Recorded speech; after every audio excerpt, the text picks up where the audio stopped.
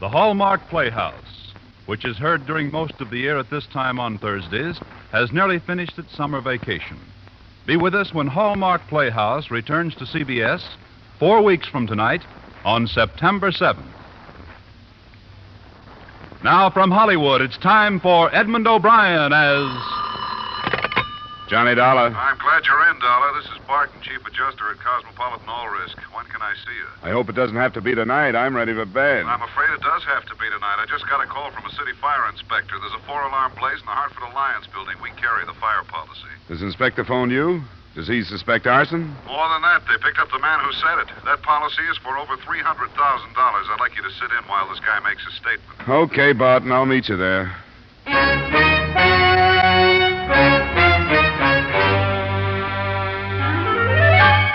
Edmond O'Brien in another adventure of the man with the action-packed expense account. America's fabulous freelance insurance investigator. Yours truly, Johnny Dollar.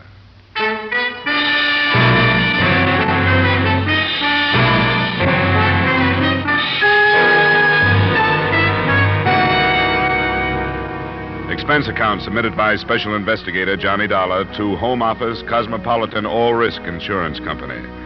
The following is an accounting of my expenditures during investigation of the Hartford Alliance matter. Expense account item 1, $2.50 cab fare from my apartment to the scene of the fire. Hey, Mark, can't you give us any more pressure? I'm feeding 4 lines now. Sorry. We have the chemical hose right over here, Woodruff. There it is, Captain. Watch it there, mister. Oh, yeah. Through here. We'll hit it from the third window there. Dollar. Hey, Dollar. Right over here, Barton. Hey, Barton, here. Oh, everything outlines against that blaze. I couldn't see you over here. Out of harm's way.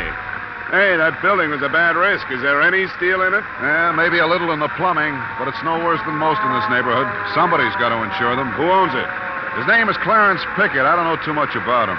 I understand the blaze started there in the ground floor corner office. Yeah, that's right. The Hartford Alliance Loan Company. An off-duty policeman saw it start as he was driving by and then grabbed this kid as he was heading it down the alley. A kid? Yeah, about 19 or so. They took him down, but we can question him when they get through. Then they're sure he's the one. He was running away. Hey, look at that wall below the second floor window. Yeah, get in. Get out of there. Get back away from that wall. Leave the equipment. Come on!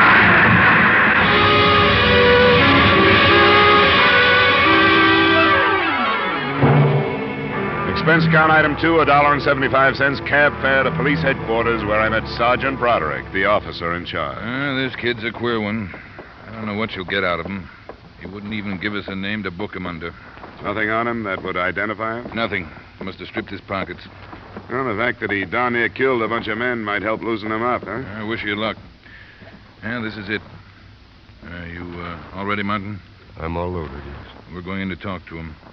When we finish, I'll bring him out. He'll be in front of me. Right. What's that for? We'll get a photograph, snap one as he comes out the door. Can't get a halfway natural one any other way. Then we'll have it published and try to find out who he is. Go ahead. All right, son, get on your feet. These men want to talk to you. It won't do you any good to talk to me. I don't want to talk about anything, and I won't. Did you set that fire? Yeah, I said it. Why?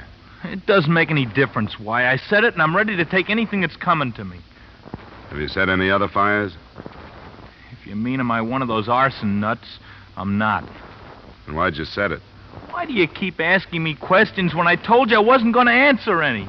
Your fire almost killed some men a few minutes ago. It may do it yet. I didn't think about that. I'm sorry. I had to do it. Why? I can't tell you. Leave me alone. Somebody hire you to do it? It doesn't make any difference. Why won't you tell us who you are?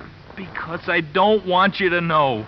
I don't want anybody to know who I am. I don't want a trial or anything. I'll plead guilty to everything, to setting the fire and to killing firemen, everything. Just give me what's coming to me and leave me alone. Let me see your hands. Why? Let me see them. No. Hey, let go, will you? Let go. Up, darling.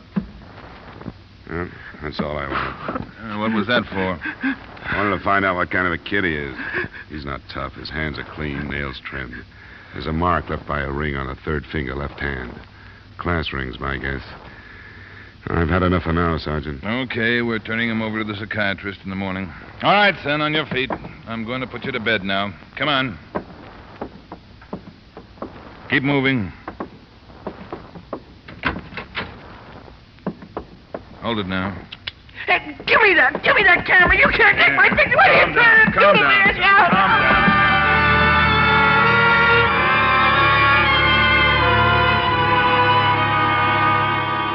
Expense account item 3, $7. Transportation and general costs the next morning spent while running down the financial condition of Mr. Clarence Pickett, owner of the burned-out building. At 1 p.m., I looked for him at his home, and at 1:45, I found him viewing the charred remains of the Hartford Alliance building.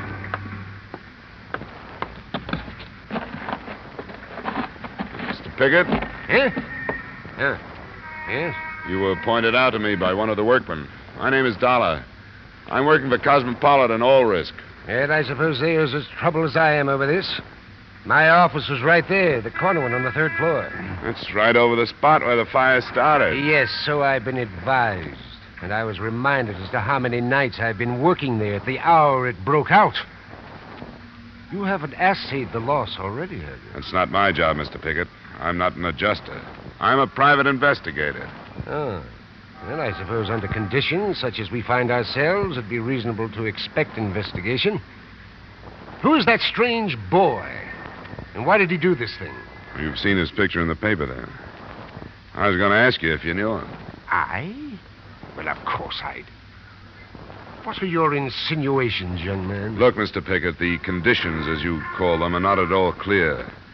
An insurance company feels it has a right to make plenty of insinuations when it's up against a fire of incendiary origin. Go on. I was able to learn this morning that financially, you are not a healthy man. You rotten snoop. You've taken some pretty heavy losses on the exchange in the past few months. I've dealt in stocks, bonds, and property for a long time. When the day comes that I have to burn myself out to recoup my losses... Oh, go away. I don't want to talk to you any further. I'm afraid it can't stop here. Will you come down to police headquarters and face that boy they picked up? I will not. Why won't you? Because I have no reason to. I've never seen him, and I don't care to. On the strength of your refusal, I think a court order could force you to. You do that? I certainly would. So you have nothing to lose by coming without one. Very well, Mr. Dollar. And I'll see you choke on your own insults.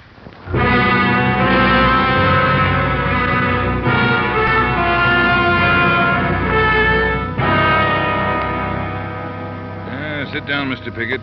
I want you to understand that this is routine procedure and in no way an accusation of any kind. Oh, rot. A few words to whitewash a violation of my rights. Help yourself to the desk chair, Dollar. Thank you. All right, Dr. Herbert. Will you bring the boy in now? Mr. Pickett, Mr. Dollar, our psychiatrist, Dr. Herbert. How do you do, Doctor? Gentlemen. All right, son. Remember, this is serious. Now, have you ever seen this man before? Yes, I have. What? Tell me who he is. He owns the building. He hired me to set the fire. Well, that's not true. He gave me $50 and promised me 50 more. Why, he's lying. I've never seen him before in my life. Why would he lie? How should I know? Because he's insane. He's trying to use me to hide something else. Son, where's the money? I spent it. I didn't get the other 50. Why, these are bald-faced lies. It sounds like a scheme of the police. Well, it'll not be as easy as that. I'll not put up with it another moment. I'll seek counsel before I speak with you again. Yeah, I couldn't hold him. We can pick him up later.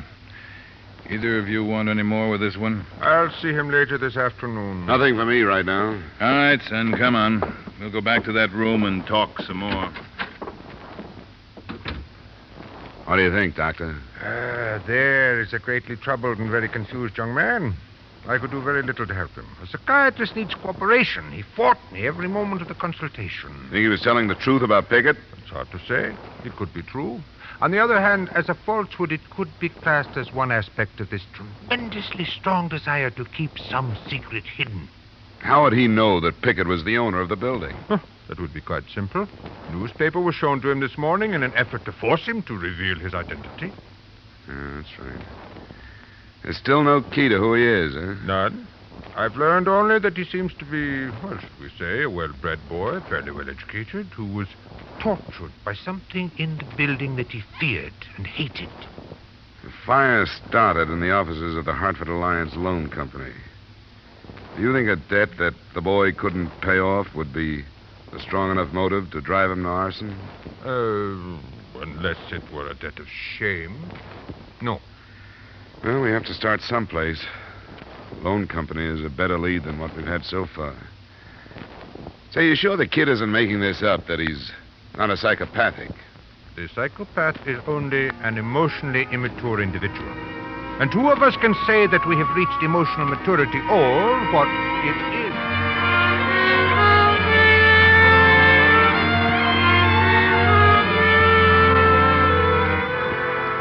After hearing the doctor out to the bitter end, I knew no more about the arson case than I'd known before. Expense account item 4, $1.75, cab fare back to the ruins of the Hartford Alliance building. Only a guard from the fire department was there, and a workman who was busy in the same office I wanted to look over. I wouldn't come in here if I were you. You'll get dirty and it isn't too safe. I'll be all right. What do you want? Well, I got an okay from the guards out there. I'm an investigator working on this case. Oh, go ahead then. This loan outfit hired me to bring out their stuff that isn't burned, but it's all mixed up with the stuff from upstairs. Caved in. Yes, fires are a mess. Yeah, the safe from up there fell through, and I can't tell one from another. I wouldn't be surprised if the whole floor came next, what's left of it. What are you looking for? I don't know. What was upstairs? An employment agency, from what I picked up. Maids and butlers and that kind of thing. There's the one safe, and that's the other. Can you tell them apart? Why don't you take both of them out and open them?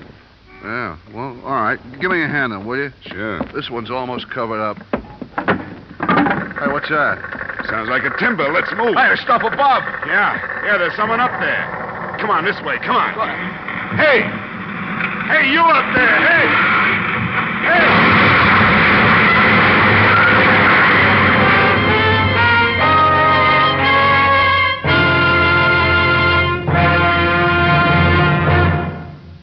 The highest standard of living, the highest wages, and the shortest hours. All this plus the time-honored guarantee of individual freedom. Where else will you find all these advantages but under our American economic system?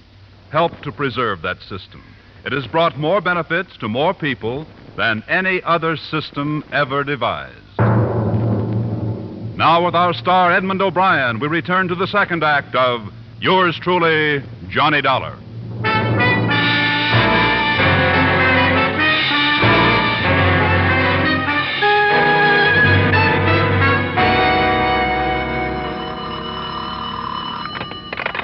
Johnny Dollar. This is Bart, Johnny. How do you feel this morning? Oh, rotten. How about the workman? Bad. Still unconscious. Fractured skull and something about his back. Well, I guess I feel better than he does. Hey, Barton. Yeah? That cave-in was no accident. What's that? There was a man on the floor above us. It's one of the last things I remember. He was looking down at us, holding a crowbar. Well, why didn't you say something about it yesterday? I wasn't thinking straight. You don't after a crack in the head like that. But I began to remember last night. Are you sure of this, Dollar? I guess it'll be hard to prove. There were two safes in there. One from the Hartford Alliance Loan Company and the other from the Hartford Alliance Employment Agency. It had fallen through from the office above. I don't get it. I don't either. But we just decided to move both of them out because you couldn't tell them apart without looking at their contents. And that's when the roof fell in. And you're trying to work out a connection. Oh, I don't know. Say, what about the kid? Has he been identified? Not yet. He still insists that Piggott paid him to set the blaze. Hard to prove, but I'm following it up. I wouldn't build a case on it yet. I'll try some more coffee and aspirin, and when I can make it, I'll go down and talk to the kid again.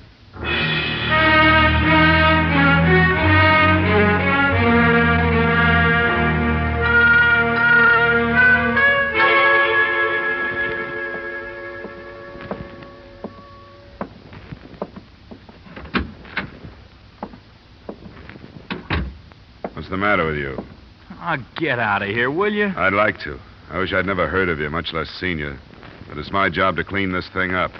That means putting as much evidence as I can get into the hands of the people who hired me. So settle back. I might be working on you until you're middle-aged. Pickett hired me. I told you that. Speaking as an insurance man, I'd like to believe that's true. But I don't think it is. I think something in the building was behind that fire. He paid me to do it. And why would somebody try to kill a workman and me because we were pulling a couple of office safes out of the wreckage? I don't know. I don't know anything about that. Pickett hired me. What does the Hartford Alliance Loan Company mean to you? Nothing. I don't know anything about it. Or the Hartford Alliance Employment Agency? It doesn't mean anything. It doesn't mean anything. Nothing does. I can't tell you anything. Leave me alone, will you? I can't tell you anything. Please, leave me alone.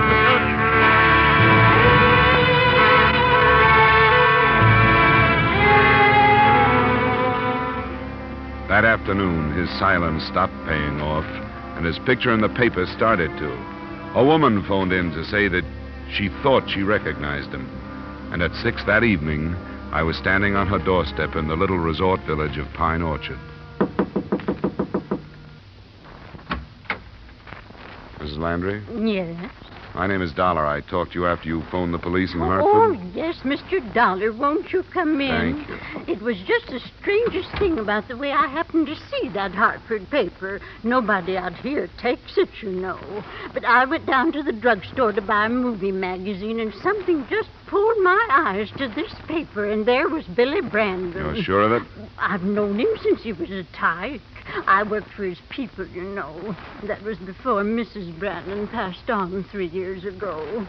I can't imagine what could have got into Billy to be in such awful trouble. Is his father still alive? Oh, my, yes, a splendid man. And they live here in Pine Orchard? Only in the summer. They're from Chicago, but they have a huge estate here, loads of money.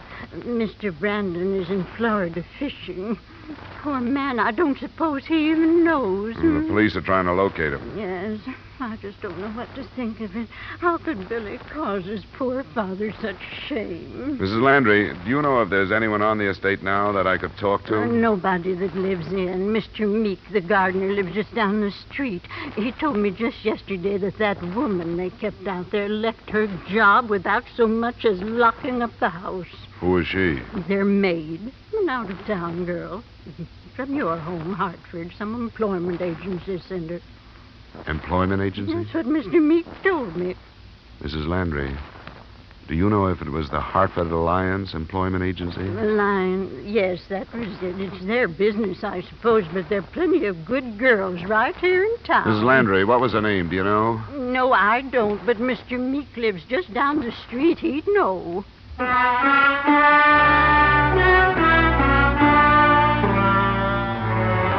name turned out to be Belle Muir. And with that information, I pried Sergeant Broderick loose from a friendly poker game after I'd gotten back to Hartford. I met him in the file room at headquarters. Come on in, Dollar. We'll see what we can dig up. Now, give me your theory again, will you? Well, according to your psychiatrist, young Brandon was afraid of something in that building. It would seem that somebody else was afraid to see one of the two safes leave. How sure are you of that? I saw a man pry the wall loose. Did you identify him? Probably not. I just caught a flash. But the fact that the Brandons had hired a girl from the agency sort of falls into place, doesn't it? Don't you smell blackmail? We'll see. You want to check our files on the girl, right?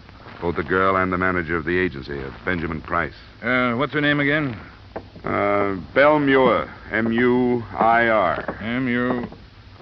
here it is. M-U... Yeah, here's a Muir. Adelaide.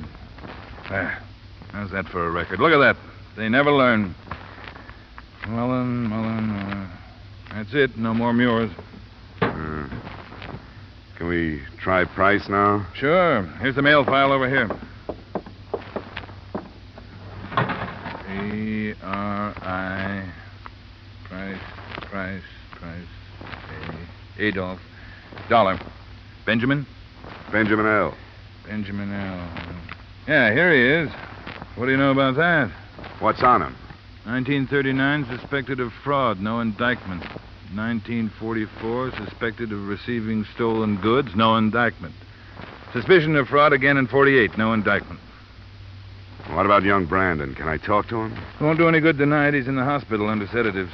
Oh, you can't help feeling sorry for him. At least I can. Especially if it's blackmail. Yeah, I know. His father's due in tomorrow afternoon. Maybe he can do something with him. Well, I'll see if I can get authorization from the bunco detail to follow this through. Tomorrow, we'll look into that setup. Do you care if I go ahead tonight? Where are you going? Belmuir's. Why start with her? A couple of reasons. With a background of suspicions, but no indictments like that, Price must be smart. And I'd like her to talk to him before I do. Put him on guard and see what his next move will be. Okay, Dollar. There's no way I can stop you. You've been lucky so far. Don't foul it up now. Lucky? I'll trade you my headache for your poker losses any day.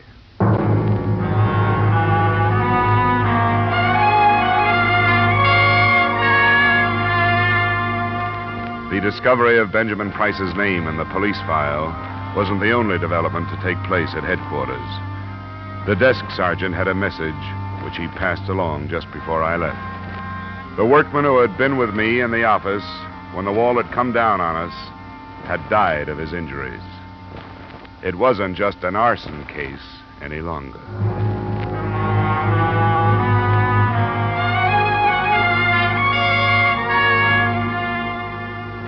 I found Belmuir at home, in a ground floor apartment, low-income neighborhood. Her reaction when I introduced myself gave me nothing. She invited me in, apologized for some nylons drying on the back of a chair, and invited me to sit down.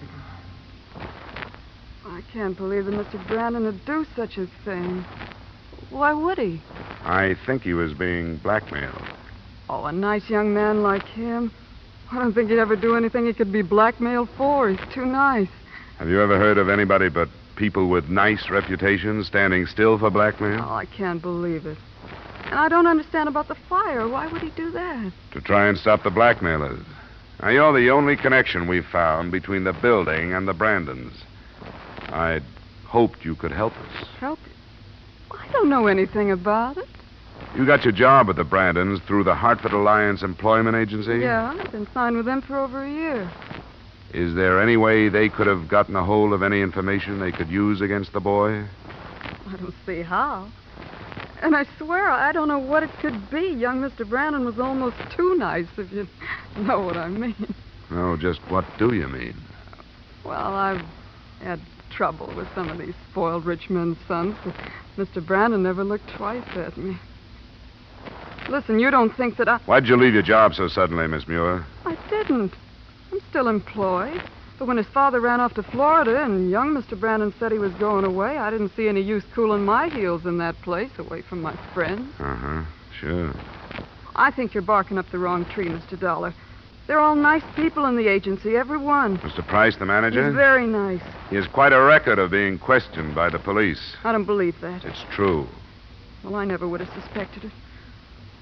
I don't know what to think of this, Mr. Dollar. I really don't. I don't either, Miss Muir. I won't take any more of your time. Thanks a lot. Well, anything I can do to help, please call on me. I said I would and left the apartment. But I got back to a position outside her door in time to hear a phone dialed and a conversation that started, "He was here."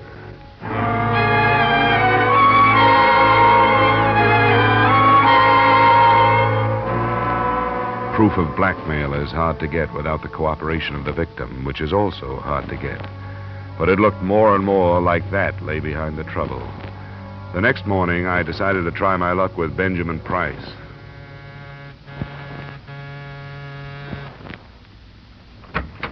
Yes? Mr. Price? That's right. My name is Dollar. I'm investigating the fire in your building for the insurance company. What do you want from me? I didn't light it. It's funny you should say that. Why?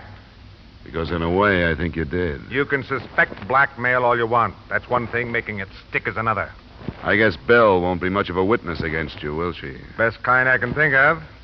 We're going to get married. She's loyal. So why don't you drop it, Dollar? You won't get any place. You feel a little different now than you did when we were moving your safe out of that building. You must have gotten rid of the evidence. I don't get you. Yes, you do. I saw you. Don't you remember? I yelled at you. Don't be ridiculous. The man who was with me, the workman, died yesterday afternoon. with a blackmail that should work into a first-degree murder charge. You're going pretty far, aren't you? Not as far as the men from the police laboratory are going.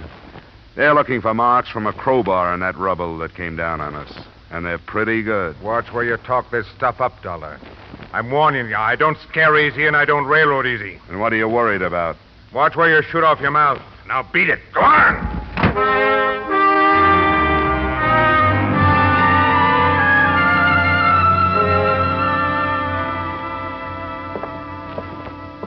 I wish you hadn't gone to him, Dollar. You said yourself he was smart. He is, but he's guilty, too. I recognize him, and he knows it. What about the father? Well, he got in a little afternoon. He's a pretty important man in Chicago, an ex-public defender. Defense lawyer now with one of the biggest private practices there. Sure, he would be. Yeah, this is the room. We, moved him out of the ward. Mr. Brandon, this is Mr. Dollar from the insurance company. How do you do? Mr. Brandon? Mr. Dollar, I understand that you've done a great deal of work on this situation, and I feel that it's fair to tell you that neither my son or I will make any kind of statement until we take the query under the fullest consideration. That's all right with me, Mr. Brandon. I just left Benjamin Price. You did? Yeah. From his attitude, I take it that the basis of his blackmail is pretty strong. Blackmail? I see no reason for that word to enter the conversation. You're not in a courtroom now, Mr. Brandon. You're in a hospital room where your son has been kept under sedatives because of an almost complete nervous breakdown. Price is convinced that you'll sacrifice your son rather than give us proof that will clean this up. He threw that in my face. Mr. Dollar, as an insurance investigator, what is your interest in this case at the moment? Your son has tried to involve an innocent man. The company that hired me would be liable to slander if they try to build a case on his accusations. And you know the insurance companies. I do, indeed. I can promise you that we'll dig into your son's background and your background until we get the answers we want. Dad. Just a moment, Bill. If you let Price get through this one untouched, where do you think he'll stop, Mr. Brandon? Dad, make him go. I can't stand anymore. I don't care about myself, but I don't Bill, let me handle this. Mr. Dollar, you must realize that my son acted under severe emotional strain. Could I depend upon you to be a witness in his defense? No, you couldn't. He started something that caused a man's death. Dad, don't let him talk anymore. Just leave me alone and I'll take care of it. I've done it all right so far. Sure, you've done a fine job. Bill, I think it's gone far enough. It has to stop sometime. But, Dad... Dollar, my son was involved in a traffic accident in Chicago 2 years ago. He was drunk. A woman was killed. There was a witness, and I paid him to perjure himself in our favor. Bill was acquitted. Price found out about that? Yes. How? This man, well, his name isn't important now, continued to extort money from me. He phoned at the house in Pine Orchard, and the maid overheard. I didn't know Bill knew about it until today. She didn't know I was there, and I listened to her talk about it. The first one was bad enough, but then with another one, I had to do something. Did you make a payment to the maid? No, somebody else. A man. Did you recognize him? Yes. Would you identify him if we took you to him? Yes.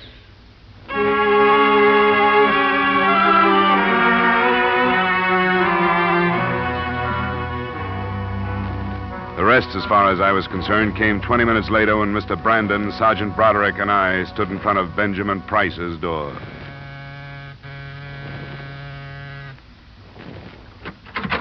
Well, Dollar, haven't you caused... That's the man. Who is this guy? What is this? Get out of here. I think we better come in, Price. No, you don't. I know my rights. You don't come in without a warrant. We got a warrant. What do you want in here? All we want is you, Price. There's a men waiting outside who want to place you at the scene of the murder. They can't do it. I wasn't there. You'll have your chance to prove that if you can. The men want to go through your apartment. Why? They look for traces of soot from the building. All they need is a speck or two. Come on, Price. Let's talk it over. Not me. Oh, you know you don't, Price. That does it. Okay, pick him up, Dollar. Don't bother to be gentle. He won't care.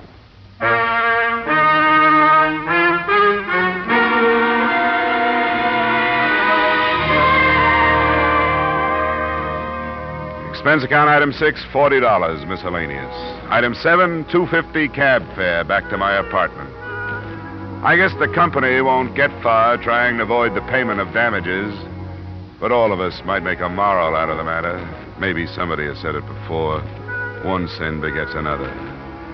In this case, the original conspiracy to perjure a witness parlayed to an arson indictment. The son, fraud and murder for Price and Belmure, and enough charges to put the father out of work for the duration. All I got out of it was a headache. Expense account total, $180. Yours truly, Johnny Dollar.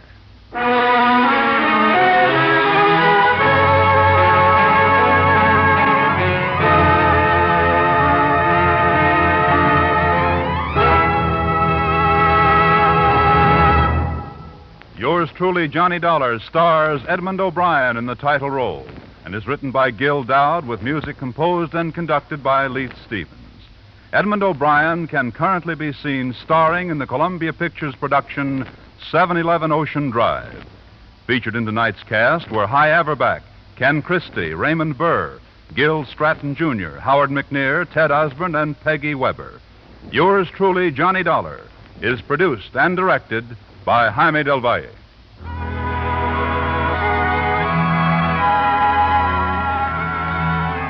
There'll be a new adventure with Philip Marlowe, Raymond Chandler's famous private eye, on most of these same CBS stations this Friday night. Shrewd, hard-boiled, given to the wisecrack, Philip Marlowe will bring you a solid half hour of thrills Friday night on CBS, the Columbia Broadcasting System.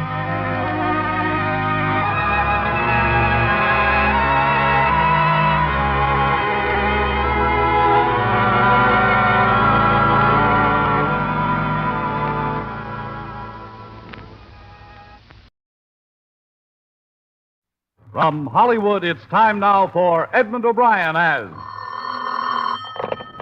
Johnny Dollar. This is Carl Bush, Johnny. Yeah, Carl, what's new? We've currently got a marine insurance headache down here.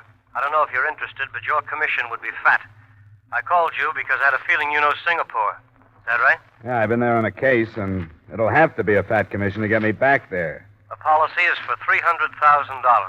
It covers a cargo that's being delayed out there, a time clause. What reason do you have so far? Mechanical trouble on the ship. One breakdown after another. Accidental, sabotage, or both? That's what we want to learn. Come on down after lunch and talk it over.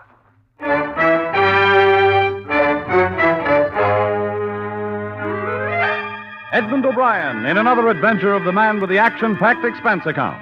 America's fabulous freelance insurance investigator. Yours truly, Johnny Dollar.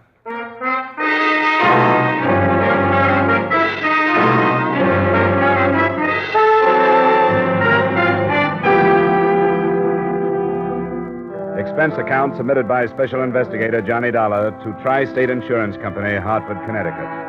The following is an accounting of expenditures during my investigation of the Yankee Pride matter. Expense account item 1, $1.50 cab fare to your office. Maritime insurance is a bad gamble at best, Dollar. Looks like we're on the short end of this one. That I know about. I bet on Notre Dame last Saturday. You aren't alone. This is a cargo of tin bound for a West Coast plant that's under government contract. Armament. Bearings, I think. Oh. Well, that's where that time clause you mentioned fits, huh? Right. They got a deadline, so they insured themselves. The way it stands, if that ship doesn't leave Singapore in a week, we start losing 2% a day on $300,000. You have an office in Singapore? Yes, but we haven't gotten any satisfaction from them. I don't know. That far away, you're out of touch. What's your man's name? Here, name's Ells, Vincent Ells. Here's the address. Yeah. Well, I guess I can get the rest of the dope from him. I'll get out of here as soon as I can get space. Good. It's been nice seeing you, Johnny. Let me know when your plane leaves. I'll send you a bouquet of bourbon or something.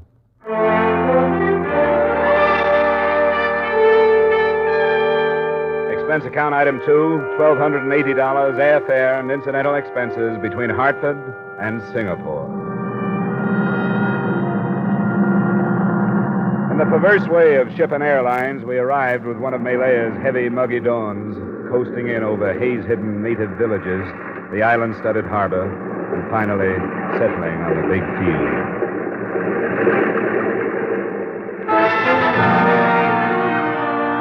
I finished customs by 9, napped in my room at the Hotel Europe till 10, and I was in Tri-State's office by 1 p.m. I'm happy to meet you, Mr. Dollar. Sit down. I trust you had a pleasant trip out.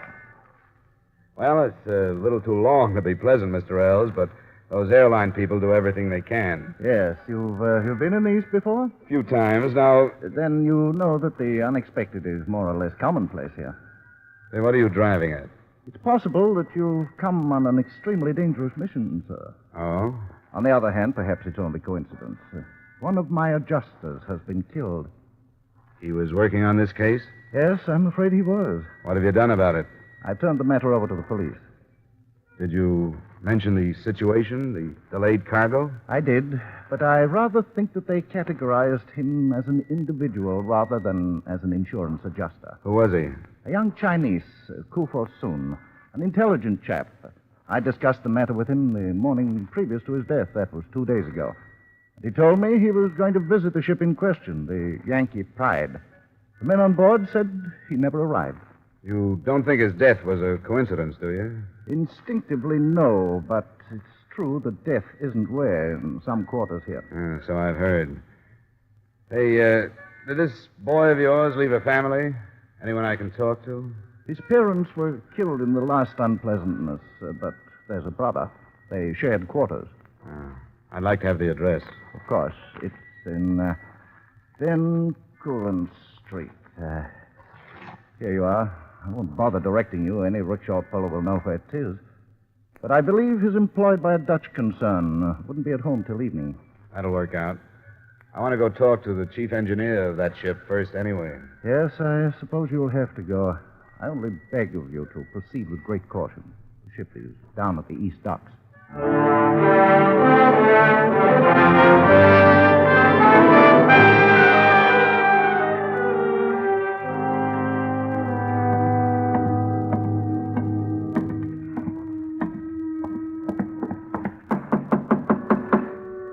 I'm in the sack. Come in. Oh, sorry to bother you, Chief. What's the matter with you? Blasted fever. Seems like this climate brings it back. Malaria? Yeah. What do you want aboard? My name's Dollar. I was sent out here by the company that's insuring your cargo. What about it? Well, they're going to start losing money if this ship doesn't get started home in a few days. Well, there's nothing they can do and nothing I can do. I have a bearing flown to me from Hong Kong.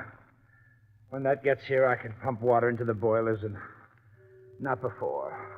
What do you think about all this mechanical trouble you've been having? What do you mean? Well, has it all been legitimate, or could it have been sabotage? Sabotage? Now, who'd do that? I don't know. Well, it hasn't been sabotage. Bearings go and generators foul up without any help. Ask me, I've been nursing them for 15 years. When do you expect the stuff from Hong Kong? It's hard to say. People don't work the same out here as they do in the States. Well, I'll fly up there myself after your bearing if it'll get you out of here on time. Look, mister, I'm not in any shape to figure out anything now. I'm sick. I'll try and talk to the captain about it. Come back tomorrow. Will you? Uh-huh. Sure, Chief. I know. That fever's rough.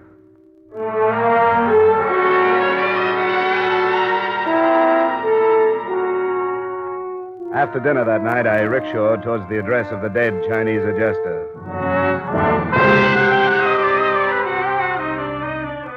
I crossed over the Singapore River, which winds through the city to separate the native and European quarters, and entered Bencoolen Street.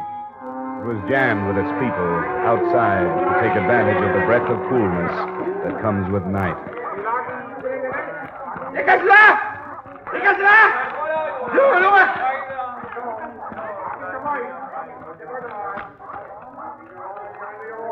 We're here, Twan. Good. Which store? I point. Good. You go some other place, Twan. I wait. All right, you wait. Here you are.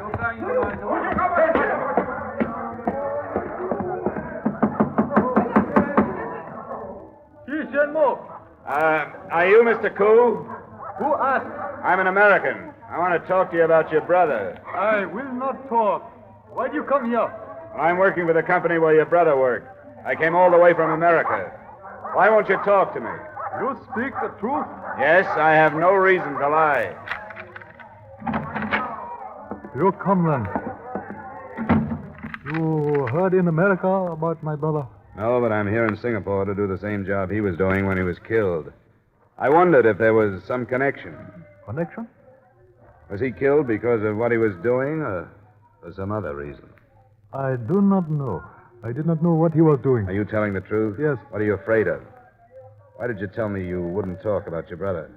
I do not want to die. Why would you die?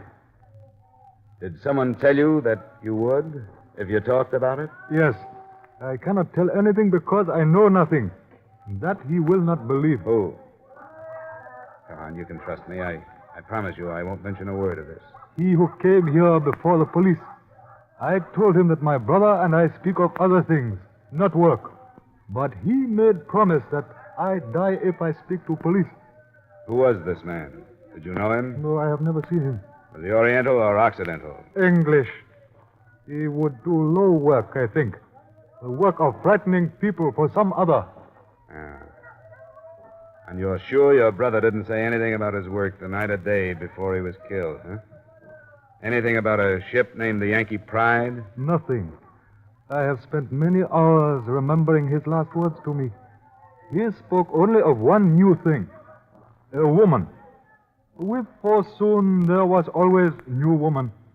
With this one, he was filled with pride and excitement. She was Malayan. Perhaps she brought him death.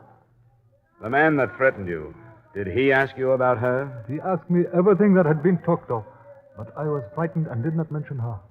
Do you know her name or where I can find her? You will keep the secret? I won't even mention that I've met you. What will you say?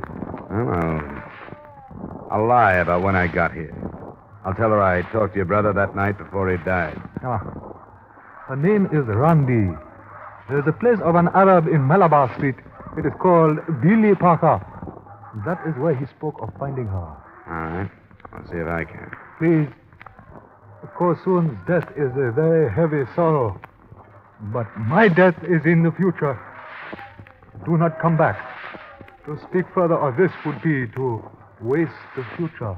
I won't come back, Mr. Cole. Thanks for the help you've given me. Goodbye.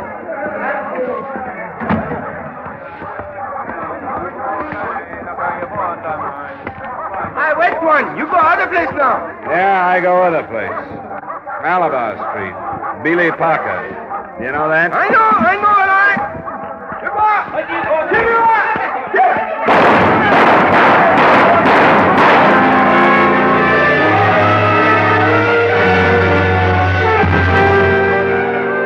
I didn't bother to go back. The crowd surging around the door I'd come out was enough to tell me what had happened.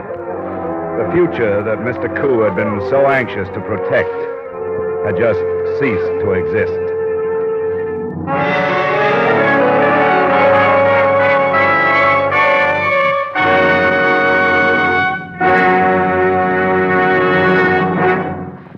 In just a moment, we'll return to the second act of yours truly, Johnny Dollar, starring Edmond O'Brien.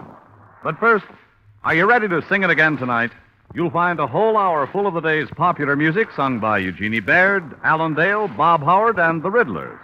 You'll hear the tuneful riddle songs that lead to Sing It Again's Phantom Voice Treasure Trove.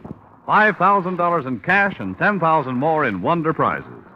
Be listening again to Sing It Again tonight when it comes your way on most of these same CBS stations. The Phantom's a puzzler, but some CBS listener will win that $5,000 in cash. And now with our star, Edmond O'Brien, we return you to the second act of yours truly, Johnny Dollar.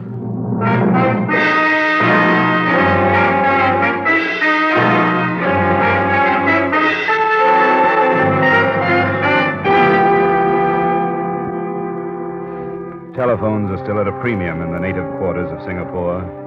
I wanted to report what had happened to Vincent Ells and tell him where I was going and why. So I tried to find one, but couldn't. The joint called the Billy Parker was a mixture of nationalities, languages, and tobacco smoke. I spotted two Occidentals as I went in. They ignored me, so I ignored them and elbowed a place at the bar. Hello, boss. What do you drink? Any scotch? Oh, yes, sir. Got good scotch. I'll take one. Don't mix it. I'm looking for a girl named Rondi. She here tonight? Rondi? You go table. She serve you, boss. You pay her. Right. Rondi! Rondi, you come quick.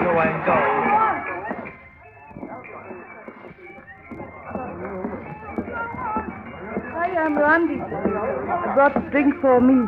Is all right? I'm glad you did. Sit down. Why did you ask for me? Well, a friend told me about you. You sound American, are you? That's right. I know some Americans. Did one teach you to speak English? You speak very well. No, they do not teach me that. I learned from missionary school in Penang. You are surprised? I didn't know it showed. Everybody is surprised that Randy went to school. Some American friend told you about me? No, he was Chinese. His name was Kufo Soon. Kufo Soon. He is no friend of mine. He's poor clerk. He told you about me? A couple of afternoons ago. Said he was coming here to meet you. He wanted to meet me, all right, but I did not want to meet him. He made fool of himself. That would be easy. What did he say about me? Oh, that you were beautiful. That he was looking forward to seeing you. He said that because he was lonely. I know about men. Is that why you think of me tonight? Because you are lonely? As a matter of fact, I am. What is your name? Dollar, Johnny Dollar. You tease me. Well, I'll admit it has a ring to it. No. I tease you. I know the name. In Penang, my father worked for a steamship line with that name. Are you in shipping business? No relation. Shall we get rid of the scotch? How do you say? Bottoms up. I think I like Kufo Soon better now. What do you mean? Because he told you about me. I got tired of these people. I like to talk to you. Randy, you come work? Oh, work. Will you wait for me? Wait for you? Only a little while, then I stop work. You come to my house. We can talk some more. Please, you wait.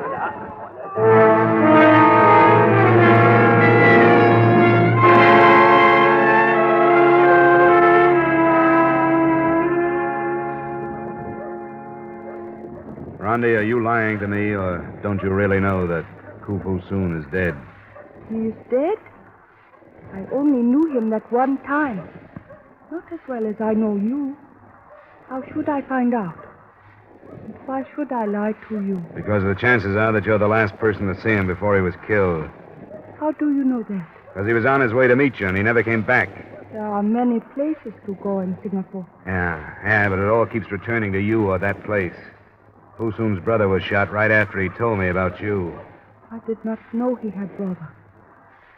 Johnny, I do not want to talk to you like this. I gave the name of the place to my rickshaw boy. Somebody overheard it. And the shooting took place right after we left. Why would somebody want to keep me away from you? Nobody wants to keep you away from me. You are frightened? That's past. If they'd wanted to kill me, they would have by now. Why did you bring me here? I thought you understood. You are in trouble. Why don't you tell me? To listen to you, I would help you. Forget it. That would be better. I will help you forget, too. I'll make a drink. Pie. You like pie? Sure, anything. Do not think about your dead friends, John. You cannot help them now. You think of me. What else?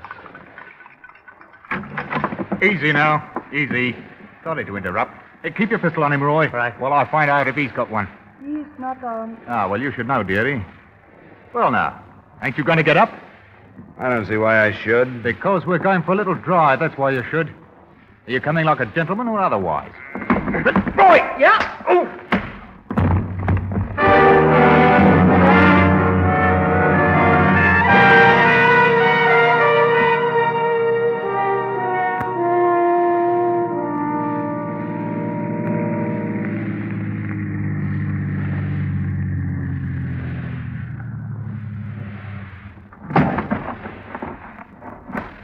Well, Dollar, what do you make of this? You go to sleep in a river shack. You're not careful now. Stay on your feet. And you wake up on the threshold of a blasted mansion. Here, give me a hand, Roy. He can't hold his feet yet. All right. You know, you're an important man, Dollar. But don't get big-headed. There's them that's more important. Major, here we are. I'm in the library. Come along. Right you are. Go on, straight ahead. What on earth have you done to him? He was quite violent, sir. Here, help him to the chair. I'd hoped this wouldn't happen, Mr. Dollar. Let me look at you. Don't bother. You'll get a foot in the face if you get close enough. I promise you that. Oh, I see. It's obvious that you fancy yourself a difficult man to deal with. But let me share a simple truth. You will accomplish nothing here until I allow you to. Those are strong words. I have the power to support them. I know all about you, why you're here. My chief engineer will see that the Yankee pride does not move until I give the word. And when will that be? When I am ready to leave for Mexico. Oh, you're crazy. That ship isn't going to Mexico. Oh, yes, it is, Mr. Dollar. Because I have paid well for passage there. You don't buy ship's articles. The Yankee pride says she's going to San Francisco. One can buy anything with sufficient funds. The simplest are the petty official signatures needed to make these changes. You'd be amazed at how easily eyes are blinded and ears deafened. You don't agree with me? Up to a point. I understand. You think that I brought you here for the purpose of bargaining with you? There's no need for that. Why am I here? Because I enjoy my power. And at the moment, I'm fighting you and your stumbling, idiotic methods. You're proud of your own? What kind of power did it take to bring off the murders of the Koo brothers? I'm not impressed. You will be. I'm going to let you go on with your investigation because you're a harmless pipsqueak. Thanks. How much money will your company lose by further delay? 2% of $300,000 for each day over schedule. Well, please convey to them my thanks. And tell them I shall cover their loss. They won't attempt to prosecute. You may go. Earl and Roy will drive you wherever you wish them to.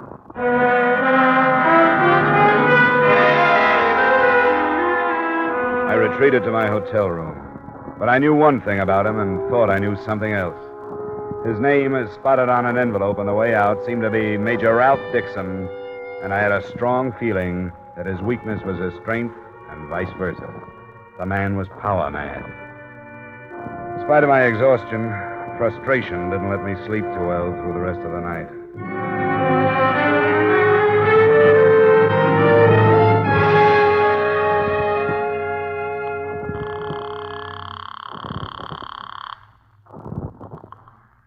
Good morning. Mr. Ells here.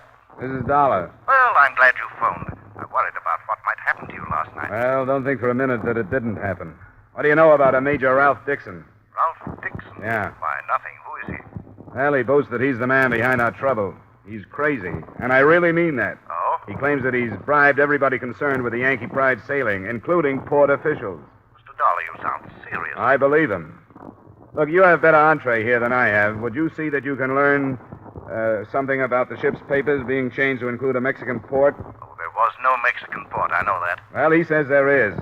And see what you can learn about his visas and passport. And you might even check customs. He's holding the sailing up for something. I say, what are you going to be doing? Well, I'll start at the other end. I know my way around the bottom.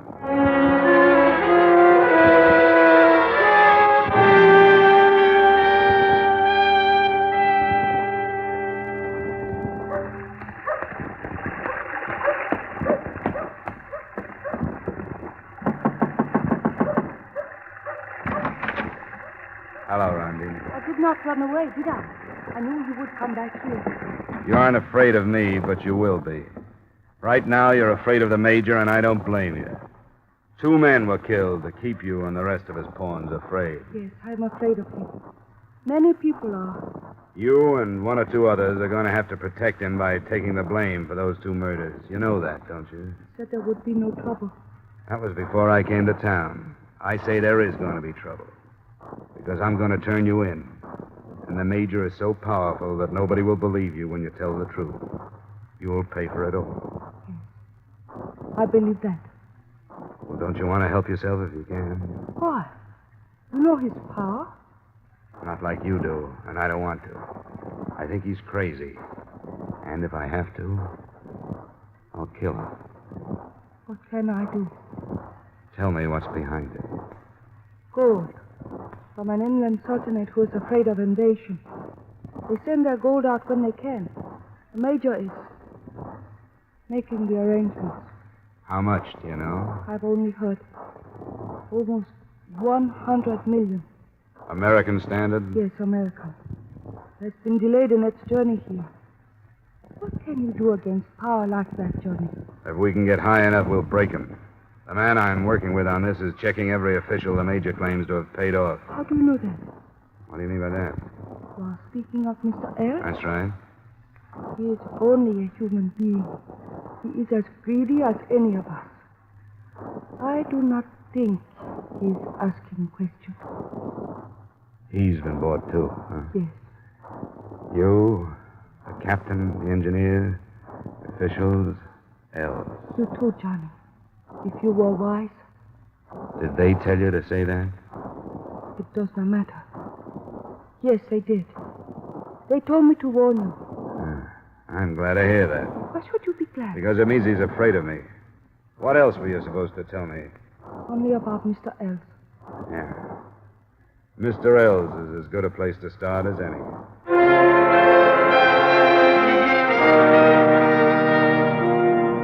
A check on the tri-state office told me that Els had left for home, so I followed him there. It was a cottage set back from the street.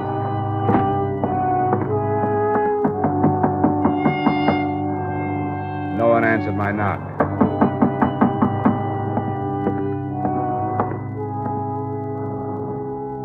Through the veranda window, I could see why. Vincent Els was sprawled on the floor, a pistol just beyond his outstretched hand.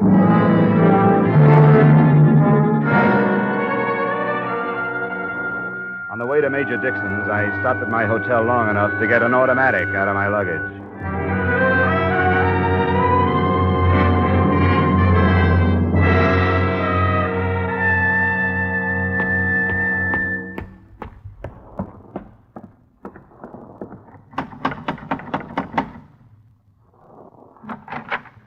Well, what do you...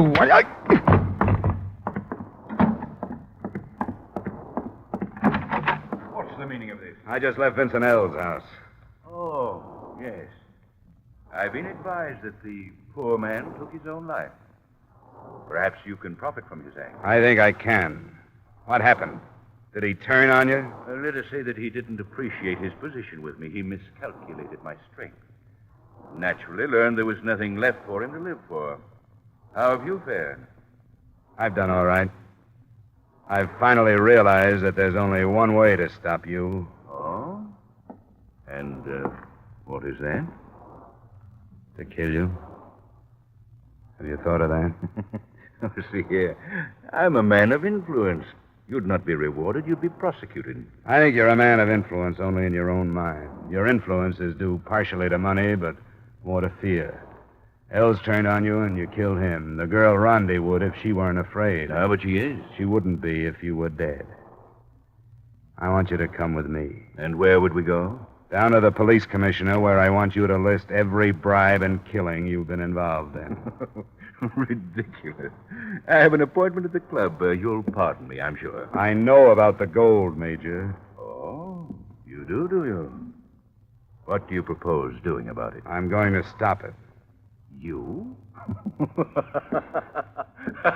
Don't try to leave, Major. Major! You fool. Stupid little fool.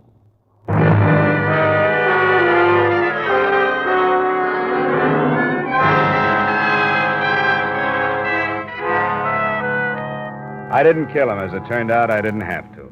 Police investigation of the shooting brought out all the truth. The gold was confiscated when it arrived, and after 3 days of questioning, I was released. Remarks? You may lose 2 days on the Yankee Pride schedule, but to balance that, you also lost Mr. Ells, an agent you can do without. Expense account item 4, $300 miscellaneous. Expense account item 5, same as item 2. Expense account total, $2,686. Yours truly, Johnny Dollar.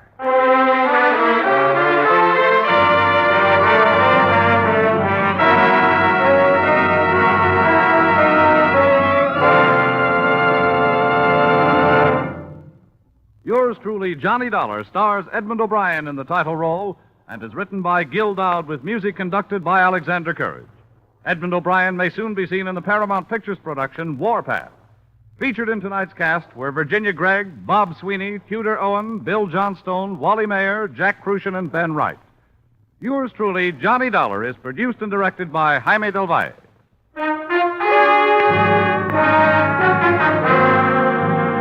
This is Bob Stevenson inviting you to join us next week at this time when we'll again bring you Edmond O'Brien as... Yours truly, Johnny Dollar.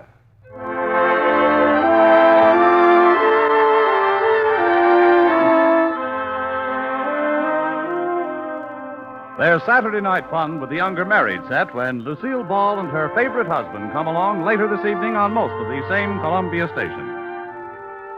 Now stay tuned for Vaughn Monroe's Caravan, which follows immediately on most of these same CBS stations. This is CBS, where Hopalong Cassidy rides every Saturday night on the Columbia Broadcasting System.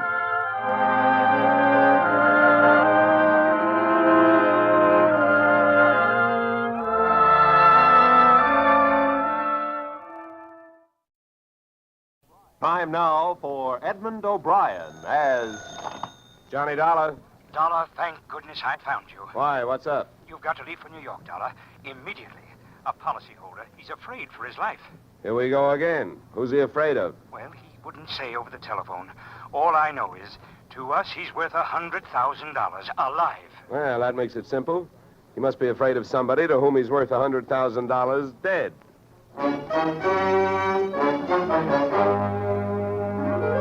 Edmond O'Brien in a transcribed adventure of the man with the action-packed expense account. America's fabulous freelance insurance investigator. Yours truly, Johnny Dollar.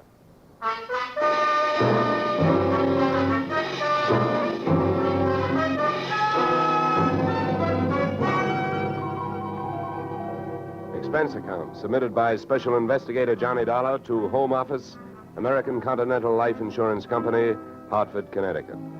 The following is an accounting of my expenditures fulfilling your assignment as a bodyguard. The body being that of your late policyholder, Robert W. Perry.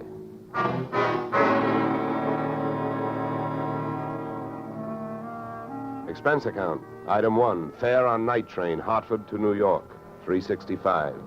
Expense account item 2, $1.80 taxi to Lower Manhattan following morning to offices Perry and Van Bruten, importers, arriving as promised at exactly 9 a.m. Good morning. May I help you? Yes, you certainly can. My name is Johnny Dollar. I have an appointment with Mr. Perry for 9 o'clock. Oh, yes. From the insurance company. Well, you're right on time. Yes, they told me I'd better be, and I'm glad that I am. Mr. Perry just came in. He's alone and waiting for you. I'll buzz him that you're here. Thanks. What's that?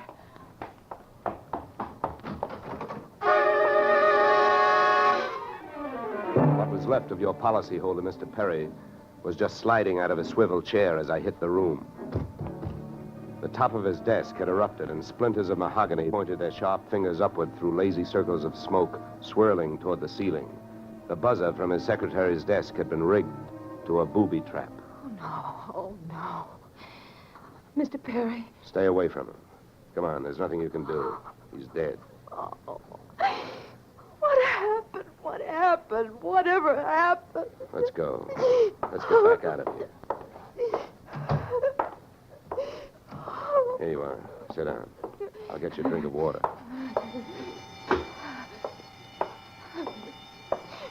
Come on, drink this.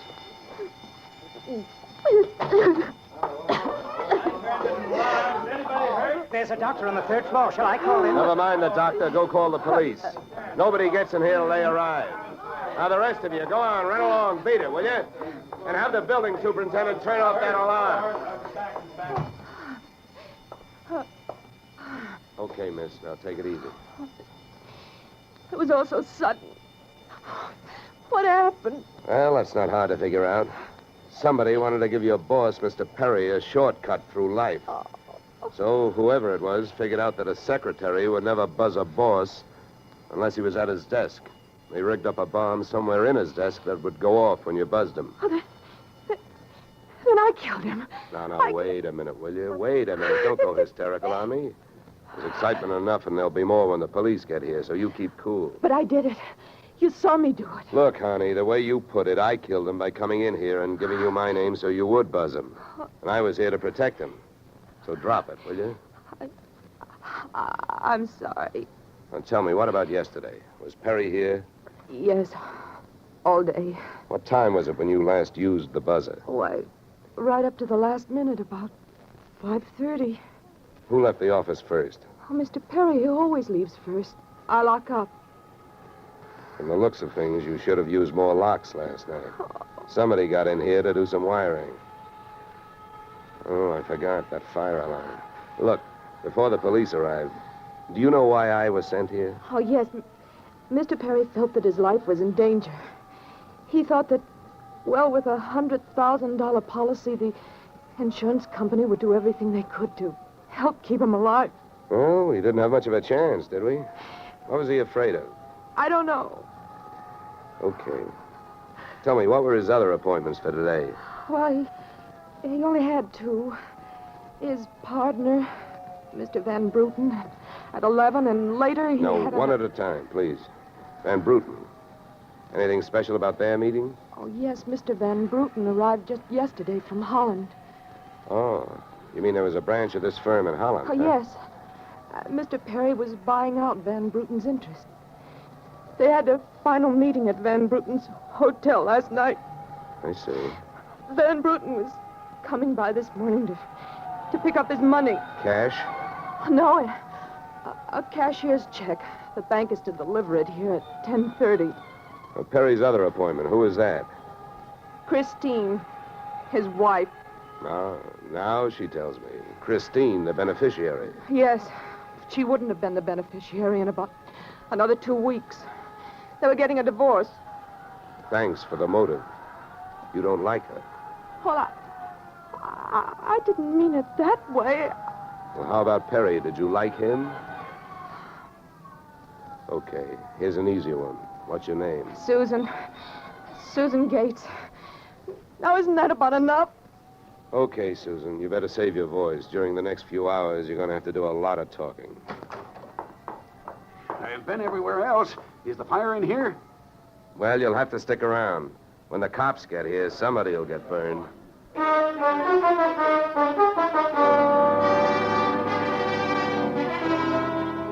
The firemen should have stuck around because the cops arrived in a blaze of glory. It was a very high-class investigation, 2 lieutenants. Finally, after about an hour, the police photographer ran out of flash bulbs, the office of the deceased ran out of fingerprints, and the lieutenants ran out of questions. So the on-the-scene phase of the investigation was closed. At about 5 minutes of 11, I left the police packing up their notebooks, their clues, and the body, and went into the outer office. Susan looked like she could use a big, broad shoulder to weep on, but unfortunately, I was wearing my light gray suit. About then, a dark blue suit and a deep green voice entered the room from the corridor. There. There's a fellow out here says he belongs here. His name is Van Bruten. What do you think? His name is on the door you just opened. Oh. Well, now, my name happens to be Murphy, and it's on bids all over the country. But that don't mean I'm stuffed with feathers, does it? Well, never cross tongues with an Irishman. All right, send him in, officer. All right, you can go in. There's a policeman out there. There's trouble here? I am Brian Van Bruten. Where is Mr. Perry? What? He is waiting for me, no? No. But my appointment... He's not keeping any. He's dead. Dead? This is not possible. Last night I saw him. He was well. What happened? He was hit by a buzz bomb. A buzz bomb? Oh, please. You mean there was foul play? Yes, it was very foul. Oh, please. I may sit down. My first visit in all these years since before the war. It was to be so happy. But now tragedy like this. He was a good man, a good partner. I understand that as of last night, you were no longer partners. Yeah. I am glad you mentioned that. I realize, of course, that it is indelicate to speak of such things as money at a time like this, but that is why I am here, to receive my payment. Just because Perry got his, there's no reason for you not getting yours, huh? Oh, but you misunderstand me. I am deeply grieved, but, well, since the transaction was consummated, what is there to do? A delay would be a needless waste of money. I have already paid for passage back to Antwerp tomorrow. Your check is here, Mr. Van Bruggen. Oh. Here you are. Thank you. In all of my years of business, this is indeed the saddest moment. Yeah. Well, if I didn't have some work to do, I'd sit down with you, and we'd all have a good cry.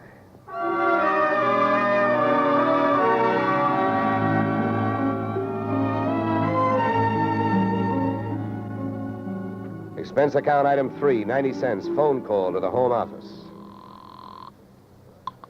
Mr. Gordon's office. Look, honey, this is Johnny Dollar. I want to speak to Mr. Gordon. While I'm telling him what I've got to tell him, maybe you'd better sit there in his lap with some smelling salts. I'm not that type of a secretary. Besides, he doesn't have a lap. Hello, Dollar. How are you making out? Out? About $100,000. What's that? Yeah. You know, you should have sent me earlier. Somebody turned Mr. Perry into a firecracker just after I got here. He's dead. Oh, that's bad news. Big policy. Yeah, what I want to know is, shall I stay on the case? Well, certainly, Dollar, by all means. Is there a chance of proving suicide? There's a non-payment clause. Yeah, to make this one a suicide, there'd have to be a Santa Claus. Nobody could hate himself enough to do it this way. What are the fraud possibilities? Fair, there's an estranged wife. She's the beneficiary, but she wouldn't have been in a couple of weeks. Divorce coming up. I'll start with her. All right, Dollar. Good luck. But watch those expenses. Why, Gordon, I'm surprised. I think an insurance man would be the first to want to see a fellow live a little.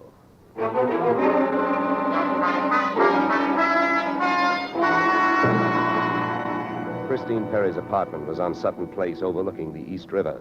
I took the elevator up to the 24th floor, and there I discovered that our garden-fresh widow was living high in more ways than one. Everything about the place was French. The maid who led me into the living room through a long foyer, the decor, and the perfume which reminded you that breathing can be fun. I looked up from enjoying my nose to see Mrs. Perry looking down hers. Mr. Dollar? Mrs. Perry. I believe we can dispense with the social amenities. You're an insurance investigator, interested in the death of my husband. So naturally, you're here because you've jumped to the conclusion that I killed him. You're the one that's jumping to conclusions, lady. And careful you don't break your leg. What do you want? The policy's in order. Premiums are fully paid. You know, I'm not quite sure what I want. I know that you've got a great motive. So far, the only motive I've found. You haven't had much time to look, have you? Check. This is my first stop. Maybe you can help me. Do you know anyone who would be happier with your husband out of the way? I know very little about my husband's friends. For that matter, his activities for the past 6 months. That's when I left him. Well, that's not much help for either of us. You know, without someone else to suspect, I may just have to concentrate on you. Mr. Dollar, I picked the men I want to concentrate on me. I hope you're as long on alibis as you are short on temper. Where were you last night? With a friend, Al Donovan. For a while, the same place my husband was. But I have witnesses to prove who was with him. Anybody at the Clover Club can tell you. Save me a trip. I can't afford the prices they get over there. Certainly. A pleasure. My husband was with his beautiful little secretary, Susan Gates. Well, I wouldn't be more surprised if your late husband walked through that door and said... All right, mister, that's enough. Al! Yeah. How much did you hear? I'm a big guy, baby, 6'4". I've got big ears to match. Al, please. Would this be Mr. Donovan, your companion of last evening? I'm getting you out of here, Christine. Al, you don't know what you're saying. You lie to me. How can I help you if you lie to me? You call me stupid. The way you're playing this, you'll alibi yourself right into a cell. Now, I'm getting you out of What here. are you doing to me, Al? You're crazy. Come on. She's right. You are stupid, Donovan. She was doing just fine till you dropped in. Mister, you've been asking a lot of questions. Now I'm going to give you one answer. All right, Christine. So much for the wise guy. Now, about you and your alibi.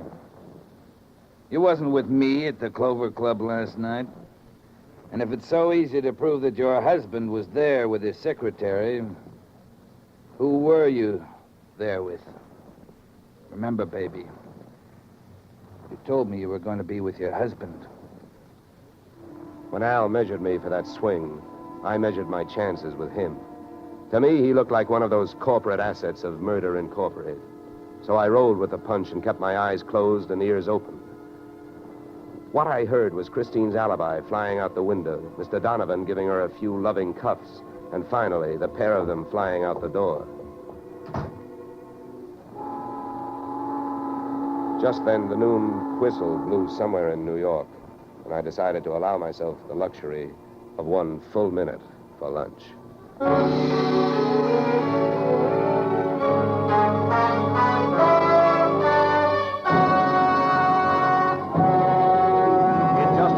Return to the second act of Johnny Dollar. But first... And now we return to the second act of yours truly, Johnny Dollar, starring Edmond O'Brien.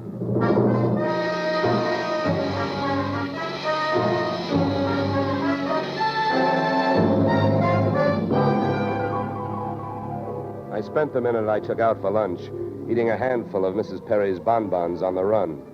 I hit the street just in time to see Donovan pushing Christine Perry into a cream-colored convertible. When they got rolling, I piled into an even yellower vehicle with a meter on it and started off crosstown playing tag through traffic. At 57th and Broadway, things got complicated. My cab was 3 cars behind them when a red light flashed them to a stop. Then the door of their car flew open, Christine dashed out across the street, and melted into the river of humanity flowing down into the subway. Since Al Donovan didn't follow her, I followed him. When he finally pulled to a stop, he took 2 chances. He parked in a no-parking zone and walked straight into the building beside it, a police station.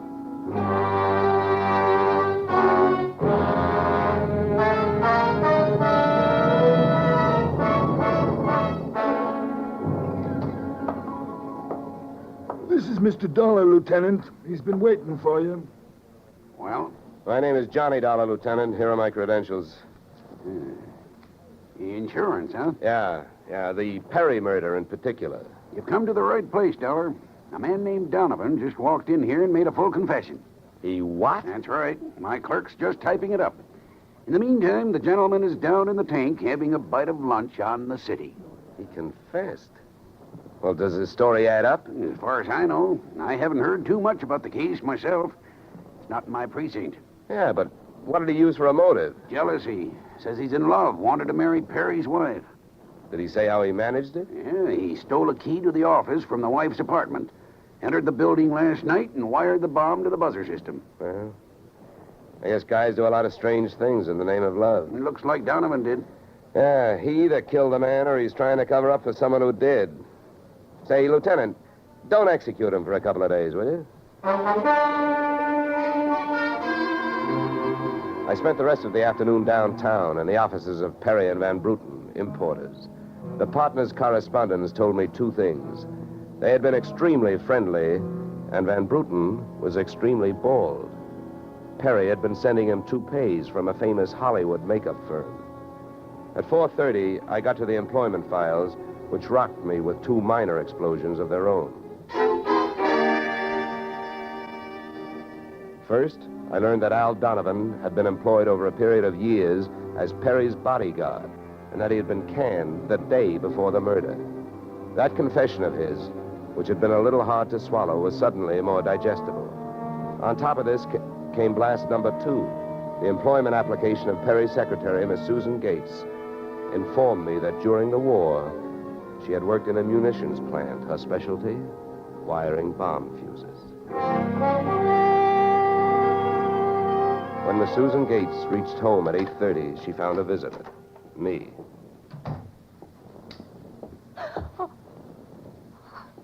How did you get in here? Professional secret. Oh, you scared me. What do you want? Why did you come here this way? I wanted to bring you the good news. I heard on the radio that Al Donovan confessed to Perry's murder. Al? I can't believe it. Why not? Who do you like for the spot? Why, Christine. Al is covering up for her. Well, I'd like to agree with you.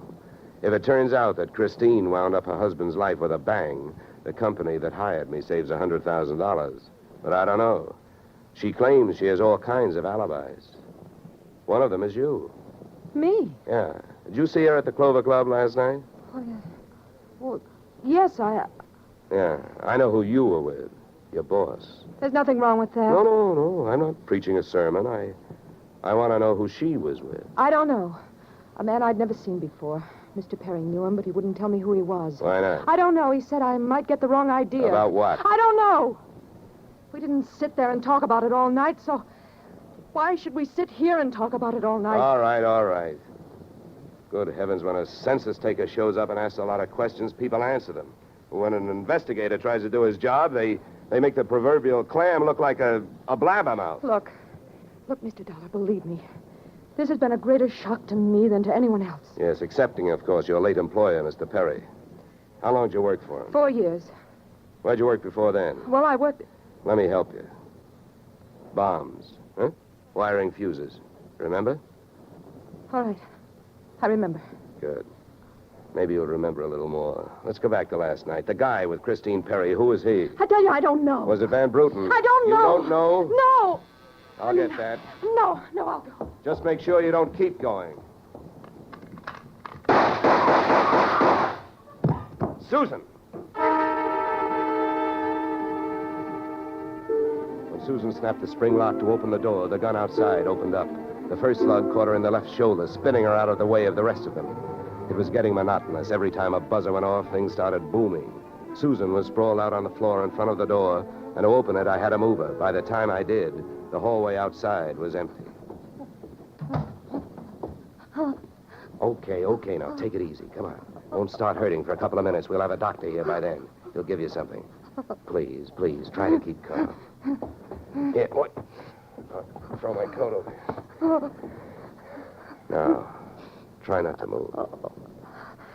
You're going to ruin this rug. Never mind the rug.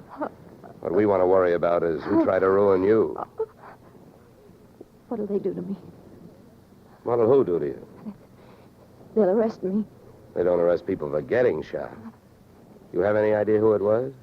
That man in the office this morning. The one who picked up the check. Van Bruten? No, he wasn't Van Bruten. He was a phony? Yeah. And you still gave him that check? Yes. Well, I won't ask you why. You gave him that check and then tried to blackmail him. Is that right? They'll arrest me. I wouldn't be surprised.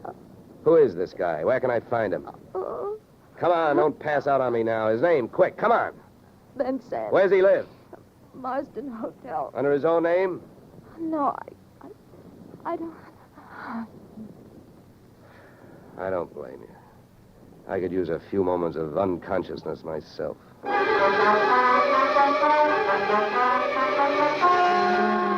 Marsden Hotel didn't have a Dutch name on the register, so I got a hold of the housekeeper and found out how many rooms her staff hadn't been able to make up all day because of no disturb signs on their doors, and then I went a-calling at those particular rooms. On the 9th floor, I wakened one old maid. On the 7th, I startled a bunch of poker players who thought they were being raided. And on the 4th, I struck the door of 427 and the jackpot. Who's there? Don't you see the sign? I do not wish to be disturbed. Sorry, I must have the wrong room. I started up the hall after the fire axe. When I got to it, I changed my mind. Out of the few things I learned about this guy, Van Sant, was that he loved to shoot people through doors. So I decided against trying to chop his down. Then I remembered the way those people came pouring out of those offices earlier in the day when they heard that fire alarm. So I picked up the little red hammer next to the big red fire axe, broke the little glass window, pulled the little brass hook, and set off a big brassy noise. And then I rushed back to 427. Fire! Fire! Hey, fire! Fire! There's the fire. Right here in my eyes, sweetheart. Why you come here, you wish you don't? Never mind the dresser. You're through shooting guns. What do you think, Van Sant? You want to try some more? You cannot make me stay here. So fire, we will all die. You'll look good barbecued, but I'll make a deal with you. You talk, and if I like what I hear, I'll show you how to get out of here alive. How I know this? You don't think I'm going to stay here and fry, do you? And if you don't start flapping that tongue in a hurry, I'll probably just tie you to a chair and run. So first, where is the real Van Bruten? You will find him in the bedroom. Yeah? He'd better be alive. He's out cold. What's the matter with him? He will be all right.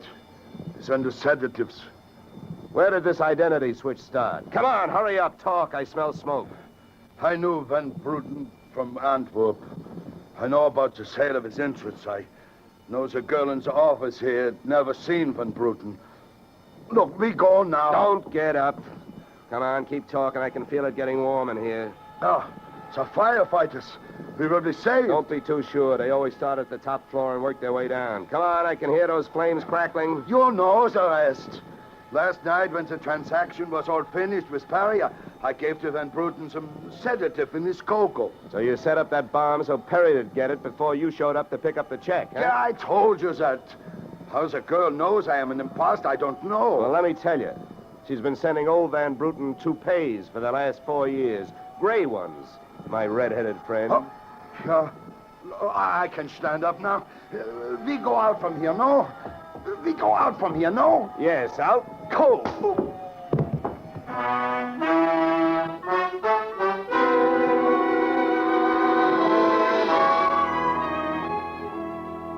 Expense account, item 4, $1.40. Night letter informing you that American Continental would have to meet payment of claim to Mrs. Christine Perry, innocent widow of the insured. The only thing she was guilty of was trying to stay on the right side of a hot-tempered boyfriend. She lied about who she was with at the Clover Club, not to fix herself an alibi, but to keep Al Donovan from learning that she'd been out with another man. That man being the real Mr. Van Bruten, who had only taken her out to try to talk her into reconciling with his friend, her husband. Expense account item 5, $100. Fine for turning in a false alarm, which, since you're paying it with me, is just fine. Expense account total, $463. Yours, truly, Johnny Dollar.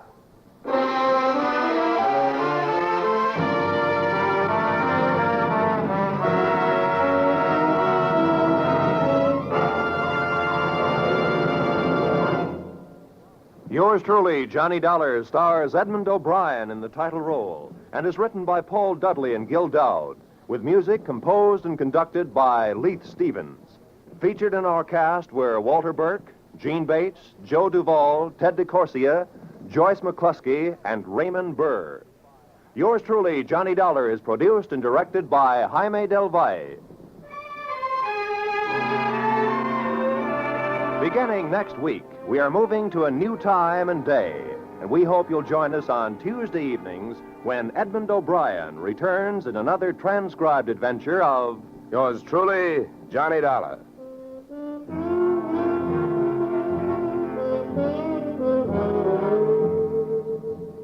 You, Mrs. Bloom, Molly Goldberg's famous invitation to fun in the Bronx now echoes across the country each Saturday night on CBS. It's the same fine brand of comedy mixed with a tear now and then that's made Molly and her whole family, Jake, Sammy, Rosalie, and the others, favorites for many years. CBS invites you to hear the Goldbergs on most of these same CBS stations this Saturday and every Saturday. This is Roy Rowan speaking.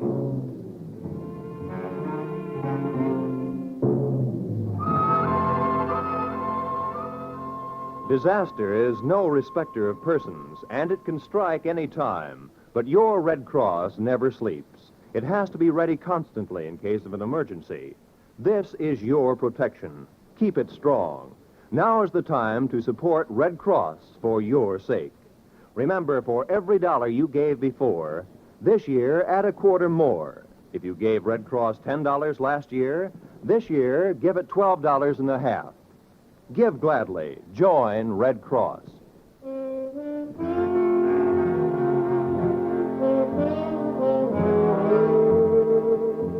This is CBS, where yours truly, Johnny Dollar, meets adventure next Tuesday night, the Columbia Broadcasting System.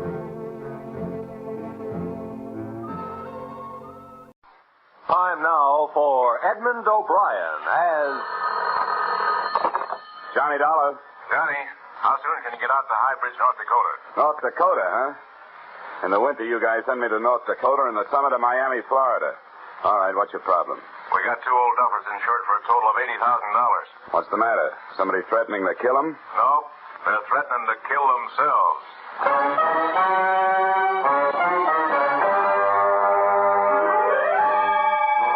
Edmond O'Brien in another of the adventures of the man with the action-packed expense account, America's fabulous freelance insurance investigator, Johnny Dollar.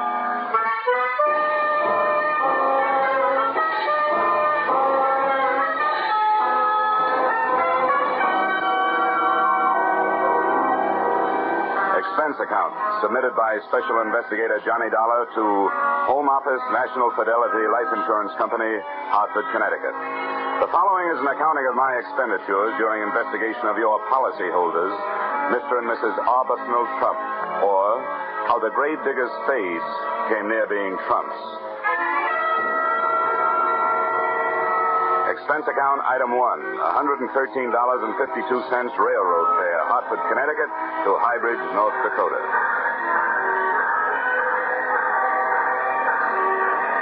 As I walked towards the station in High Bridge, the wind whipped white shawls of snow out of the night and around me like a Spanish dancer, and the raw cold had my teeth acting like castanets. Inside the shack, I found a pot-bellied stove surrounded by a pot-bellied station master. Hello? Oh, hello. You are early customer? Well, I'm the only one got off the train. Can I find a taxi around here? Yep. As soon as my son gets the mail and freight tucked away, he'll take you. Only won't be any taxi cab. You drive it wherever you're going in the Pong. By the way, where are you going? To the Trump residence. You know it? Yep, I know it. You one of the family? No, just business. Oh. Well... Well, what? What is your business is none of mine. But, have you ever been out there before? No, I haven't. Why, something wrong? If it ain't, then everybody in this town has been getting a lot of unnecessary exercise. Jumping to conclusions. Well... Here comes the boy. He'll drive you over. Hickey. Yeah? Hickey, you got a customer for the Pong. Wants to go out to Trump place.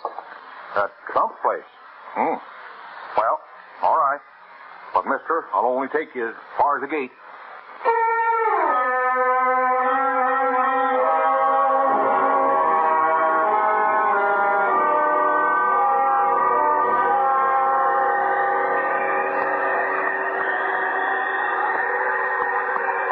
You say this your first visit, huh?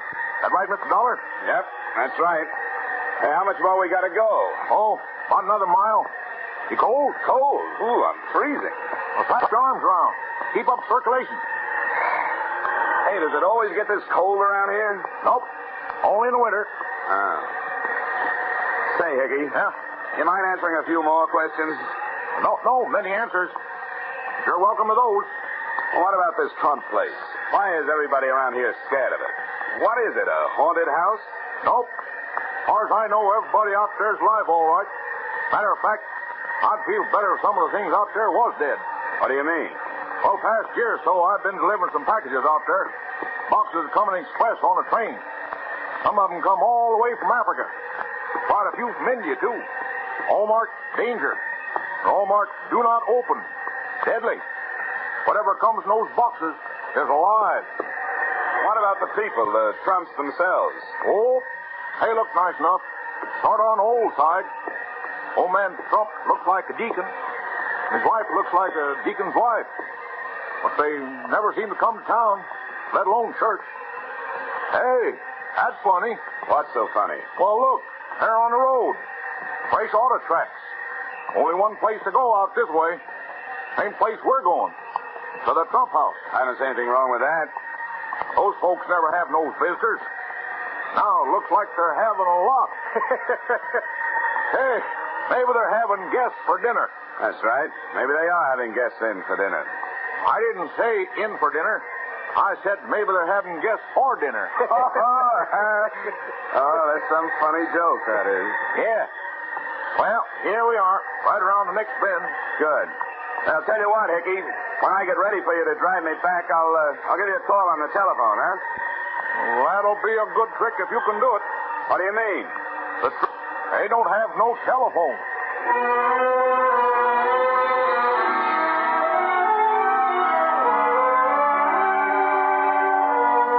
Expense account item 2, $1.50 tongue fare.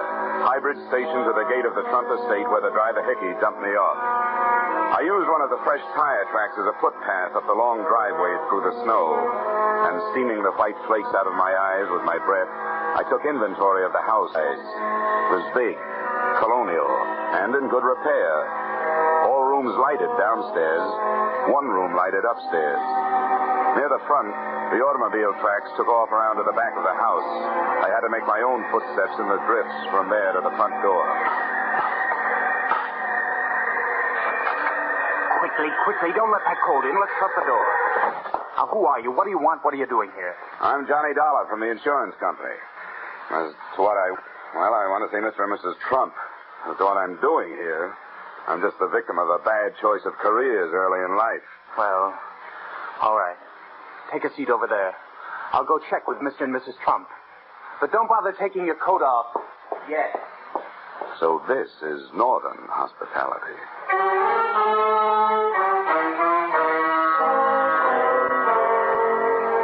Coming in out of the cold makes any house seem warm, but my overcoat started to steam about 10 seconds after I got inside this one.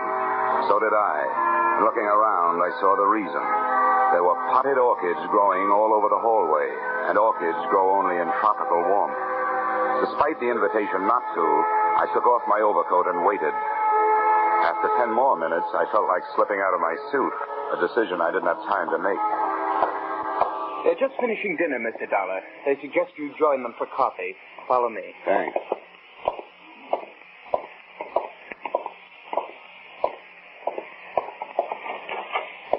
Mrs. Trump, Mr. Trump, this is Mr. Dollar.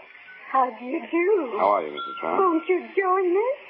There, sit right over there. Yes, Mr. Dollar, come and sit down. Have some coffee. Oh, thank you. Fine. Now, that'll be all, Irwin. You may leave. Well. Fine.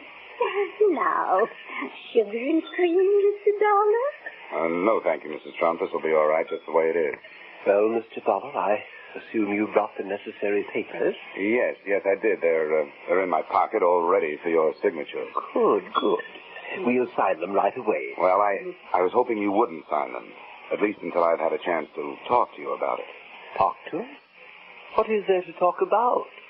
I hope you understand that, well, it isn't every day that an insurance company gets a letter from a pair of policyholders calmly stating that they are both planning to commit suicide. Oh, no? No. Well, I suppose it is a bit out of the usual run of things, but there's nothing we can do about it. My goodness, we checked with our lawyer. And he said we were perfectly within our rights. Well, granted, you've had the policy a long, long time, and the suicide clause is no longer in effect. However, frankly, the company did send me out here in the hope that while I was arranging the change of beneficiary you requested, I could also talk you into changing your mind. Mr. Dollar, you might just as well save your breath. Our minds are made up. Mrs. Trump is right, Mr. Dollar. As soon as we get those change of beneficiary papers signed, we intend to dispose of ourselves. Well, And furthermore, young man, within the past 48 hours, we have had ourselves thoroughly examined by a board of extremely well-thought-of alienists who signed documentary proof that we are both perfectly safe. So there is nothing you can do to stop us in that direction. But why? Why do you want to do this? Now, you don't look unhappy. Well, we're not. We've had an extremely happy life, haven't we, Mr. Trump? Indeed, we have, Mrs. Trump. And that's just it. You see, Mr. Dollar, we both feel that having enjoyed such a beautiful life, we owe the world something. And finally, we have evolved a method of paying our debt. In doing what we intend to do, we shall leave to the world the beginnings of a new humanity. What's the matter with the old one? Nothing. But it is doomed to extinction. Mr. Dollar, just think of yourself. Atom bombs, hydrogen bombs, biological warfare. And don't forget the flying saucers, Mr. Trump. Don't forget, indeed, unknown objects hurtling through space, interplanetary traffic. Dear, dear. A prelude to invasion and destruction. Now, wait a minute. How do you know? Who told you? Mr. Dollar, Mr. Trump knows these things. He was a professor for many years, and he reads all the time. He knows all that. Would you mind pouring me some of that coffee, Mrs. Trump? Not at all. There. Thank you. Mr. Trump, granted we're all doomed for extinction, how's knocking yourself off going to help? If you just stick it out, you'll not only enjoy a bit more time alive, but you'll also be around to see the fireworks. You will notice, Mr. Dollar, that we are changing the beneficiary in our policies from our niece, Miss Hope Selden, to the young man who let you in here tonight, Mr. Irwin Hartford. Yes, I noticed that. And I also noticed that this young man isn't even related to you. Now, what's that all about? Well, Hope is a frivolous girl. She laughed at us when we tried to tell her what's happening. Irwin is a serious-minded young man who will use the money brought to this household by our passing to make the down payment on a new human race. Mrs. Trump, do you happen to have any brandy around? Later, Mr. Dollar, later. You want to know why and how. Well, come along. We'll show you.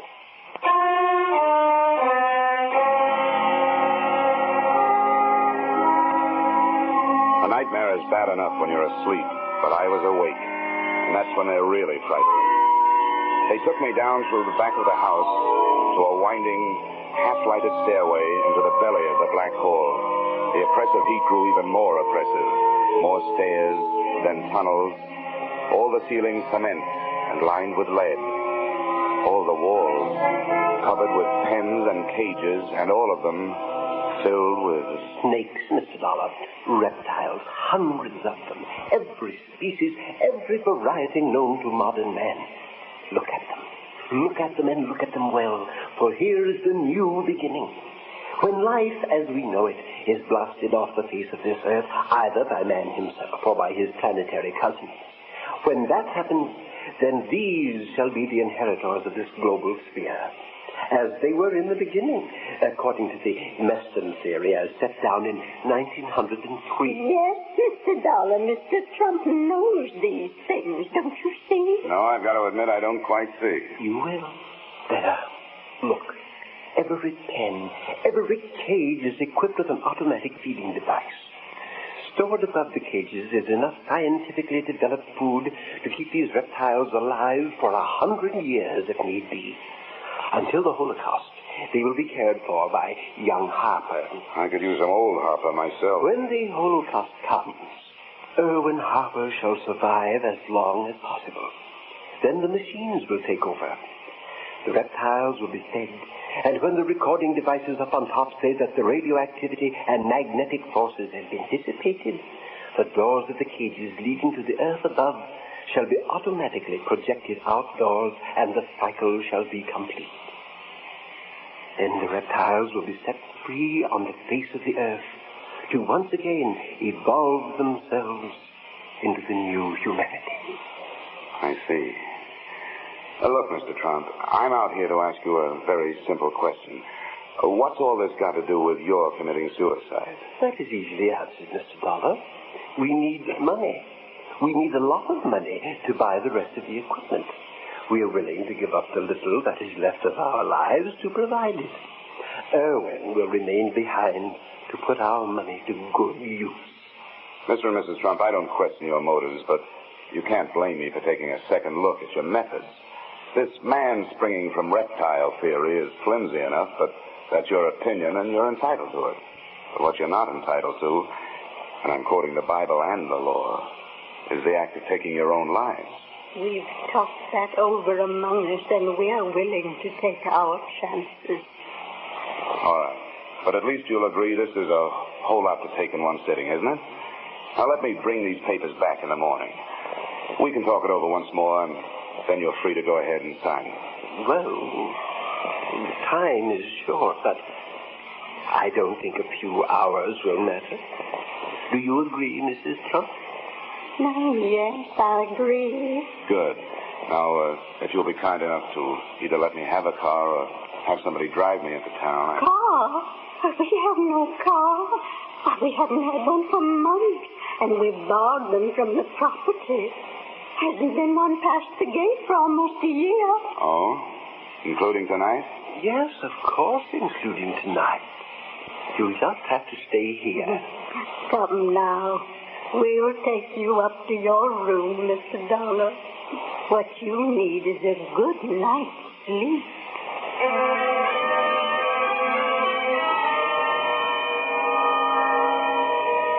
I'd have had a better night's sleep on a tightrope. My room had the same sticky, hot air that filled the rest of the house. It may be great for snakes and orchids, but I'll take my steamings at a Turkish bath. I stretched out on the bed, turned off the lamp, and closed my eyes. But for 20 straight minutes, I could still see ghost automobiles and snakes and more snakes. I kept my eyes closed as much as I could because when they were open, I could see on the wall the serpentine shadows of the tree branches outside. At least, I hoped that's what they were. Then, just as I was hoping the hardest that the realest of them all wasn't what it looked like, out of the blackness from across the room, I heard... I reached down under the bed for a shoe. Not much of a weapon, but all I could think of at the moment. Then I snapped on the lamp and saw it. It had plenty of coils, all right, but it was strictly non-venomous. The steam radiator standing there, hissing my performance. But my nerve ends didn't even have a chance to lie down. They were still standing straight up when it happened. I was out of bed, across the room, and out into the hall in slightly more time than it takes to tell. The ray of light from my open door fell across a jumbled pile of beautiful young women. I bent over her and...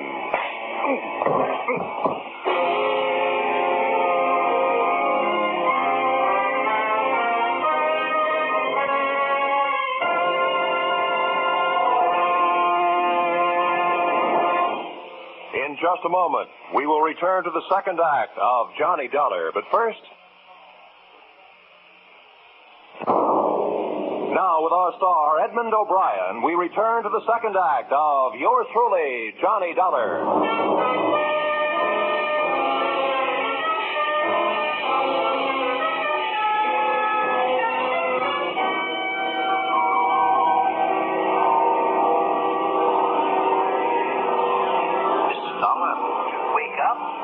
Walking in your sleep? Yes, you should be more careful. Perhaps you need an analytic trauma is. Perhaps you need analysis. Learn what the basic trauma is.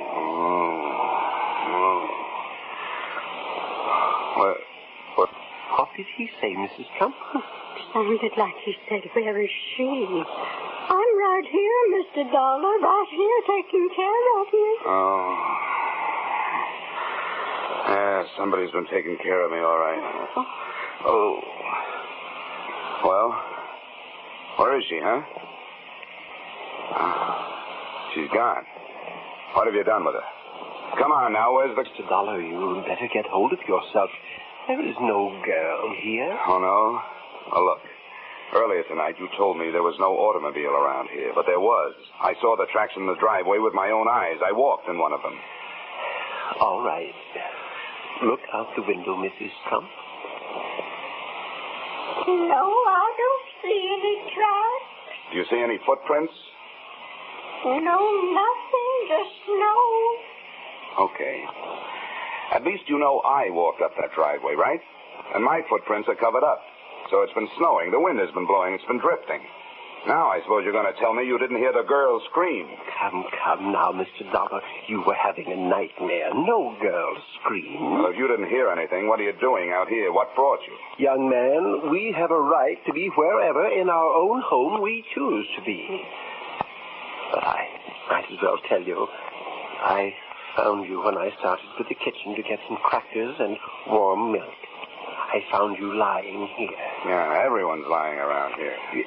Young man, that does it. Once we get those papers signed, I'm afraid we shall have to ask you to leave. That's all right with me. They're here in my room. Come on.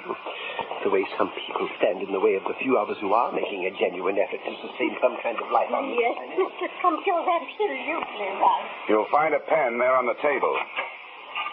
The papers are right here in my... Hey. Yes, Mr. Dollar? The papers are gone. But how can they be gone if you brought them at all? We warn you, Mr. Dollar, we will not stand for any more of your dilly-dallying. We want those papers, and now. We are determined to sign them immediately. Suddenly, that has become my fondest hope. Now, do us all a favor. Go back to bed and give me a chance to do a little walking in your sleep.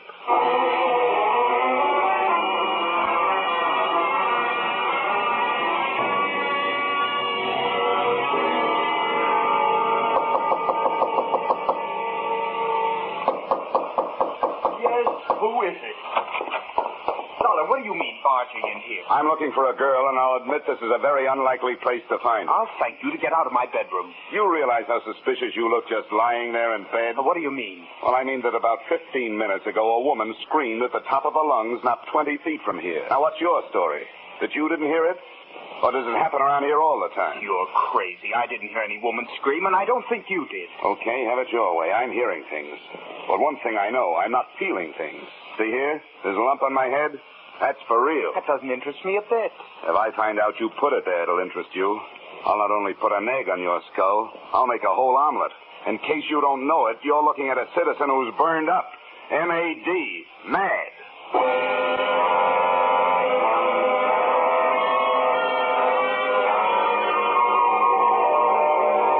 From there, I started through the rest of the rooms in the house.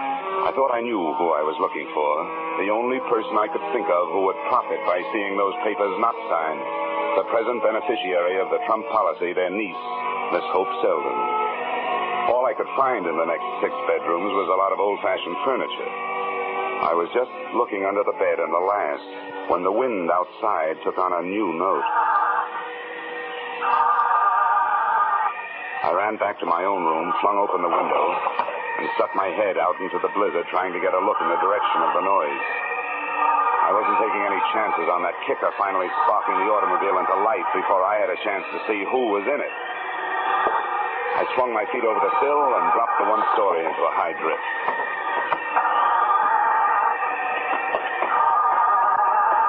Come on. Come on. Oh, darn it. Wasting your time. Around here, people only go for sleigh rides. What do you want? Who are you? You should know. You had your hand in my coat pocket earlier tonight. Of course, unfortunately, I wasn't in the coat, but something else was. And I want it back. If I took anything out of your pocket, I had plenty of reason and plenty of right to do it.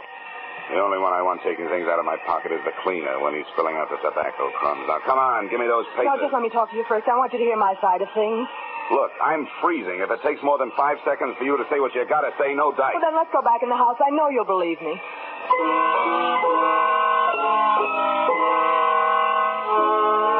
I saw plenty about her to interest me, but nothing to relax me. She looked like a big-time operator. A gal who would be as dangerous kissing you as killing you. As I closed the door behind us, she walked across the room and made a perfectly natural movement as though to throw open her coat. When she turned, she had a gun in her hand. It was the first time I'd ever seen a shoulder holster on a woman. Now put your hands up, Mr. Dollar, and listen. If you'll just unwrap your finger from around that trigger, I'll be more likely to keep my mind on what you're saying. Go ahead. I'm listening. You've got to help me. Help you? Yes, help me prevent my aunt and uncle from making fools of themselves. We can't let them leave their money to Irwin Harper. Well, it's their money. They're attempting to do what they believe is right. That money is mine, and I'll kill anyone to get it. Irwin Harper won't stick around 5 minutes after my aunt and uncle have killed themselves. He isn't planning on taking care of their filthy snakes. I was in his room tonight after he went to sleep. In his pocket, I found a ticket for South America. His plans were all made. He caught me in there and chased me out in the hall and slugged me. When I came to, you were lying there unconscious beside me.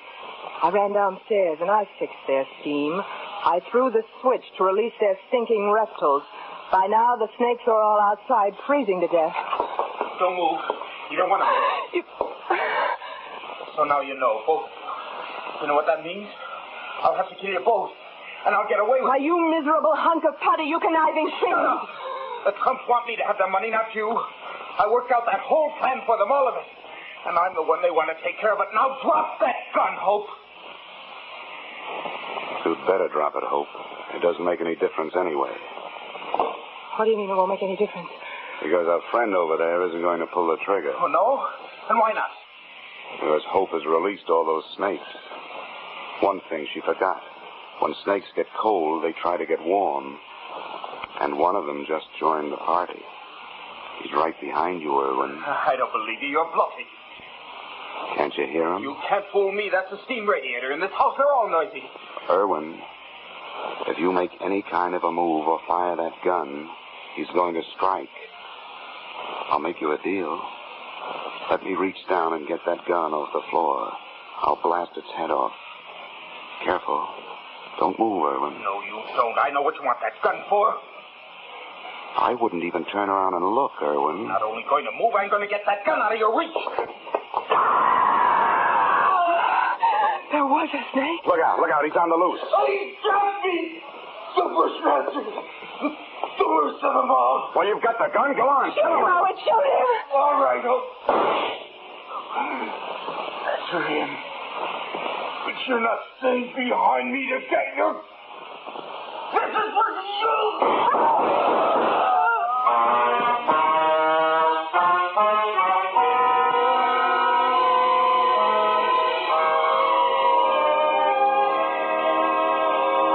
Mr. and Mrs. Arbuthnel Trump were fresh out of beneficiaries, to say nothing of snakes. The only one that had found his way back into the warmth of the house was the one I'd mistaken for a steam radiator. And without a handy method for creating a new humanity, the Trumps found themselves without a purpose. So I gave them one. At my suggestion, and at the moment, Mr. T is hard at work in his home laboratory, attempting to develop a machine with which mankind will fight the flying saucer. Mr. Trump's invention will be known as the Flying Cup and will be secretly dedicated to a waitress I once knew. Expense account, item 3, $113.52 railroad fare, High Bridge, North Dakota to Hartford, Connecticut. Expense account total, $763.90. You may say this doesn't add up, but neither does anything else about this case. Signed, yours, truly, Johnny Dollar.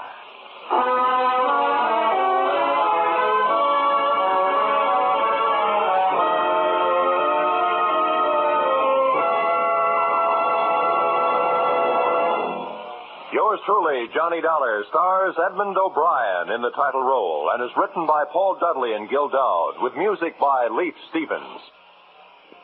Edmond O'Brien can currently be seen starring in Harry M. Popkin's United Artists production, DOA.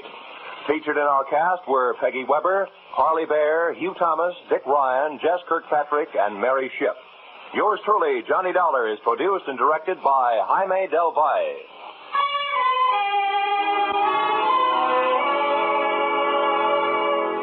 Join us again next week when Edmond O'Brien returns in another adventure of yours truly, Johnny Dollar.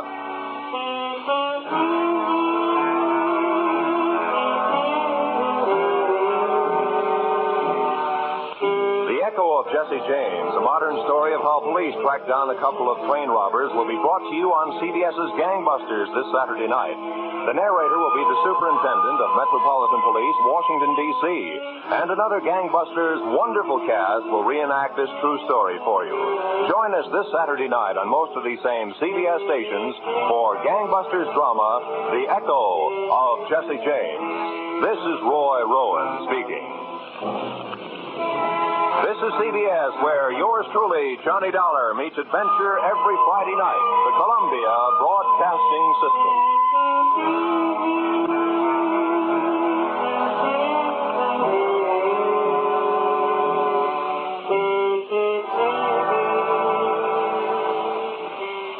From Hollywood, it's time now for Edmond O'Brien as Johnny Dollar.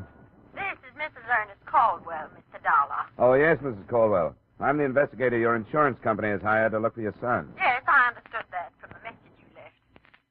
Howard is dead, Mr. Dollar. When did you learn this? I don't have to learn. It's one of those things a mother feels. My son was a part of me. And when he died, I felt it. Oh, I see. Well, an insurance company is bound to operate from a basis of fact, not intuition. If you're going to be in this afternoon, I'd like to drop by and talk to you about him.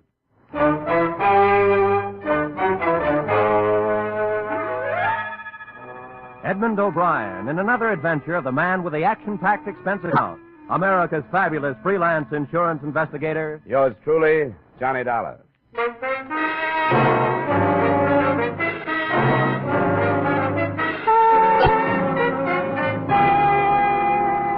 Expense account submitted by Special Investigator Johnny Dollar to Home Office, Britannia Life Insurance Company, Hartford, Connecticut. The following is an accounting of my expenditures during investigation of the Howard Caldwell matter. Expense account item 1, $6.50 transportation round trip between my Hartford apartment and the Caldwell country estate. From every angle, inside and out, the place looked more like a museum than a dwelling. And Mrs. Caldwell struck me as the mother of all the answers as to why boys leave home. I don't know why Howard left. I simply can't understand it. No mother could have been more devoted than I. Except school, I never left him alone for a moment. I made him share everything with me. I protected him and I advised him. And yet... Yeah. Well, now let's get these facts in order. Name, Howard. Age 23. Left here for San Francisco, California about a year ago.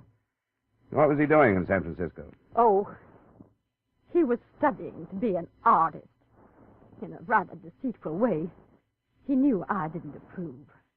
He told me he wanted to go to the coast to see a football game. Then he wired me that it had been delayed. And the next thing I knew, this letter arrived, saying that he'd met some people out there, that he didn't need any money, and that he'd enrolled in this art school. I didn't believe it. I knew he was in trouble then. What's the name of the school? The Orlando School of Art. I wrote and begged him to come back, and he answered that he thought it would be better if he didn't, as if he were being threatened. Why would anybody threaten him? Well, I don't know. He told me very little of what he was doing. That's why I knew he was in trouble. Because we always shared everything. He'd never kept secrets from me. I think you're exaggerating this thing, Mrs. Caldwell. I tell you I'm not. You haven't told me any one thing that I can... What should I think when he writes that I'll never see him again? When he tells me not to go to the police because it won't do any good? That he's gone to another life? Here's a letter. Read it for yourself. The letter did say that. The date on it was a week old, and it went on to make other vague references to danger and death. But a statement that the mother had ignored came to my mind closest to the truth. Howard Caldwell had written, "If I had been mentally equipped for life as other people are, this wouldn't have happened, and I could have lived."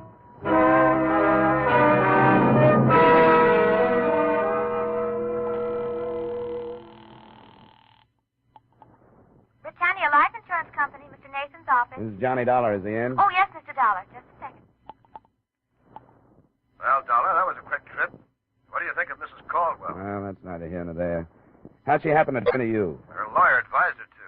We carry a big policy on the son. The lawyer told her that putting the problem in our lap is the best way to do it. And there was something about a letter advising her not to go to the police. Yeah, I read it. Well, we ordinarily don't do this sort of thing, as you know, but it's a matter of $200,000. Did it sound like suicide to you? Well, it sounded vague. He's been writing his mother a lot of double talk that she's been interpreting in her own motherly way. Uh-huh. He was supposed to come home this summer and didn't. I don't know what to make of it. If you want to find out anything, you won't get it from her. Could you go out to San Francisco? Oh, sure, but let's not share this with Mrs. C. She'd probably beat me out there.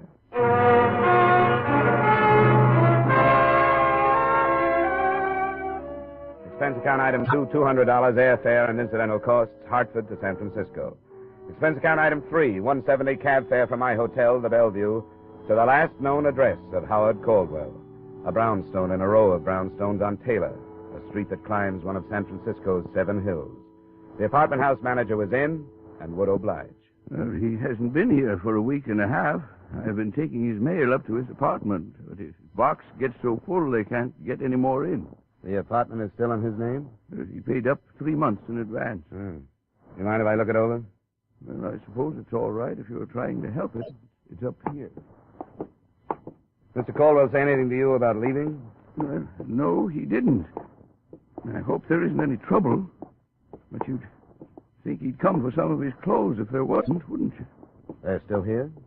I couldn't help noticing after he'd been gone so long, without a word. Oh, sure. Yeah, this is it. 22. After you. Thanks. There's all his mail on the table. I hope everything's all right. He's a nice, likable young man. Know any of his friends? Well, no, I don't. I expect he had some, though. He was out at night lots. He never came home drunk or anything, no. Well, if you don't mind, I think I'll run through the place. I won't be long. Well, I suppose it's all right as long as I'm here. After I'd finished, I knew very little about Howard Caldwell that I hadn't already known. The letters on the table were, as to be expected, all from his mother. A drawer in a bedside table gave me something too odd to be ignored. 25 or 30 match folders, all from bars or restaurants, all empty of matches, and each marked in pencil with a date. The earliest, May 4th, 1950. The most recent, September 12th. A closet gave me a portfolio of sketches from various perspectives, and they looked like a brunette. Nothing else in the place seemed to point in any direction, so I copied the addresses on the match folders and helped myself to 3 of the most descriptive sketches. Expense account item 4, $1.30 cab fare to the Orlando School of Art.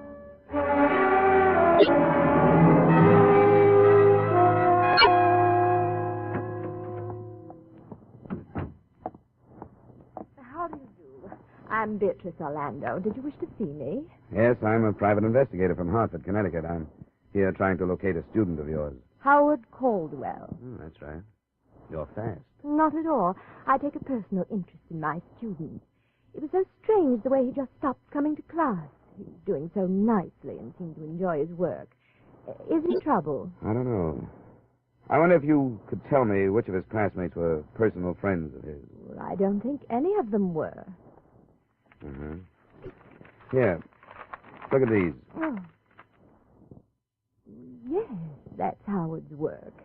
Excellent, don't you think? And that model, she must be a gorgeous girl. Isn't she one of your models? I only wish she were.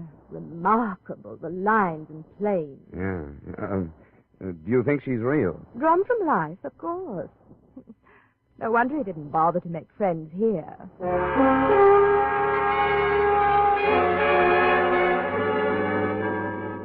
Expense account item 5, $45, see enclosed bar tabs. At night, I started making the rounds of the addresses I'd copied from Howard Caldwell's collection of dated match folders. They led me from San Francisco's North Beach section to another area called the Mission, across the bay to the city of Oakland, and back to San Francisco. The only pattern I could set up was that none of the joints were worth remembering. They were neighborhood bars, as a rule, and the routine in each was about the same, except that the one called the stop sign Is the drink all right, mister? Yeah, it's fine. Say, I wonder if you could help me. How? I'm looking for an old friend of mine. I understand he used to come into this bar. Here. Here's a photograph of him. Name's Howard. No. No, I don't remember him. I got a mind for faces, too. And then look at this. It's only a sketch. Have you ever seen a girl who looks like this? It's a gag. No, it isn't. Makes you think it would be. You mean this is a drawing of a real dame? That's right. And for 10 or 20 bucks extra, I can have the genuine photograph to hang up behind my... Get out of here. Wait a minute. Has somebody tried to sell you a deal like that? You're the first, and I can tell you won't go over in this town. I'm not trying to sell you anything. Well, then go someplace else and don't try. I never saw the guy or the dame, and I don't expect to. Good night. Hey, let me see a picture, will you? Sorry, Mac, it's private. Wait a minute. Maybe I know who she is. Why should you? Because I know everybody that comes to this bar. If her boyfriend's name is Howard, I bet I know him. That's what I said it was. Did you say it was Caldwell? Where can we talk? Come on, outside.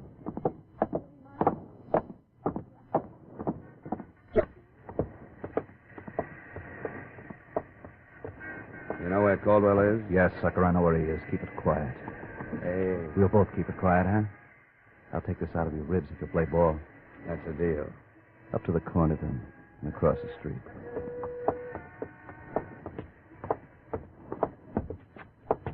Now across that parking lot. The yellow club coupe. Don't bother memorizing the license number. It's phony. Here he is. How are you? I'm fine. Thanks for asking. Get in the back. We could drive out toward the beach, JB. What do you think? That's better than here. I'll swing over to Fulton and take that out.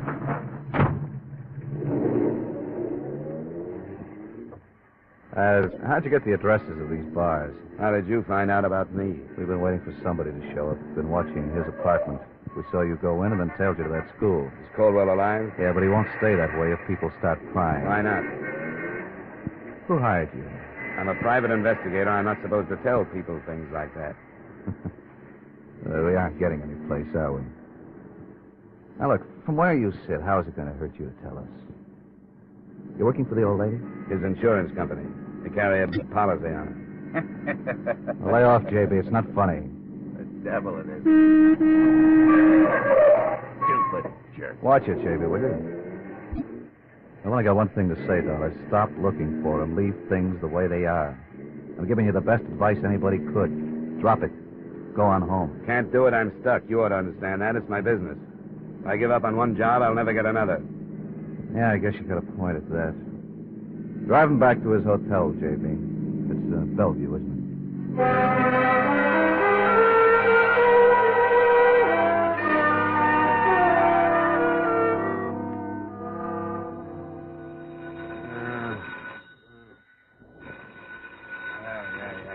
Yeah, wait a minute. Yeah, what is it? It's 5:30, the early edition seeing the streets. What? Who is this? You'll remember when you wake up. Go buy an Examiner, page 1, headlines. Yes, sir. Huh? Send me some coffee, will you? And the early Examiner. Yes, sir. I think the coffee shop is just opening. A couple of cigarettes later, room service arrived. The headline read, Syndicate head found slain in auto trunk. Benjamin Miller, Western gang chief, shot to death. I didn't see how there could be any connection between a dead mobster and the Howard Caldwell matter. But that only proves how wrong an investigator can be.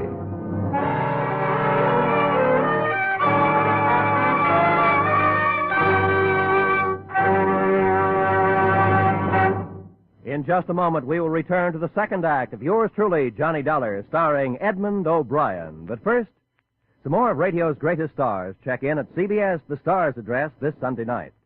The first you'll hear are Amos and Andy. Then a little later this Sunday, we welcome Red Skelton back from summer vacation. With Joey Adams, Eve Arden, Jack Benny, and Corliss Archer already on hand to bring you great comedy, be sure you add Amos and Andy and Red Skelton to your Sunday night listening dates, starting this Sunday over most of these same CBS stations. And now back to our star, Edmond O'Brien, and the second act of yours truly, Johnny Dollar.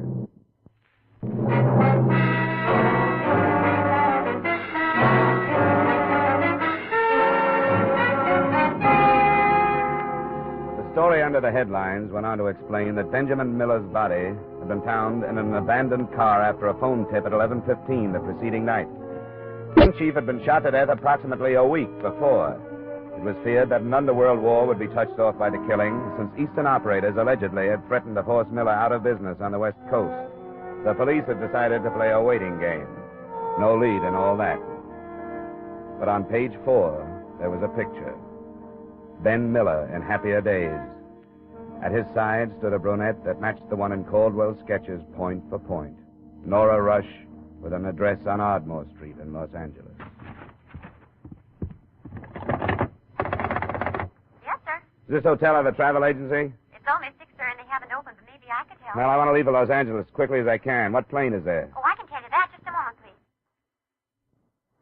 Sir, Yeah. United Airlines have a flight leaving in 45 minutes. Can I make it? It'll be close, sir. I could phone for you and get space if possible. Oh, I'll thank you later, Angel. Just one more thing. If I get any calls, you don't know where I am, huh? Yes, sir.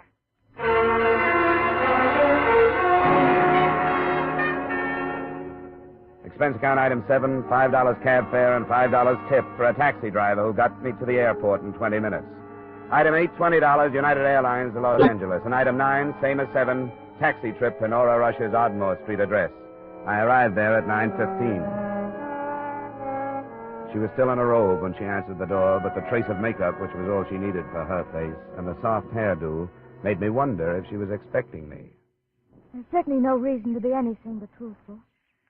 Yes, I've been expecting you. Won't you come in, Mr. Dollar? Thanks. Come in here. You have good friends in San Francisco. Yes, I have. Very good friend. Just put your coat any place and sit down. Thank you. Well, then I take it they've told you why I'm on the West Coast. Yes. You've come to look for Howard Caldwell. There's coffee. Would you like some? No, thanks. I've had plenty. Do you know where he is? No, I don't. No, I don't know where he is. I don't know. Oh, come on now. Stop that.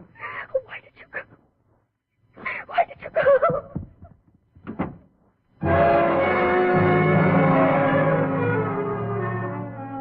That was the end of the test run. I rattled around the rest of the place for almost an hour while I waited for her to come out of the bedroom. I didn't feel like snooping, but I couldn't help seeing a framed photograph that had been hastily hidden under a mat on the piano. It was young Caldwell, but not the subdued, dead-faced kid in the picture I'd gotten at his Connecticut estate. Instead, a guy with some enthusiasm in his friendly eyes. I was in the kitchen drinking the coffee when she came out. What are you doing? Waiting for you? Why don't you leave? Well, if I did, somebody else just like me would show up. Maybe he'd make you unhappier than I do. That kind of a racket. I sympathize with you. You should.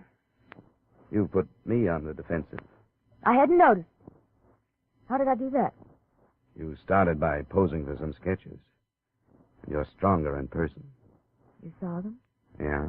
They're in my hotel room in San Francisco. Or at least, that's where I left them. Who else saw them? A few bartenders and his art teacher. Oh, that little fool. Told me he destroyed them. Did you say bartenders? Yeah. He had a match folder collection, all dated from a series of nondescript hideaway-type bars. Oh, how could he have been so stupid? Could he have been in love? Well, he didn't have to go out of his mind. He lied to me. He told me there was nothing to link us together. What's the difference if there is? Because Howard killed Ben Miller. And nobody will believe it now. Why won't they believe it? It was my gun. Registered? Yes. Where is it? Howard has it hidden. I loved him and all that. But the true story... You've got to believe. You haven't told me. I will, Mr. Dollar. I have to sit down. All right, come on, over here. How did you meet Caldwell? I was going with Ben Miller. Not because I thought anything about him, but he was so powerful out here, and I'd just come from Chicago. Caldwell? Well, it was one of those parties. Some of the models from the Orlando school were invited just to fill out.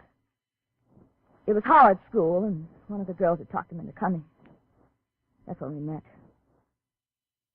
There was something about it. I don't know.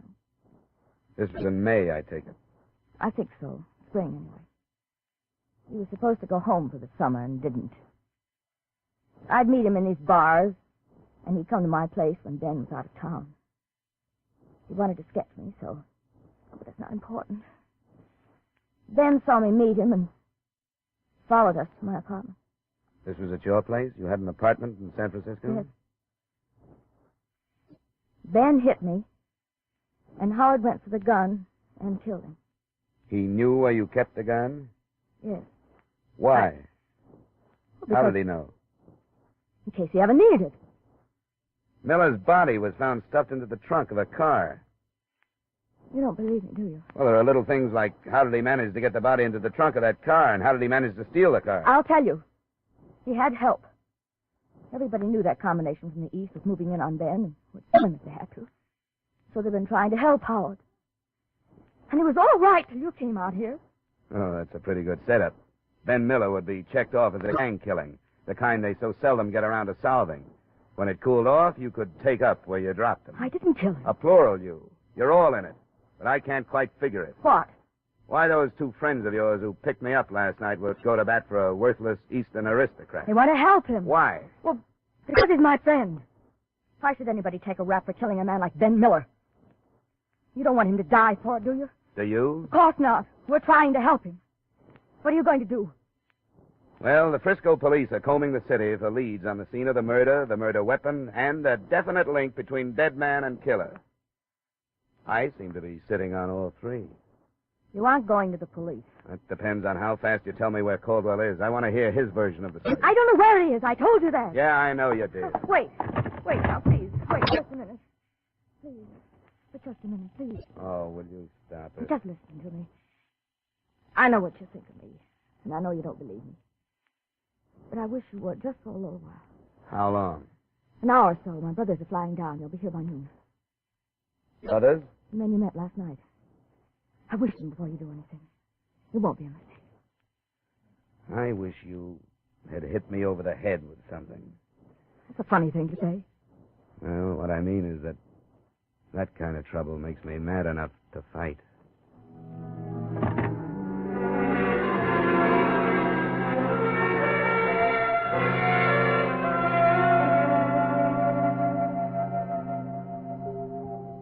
There they are, Johnny. I'll go. Wait a minute. Sit down. We're back in business again, gorgeous. Sorry. I'll let him in. All right, go ahead, you stubborn jerk. Come in. Where's the other one? Stayed in Frisco. Sorry I couldn't get here faster, honey. Are you all right? I'm all right, Al. Did you tell them how it happened? Yes. She told me and we made a deal. I wouldn't phone the police until I talked to you. Still stands. Can I get you anything, Al? Yeah, a drink would help. All right. Look, Dollar, for some reason my sister fell for this kid. I guess it was the first time in her life that something decent came along for her. He wanted to marry her. And it fell to pieces when Caldwell lost his head and shot Ben. What really happened, Al? Ben made a lot of threats and stirred up all the mud in Nora's life. She tried to stop him, he slugged her, and that was it. Were you there? No, I wasn't there, but that's what happened. Leave it alone, Dollar. Ben had the finger on him anyway. Why not let it cool off? There are a number of reasons. Unfortunately, I'm burdened down with a vague but heavy thing called ethics. It says so on my license. Another thing, if I forget it, it makes me an accessory to the killing. But most important at the moment is the fact that I'm not sure that Caldwell is guilty. Keep coming, Dollar. It would make more sense if you were protecting your sister instead of that punk. Would you agree? It's not true. Stay out of it, honey. Isn't that why all of you have been working so hard to keep me away from Caldwell? Because you don't want me to hear his pitch? Okay, I'll take you to him. He's here in Los Angeles. Al. For the drinks. I'm giving ground, Dollar. What do I get from you? You've already gotten it. I didn't call the police. Somebody is going to blow your head off one of these times, Dollar. There's a car in the garage, honey.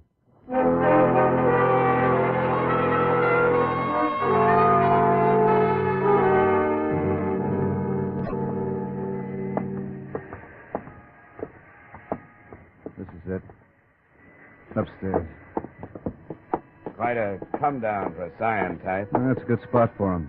You could live in this part of town for 100 years, and nobody would know who you were or what you were unless you wanted them to. Up front here. Howard. Howard. It's Al, Howard. Howard. What about it, Al? What's this? They told him not to leave. No clothes. This is an empty room, Al. This is where he was. You can check downstairs. He used the name Harris. Save it, Al. There's only one place he'll go, to Nora's. I'll try the rest of this without you. You've got nothing but a mouthful of lies. I don't want any more of them. Come on, get out of my way.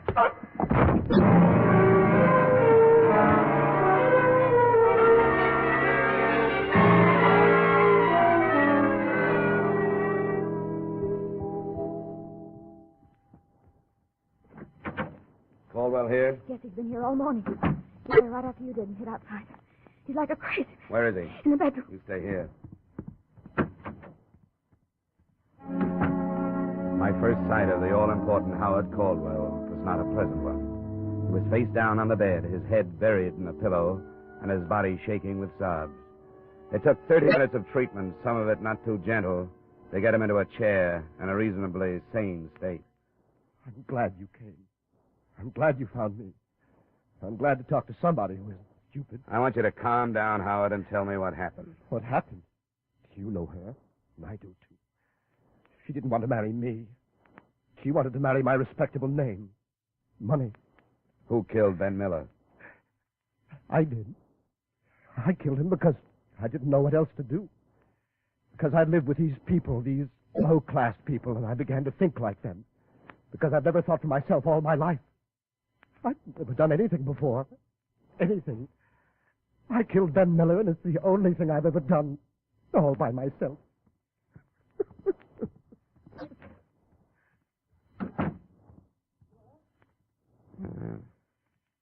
Why did you risk all this to protect him? I don't know. Because there was something that drew us together. He was lost, and so was I. And I figured it was my fault. I'd drawn him into my life. He hadn't drawn me into his. I thought I owed it to him. But he's a snob, isn't he? Yeah. Yeah, I'm afraid so. He called me a tramp. But I guess when you take a guy like him, who wants to get away from his kind of life, and a dame like me who wants to get away from her kind, and neither one can figure it out. What can you expect but trouble?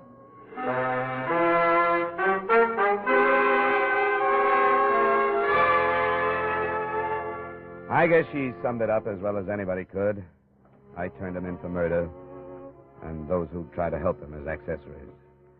It's for the legal brains to decide whether the policyholder will live or be executed.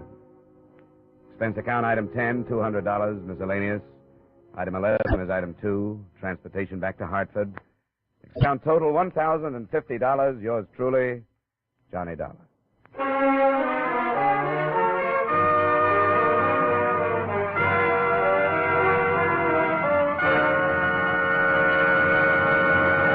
Yours truly, Johnny Dollar, stars Edmond O'Brien in the title role and was written by Gil Dowd with music by Wilbur Hatch.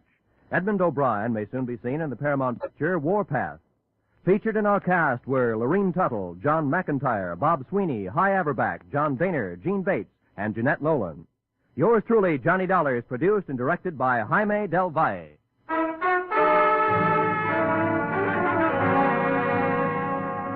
Join us next week at the same time when, from Hollywood, Edmond O'Brien returns in another adventure of... Yours truly, Johnny Dollar.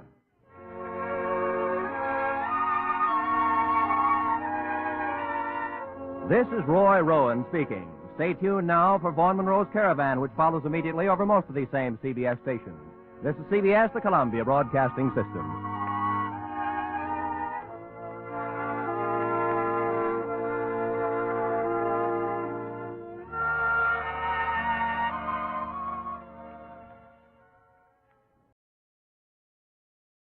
From Hollywood, it's time now for... Johnny Dollar. Not Dollar, my name is Struhl. Struhl Bail Bond and Insurance Agency. State, federal, and immigration. All forms of surety bonds and insurance. Oh, yeah? Well, I'm sorry. I don't need any. No, that's not the point. I need you to the tune of saving me $50,000. How does that work? I made bond for 2 men that were subpoenaed for a federal investigation. They skipped out, and I've got to find them. Who's mixed up in this investigation? A fellow by the name of Jack Madigan is the big shot. You know him? I've read about him. Enough to advise you to give up. If he doesn't want him found, the chances are they won't be. Alive, anyway. No, it's not as bad as that. Look, I came all the way from New York. This is worth a lot to me. Can't I talk to you about it? All right. Come up to my apartment. Maybe we can work out a deal.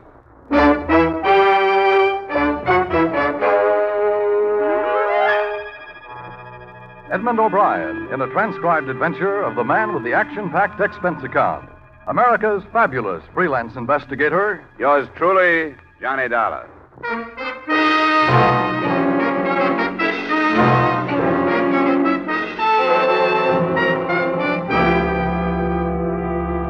Expense account submitted by Special Investigator Johnny Dollar, Hartford, Connecticut, to the Struhl Bail Bond and Insurance Agency in New York City. The following is an accounting of expenditures during my investigation of the Jack Madigan matter. Expense account item 1, $250, phone to New York for purposes of checking your reputation. I learned that you, Mr. Struhl, were by no means above reproach, but decided that if a federal court trusted your agency, I would at least hear you out when you arrived, which you did at 1 p.m.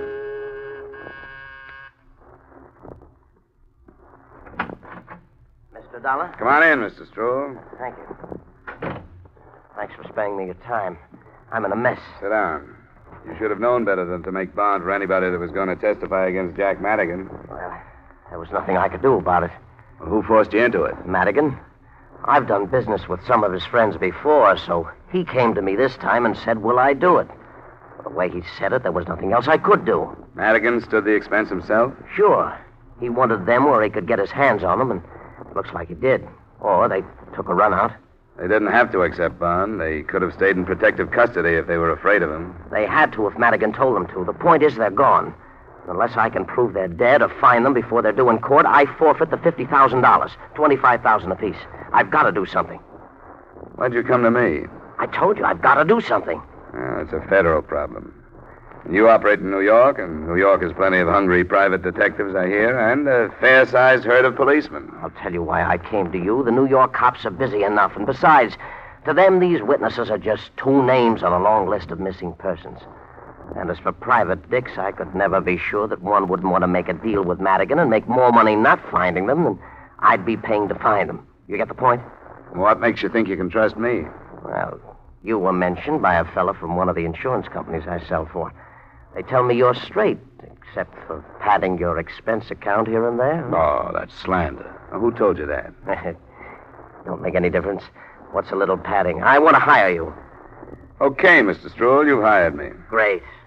Now, who are these missing witnesses? Nippy Bruno is one. Real name's Joe. The other is Max Krause.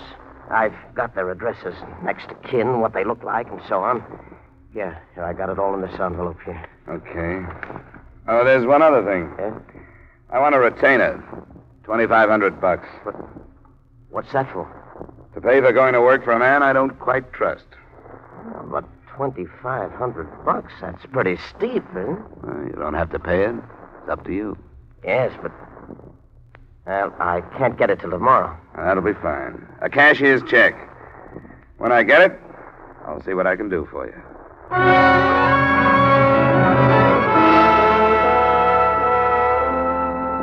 I didn't expect the check to arrive, but it did. Special messenger the next afternoon. Expense account item 2, $12.50, transportation from Hartford to New York City. Expense account item 3, $23.85, dinner and drinks for a Herald American reporter who was more familiar with Jack Madigan than I. His statement enclosed.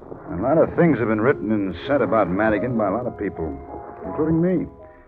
None of us really know anything about him, how much power he has, where he got it, what his private life is, if any. And these witnesses being missing isn't even news. People who've gotten in his way have been dropping out of sight for years. There's Jim Schwartz and Big Tom Green. There's Woody South, just to name a few. I'd keep that in mind if I were you.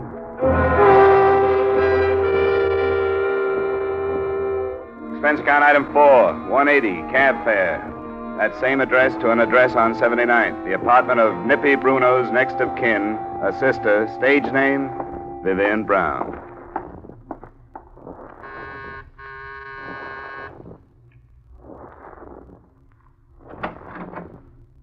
Good evening, sir. Hello. Miss Vivian Brown in? Who shall I say is calling? My name is Dollar. Mr. Dollar? She doesn't know me. Tell her I have some news about her brother. Come in, please. This way, please. Miss Brown is dressing to go out. I'll ask if she'll see you.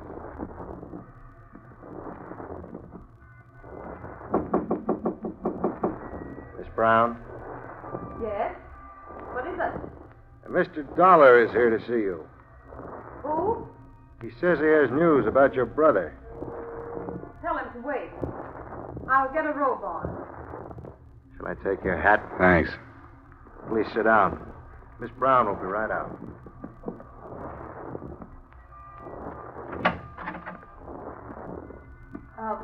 What was your name? I didn't get it.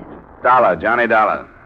What makes you think I'd be interested in any news about Brother Nippy? Well, the mention of him got me in here. My butler doesn't slam the door on anybody until I tell him to. What brought you here? I'm looking for your brother. Then you've definitely come to the wrong place. Why should you be looking for him? I'm being paid to. The man who put up $25,000 bond for him wants to know where he is. I don't get it. What bond?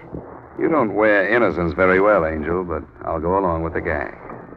It's no gag, and I can do without your insults. Your brother's due in court in 2 weeks to help the federal men investigate Jack Madigan. He seems to have dropped out of sight. Do you know where he is? No. I haven't seen much of him in the past few years. He doesn't approve of me, and I don't approve of him. Does that answer your question? It brings another one to mind. He seemed to think enough of you to use your name on his bond request papers. How about that? All right, Peeper. I was only trying to do it easy for you. Red! I heard it. You walked into something, Peeper.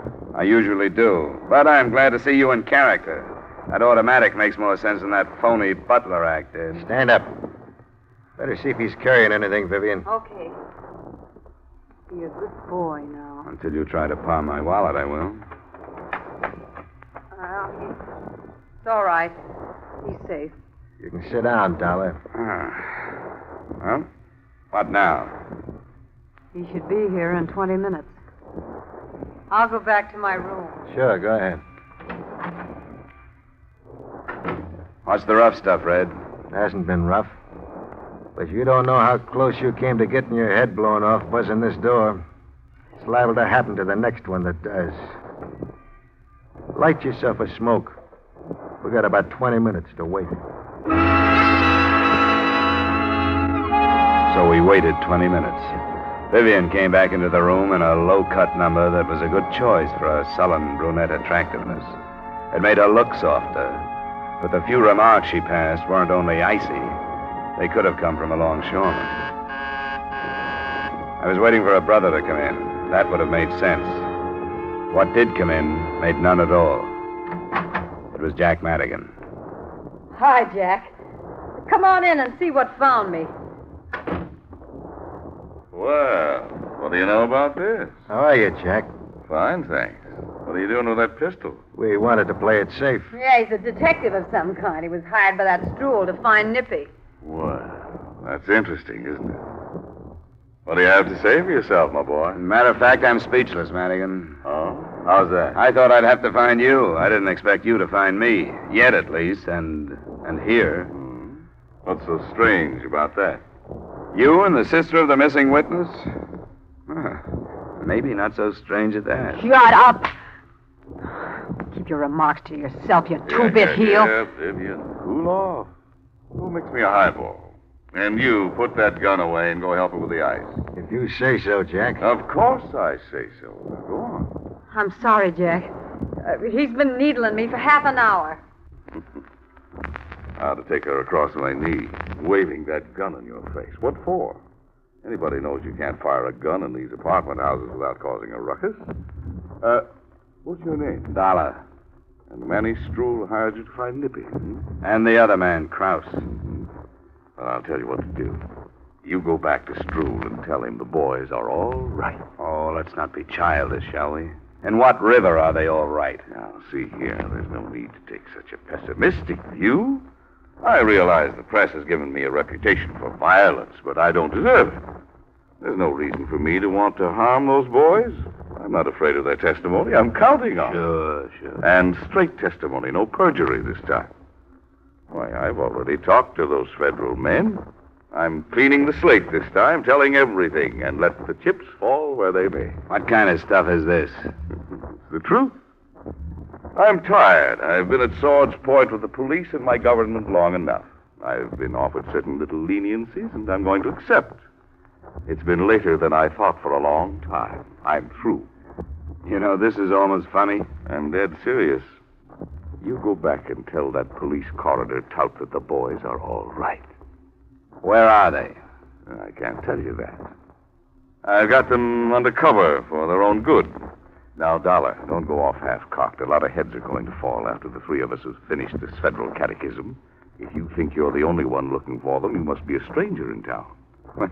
You're trailing the pack. Well, if this is all I get from you, I've heard enough. You'll drop it? If I don't find them before you're due in court, I will. What do you want, son? Money? I got some, thanks. I don't like to hear that. I suppose it takes a lot of guts to be a hero, but it sure doesn't take much brains. Remember that. I can leave? Of course you can leave. Because I think you're going to talk this over with yourself and come up with an important decision.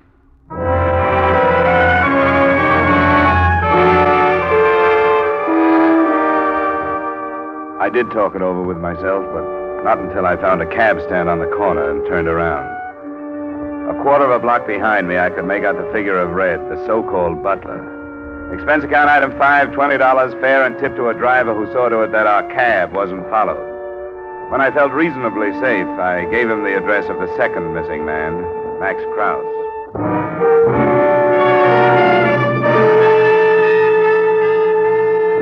I didn't know what I expected to find there, other than an empty flat with possibly a lead of some kind. There was a trace of light showing under the door.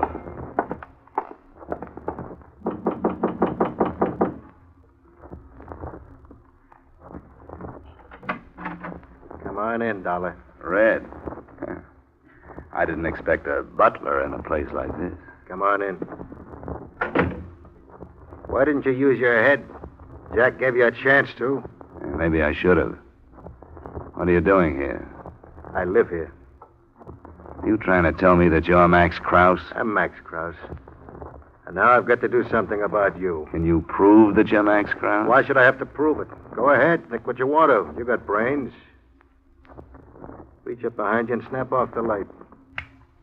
Don't make a play for the gun, Dollar. What are your plans? Madigan wants you put away until after the investigation. Come on. This way. Back door's closer. You can tell Madigan for me that this isn't going to work. If I drop out of sight for 2 weeks, somebody's going to get on the trail. It leads right back to Madigan. This way. I got a car in a garage down the street.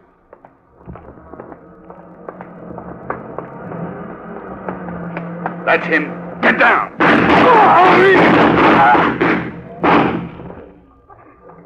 Max, let me see. Sure.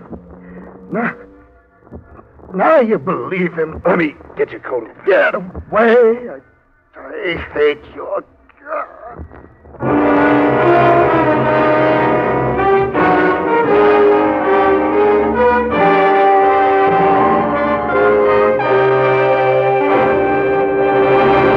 We'll return to the second act of yours truly, Johnny Dollar, in just a moment. Once a year, the community chest comes knocking at your door, seeking your help. Giving to this worthy cause eliminates many separate appeals, which would be more costly in money, time, and effort. So when you give, make sure you give enough to cover the many campaigns the community chest includes. Give generously. Give today. Now, with our star, Edmond O'Brien, we return you to the second act of yours truly, Johnny Dollar.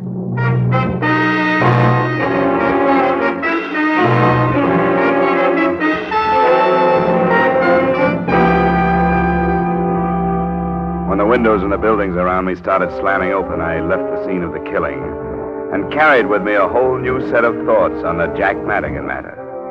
None of them were good, but the worst was the fact that the description I'd gotten of Max Krause would in no way fit the dead man I now thought was Max Krause. Expense account item 6, cab fare to your address, Mr. Struhl.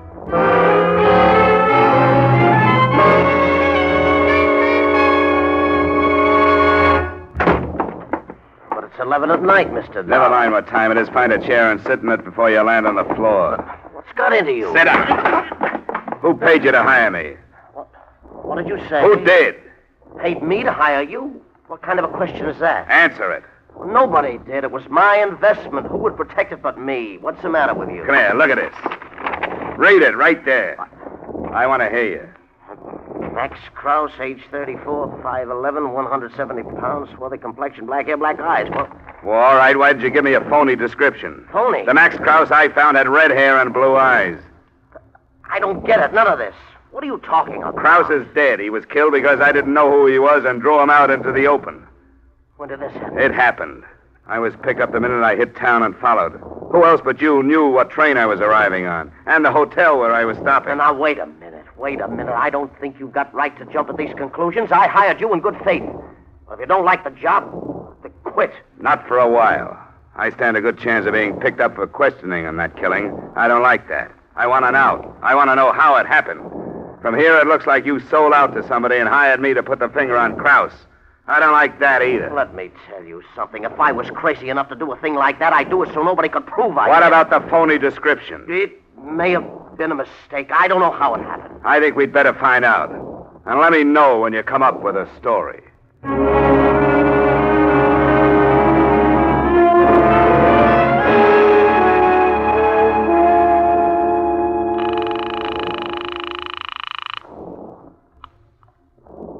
Hello?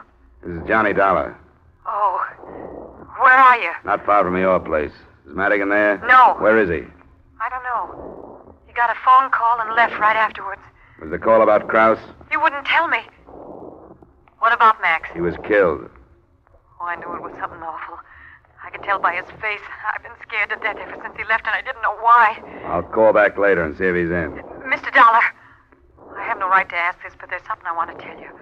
Could you come up? Can't you tell me over the phone? No, Won't you come up? You alone? Yes, I'm alone. Okay. I'll take a chance. It'll be about 10 minutes. It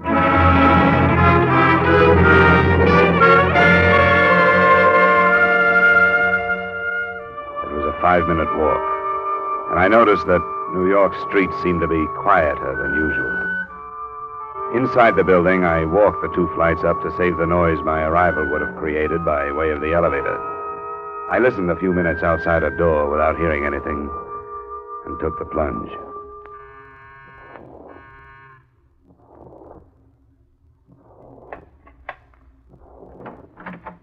I had the feeling you'd change your mind and not come. I almost did.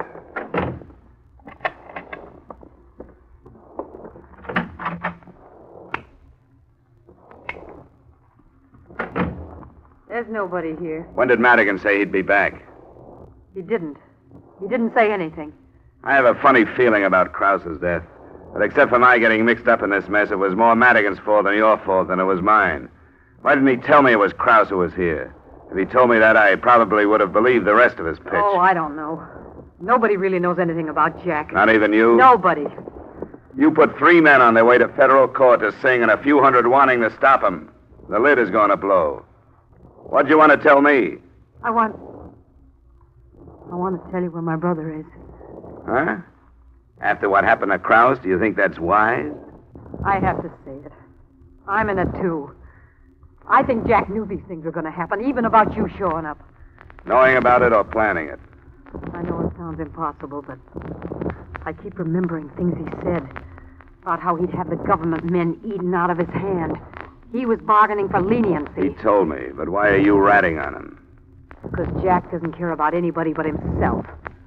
One of the threats to keep him from testifying was that I'd be kidnapped. Huh. If he'd known that Max would be killed, he'd have let him take me, too. You think he did know? He hadn't let Max out of his apartment for almost a month. Tonight he ordered him to go. I think he wants us killed, so it'll make it look that much more dangerous for him. Does it sound too crazy? Well, not exactly, but it's hard to prove. I know that. And I did a foolish thing after he left. I called my brother Nippy and told him all this. I don't know what he thought, but I tried to call him again, and I don't get any answer.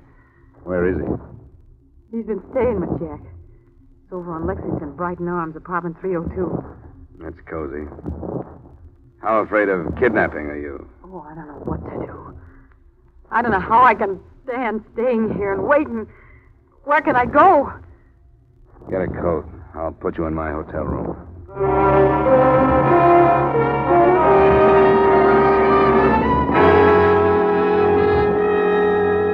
Expense account item 6, $10. Tip to the hotel detective to see that she stayed in the room.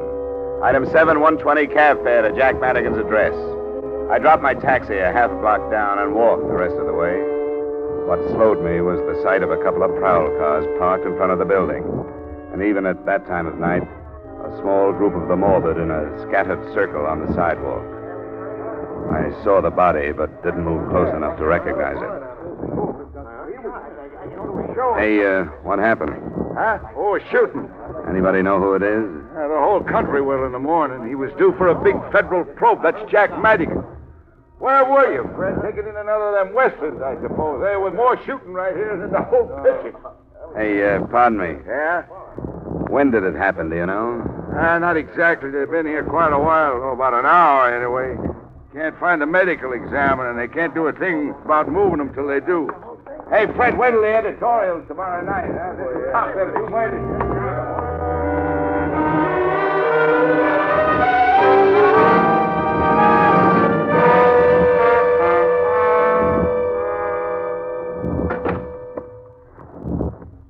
You got back in a hurry. What's the matter? Your theory has just been riddled. Madigan's been killed. I don't believe... That's what the on-the-spot experts say. I was wrong about him. What about Nippy? I don't think your brother would have been there. Were they the same ones that shot Max? No. How do you know? Cars were parked solid at the curb, and Madigan was too close to them. He couldn't have been shot from the street like Max was. Do you think Nippy would go to your place? No, he wouldn't go there. That'd be the first place they'd look. The first place who'd look? I don't know why I said that. Yes, I do. You're thinking the same thing, aren't you? That I told him what I was afraid of and warned him. That crossed my mind. But I don't care who I can send in for Madigan's killing as long as I can go home. You seem to be the closest suspect. You're not serious. You've given yourself a motive. As far as I know, you were with him last. I wasn't. He left the apartment. If that's true, you've got nothing to worry about. What do you mean? What do you want me to do? Go with me and we'll both make a statement to the police. You think I'm afraid to, don't you? I don't know what to think about you. Yes, you do. Because you found me in a mess like this, you think I'm as rotten as everybody else. I haven't been. But now I will be to protect myself. Well, how badly do you need protection? I know how the police are. They're just like you. They don't care either who they pull in for Jack's death. You tell me to go with you and make a statement. The police would love that. They'd love to count the whole thing off to jealousy or being afraid of Jack, wouldn't they? Wouldn't they? Ah, you don't touch me. I don't care what they'd like. Well, they would. It'd be much better to take me than to be laughed at because a star witness was killed right under their noses. We can call them and find out. No. It's easier to be rotten. I'll give you my brother. He is at my place. How do you know? I talked to him on the phone. He said he'd wait there until he heard from me again. Okay. I'll go over there. But I want you to come with me. Why? Haven't I done enough? Why do I have to see him? Come on. I don't want to lose you in case Nippy isn't there.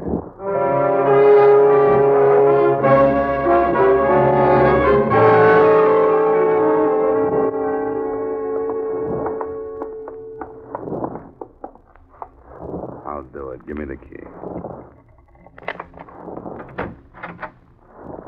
Vivian? Answer him. Yes, Nippy. It's going to work, Vivian. It's going to be a... Who's he? An insurance dick? That's right, Nippy. What are you doing here? Why'd you bring him, Pitt? He made me do it. I asked her to make a choice between giving herself up for Madigan's killing or giving me you. Nippy, Put the gun away, Nippy. You've done enough. Is what he says true? he made me do it. He would have taken me to the police. You know what they would have done to me. But it's all right, Nippy. You can still work it out. Get away from me. She's wrong. You couldn't work it out, but you may do yourself some good by giving yourself up. Why did you do this, Vivian? Did you want to get rid of me, too? Oh, don't say that. You don't have What to are let you going him... to do if you get rid of me? Who's going to take care of you? Who's going to find more Jack Madigans for you to play with? Nippy, don't. Who's going to do the job for you when you get fed up and afraid to tear yourself loose? You don't have to let him take you, Nippy. I know you could take care of it when he got here. Is she worth it, Nippy? There wouldn't be a chance to count me off to a gang killing. You don't have to be afraid of him. I'm not. Then take him and get away. Not him. I'm afraid of you, Vivian. You're going with me. Stay away from her. Nippy, let go. And stop fighting. I wouldn't hurt you. You will. Go, Nippy. Let me go. Now, watch it, Dollar. Don't try it. Let go of me. Let go of me. No. Vivian, get it. I should have let him take you.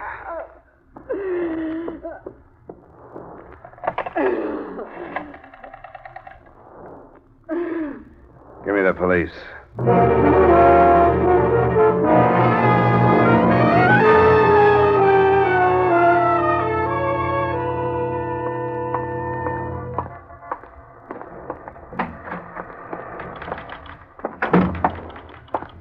Where can I find...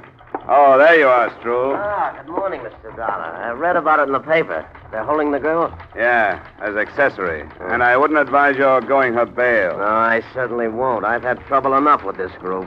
You know, you didn't make it easy for me with that phony description. Yeah, I know. That description. It was given to me by Madigan's boys. I should have checked it. But don't worry, a mistake like that won't happen again. None of your mistakes will happen to me again. Huh? You'll understand what I mean, Stroll, when you get my bill.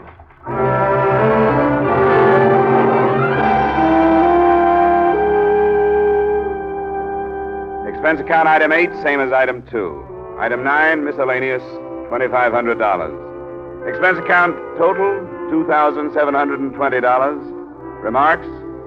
I'm holding my retaining fee until this matter is settled. Yours truly, Johnny Dollar.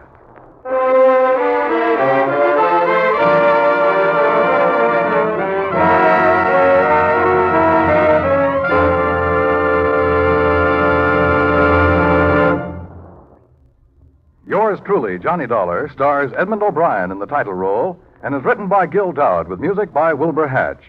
Edmond O'Brien may soon be seen in the Paramount Pictures production Warpath. Featured in tonight's cast were Sidney Miller, John Daner, Clayton Post, Jeanette Nolan, and John McIntyre. Yours truly, Johnny Dollar, is transcribed in Hollywood by Jaime Del Valle. This is Dan Coverly inviting you to join us next week at this time when we will again bring you Edmond O'Brien as... Yours truly, Johnny Dollar.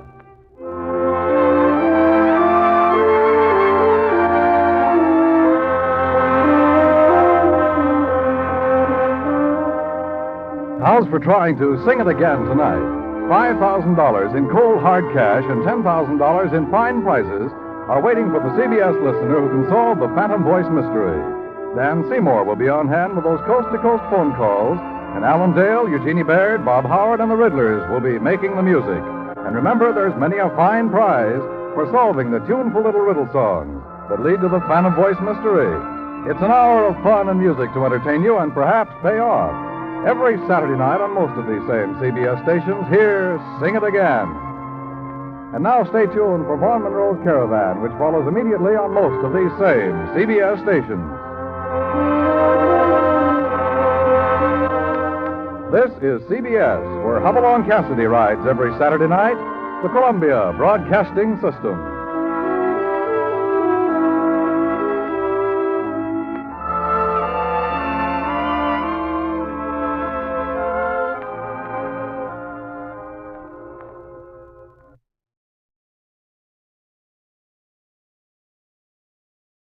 Wrigley's Spearmint Chewing Gum, the refreshing, delicious treat that gives you chewing enjoyment, presents for your listening enjoyment Edmond O'Brien as Johnny Dollar. My name's Mark Nelson. I came to Hartford to talk to you about a federal assignment. I'm from the Treasury Department, Bureau of Narcotics. We need an insurance investigator For what? to go to London on a case that has us stopped here.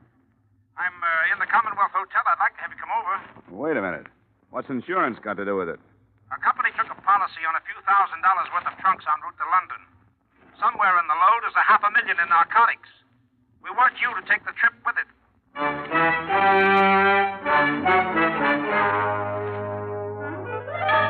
the makers of Wrigley's Spearmint Chewing Gum bring you Edmond O'Brien in another adventure of the man with the action-packed expense account. America's fabulous freelance insurance investigator. Yours truly, Johnny Dollar.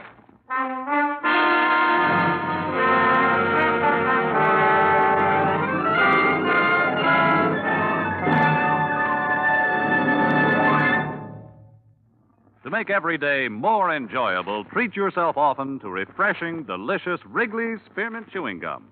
Here's a taste treat you can enjoy indoors, outdoors, at work, or at play.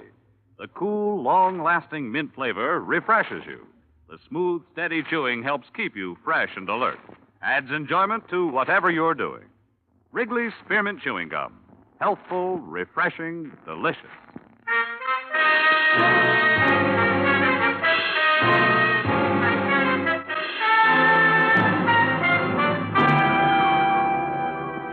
Expense account submitted by Special Investigator Johnny Dollar to Treasury Department, Bureau of Narcotics, Washington, D.C. The following is an accounting of my expenditures during investigation of the London matter. Expense account item 1, $1.75, cab fare to Commonwealth Hotel. I'll give you the background as briefly as I can, Dollar. We allowed the entry of some narcotics from India into Seattle. We've been trying to break up a big ring in the Pacific Northwest. But the stuff didn't stay there. We followed it south into Beverly Hills. Have you ever heard of Dorothy Rivers and Broderick Green? The woman? I think so. I saw her in a couple of plays in New York, didn't I? Yes, that's the one. She's been out west for the past 2 years making movies. Green's her husband, a director. The narcotics went to them. Well, to their house, at least. Well, they must have servants. Yes, they did, but that doesn't do us any good. There were 4 of them, but 3 of them have been discharged. They all had a hand in packing the trunks for this London trip. So any one of them or all of them could have packed the narcotics. You're sure that's what happened? We know they went into the house, but nothing has come out but the trunks. And I searched the place myself just before I flew east. Why don't you want to stop it? We cabled Scotland Yard, and they told us there's been a big increase in contraband over there in the past couple of years. You think this could be part of a pattern? Well, it's possible. You see, because they need our dollars, British Customs make it a point to extend a lot of courtesies to these visiting film celebrities. The stars always arrive with a lot of belongings and usually with a servant or 2. In the case of Green and his wife, just 1. A confidential secretary, a Miss Miller, Lorraine Miller. She's traveling with the trunks.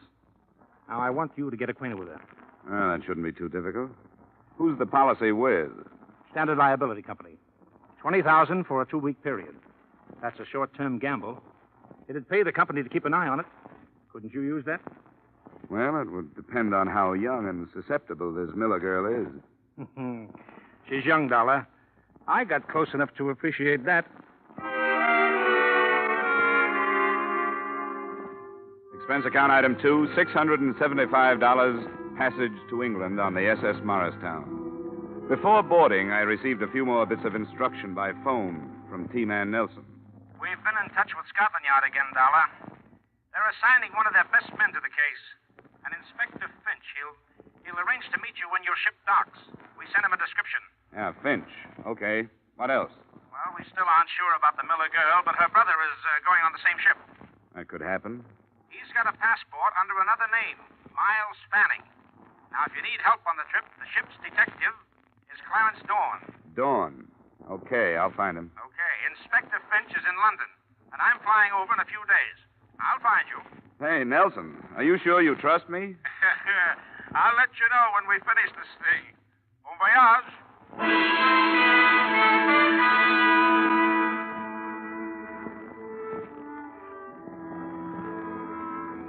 Expense account item 3, $8. Bar bill.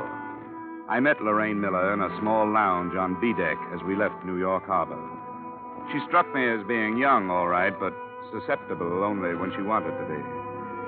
She had a face that didn't need much makeup and auburn hair that didn't need much messing with. Her hazel eyes were wide-spaced and seemingly candid, but they didn't tell me whether or not she knew who I really was. It must be an exciting job. Travel a lot? Meet interesting people? Yes, I once met a pig named Rollo who had eaten a diamond bracelet. Really, Mr. Dollar? Hey, how long are you going to be in England? About a year, I guess. The Greens are going to make a picture with somebody's frozen pounds. It's a smart thing to do, you know. Everybody who is anybody has some frozen pounds. You don't like these people. If it shows, it's because of this martini before lunch. I'm glad you're here. So am I. You traveling alone? Yeah, but that's my line, isn't it? What do you have, a cabin or a suite? A cabin. Then it's my line. I have a suite. I'll go take a nap in the tub, and you meet me there at 5. There's a little bar, and I'll order some things, and we'll be able to get some music on the radio and have dinner there. Oh, I really shouldn't. Hidden away from the rest of the people. Sound of the ocean outside. You'll like it. If I could only be sure that Mother won't worry about it.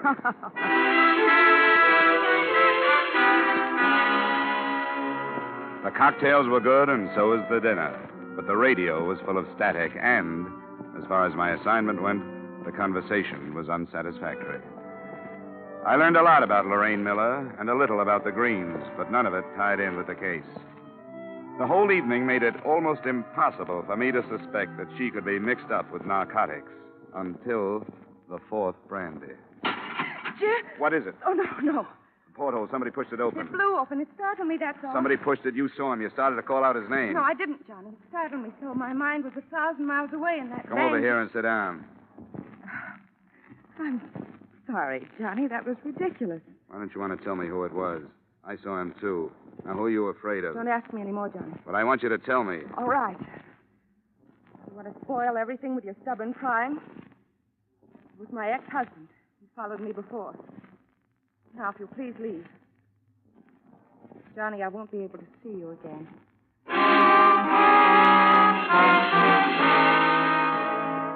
Selfishly, I was sorry it had to happen, but it meant progress. I knew it had been a brother outside the porthole, and she was covering up for him.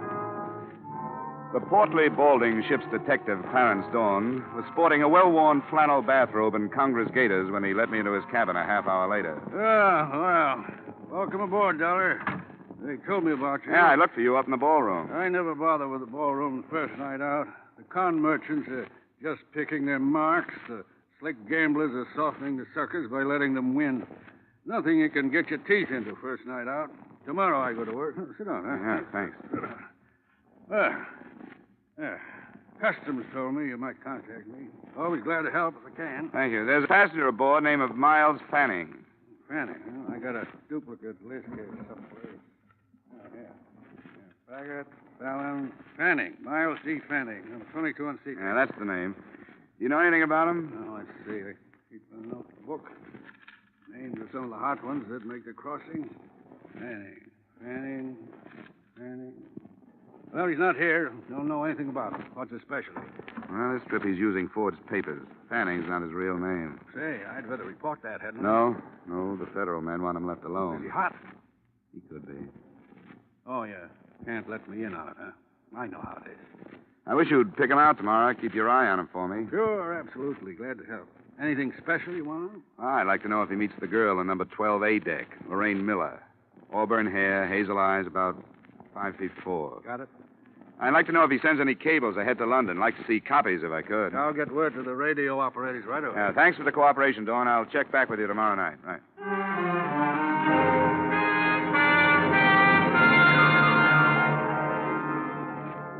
I checked back with him on the following 5 nights, and he had nothing to report. The days and evenings I spent as casually as I could, and never once saw the Miller girl. According to Dawn, she had her meals in a cabin and never left it. Her brother was pointed out to me, and I felt his eyes on me now and then, so I knew he recognized me. Then, the night before we were due to dock in Southampton, I was surprised in my cabin by an unmistakably feminine knock on the door.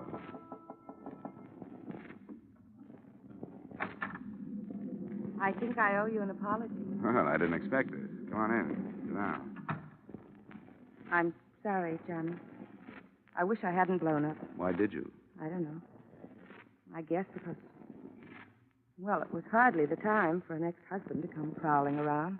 It was too bad. The trip that started out to be a lark, this one has turned into a big flop. Have you enjoyed it? Well, I've met a lot of those interesting people, bridge players, deck tennis players, kind of Astor players, fat old gossips with jewels, drunks, nothing like us. Yes? This is Dawn, Dollar. Yes, Mrs. Johnson. Oh, you can't talk. Yes, that's right. I'll make it short. They met after dinner. Fanning went to the Miller cabin. Oh? I'm awfully sorry, Mrs. Johnson. I couldn't make it tonight. A previous engagement, but thanks for calling. I'll stay on him and see you later. I hope you find somebody. Night. That was one of them. Could I fill in a contract? Mr. Johnson is seasick. We can get together in London, can't we? Yeah, sounds fine. I think we can work it out. I hope so, Johnny. I really do. Now I have to go. I want to get everything packed tonight.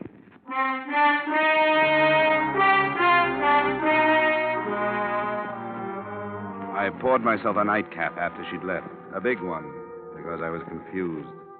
I didn't know why she'd come, or how much she knew about the narcotics, or how much she thought I knew. It was the first drink I'd had in my cabin out of my own bottle, and it was the last. I felt it the minute it was down. There was nothing I could do about it. But it was painless. The ship seemed to roll more heavily, and I pitched forward toward my bunk. After that, the ship could have sunk, and I wouldn't have known about it.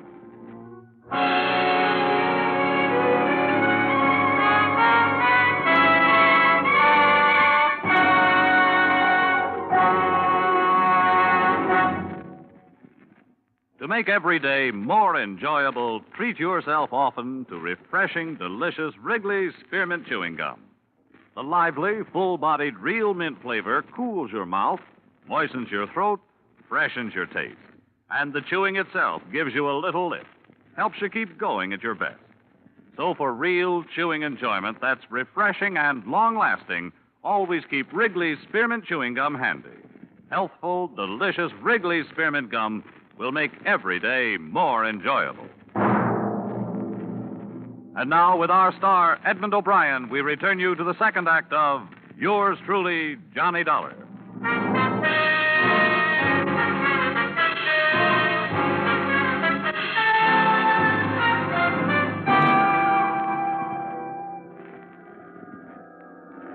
I don't know. Great shock to the system. Yes, it must be. Sinister amount of opiate. Amazing resistance. Well, we'll try. There. I don't dare give him any more stimulants, Inspector, but this should bring him round. Rather an unpleasant arrival, poor chap. Yes. That did the trick. Now I'll leave him to you, Inspector. Keep him awake, but don't expect too much at first. Yes, of course. Thank you, Doctor. Mr. Dollar? Mr. Dollar? Can you hear me, sir? Huh? What? You must try to stay awake. Can you open your eyes? Who are you? Chief Inspector Finch of Scotland Yard. Oh, the girl. I'm afraid Miss Miller has disembarked. Fanning? He's being followed by one of my men. Mr. Dollar, your system received a large amount of opiate, enough to render you unconscious for almost 12 hours. Do you know who administered it? We're in Southampton. Yes. It was a girl. She come to my cabin and there was a phone call. A phone call, sir? Yeah, the ship's detective has been giving me a hand, keeping his eye on Fanning. I wasn't watching her. She must have drugged the whiskey while I was talking. Oh, I was stupid. I shouldn't worry if I were you. The situation is nicely under control. The trunks? En route to the Green residence. However, the men in the lorry with it are from Scotland Yard. They'll unpack them, and I assure you nothing will pass unnoticed. Nice going, Inspector. Thank you, sir. We like to try. Now, if you could raise yourself and drink some of this coffee. All right. Yeah. Shouldn't be this hard. Nasty experience. Okay, let's have the coffee. Yeah. Splendid. When you feel strong enough, we'll have an ambulance move you to my flat. You may rest there, and we shall await developments.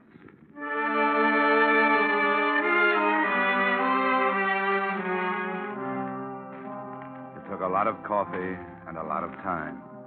But by early afternoon, we were in the inspector's flat, waiting for word. It came at 4:30. Yes? Mm-hmm. Huh?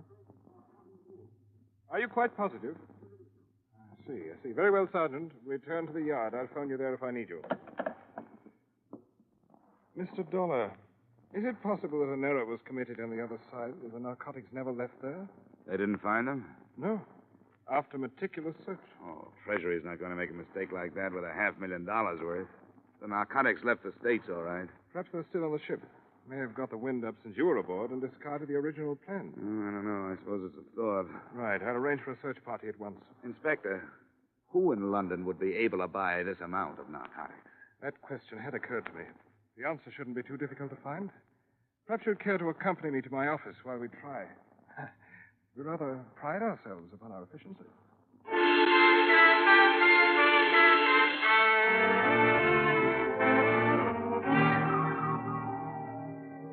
10 minutes after we got there, the ponderous machinery that is Scotland Yard started grinding out files on criminals. They were indexed according to every possible feature or characteristic. In the space of 2 hours, we had the name of every known narcotic suspect in London, and flying squad men had been sent out to cover them. But the first report that came in was negative. The ship had been searched without success. Then the phone rang again. Inspector Finch. Huh? Oh, yes, he's here. Mr. Dollar? Thank you. Oh. This is Nelson, Dollar. I just got in. Oh, good. Have you heard about the mess? Part of it. I went down to the ship. Johan told me what happened to you. Are you all right? Yeah, sure, I'm all right, but the stuff got through. It's loose someplace here in London. The trunks? Unloaded and searched by Scotland Yard men, nothing. What about the girl? She's being watched. Anything on Miles Fanning? Well, the Yard's tailing him, too. Say, Nelson, are you sure the narcotics were put aboard the ship? Positive. But I'll get right on the transatlantic phone and get somebody to recheck the trail. I'm staying at the Empire. Call me if something breaks. Yeah, right. Treasury man, he's going to check the States to see if there's a slip. Good. $500,000? Rather a nuisance having that. This may be something. Yes? Mm-hmm. I see. Yes, at once. See that a driver and a radio cars at the main entrance will want to stay in touch. Thank you. What was it? Any progress? Yes. Most unpleasant progress. The constable I assigned to follow the chap who calls himself Fanning has been shot to death. Oh? Progress lies in the fact that your ship detective fellow, Clarence Dawn, was killed at approximately the same time. Dawn? Yes. Do you have a pistol, Mr. Dollar? It's on the ship. We won't bother going there. I'll have two issued to us before we leave.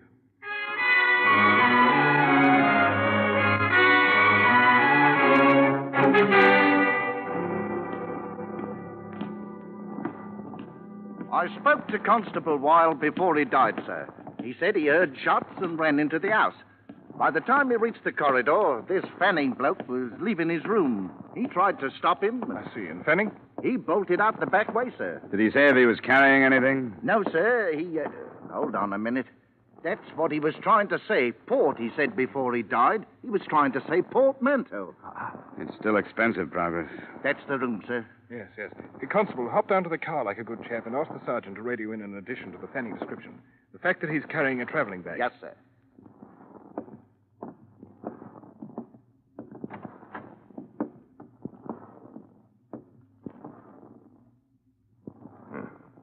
Is this Clarence Dawn?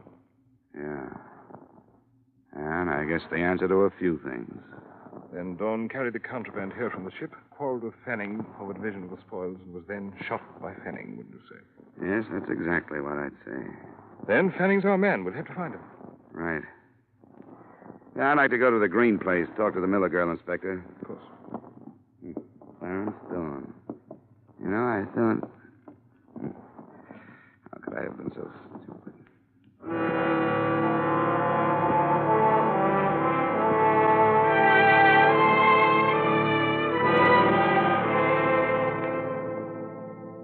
Green residence was dark when we arrived, and there was no response to either the doorbell or our shouts. We pulled up a few yards, and while we waited, we listened to the nervous talk between the radio cars that were combing the city for the man we called Fanning. A man answering the Fanning description has been reported in the square. Request flying squad men to search the building. That's 3.5 hours we've been here. Must be 1 million men in London who answer his description. And so we shall have to question 1 million men. 47Y, 47Y to 14B. Are you still in Charing Cross Road? Over. 14B, 14B here. Still in Charing Cross Road. Over. 47Y to 14B. Investigate 1936 Bentley crossing into your section. 1936 Bentley. Close coupled sedan. Black. Registration GY4110. GY4110. Acknowledge. Over. Cut it, Sergeant. Cut it. 14B acknowledging. Sergeant. Registration GY4110. Switch off the receiver. Oh, yes, sir. There's a car. Looks like it's stopping. It's a taxi. There she is. Come on, Inspector. But let me do the talking, will you? Right you are.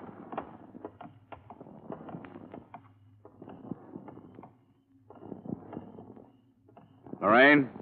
Who is it? Johnny. Johnny, where have you been? Where is he, Lorraine? What happened to you? I looked for you when we were docking. I came to your cabin and knocked. Stop it. Where is he, your brother? Johnny. Come on, where is he? What has he done this time? What'd you say? What has Jim done? You know what he's done. No, I don't. He wouldn't tell me. After everything that's happened, after you've lied to protect him, you're asking me to believe that you didn't know what he was doing? Yes, I'm asking you to believe me. You don't have to. I haven't known anything about Jim since the war. It wasn't my brother who came home. It was somebody else. Somebody to be ashamed of. A stranger I gave money to so he'd leave me alone. But he never did. It was the war. What has he done this time? Tell me, Lorraine. He knew you were coming to London? Yes. You saw him while you were getting ready to leave? He needed money. I hired him to help with the packing. Where is he, Lorraine? I've got a right to know what he's If done. you're telling the truth, it doesn't make any difference. The man's a criminal. He has to be taken. Now, I want you to tell me where he is.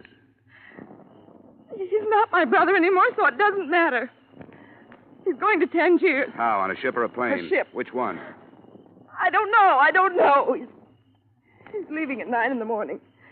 If he doesn't, he'll drag me into whatever it is. Accomplice, he said. But I don't care anymore.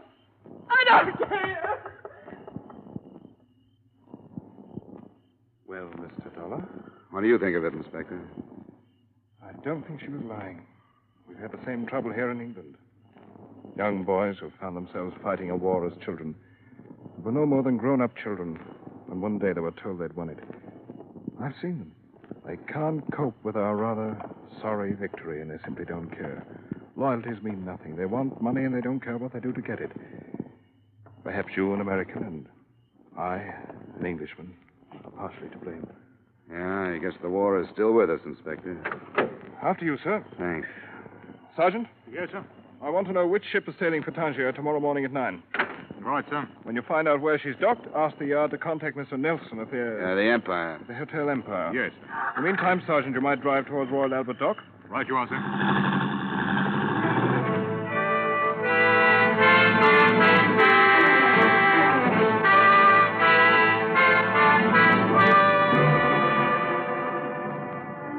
The ship turned out to be the city of Bombay.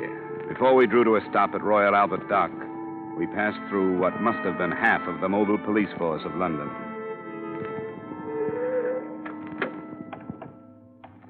That must be Nelson's car. Yeah, there he is. Come along, Sergeant. We want you to stand guard at the gangway. Right, sir. Hello there, Dollar. I was beginning to wonder if you'd ever get here. It's only been 10 minutes, Nelson. This is Inspector Finch at Scotland Yard. Pleasure, sir. How do you do? Well, Mr. Dollar, Mr. Nelson, as you so quaintly put it on the other side, this is it? You're sure he's there? Oh, quite sure. Yeah, we got a radio report, and we hope they've cleared the ship of everybody else. Well, we might as well go. Right you are. I'm ready.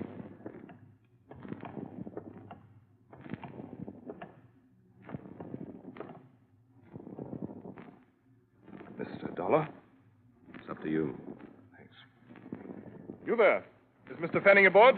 Aye, he's aboard. Stay here, Sergeant. Right there. You received word from Scotland Yard? I did. Then you'll allow us to come aboard after him? You can come aboard.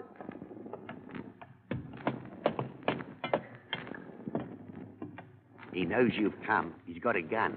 Where is he? He went forward, on deck. Everything below is closed off. Very good. We can find him up this way? That's the way.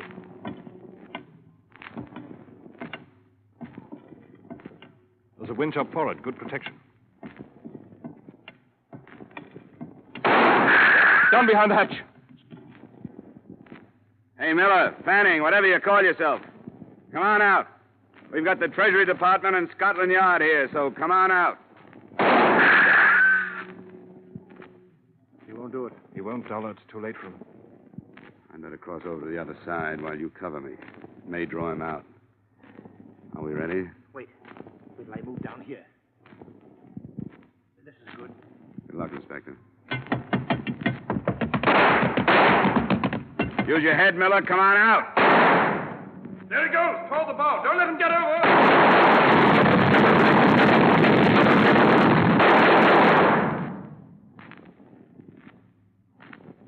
Inspector Finch? Yep. Nelson? Yes. Yes, you all right, Dollar? Yeah, what about him? He's dead, Dollar. We can search his cabin now.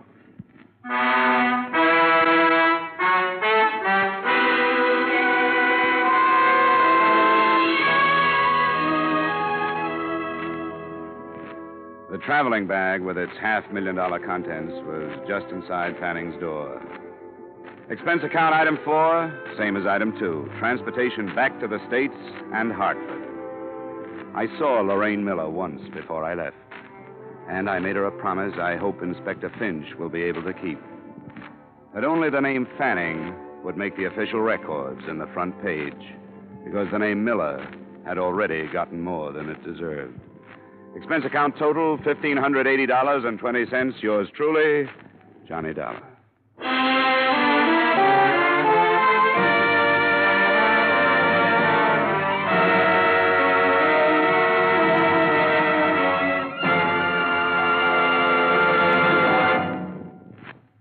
Remember, friends, to make every day more enjoyable, treat yourself often to refreshing, delicious Wrigley's Spearmint Chewing Gum.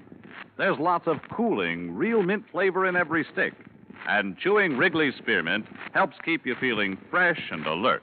You feel better, work better, get more fun out of doing things. So indoors, outdoors, wherever you go, keep some healthful, refreshing Wrigley's Spearmint Chewing Gum handy. To make every day more enjoyable, treat yourself often to delicious Wrigley's Spearmint Chewing Gum.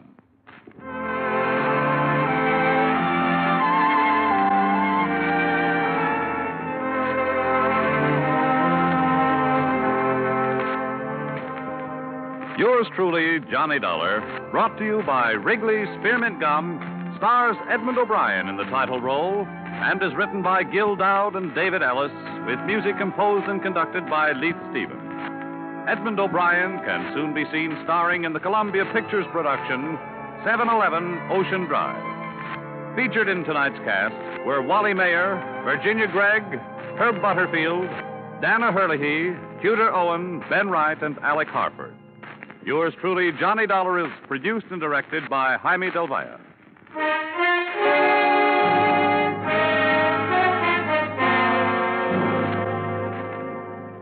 The makers of Wrigley's Spearmint Chewing Gum hope you've enjoyed tonight's story of Johnny Dollar and that you're enjoying delicious Wrigley's Spearmint Chewing Gum every day. We invite you to join us again next week at this same time when, from Hollywood, Edmond O'Brien returns in another adventure of... Yours truly, Johnny Dollar.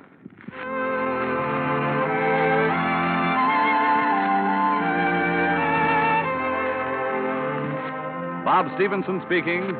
This is CBS, the Columbia Broadcasting System.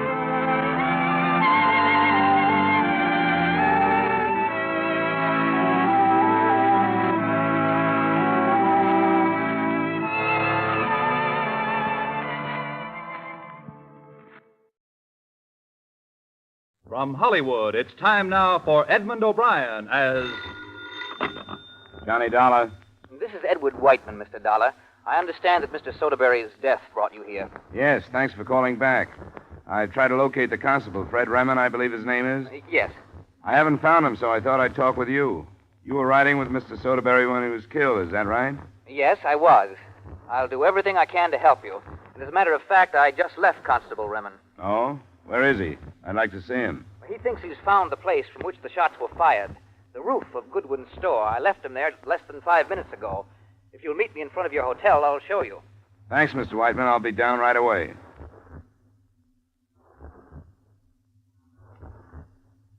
Edmond O'Brien, in a transcribed adventure of the man with the action-packed expense account. America's fabulous freelance insurance investigator. Yours truly, Johnny Dollar.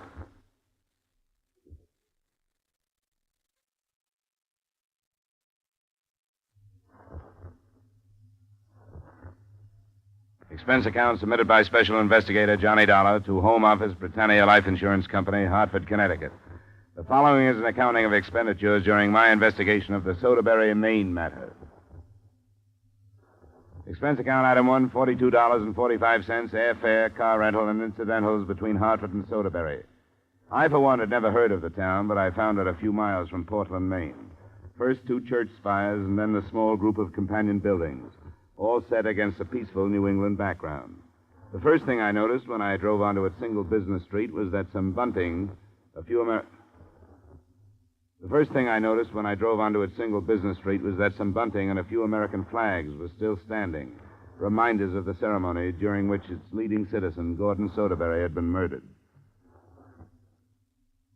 His personal secretary and assistant, Edward Whiteman, gave me the details after I met him in front of my hotel.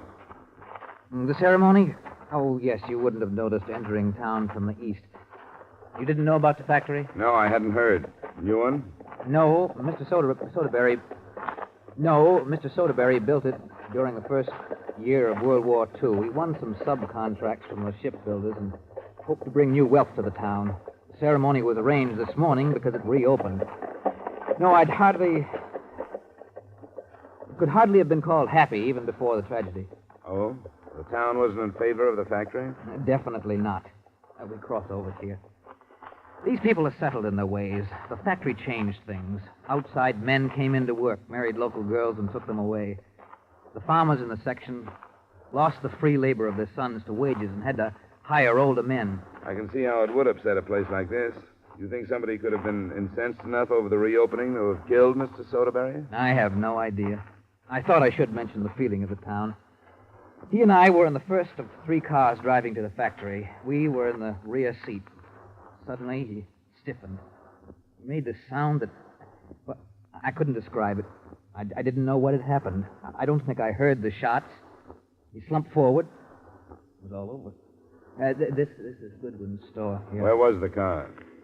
As closely as I can recall, it was directly in front. Straight out from here. Of course, the chauffeur stopped as soon as he realized what had happened. That'd be about up there, near the wagon. There's a limousine, I hear. That's pretty close shooting. Were the windows up or down? And they were down. Open, that is. How do you get up in the roof of the store? Oh, there are stairs in the rear. Fred! Oh, Constable Remen! Yes? Who's that? Ed Whiteman. There's a man here who's been sent up from Connecticut to see you. Wants to ask you some questions. I have to go back to the office. All right. What can I do for you? Why did you pick this roof as the place where the shooting was done? Because Mr. Soderbury's auto was just in front. And none of the others, 3 or 4 doors either side, have stairs to them. That's good enough. Even resting a rifle barrel on the false front would be some pretty fancy shooting. There have been some fair riflemen in the section for a good number of years now, if you know your history. I've been proud of their shooting at some of the matches we've had, but I can't say I'm so proud now. Do you have any idea where to start? There's been a man in my mind. Ben Sutherland. He had a 16-year-old son killed by a bandsaw when the factory was open before. And now he's got another, young Ben. He'll reach 16 next week.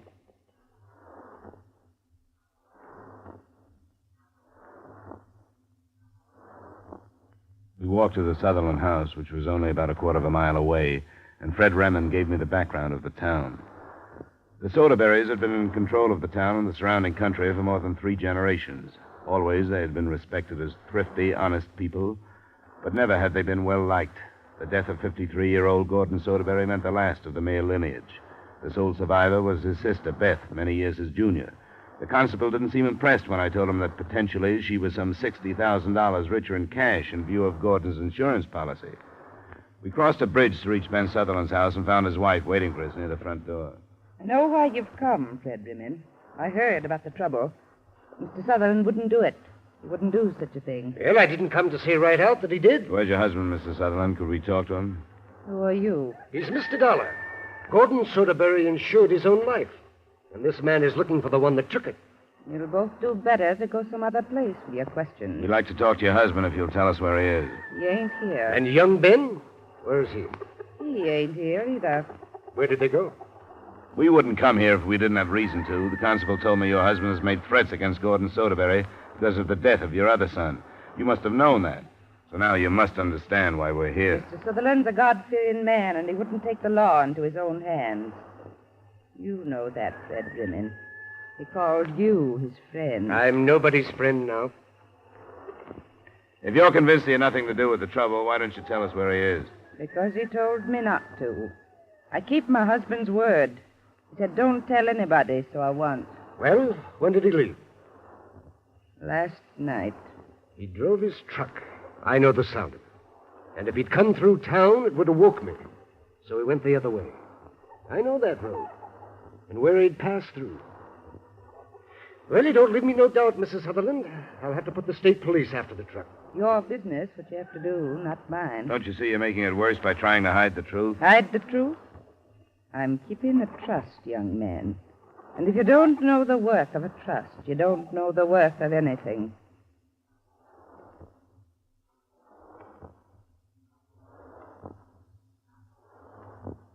I went back with Constable Remond to his house where he lived alone and which doubled as an office.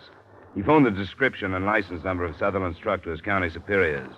And with the typical disinterest higher echelon seemed to maintain for lower echelon problems, they told him they wouldn't be able to take delivery of Soderbury's body until the following day.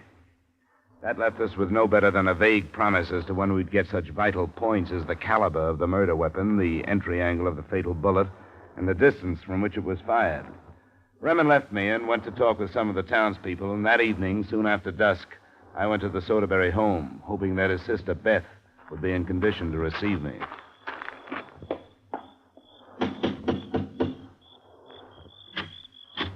Yes? Is Miss Soderbury in? Yes, she's in. I wonder if she feels well enough to see me. Does she know who you are? Not yet. I've been hired by her brother's insurance company to look into his death. Would you tell her that, please? Oh, yes, of course. Won't you come in? Thank you. My name's Taft. I'm a friend of the family's. Taft, my name is Dollar. How do you do? Beth is in the sitting room. I'll leave it to your judgment. That is, I hope that if your visit upsets her, you won't press her. I won't. All right. Beth? Yes, come in, Lawrence. Well, who was... Oh, This is Mr. Dollar. He's from the insurance company. I see. Please, sit down. Thanks. I don't believe I quite understand, Mr. Dollar. I'm an insurance investigator. Oh, well, of course. Then would you prefer that we talked in privacy? Oh, I leave that up to you, Miss Soderbury. I think Mr. Taft has stayed out of a sense of duty. No, I haven't. But at least this will give you a chance to leave for a bit, Lawrence. I'll be all right. All right, Beth. I probably should run home for a while. All right. And thank you ever so much, Lawrence. You've been terribly helpful. I'll phone you in an hour. Good evening, Mr. Dollar. Good night, Mr. Taft. Now, Mr. Dollar, when did you arrive? About 3 this afternoon. Then undoubtedly you know more about this horrible thing than I do. I'm afraid it's not very much. I've been working with Constable Remond. He wants to narrow it down to one of the local men who is against the factory reopening. But from what I've learned, it refuses to be narrowed very much on that basis. Yes, I'm afraid you're quite right. My brother was not famous for making friends. I say that at the risk of sounding cold and unemotional. Emotion very seldom helps in my work. Which is ferreting out the truth. I think Gordon understood what he was doing. I'm sure he did. He knew that our people detest change. They simply can't cope with it. Yet he forced it on them in 1942. You feel yourself to be apart from your people, Miss Soderbury. Yes, but only by reason of inheritance. change was forced upon me, too. I was much younger than my brother. I was sent to school in England, but I came back and found it quite easy to forget and settle back into this tiny world. I suppose the whole town did during the years after the factory closed. Of course it did. There was one particular man, Ben Sutherland. What do you think of him? I don't know. I suppose his name is in everyone's mind tonight. The death of his son because of the hated factory, it had a violent reaction on him. And why not? He knew his son hadn't been born to stand in front of the machine that killed him. What does he say? He can't be located. He left town last night. He took young Ben with him. I hope it isn't him. He suffered enough. Oh, what could be troubling the general? That's your dog? Yes, General Scott. He didn't alarm when you arrived, did he? No, it's the first I've heard from him. Oh, someone else's animal, perhaps. But that seldom happens. He's well able to fend for himself. He's a... By the time we got an oil lantern lit and I found the dog, he was moving silently toward the house, trailing what looked like a fractured front leg. I didn't know what to think when I told the surviving sister about it. She didn't seem frightened. But I couldn't help wondering whether her loyalty to her people wasn't misplaced, and whether the killer hadn't decided to eliminate all the Soderburys from the town that bore their name.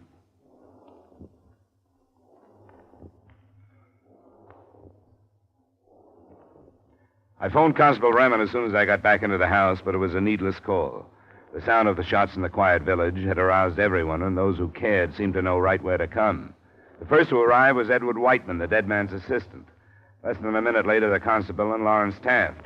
After we'd made another swing around the house without turning up anything, and after we'd satisfied ourselves that Beth Soderbury was well protected, Raymond and I started back toward my hotel. Tell me about Beth and these others, Whiteman and this man Taft. Which end do you want first? Whiteman. He's not a native, is he? No, he's from Bangor. He came here when Mr. Soderbury commenced to open up. He's not an old friend like Taft, then? Not hardly. Lawrence Taft was orphaned a good deal back. His folks died in a fire. Mr. Soderbury took him in, sent him to school in Brunswick. Taft helped him with the factory last time. He made a smart man out of him, but I wouldn't say a happy one. How come? Unless folks leave town and never come back, they're all mixed up. When they're twixt and between, like Taft is, it ain't natural. That's pretty much what Beth told me. She and him have been sort of thick off and on. Well, I'll cut across here. You got your directions straight? Yeah. Where was Lawrence Taft this morning, Constable? You mean when the trouble broke out? That's right. With Miss Beth, most likely. Why? I guess we can check that, then. You aren't thinking he killed Mr. Soderbury, are you? I don't want anything to slip by us. You don't know us people. We pay what we owe if it takes all our life. The debt that was between them two was thicker than blood. Lawrence Taft would have killed himself before he would have killed Mr. Soderbury. You know them better than I do. That's the truth. I'll see you in the morning. I hope you sleep well.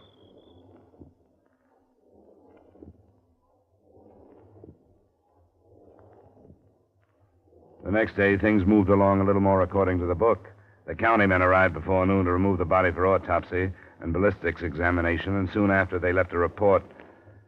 The county men arrived before noon to remove the body for autopsy and ballistics examination, and soon after they left, a report came in from the state police. Ben Sutherland and his truck had been spotted leaving a town 5 miles away. A car escorted him to Soderbury, and the constable and I were at his house when he arrived. Oh, Ben! Whatever happened to you? Ben! Stop your nagging tongue. Go in the house where you're suited to be. I'll tend to your prying when I've a mind to. Yes, Ben. I was only worried how you got hurt so horrible. From the look of your face and your clothes, Ben, you've been through one thing or another. Who might you be? My name is Dollar. I'm an insurance investigator. He's come to help me defend the laws of the state, Ben. Then it's true, Fed, that Mr. Soderbury was shot and killed. That's true. When did you hear about it, Mr. Sutherland? Those men that stopped me, they told me. They told me you wanted to talk to me about it, Fed. That's true. And I don't take to it, because we were friends. You left town night before last, Mr. Sutherland. Where'd you go? Do I have to answer this stranger's questions? It'll be better if you do. That night I made up my mind what I had to do. I took young Ben away. That's my youngest son. I should have took my oldest boy. I knew I should have, but I listened to the talk about the factory and wages and such things. So I didn't take him. And that factory did And I never got him back. And you've blamed Gordon Soderbury for it all these years. No, I blame myself. I knew what to do, and I didn't do it. Didn't you make public threats against him? That was a coward's talk. I talked big in front of my friends. I didn't know what else to do. I didn't kill him, Fred. Where'd you go the other night? I heard the talk start again. Young Ben talking about the factory, what the wages would buy. He'd be careful, he told me. And if he earned enough wages, he'd go to school like Lawrence Taft, crazy like his brother. And I put an axe handle to him and put him in the truck and carried him away. Where, Mr. Sutherland? He's on a farm where he belongs, up north, above Brighton. He's on a farm where he'll be safe. How far away is it? More than 20 miles. What time did you leave? After 9 o'clock. You got there before midnight, then? We slept in the truck. I left him with Alex Turner, son of. Then you had time to drive back here before the factory... factory ceremony started. I went to Brighton. Your face is scratched and cut. Your clothes are torn. How did that happen? I fought with a man. What man, and why did you fight? I don't know what man. I don't know who. I fought because I was drunk. I went to Brighton to drink, and that's what I did. Not for 9 years has that happened. You didn't come back here last night and have to fight off a dog at the Soderbury place? I was in Brighton. If you were, you'll probably be asked to prove it. That's where I was. And you'd better start remembering who you fought or who you were with. That's all for me, Constable. We were involved with approximately 280 people, most of whom were known to each other by sight, at least. The work Constable Remen had been doing without me had alibied most of them. Practically everybody had been on the street during the start of the ceremony and at the time of the shooting. Less than 40 were unaccounted for at 5:30 that afternoon when the county officers called in their report. Point of entry was just below the left armpit. The arm hadn't been touched. Angle of entry still made it look like the killer had fired from the roof of the store. And the murder weapon was identified as a not-too-common rifle, caliber .253. In an hour, the unaccounted-for citizens seemed to be trimmed down to 4 who owned that caliber rifle. Ben Sutherland was among them. It was close to noon the following day before the results of the test firing came back. The murder weapon wasn't among the rifles that were sent in. Well, then I did something wrong. I am no great shakes at trouble like this. It's not necessarily that we did something wrong, Constable. Maybe we just didn't do quite enough. One of those 253,000s got away from us. A man's rifle is no secret here. He's proud of it. What kind of rifle did Gordon Soderbury own? Why? The townspeople hated the factory. That's the motive we've given them. But none of them owned the murder weapon. Not even poor Ben Sutherland, with a stronger motive than anyone else. Unless he could have bought a rifle with just this in mind and kept it hidden. I don't know. We'll work on that, too. But for now, let's look at the people we've neglected. Edward Whiteman can't be involved because he was sitting next to the victim. You tell me Lawrence Taft is clear. He wouldn't ever kill Mr. Soderbury. Then the sister. She seems to belong more to the town than to the family. She didn't approve of what her brother was doing. I can't hold a thing like that in my mind. We don't kill our kin here. There are some that have. Will you do this for me? Will you get the 3 of them in here and keep them for an hour? Well, how would I keep them? I don't know. Write up a statement for them to sign, something about the ballistics reports. You can spend some time over them. Then ask the sister to go into detail about what she's going to do with the factory. I'll try to take less than an hour. I ain't saying I can do it word for word, but I'll try. And if you'll write that statement, I'll be obliged. I ain't so good with a pencil. It took me somewhat less than an hour, and what I found didn't make sense for a while. A rifle, well hidden beneath some torn clothes in a closet. The rifle's caliber matched that of the weapon that had killed Gordon Soderbury. I reached his home soon after his sister did. Why, yes, he's here, Mr. Dollar. How much do you know what lay behind the trouble the other morning? I beg your pardon? If you know who killed your brother, you'd better clear your skirts. 2 people are going to tear up any lies you tell. Mr. Dollar, if you know, please tell me. Lawrence Taft. Oh, no. No, he didn't. Why do you say that? You better say that first line again. Oh, no. No, he didn't. Why do you say that? We've pretty much cleared the whole town of the murder. You can't do that without having something left over. Oh, but you're wrong. Lawrence wouldn't kill my brother. That's what I've been told. But would you react the same way if Edward Whiteman was dead and I told you Taft had killed him? I'm sorry. I don't... Lawrence, come here. I'm here, Ben. But It isn't true. It isn't true, is it? I heard what you said, Mr. Dollar. What reason would you have to say anything like that? I just left your house. In it, I found a rifle and some clothing that was torn by the dog last night when you evidently came back to overhear what I said to Beth. Lawrence. You didn't have any reason to kill Gordon Soderbury, did you? No, I didn't. But you hated Whiteman, didn't What you? reason would I... The factory, for one. You were important last time, but you were left out the other morning, isn't that right? Oh, always the factory. What difference did it make to you, Lawrence? Remen told me you people always paid your debts. Maybe that was it. That an outsider came in and forced him out so he couldn't prove himself. Maybe he was afraid Whiteman would force him out of your life, too. I don't know. Lawrence, you didn't think that I... Yes. You did try to kill Edward Whiteman, didn't you? Yes. And Gordon Soderbury was killed by mistake. Yes. Lawrence, no. I didn't mean to. I know I'm weak and I'm mixed up. And I don't know where I belong, but I knew he couldn't stay here. Whiteman was taking my place, and I knew people were laughing at me because I failed. I did try to kill him. Thought it was for you. I didn't know until later. Later I found out. Later, found out it was Gordon. It was dead. Gordon. I owe him everything.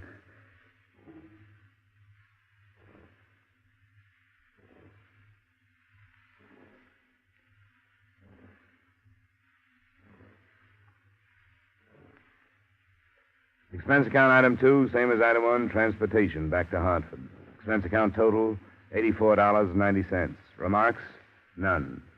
Except that maybe the now wealthy Beth Soderbury may have been right. That anybody with generations of background in an insular village like that does take a gamble when he comes out. To say nothing of a half-generation Hartfordian when he goes in. Yours truly, Johnny Dollar.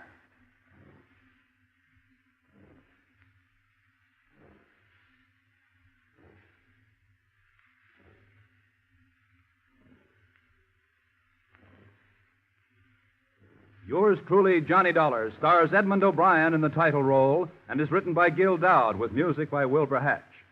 Edmond O'Brien can soon be seen in the Paramount Pictures production Warpath.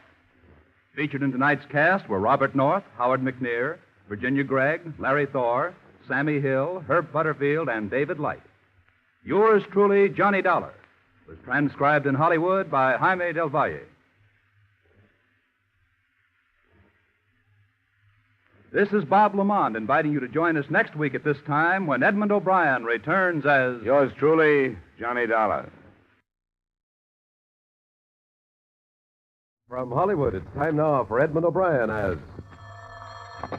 Johnny Dollar. Mr. Dollar, my name is Ed Best. I'm in the investment department of the Financial Surety Company. Oh, sure, I've worked for the company. Yes, Bruce Hardwick told me about you. I have something I'd like to have you look into. What is it? Briefly, a few years ago, we bought controlling interest in the Stanley Springs Company, an organization in the Southwest that deals in cotton, has a couple of gins. I just got a letter from out there to the effect that behind the scenes, the company is carrying on illegal traffic across the Mexican border. How close a check do you keep on the outfit? Our accountant goes out for a quarterly examination, and he certainly reported nothing suspicious, but we businessmen aren't trained to handle smuggling organizations, if one does exist. Yeah, well, training is very seldom enough, but I'll come down this afternoon and talk it over with you.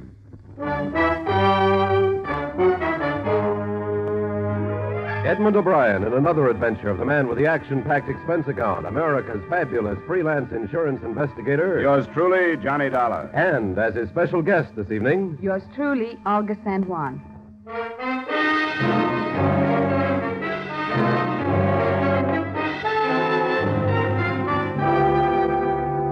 Expense account submitted by Special Investigator Johnny Dollar to Home Office Financial Surety Company, Hartford, Connecticut. The following is an accounting of expenditures during my investigation of the Stanley Springs matter. Expense account item 1, $1.75 cab fare from my apartment to Hartford's Insurance Row and the Financial Surety offices. Mr. Best? Come on in, Mr. Dollar.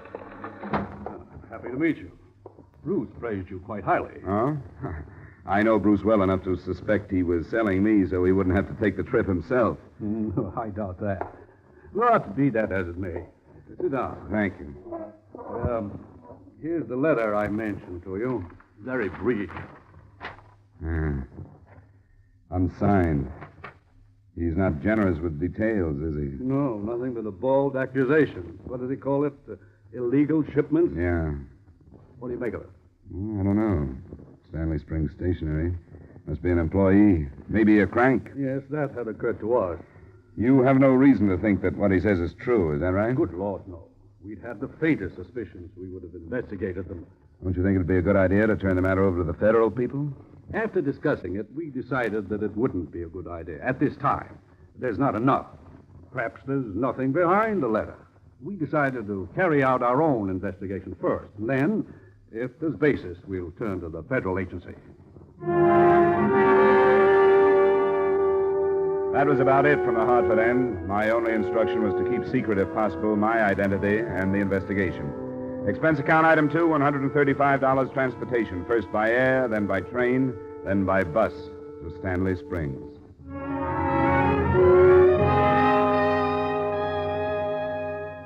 I arrived there late in the afternoon, and at first I couldn't see the true character of the town. It was dusty, set in a depression of the desert that's called Stanley Springs Valley. It was a company-built town. 2 dirty street saloons, a few cafes, and stores made up the center of town. The rest was a cluster of identical white dwellings. There was only one small hotel, and I checked into it under the curious glance of a dark-haired girl who knocked on the door a few minutes after I'd gotten to my room. Ah, hello. Hello. Are you busy? I know, not at the moment. Then could I come in? Sure, I don't see why not. I'm not quite ready to receive visitors. I don't have anything to offer you but a cigarette. I don't want anything. I only wanted to talk to you. My name is Anne, and I live here in the hotel. We don't see many strangers here in Stanley Springs. Well, I'm that all right. Sit down. Why are you here? Taking a look at a lot of organizations like the Stanley Springs Company. I'm going to write an article for a textiles magazine. You are from the East? Yeah, New York. You? I lived in Denver before I came here. And I have been in Fort Worth, and Tucson, and Phoenix. Why do you want to write about the company? Well, I'm being paid to by a lot of men who own controlling interest in a lot of companies, and they're too fat and wealthy to come out themselves to find out how they earn their money. You don't like these men. I can take them or leave them alone. What do you do? I work in one of the clubs. Clubs? Isn't that a pretty fancy name for them? I know. They don't look like much in the daytime. But at night, you'll see. Does the company own these clubs? I think they sold them. That was before I came here. I take it I can drop my money on a craft table if I want to. Yes, there are games in all of them. Oh, but you aren't interested in that. And I'm talking too much. Do you want me to go? No, of course not. I'm glad you came. Then so am I. It's good to have someone new to talk to.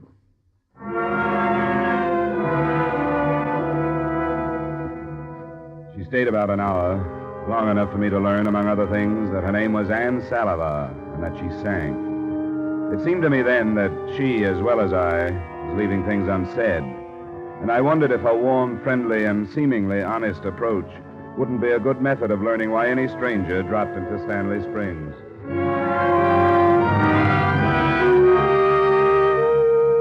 I didn't do anything that first evening and night but recover from my long 15 hours of travel. The next morning, I started out on the only lead I had, the unsigned 2-sentence note on company stationery. There were 3 men in the Stanley Springs office when I got there. One of them was Norman Stager, the manager. Well, that's interesting, Mr. Dollar. What sections have you been through in your survey? I came up through the southeastern states, then through Oklahoma, Texas, Arizona, California, now here. Quite an extensive trip. Well, they seem to think it's worth it.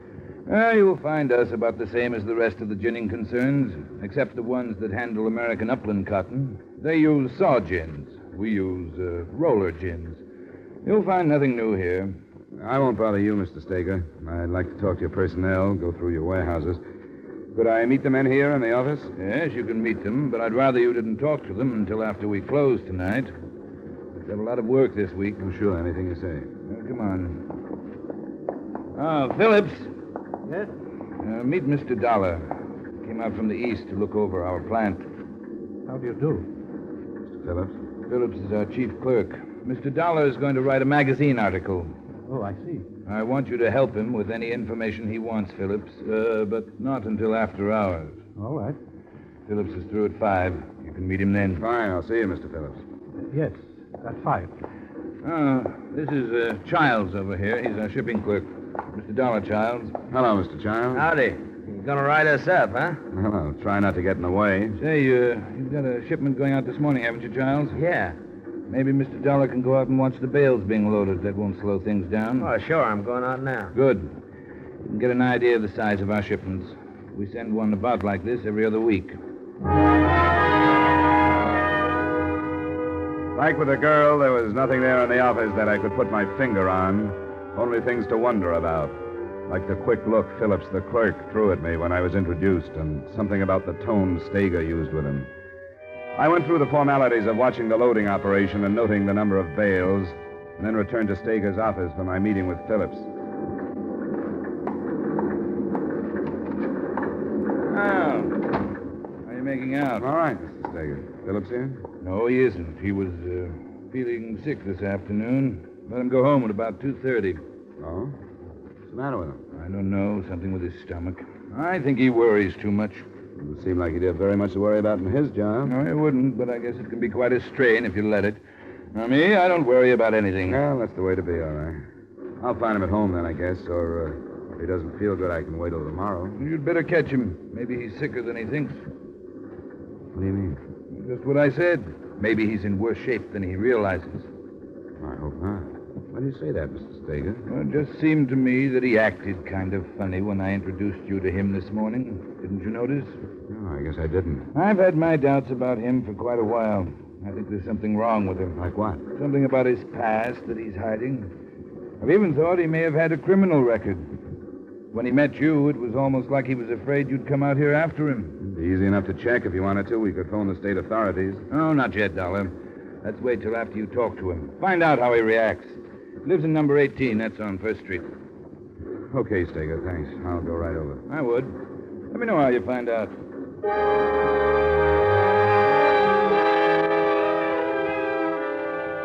I was almost positive then who'd written the note, and that there was something behind it. I banged on the door of number 18 for a reasonable length of time and then forced my way in. Phillips wasn't there, and according to some unwashed dishes, hadn't been there since breakfast. I found only one thing that pointed someplace, a photograph of the girl, Ann Salava.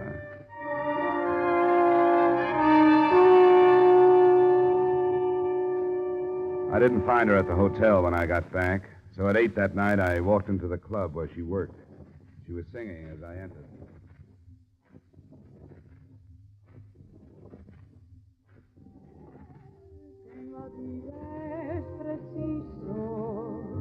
Saber esperar y callar, para al cabo arrancar lo que siempre anhela el corazón. No te importe saber que mi boca besar una boca otra vez, pues no hay huellas que existen, recuerdo que no borres tú. Tu cariño me ha traído un algo, no sé qué, que no deja que mis ojos miren más que hacia ti.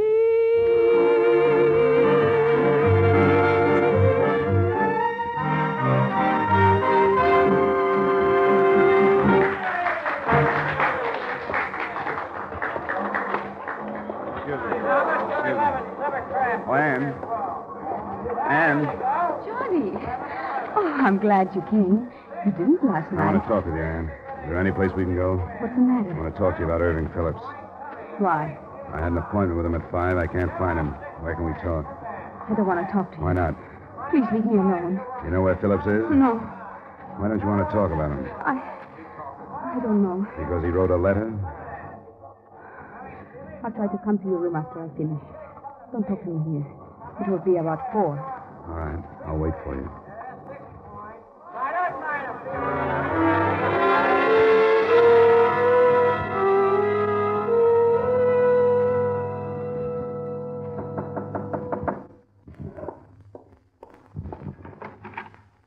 You did come.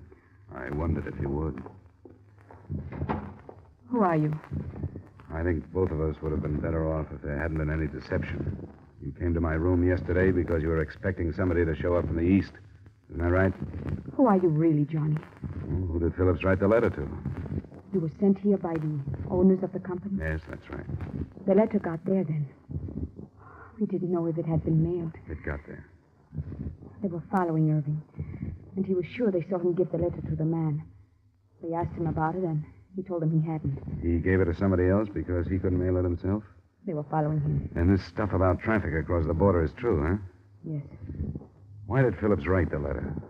He wanted to leave Stanley Springs, but they wouldn't let him. Because he knew about the smuggling. Yes. He didn't have anything to do with it, and he didn't try to find out about it. But he learned about it, and they knew it. So they couldn't let him leave. Yeah. How much do you know about it, Anne? It's narcotics. A cotton grower right in the border brings it up. Doesn't that put you on about the same spot as Phillips? They won't let me leave.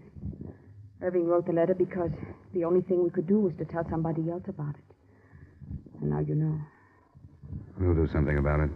What, Johnny? I'm going to get word out. I'm going to call the nearest Treasury Department office. Oh, no, Johnny. This is Stanley Springs. The company owns everything, and Steger has thought of everything. There's only one telephone in town. That's in the company office. Well, then I'll have to use that one, I guess. You go back to your room. I'll get word out some way. It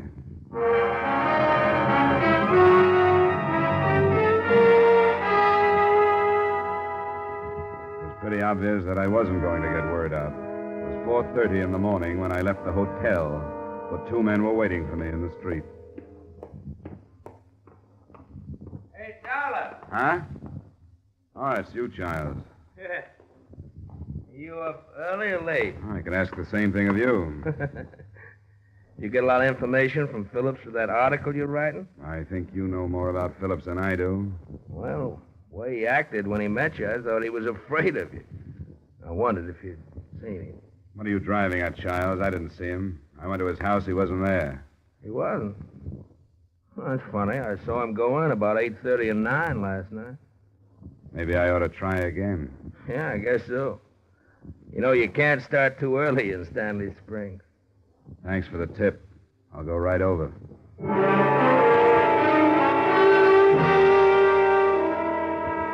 I figured it for a cat and mouse game. They wanted me to find Phillips, and I did. Phillips was dead from a bullet wound in his temple. The .38 revolver was still held in his right hand. Except for one completely worthless bit of evidence, Irving Phillips' death was apparently a result of suicide.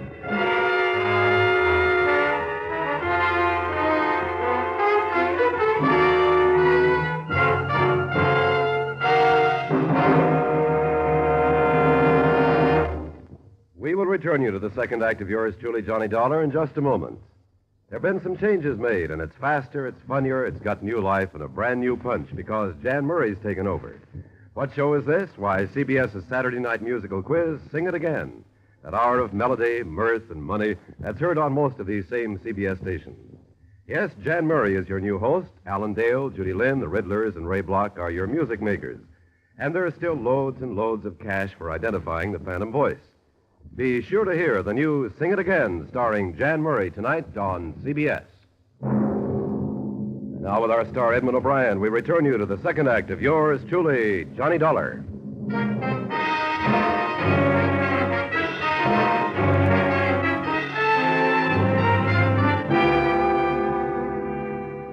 A brief and faltering examination of the scene was made about an hour later by an aged deputy sheriff, Stanley Springs' only law enforcement officer. He didn't ask for a statement. I didn't offer one because I knew it would be useless. I watched the removal of Philip's body, and then with Childs and the other man following me, I went back to the hotel.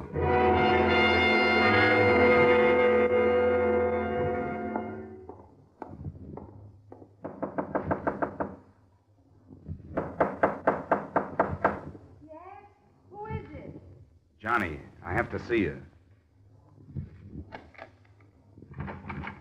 Oh, I was asleep. I didn't think I could sleep. I don't know what he meant to you, but I don't have time to pull any punches. Phillips is dead. I thought he would be. Because they didn't want him to talk to me. Here's the key to my room. I want you to get out of this one. Stay in mine. Don't answer if anybody knocks. Don't say anything. All right, Johnny. What about you? I'll be all right. I'll get back to you as fast as I can.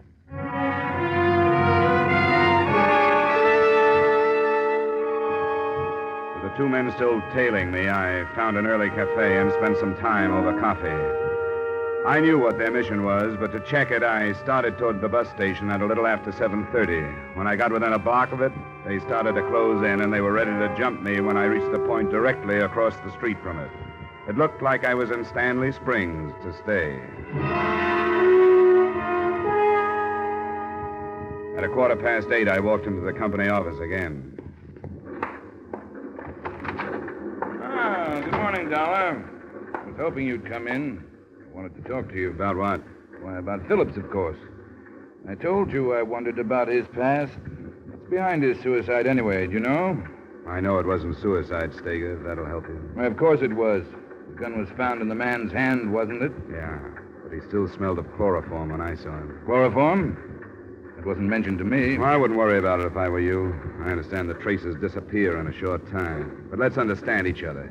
You and I know that he was chloroformed, that when he was unconscious, a gun was put in his hand, that it was pointed at his head, and somebody helped him pull the trigger. You saw this happen? It happened.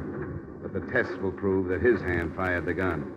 You and probably a couple of your men know he was murdered, and I know it. As far as proof goes, you're safe. For a textile writer, you seem to know quite a bit about these things. I think we understand each other now, Steger. I hope you do. I know you've been sitting on a good thing probably for a long time. The whole town has been a front for you. You control everything. But trying to control me is a different proposition. I guess I didn't realize that. Your men have made it clear that they won't let me leave town. Things will change. You're right, they will. The people who sent me out here suspect you're dealing in contraband. What do you think they'll do? Forget it if they don't hear from me according to plan? You can worry about that, Dollar. I'm not going to. I don't know what you're talking about. You made a lot of empty accusations. The only reason I can think of is that you're a stupid, stumbling bum. Well, if it's that way, I guess you won't mind my using your phone. Get away from it. Child! Put it down. Stop him, child! Move, Clancy! Put it down, Dollar. Yeah, behind him, Clancy. Now, let me have him. Hey, come on, get up, Dollar. Get away. Come on, get up. Let go. Yeah, sure, I'll let go. That's enough, child. Empty accusations, Steger? The company rule. Nobody uses that phone but employees. Now, get out of here and get yourself cleaned up. It's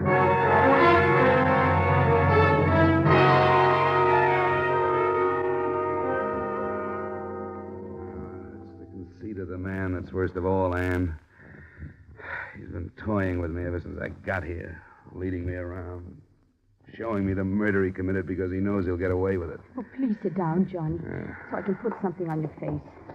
I know what he's doing, and I can't stop him. I think this will hurt. Is it very bad? Oh, sorry.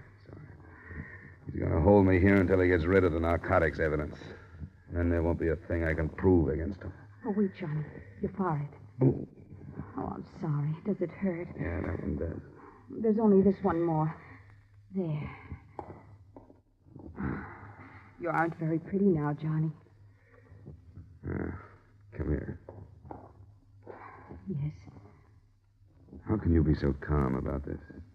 Aren't you afraid of them? I've been afraid of a lot of things. What things? I don't want to talk about them, Johnny. I've made my life the way it is. I didn't have to come to Stanley Springs. Okay. We'll leave it at that. Why do you want to know about me? It's been less than 24 hours, but it seems like I've known you for a long time. I know. I guess meeting like this in trouble does that sort of thing to people. I have heard that life goes very fast when there is danger. Oh, you haven't slept, and you should. Do you want me to go? No. I don't want you to go, not for a while. All right, Johnny. I've been trying to think what this day would have been without you. If I've helped you, I'm glad. Only a few times in my life when I've been driven to the point where I could kill a man. I reached it today when Steger and his men kicked me out of that office. I think if you hadn't been here, I would have gone back to it. Oh, I think it would be better if you forgot all about that. Forgot it? I'm afraid that's a luxury that's not allowed me. I'm not paid to forget. Even for a little while? I'll only stay for a little while. You haven't slept, and you should. But tell me about yourself. Where you live. I've wondered so many things about you.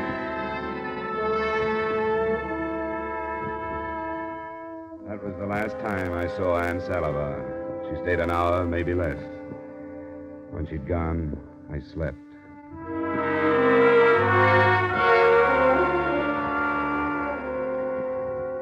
There hadn't been any secrets left between Norman Steger and me after our last meeting. I told him what I knew, and he told me how he felt. Because of that, I thought Ann Salivar was no longer in danger as a giver of information. That's why I let her leave. But after I'd rested, I went to her room, and she wasn't there.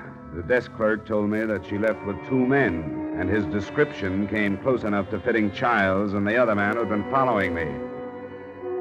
This time, when I started for the Stanley Springs office, I was carrying an automatic. Well, Mr. Dollar, I thought you'd had enough out of this office. That's just why I came back. Where is she? Who? Look, the time for tossing words around is gone, Childs. Where is she? You know that gun don't make you mayor of this town. If you use it, you'll be cut down before you can move 100 yards. I won't have to use it if you tell me where she is. I don't know what you're talking about. Where's Steger? He's out. Where? I don't know. Where, Childs? I don't know. You took her out of the hotel. The clerk told me that. Where'd you take her? What did you do with her? I don't know what you're talking about. Understand this, Childs. I'll kill you if I have to. Now, where is she? I don't know. Where is Steger? He's out in the warehouse. Which one? Number 3. Take me out there. No, I won't. No, wait a minute. Now, take me out there. Take me out there or I'll kill you. I mean that. All right, I'll take you out there.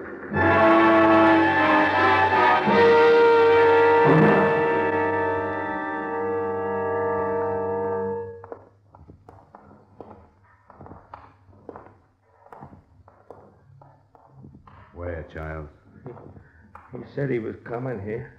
Don't play with me. Don't tell me anything but the truth. I'm not. He said he was coming here. Steger! That you, Childs? Yeah. What do you want? It's Dollar. Where is he? I'm here, Steger.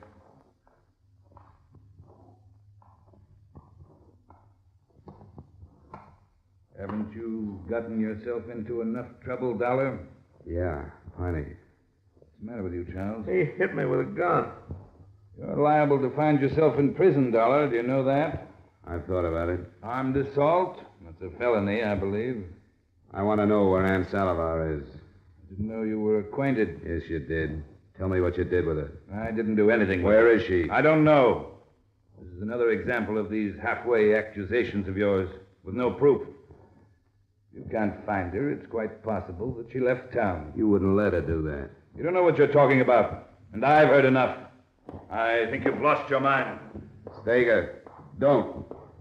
Don't leave. I'll kill you if I have to. No, you won't, Dollar. Because you don't have proof of anything.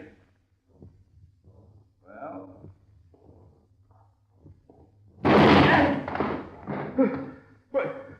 Oh, you killed him. What's the matter? You crazy? You killed Steger. No, I didn't. But you might not be so lucky. So don't do anything I don't tell you to do. No, I won't. I won't do nothing. What do you want from me? Take me to that deputy sheriff. I want to be arrested.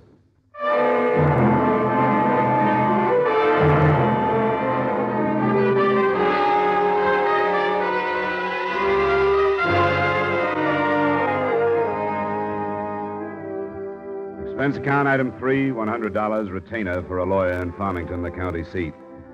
Ann Salivar was found in the building where she was being held, and she was released.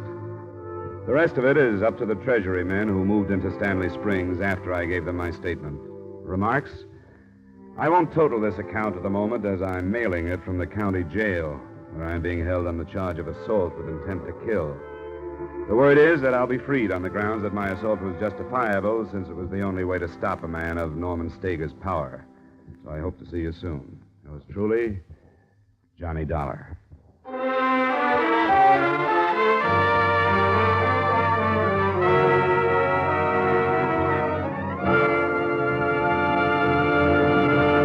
Yours truly, Johnny Dollar, stars Edmond O'Brien in the title role and is written by Gil Dowd with music by Wilbur Hatch. Edmond O'Brien's special guest this evening was Olga San Juan. Featured in tonight's cast were Ray Hartman, Bill Conrad, and Herb Butterfield.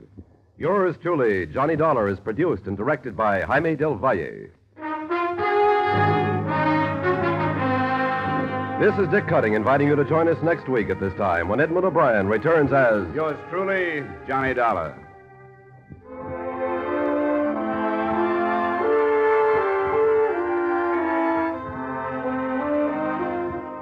Since the fighting began in Korea, prices have been mounting throughout the country. The cost of living today is at an all-time high, and under pressure will rise still higher. We can protect ourselves, our families, and our country against dangerous inflation if each of us will resolve to pay no more than fair prices, to watch for repeated price rises, to buy only what we need, and to refrain from hoarding at the expense of our neighbors and our country. Fight inflation by following those simple rules. Stay tuned now for Von Monroe's Caravan, which follows immediately over most of these same CBS stations.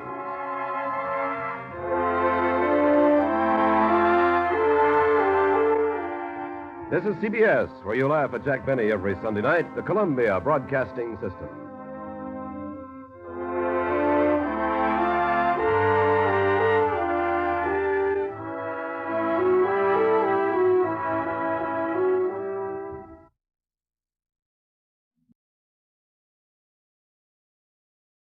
From Hollywood, it's time now for Edmond O'Brien as...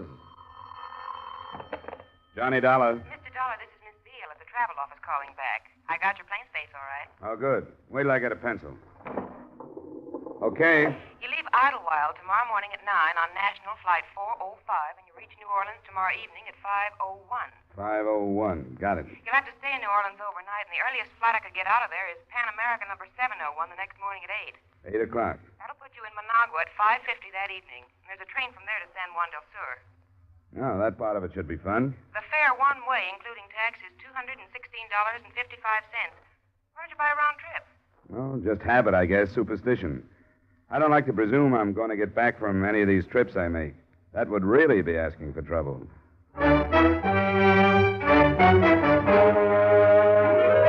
Edmond O'Brien in another adventure of the man with the action-packed expense account, America's fabulous freelance insurance investigator. Yours truly, Johnny Dollar.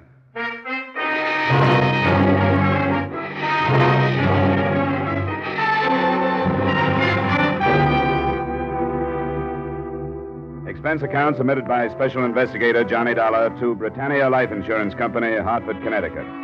The following is an accounting of expenditures during my investigation of the David Rockey matter.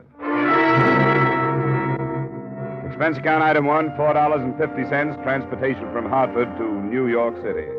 Item 2, $1.20 cab fare to the hiring hall of the National Maritime Union.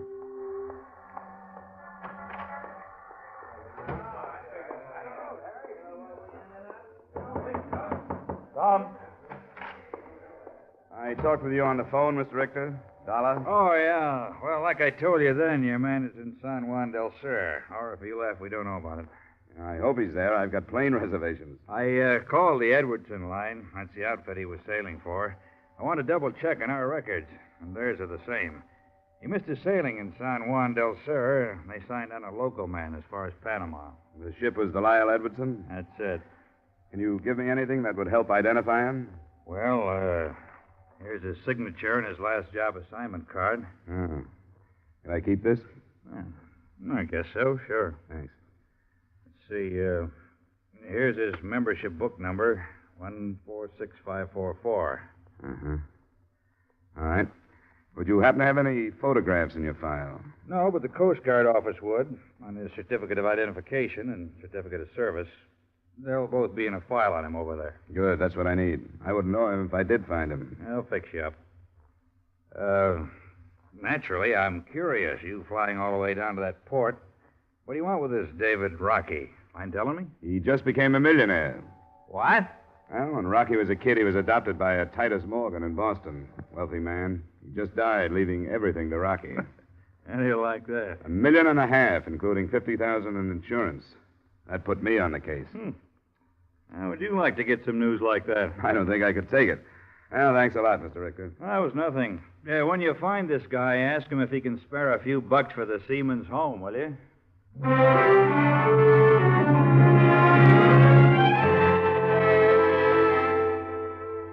From the Coast Guard documents on David Rockey, I memorized his picture, and the next morning, I left New York. Expense account item 3, $297, fare and incidentals to Managua. Item 4, $35, a charter plane I finally arranged for the next day that put me in San Juan del Sur at 3 o'clock the next afternoon.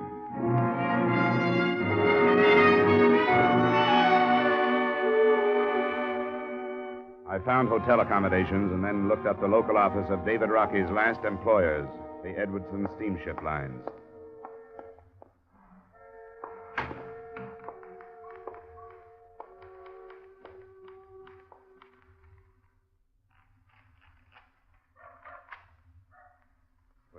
Oh, good afternoon. Hello. My name is Dahl. I just arrived from Hartford, Connecticut. Well.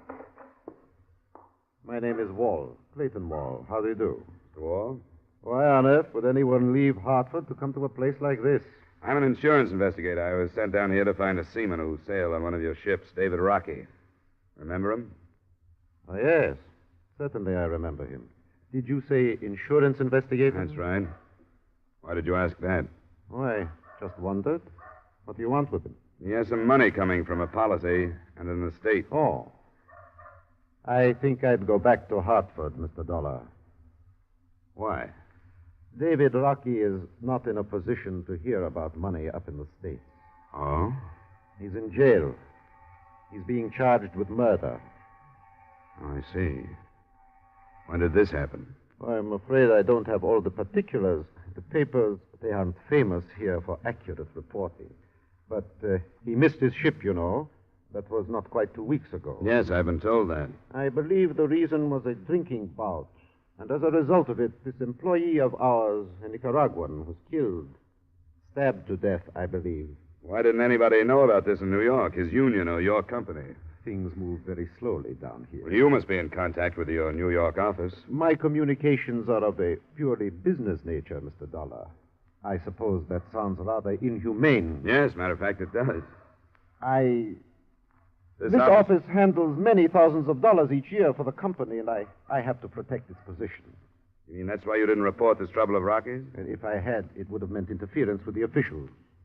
And that wouldn't have been good for you? It would not. One who wants to continue in business here doesn't interfere with the Guardia Nacional. It is both military and police. And like in all countries, they have legal procedures. I take it you haven't seen Rockey since he was arrested? No, I haven't. Well, I hope you don't mind if I do. I'll be blunt with you. As long as the interference doesn't stem from this office, I think it's highly in order. I wish you luck, Mr. Dollar. And I'd like to have you tell me how you come out. I'm not as heartless as I sound. No, sure. Just a good businessman.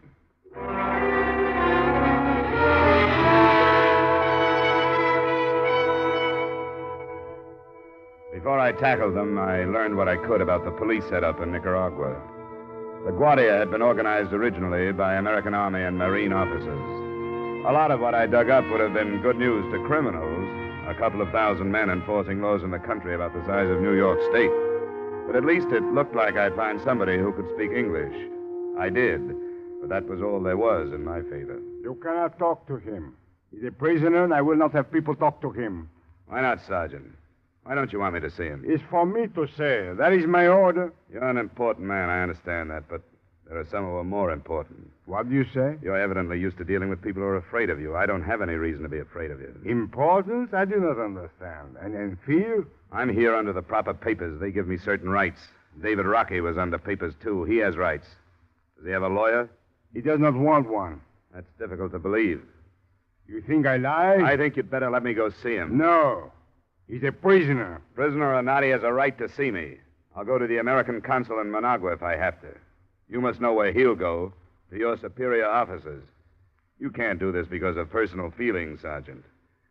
You stay 10 minutes, no more. Thanks. Maybe that'll be enough.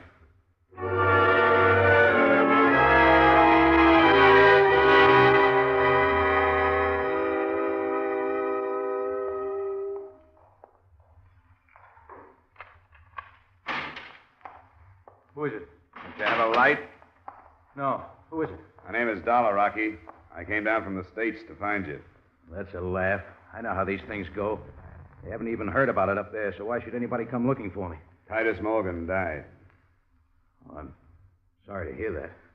What does that have to do with it? He, left you a little money, some insurance.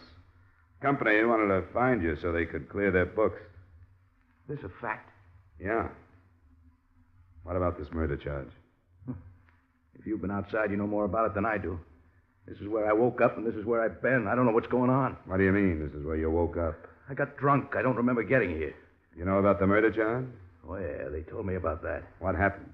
I don't know. I drank too much. It almost seems like I got a Mickey. Did you kill this guy? Are you on the level? Certainly I am. Here, hold my wallet while I get a match. That's my operating license. My cards are inside. Connecticut. It's close to home. I'm sorry I was so suspicious, but you could have been working for the police, coming in here to give me some false hope and make me blab. What about the killing? I don't remember. I don't know what happened. His name was Sagasa.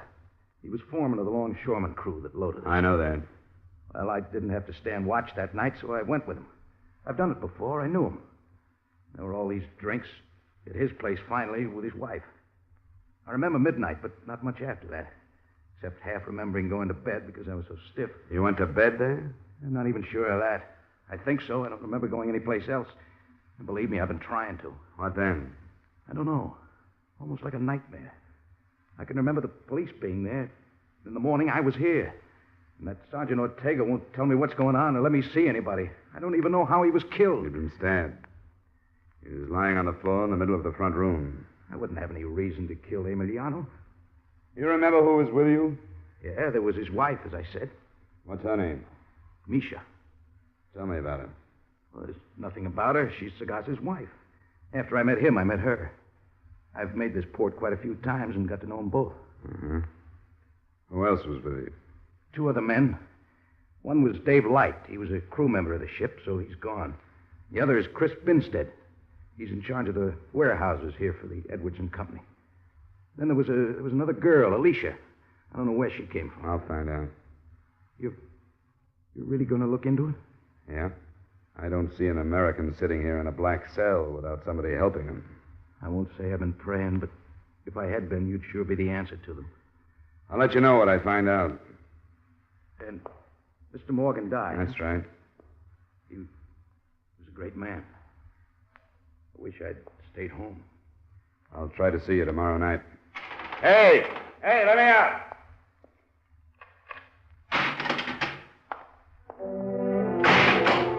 I couldn't see him. The cell was that dark. But when the door clanged shut behind me, I realized the irony of the situation. The heir to $1.5 million fortune in a jail cell in Nicaragua without rights, privileges, or even light.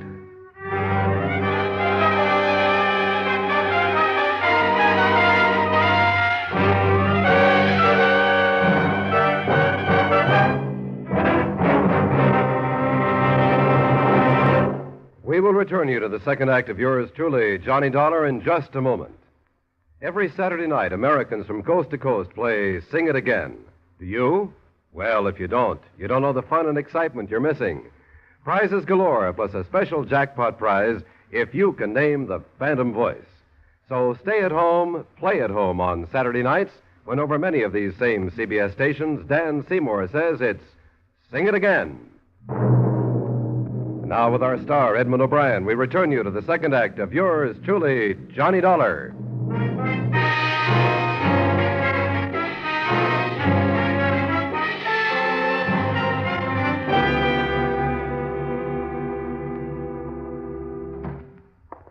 Now you saw the prisoner don't trouble me no more. He told me he wouldn't have any reason to kill the man, Sergeant. That's what he said. And that he doesn't remember killing him. That's what he said, too. And why? He says he was drunk, yes. But he remembers other things, like the police being there. Seems to me he'd remember killing somebody. Why you think he tell the truth if he do remember? It just seems to me that he was telling the truth. You are too innocent, senor. Maybe. But I'd like to know what you've got on him. I do not understand. Well, what are you building your case on? Just the fact that he says he doesn't remember? He says he'd have no reason to kill Emiliano. What motive are you using? Motive? The wife. You mean there was something between Rockey and the wife? To herself, she is a cat, and all men, they are mice for her. All right, that's something. It wouldn't be enough in my country. No? That's nothing but the vaguest kind of circumstantial evidence. Don't you have anything real? The murder weapon, for example? It was not found. What about the fatal wounds, then? What kind of a knife made them, do you think? It was a wide knife. Uh-huh. As a seaman, Rockey could have been carrying a knife, but it would have been a small one. You think of that? We searched him. He did not have a knife. He threw it away. How do you know he threw it away? He did not have it. You believe in his lies. I tell you what the people say who were with him. I don't want to hear your version of what they said. I'll talk to them myself. No, you do not. You do not interfere. Look, as far as you're concerned, he's guilty until he can be proved innocent. And you don't want anybody to try and do that. Now, don't try to stop me, Sergeant. If you don't want your superiors on your neck. You'll be in trouble, too. You aren't careful.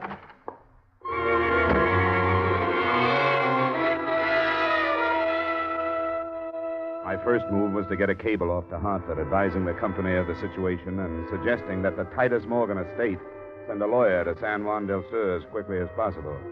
By then, it was 5 p.m. Through Clayton Wall in the Edwardson office, I found the address of the Sagasa widow, one in a section of houses that the company had improved for their employees.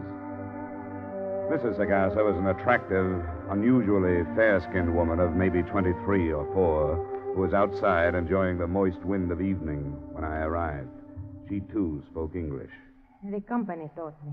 I work there. Oh, it seems to be a good company. Does a lot for its San Juan people. Sometimes I think it is good. But then sometimes I think it would be better never to know any Americans. But they bring me many presents from America. David Rockey and who else? The other sailor from the ship, the one named David. Light? Yes, that one, too. And one called Robert. What did your husband say about all these presents? Didn't he mind? Only sometimes he was angry. He would say, "You are my wife. You don't take these things." And I say, "Yes, Emiliano. I'm your wife. And these things don't change that." And he would smile and was not angry anymore. Was he angry about David Rockey? Sometimes. You know he's in jail, don't you? Yes, I know. Did you see him kill your husband? No. I understand you were here. Yes, I was here with Alicia. We came out here. It was hot inside. Oh. And the men were still inside, huh? Dave Light and Rockey and your husband? Yes. And there was one other, wasn't there? What was his name, Binstead? Yes, Chris Binstead. Did you hear anything from out here? Well, no, only talking. All of them talking? I think so. David Rockey thinks he remembers lying down while he was here. I think he stood up. He was up when you came out of your house? Yes, I think so. It was... Well, there was a lot of rum. Yes, I know. Had there been any trouble? Any arguments? No, I don't think so. Don't you remember? There was only trouble when Chris ran out. Then Emiliano stayed. What did Chris say? He said, "Dave, he cut Emiliano." Dave who? Only Dave. Could he have meant Dave Light? Well, I don't know. Was Dave Light still in the house? No, he was gone to bring the Guardia. Look, it's very important that I learn all the truth about what happened. The Guardia have made up their minds that David Rockey killed your husband. If he did, he'll be punished. But if he didn't, that's got to be proved. I came here to tell him that, well, that he had a new life to live. New life? What does this mean, this new life? David Rockey is a rich man in America now. Rich man? You know how much $1 million is? No. Well, it's more than you or your children or your grandchildren could ever spend here in San Juan. David Rockey has more than that now. He doesn't know. I came here to tell him about it. But when I found out about your husband, I didn't. Oh, no. He would surely curse God if you told him. You understand now why I have to learn the truth, don't you? Yes. All right. Then will you take me into your house and try to remember everything that happened before you and Alicia went outside?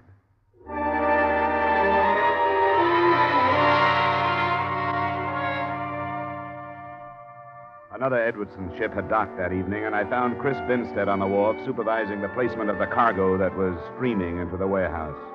He didn't want to, but he turned his job over to a helper and led me up some stairs to his office in the loft of the building. I don't quite get you being down here. You say Dave Rockey came into some money, huh? Yeah, a little. From an insurance policy. Somebody in his family? He didn't have any family. That's what I thought. He never talked about having a home or anything. Did you get in to see him? Yeah, I saw him. It's a whale of a spot he's in. Yeah. I feel sorry for him, but what else can you expect? Did you see him kill Sagasa, Chris? Yeah. And I don't want to see anything like that again. What happened exactly? Well, the whole thing was that everybody had been drinking too much. He passed out and laid down on a cot. If he'd stayed there, everything would have been all right. But Misha, she's nothing but a package of trouble anyway. She had to go over and try to wake him up. She said something that got her husband started. What do you mean, started? Yeah, riled up, something personal. So he goes over and dumps Rockey on the floor and tells him to get out and not come back. Rockey hit him once and then went out in the kitchen, got the knife, came back. Misha told me she was outside. Yeah, she was. I sent both the women out when the trouble started. She said there hadn't been any trouble. She knows better than that. Yeah, I guess so. Well, I can't see why she'd lie. I never figured them out, any of them. Anyway, Rockey came back with a knife, and they called each other some names, and then all of a sudden there was Emiliano on the floor. Then what? Yeah, that was the end of it. Went and told Misha what had happened. Dave Light went after the Guardia. What did you say to Misha? Oh, I just told her that Rockey had killed her husband. She says you told her Dave did, that you didn't say Rockey. Well, maybe I did say Dave, but I meant Dave Rockey. What are you pressing me for? Just trying to find out what happened. I told you what happened. How about this Dave Light? How come he was able to climb aboard his ship and leave? He reported the thing. Mr. Wall at the main office talked to the Guardia, and they let him go. What is all this, Dollar? You got the facts. Well, it's funny that David Rockey doesn't remember killing him. Is that what he says? He doesn't remember? A man who does a thing like that when he's blind drunk is usually following his subconscious mind. That would mean that when he's sober, he probably would have thought about killing Emiliano. So? That would mean that the motive might be the elimination of the husband. Now, I can't figure a seaman who's here in San Juan only a few days at a time even thinking of going to these lengths to get rid of Misha's husband. What are you driving at, Dollar? I'm thinking out loud, I guess. Why? That'd better be all. I guess you have to get back to work, huh? Yeah. Okay. Thanks a lot for seeing me.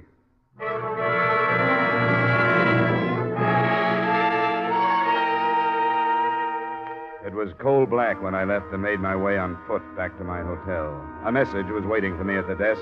Please phone Mr. Clayton Wall. Oh, Mr. Dollar, I've been waiting for you to call. Yes, Mr. Wall, what is it?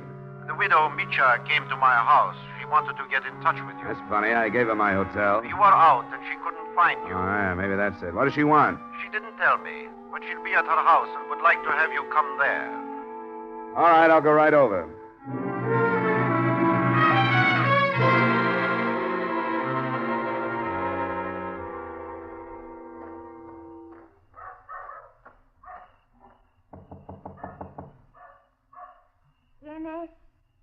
Dollar. Oh, you don't come before this? Well, I was busy asking questions. I saw Chris Binstead. What did he say? It's hard to tell the lies from the alcoholic confusion. I don't understand you. I don't understand it either, Misha. Well, why'd you want to see me? I found the knife Oh? Where? behind that... That chest? Yes. It's there. I didn't touch it. Why wasn't it found before? The guardia, they didn't look. How did you happen to find it? I don't know. After you leave, I started to think, and something told me, look there. Now tell me the truth, Misha. I tell the truth. You want to help David Rockey? If I can help. All right. Then don't say anything about finding the knife. Not to anybody. I don't tell. You didn't tell Mr. Wall? He asked me, but I don't tell. All right, leave it that way. Don't say anything to anybody.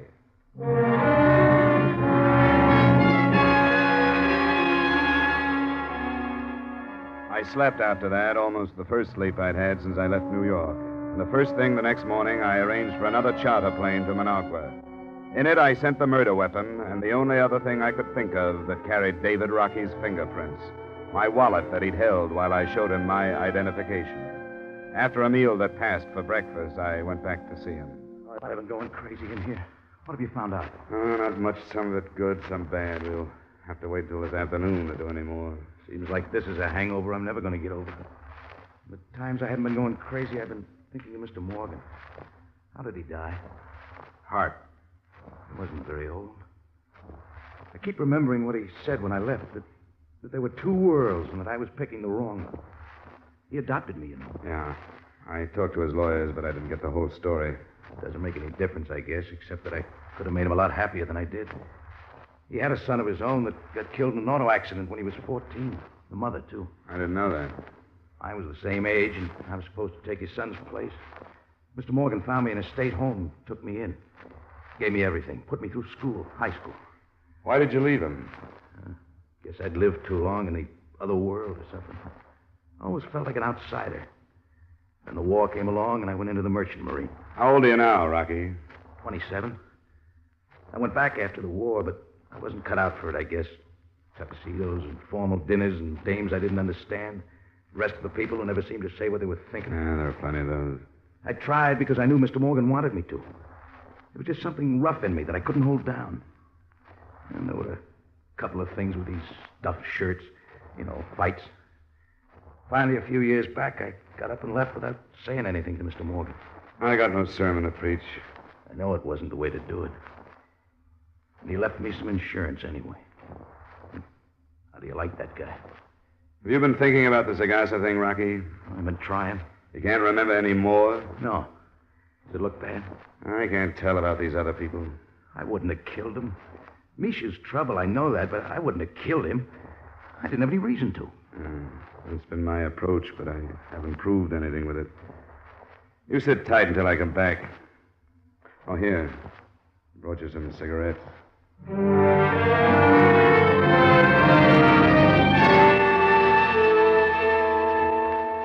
I got an answer that morning on my cable to Hartford. The Morgan estate was sending a lawyer. Then I waited until the middle of the afternoon when the charter plane came back from Managua with the results of the fingerprint tests. There was only one place to go.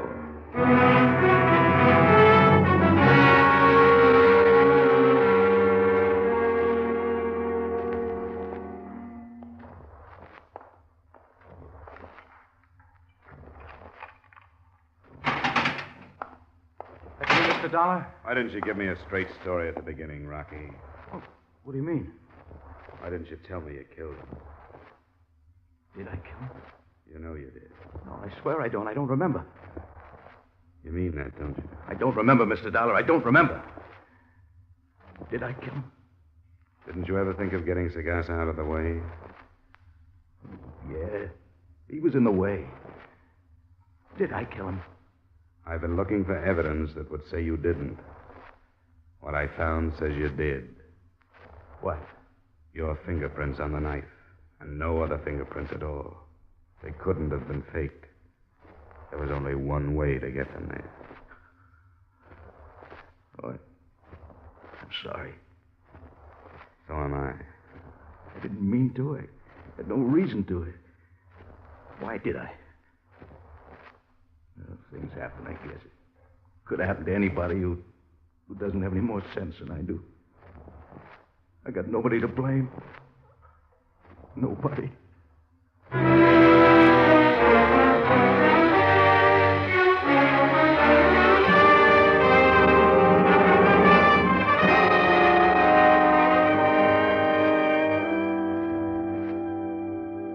Expense account, item 5, same as items 3 and 4, transportation back to Hartford. Item 6, miscellaneous, $235. Expense account total, $840.75. Remarks? I'm sorry the mission wasn't more successful.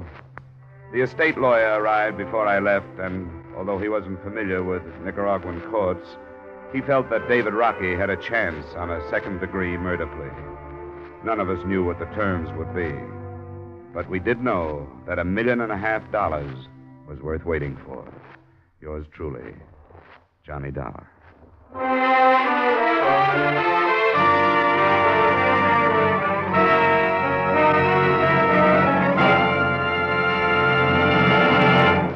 Yours truly, Johnny Dollar, stars Edmond O'Brien in the title role and is written by Gil Dowd with music by Wilbur Hatch. Edmond O'Brien's latest picture is the Paramount Pictures production, The Redhead and the Cowboy. Featured in tonight's cast were Lillian Baeff, Bill Conrad, Tyler McVeigh, Edgar Barrier, Jay Novello, and Jack Moyles. Yours truly, Johnny Dollar, is produced and directed by Jaime Del Valle. This is Dick Cutting, inviting you to join us next week at this time when Edmond O'Brien returns as... Yours truly, Johnny Dollar.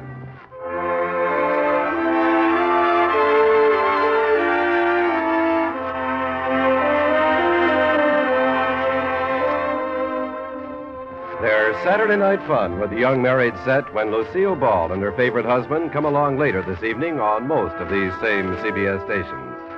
You'll enjoy the laughs with Lucille Ball as she tries to help, but more often hinders the man she calls my favorite husband. And now, stay tuned for Von Monroe's Caravan, which follows immediately over most of these same CBS stations.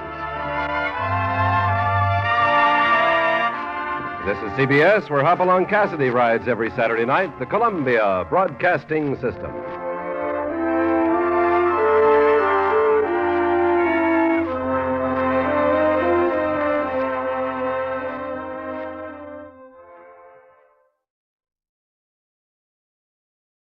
Wrigley's Spearmint Chewing Gum, the refreshing, delicious treat that gives you chewing enjoyment, presents for your listening enjoyment Edmond O'Brien as... Johnny Dollar. Cal Porter at Associated, Johnny. What's up, Cal? Remember the Unger case, about 1945? Henry J. Unger. The testimony sent him up for a 1 to 10 hitch. Insurance fraud? Yeah, sure, I remember him. They let him out yesterday. He's been noising it about that you're the top of his shopping list. Oh, I've heard that kind of talk before. Well, all I know is he's not here in Hartford visiting grandmother. We'd like to have you on a payroll for a few weeks just for safety's sake. Keep an eye on him for us. Probably the easiest money I've ever taken, Cal. If I remember Mr. Unger, he'll have his eye on me.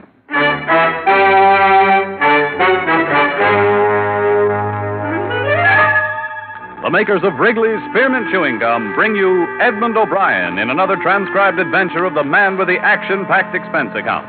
America's fabulous freelance insurance investigator. Yours truly, Johnny Dollar.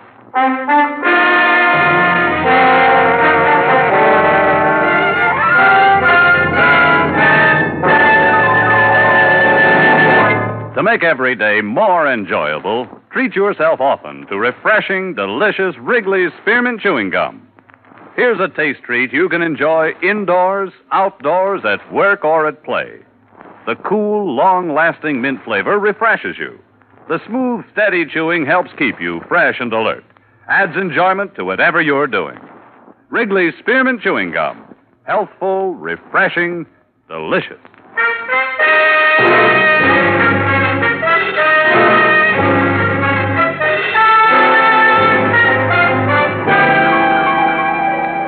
Expense account submitted by Special Investigator Johnny Dollar to the Associated Insurance Companies of New England. Attention, Calvin Porter. The following is an accounting of my expenditures during investigation of the Henry J. Unger matter. Expense account item 1, $2.20, night letter to Warden of State Penitentiary for dossier on Henry J. Unger. I just hung up and the doorbell rang. Just a second. Hello, Johnny. Eileen. Well, can't I come in? Yeah, sure.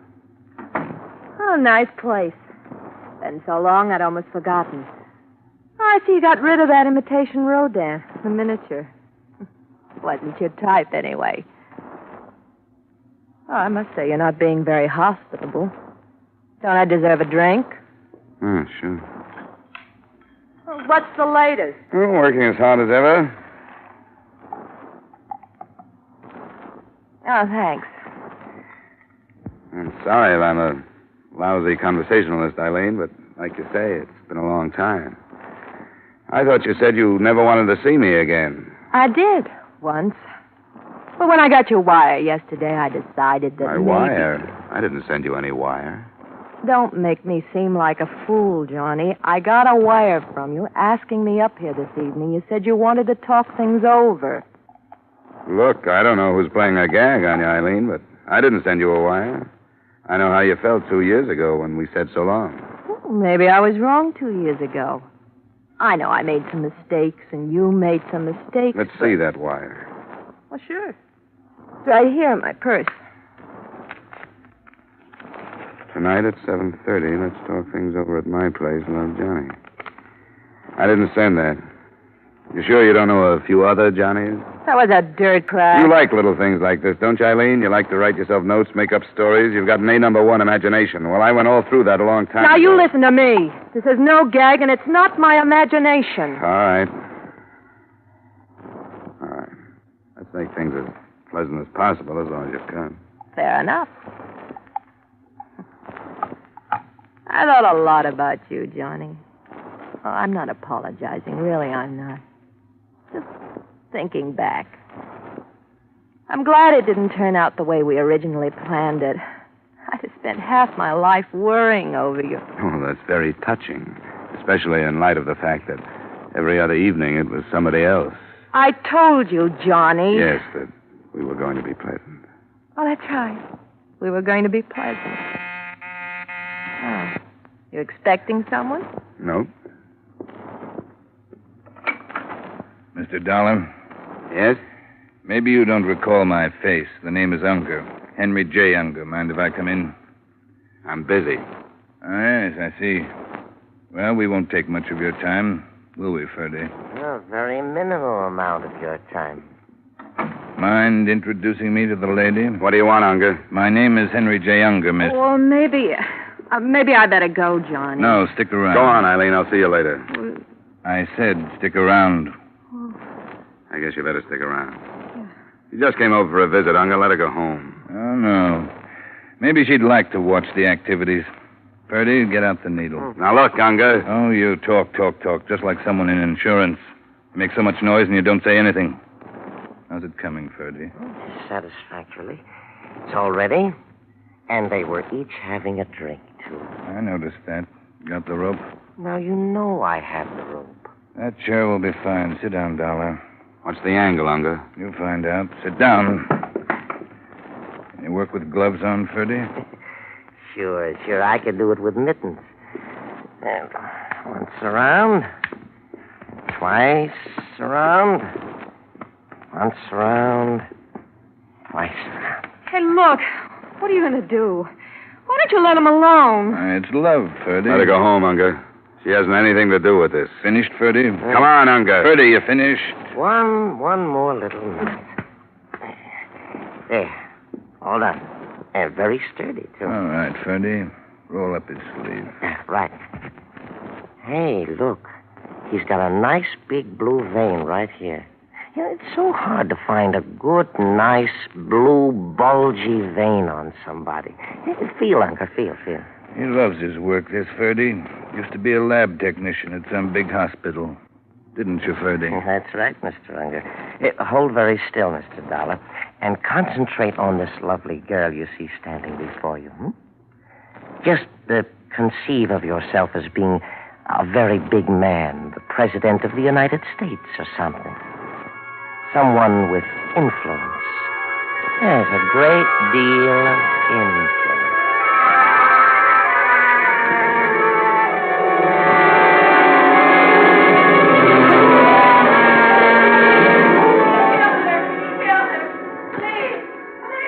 My head was loaded with nails.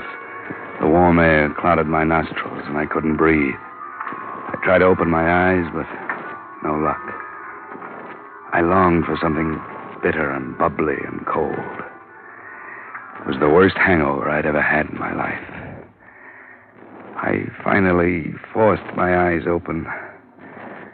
One of my hands felt heavy, and the other felt light. I turned my head painfully. There was a gun in my right fist. On the floor, dried blood. A lot of blood. And a girl named Eileen. Police! Police! Oh. He killed her! He killed her! Police! Police! It was the maid. I remembered the keys hanging in a great silver ring from a wide waist. And she was gone. Empty liquor bottles. 2 in the corner, 1 near the body. I focused my eyes on the gun. It was my own. I sat up and opened the breech. It had been fired. Twice. I looked at my watch. I put it up to my face and I looked at it hard. 10, 20. I had been out almost 3 hours. I went out into the fresh air and it hit me like a slap in the mouth. I almost passed out again. But I took it slow, not breathing too deeply.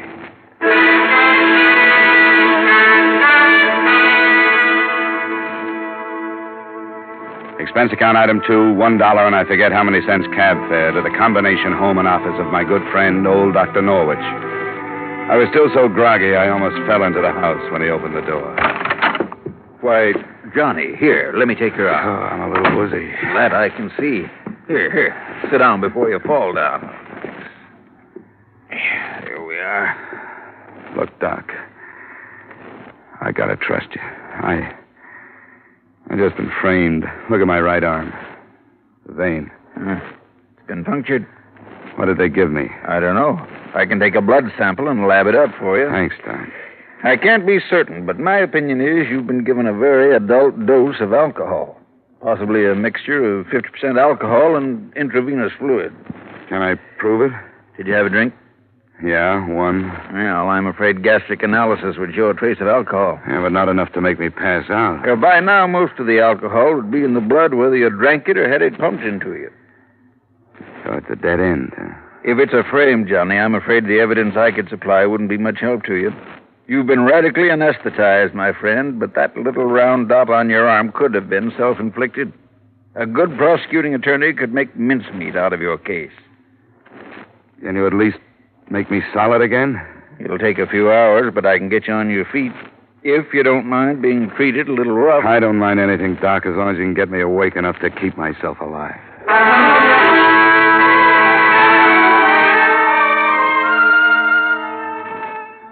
After a Swiss bath consisting of ice-cold water pressured at the body out of a stout hose, plus a potent shot of vitamin B complex and another cup of coffee, I felt almost normal. The throb in my head was gone. In its place was the cold realization that I was wanted for murder. Expense account item 3, 50 cents taxi fare to Asylum Street. It was funny going through all the motions of a murderer. I began to feel an edge of guilt creep into me. By the time I hauled myself into the Lost Soul Cafe, I felt as much a part of the place as the tramp at the elbow of the bar. I found an old informant at a front table. Expense account item 4, $25 strictly for information. Sure. Sit down. For that kind of money, sit down. Thanks. Now, What was that question again? Henry J. Unger, Victor. Henry J. Unger. Just unfrozen. That's right. Well, 25 isn't very much. 25 is my present limit. This isn't too big a case. I could do better on quiz show. Henry J. Unger and his character man, Ferdy. $25 and a shot. Right. Won't you join me? Oh, I can't look at this stuff. I took the cure once. Pistol, we're the same. Henry J. Who? Unger. Well, he hasn't been around long enough for me to know his habits. Just a few weeks. He just got unfrozen, you know. Yeah, that's what you said. Did I? Oh, yes, so I did. Well, he's been dropping in here every afternoon about... What time is it? 3 o'clock. In the afternoon? Yeah, in the afternoon. I've been here a long time. Well, he should be here at any minute. You know, I should stop imbibing. You know why? It isn't really good for you. If you had the treatment I had last night, you'd quit. Oh, wonderful. Give me a temperance lecture. I haven't heard one in 14 years. The last lady that lectured me, I married. Turned her into a derelict and got rid of her. Give me a temperance lecture. Yeah, some other time. I just saw him. Where? See you later, Victor. Thanks.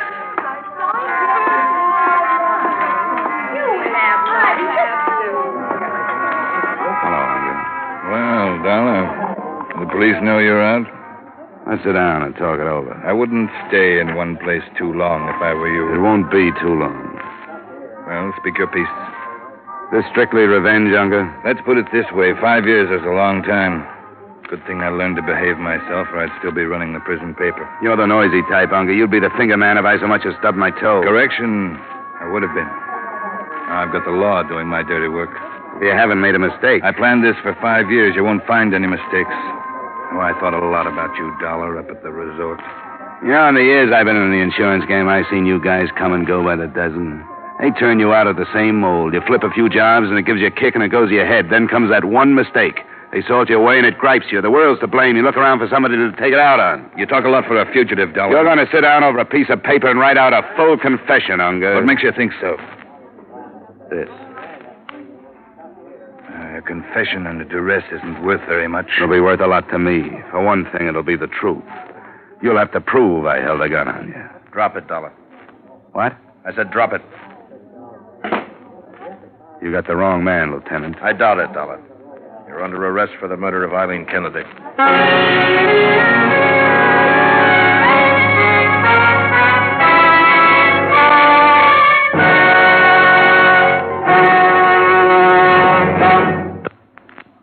To make every day more enjoyable, treat yourself often to refreshing, delicious Wrigley's Spearmint Chewing Gum. The lively, full-bodied, real mint flavor cools your mouth, moistens your throat, freshens your taste, and the chewing itself gives you a little lift, helps you keep going at your best. So for real chewing enjoyment that's refreshing and long-lasting, always keep Wrigley's Spearmint Chewing Gum handy. Healthful, delicious Wrigley's Spearmint Gum will make every day more enjoyable. And now, with our star, Edmond O'Brien, we return you to the second act of Yours Truly, Johnny Dollar.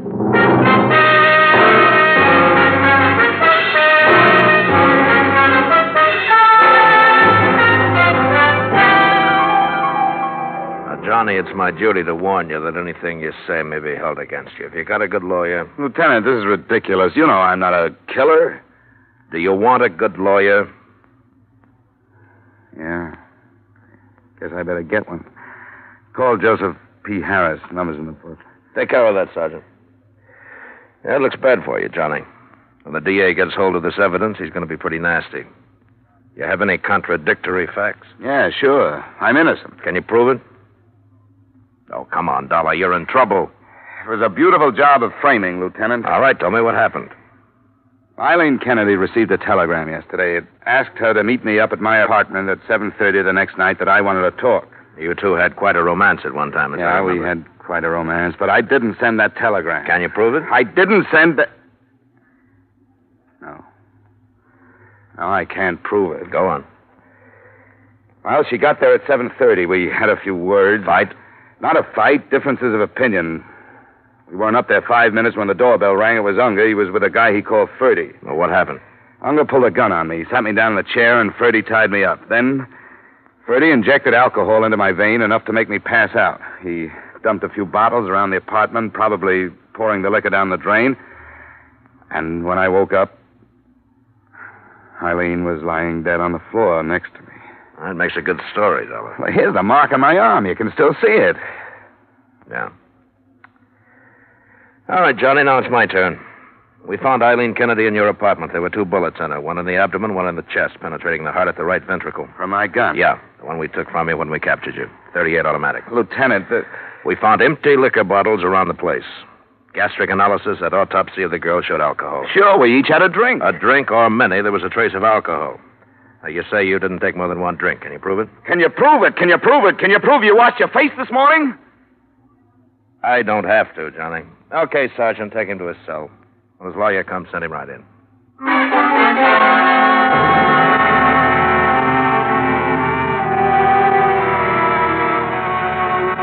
Now, try to remember something that might help me defend you, Johnny. Joe, I just can't think anymore. My head's going around like a pinwheel. You've got to keep yourself under control. Now, you're an investigator. You're used to dealing with things like this. Certainly when it comes to your own life. Yeah, that's just it. When it comes to my own life, I'm tied up in knots. I see. Well, I'll be frank. It'll be a rough one. Are they still holding Unger? They couldn't hold him. They had no charge against him. Uh-huh. And it looks like the indictment will go through, huh? Yeah, it looks like it. You were terribly drunk, Johnny. Dr. Norwich told me the percentage of alcohol in your blood. You think I killed her, don't you? Now, look, Johnny, I'm trying Forget to it. help you. Forget it, Joe. I'll see you in court.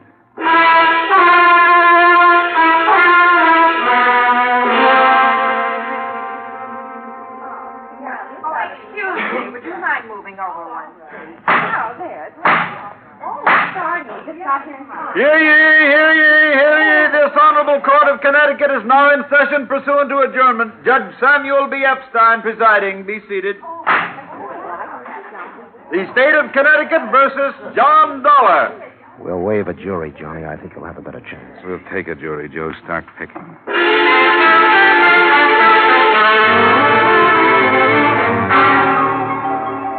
Your name, please? David W. Norwich. You're a physician, is that correct? Physician and surgeon. Now, Dr. Norwich, did the defendant, Mr. Dollar, make a visit to you on the night of July 10th last? He did. Would you mind explaining the circumstances of that visit to the jury, Doctor? He was very sick. I had to help him inside. He was so sick. A laboratory analysis of his blood showed him to be under the influence of alcohol. Did the defendant, or did he not show you a spot on his arm where a hypodermic needle had penetrated? He did. And did you or did you not suggest to him at that time that the alcohol might have been administered by means of a hypodermic needle? I did. But also... That'll be all, Doctor. Not quite all, Doctor. Now, Doctor, you know as well as I do that a little black dot on the underside of the elbow might have been done by an enterprising young investigator such as Mr. Dollar in order to put forth a fairy tale that he was drugged, do you not? I object, Your Honor. The prosecuting attorney is attempting to intimidate the witness and interject his own opinions through the medium of his questions. Justine? Very well. Doctor, is there any possible way of showing through laboratory tests of one sort or another whether alcohol had been administered by hypodermic or by mouth? Yes, there is. Gastric analysis. And did you perform such a test upon the defendant, Mr. Dollar, at the time of his visit to you, July 10 last? I did. Will you tell the jury what you found, please? I found a trace of alcohol. That will be all, Doctor. Thank you.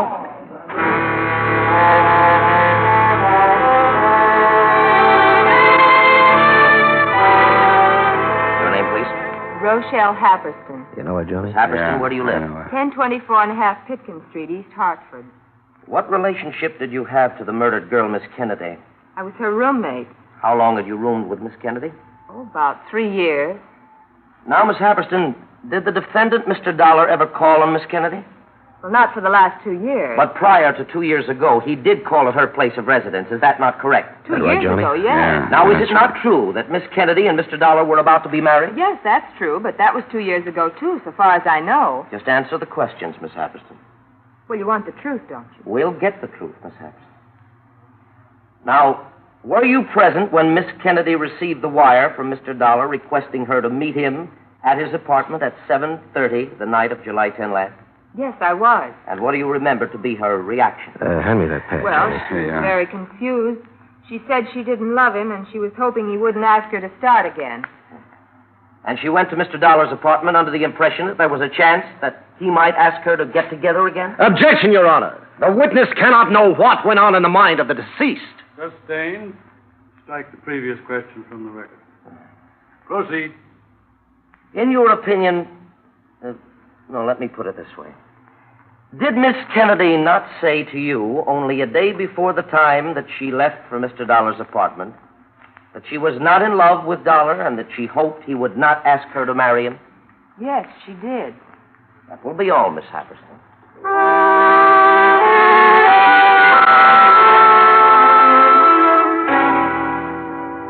Your name, please. Harvey S. Sawyer. Would you state your occupation?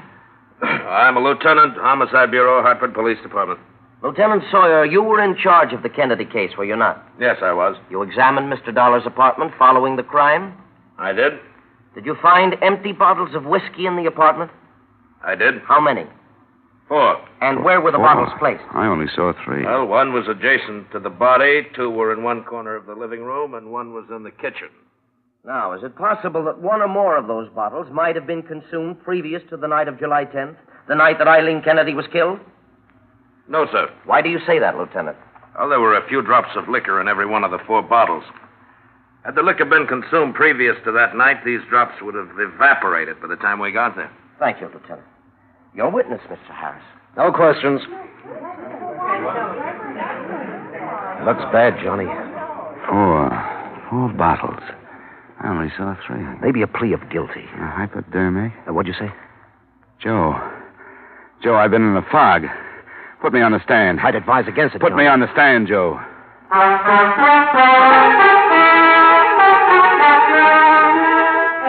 Your name? Johnny Dollar. Where do you live? 390 Pearl Street, Hartford. I'm going to point out to your attorney that you don't have to testify. You're aware of that. I am. Now, did you kill Eileen Kennedy? I did not, and I can prove it. Please. Ladies and gentlemen. Please continue, Mr. Dollar. There were 4 empty liquor bottles found in my apartment the night Eileen Kennedy was killed. Get that? 4 bottles. 1 near the body, 2 in the corner, and the police say they found 1 in the kitchen. All empty. Lieutenant Sawyer testified that by examining the degree of evaporation in the bottles of the residual whiskey, those bottles had been emptied the night of July 10th and not before. Go on. The medical examiners proved that Miss Kennedy did not have a high percentage of alcohol in her blood. She could not then have consumed as much as a pint of liquor, and the police say even that much is doubtful. Now, that means, ladies and gentlemen, that the night of July 10th, I would have had to consume over 3.5 quarts of whiskey. I've got to admit that I would have been unconscious long before I reached that point. Order. Proceed, Mr. Dollar. Now, as for the hypodermic needle, assuming I were about to go under from an overdose of alcohol, is it likely that I, who have had no practice at the administration of hypodermics, would have used my left hand to administer a hypodermic to myself and be accurate enough to hit the vein so exactly? Ladies and gentlemen, there's only one man who had a motive to kill Eileen Kennedy. That motive was to get me, something he'd been threatening to do for 5 years. And that's the man, the next witness, the elevator boy in my building, saw come up to my apartment the night of Eileen Kennedy's murder. That man is here in this courtroom. His name is Henry J. Unger. Look out, he's making a break for it. Copy, Pete! We got him! You did it, Tony, you did it!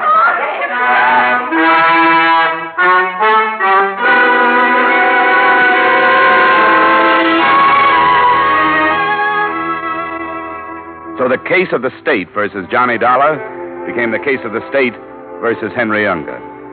Furdy's confession under fire isn't going to help Unger any. You might sum up my whole case in one sentence. Alcohol and murder don't mix.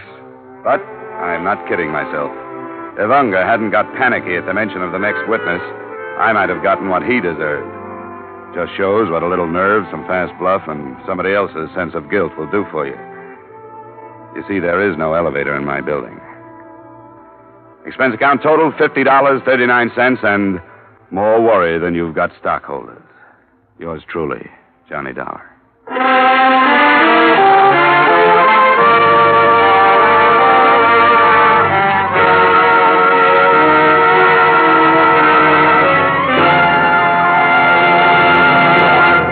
Remember, friends, to make every day more enjoyable, treat yourself often to refreshing, delicious Wrigley's Spearmint Chewing Gum. There's lots of cooling, real mint flavor in every stick. And chewing Wrigley's Spearmint helps keep you feeling fresh and alert. You feel better, work better, get more fun out of doing things. So indoors, outdoors, wherever you go, keep some healthful, refreshing Wrigley's Spearmint Chewing Gum handy. To make every day more enjoyable, treat yourself often to delicious Wrigley's Spearmint Chewing Gum.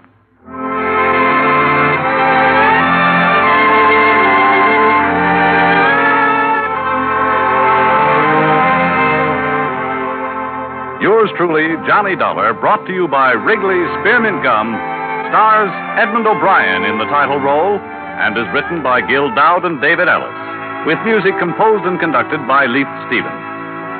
Edmond O'Brien can soon... Featured in tonight's cast were Lou Krugman, Gene Bates, Raymond Burr, Sidney Miller, Mary Shipp, Parley Bear, Herb Butterfield, and Bill Conrad.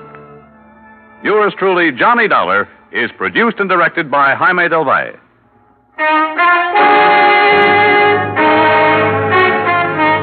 The makers of Wrigley's Spearmint Chewing Gum hope you've enjoyed tonight's story of Johnny Dollar and that you're enjoying delicious Wrigley's Spearmint Chewing Gum every day. We invite you to join us again next week at this same time when, from Hollywood, Edmond O'Brien returns in another transcribed adventure of... Yours truly, Johnny Dollar.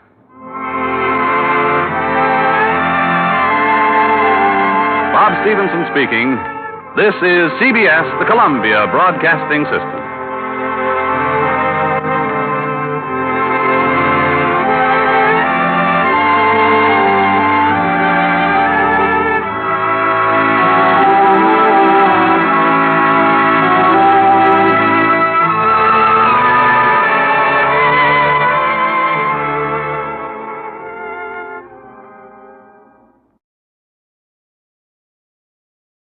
Wrigley's Spearmint Chewing Gum, the refreshing, delicious treat that gives you chewing enjoyment, presents for your listening enjoyment Edmond O'Brien as... Johnny Dollar. George Parker, Johnny, Corinthian Ulrisk. Sure, George. How are you? In need of an investigator. Can you take a case for us? I've been sitting here waiting for one. You've got it. Big policyholder on Cape Cod, Mrs. Thomas Harwell. She died from poison. That's rare these days. I'll be over in about 30 minutes. Listen to the rest of it.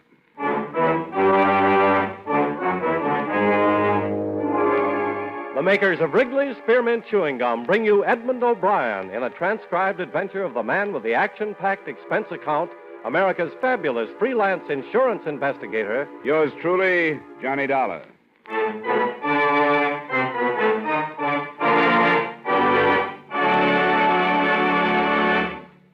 Wrigley's Spearmint Chewing Gum refreshes you. Wrigley's Spearmint Chewing Gum gives you real chewing enjoyment. Yes, for chewing enjoyment plus refreshment, it's Wrigley's Spearmint Chewing Gum. The lively, delicious flavor of Wrigley's Spearmint cools your mouth, helps keep your throat moist, and gives you a nice little lift. The good, smooth chewing of Wrigley's Spearmint helps keep you feeling fresh and alert, adds enjoyment to whatever you're doing. So for chewing enjoyment plus refreshment, treat yourself often to Wrigley's Spearmint Chewing Gum. Healthful, refreshing, delicious.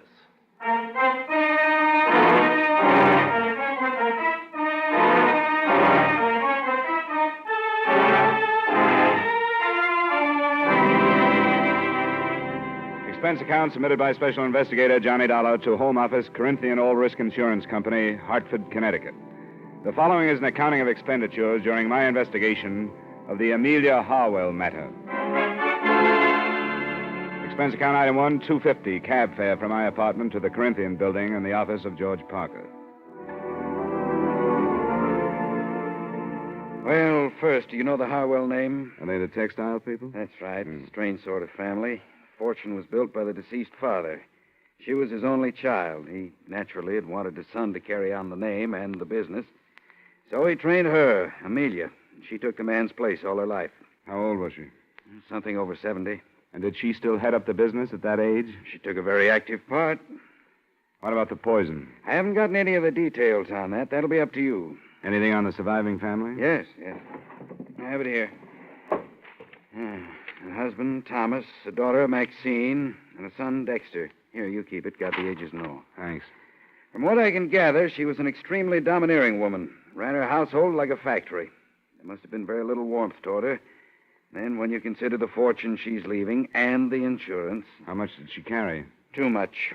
$150,000 for the family and over $200,000 with the corporation as beneficiary. That kind of money, you should have hired me earlier as a bodyguard. Expense account item 2, $40, car rental, and $22 fuel and incidentals between Hartford and the Harwell estate on the eastern shore of the Cape near South Wellfleet.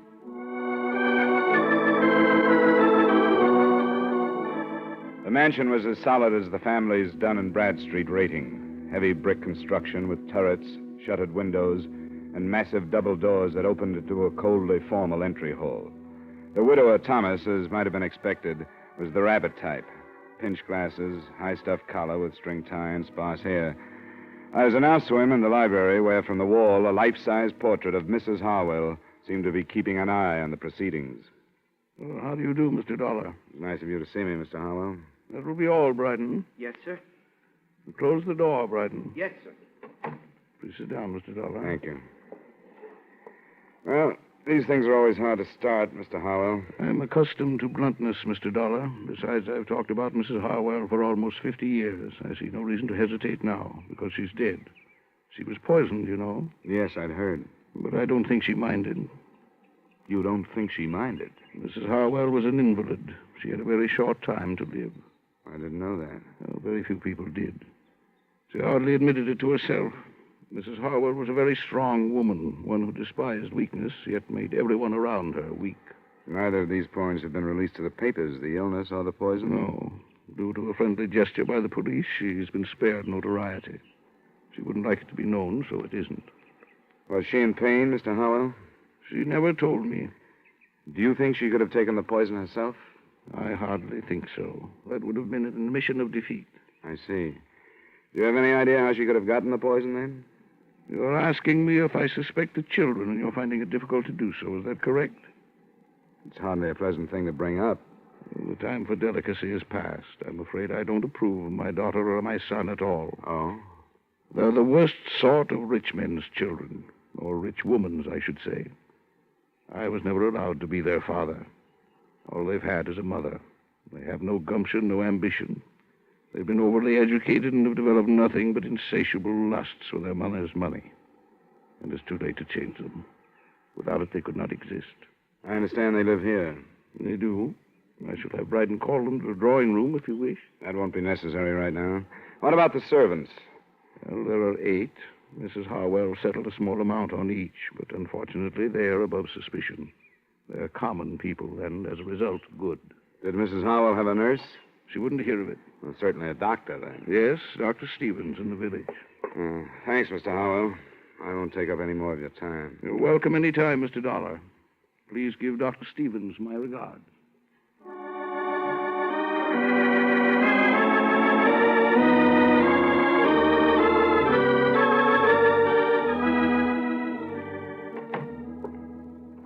Well, Mr. Dollar, the Harwell case passes from my hands into yours. I wish you more success than I've had. Thanks, Doctor. Amelia was not only a hopeless cancer victim, but she was a stubborn old fool.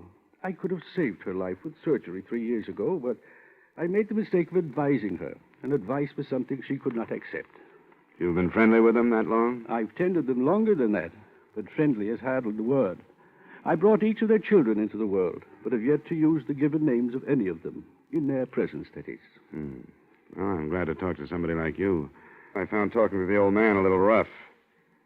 I'm used to survivors being sad about death or suspicious or something. I'm afraid that with Thomas, instead of a feeling of grief, it's something akin to passing from slavery into freedom. And the children, are they as worthless as he makes them out? I'd say so. Maxine, the oldest, is a bitter, frustrated old maid at 33. And Dexter, 32, is an alcoholic and has just entered into an unsuccessful marriage. Do you think either of them could have killed their mother? I'm in no position to accuse any of them, but there is the inheritance and your insurance. It's a fine household. How long would she have lived? It's hard to say. 2 months, possibly 3. Does the family know that? I've been honest with them. Then why kill for profit? I don't know. Could it have been a mercy killing? I've wondered. It doesn't sound like them to take a risk like that, but it's a possibility. What kind of poison was it? I don't know. I've been asked to attend the inquest this afternoon. If you'd like to call me at home this evening, I'd be glad to tell you what I've learned. Thanks, Doctor, I will. So far, except for lining the family up and accusing them one by one, I can't seem to map out a move. What about this marriage you mentioned? Dexter's? I don't know much about it. The girl's name is Gretchen Nielsen. She owns a small photographic studio just down the street. Small business, huh? It's below Harwell standards, isn't it? That is probably the cause of the trouble. I don't doubt that Amelia wouldn't let her in the house.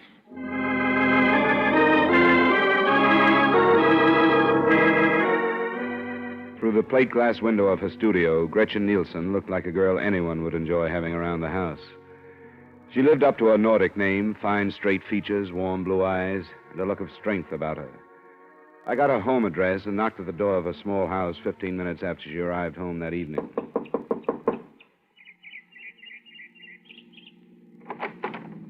Miss Nielsen? Yes? I guess I should have said Mrs. Harwell. My name is Dollar. I'm an insurance investigator working on the elder Mrs. Harwell's death. I'd like to talk with you. Well, I don't know anything about it. Why have you come here? Because I haven't found any place else to go. I'd rather not talk to you. Why not? There are things you don't want to say? All right. Come on in. I'm surprised I haven't been questioned before this. The police haven't started yet. It's probably why you haven't. I suppose that means I can expect to be dragged into it by them. I'd imagine so, yes. We can sit over here. You know she was poisoned, don't you? Yes, I didn't until Bryden the butler told me. I read about the death in the paper and phoned out there. Why aren't you living there with your husband? You have no right to ask me things like that, have you? You don't have to answer my questions, but it might be a good idea to get things out in the open. Why? Because there has to be a reason for Mrs. Harwell to die the way she did. Could your marriage to Dexter be behind it in some way? I don't see how. Wouldn't they let you and Dexter live together in the house? I didn't give them a chance to let me. They knew I'd never live there. What did they tell you? What did they say about the fortune hunter who lured and trapped their only son? You weren't mentioned. That's hard to believe. Why isn't Dexter here with you? Because he's a slave. He's too weak to be anything else. I hate myself for saying that, but it's true. Why'd you marry him? Because I love him. I thought we had something that would drag him away from that family that smothers him. But when the time came, he wouldn't leave them. Why not? Because his mother never taught him to do anything but hold out his hand for the money that was always there for the taking. He's due to come into some money of his own now. Quite a chunk. You led the conversation to this point, didn't you? Dexter would never kill for the money. There has to be a reason why she died. I think her husband did it. Why? To stop her suffering. I caught her off guard a few times. I know she was in pain. And I know she was frightened. Probably for the first time in her life. I think he knew that, too, and wanted to help. That could be. First, you sounded like you hated her. Now you don't. I feel sorry for her. Because she made so many mistakes. And now she's dead, and there's nobody to correct them.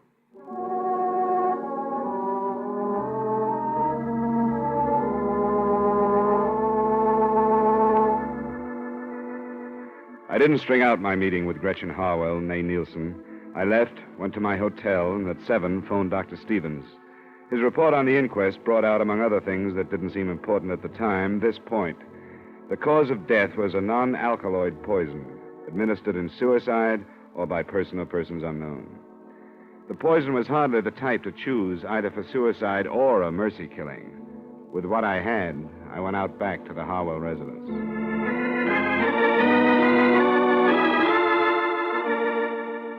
I'm sorry, sir. Mr. Harwell has retired. Is the rest of the family up? Yes, sir. I wonder if you'd tell them that I'd like to see them. Very well, sir. If you'll wait in the library, I'll tell them you're here.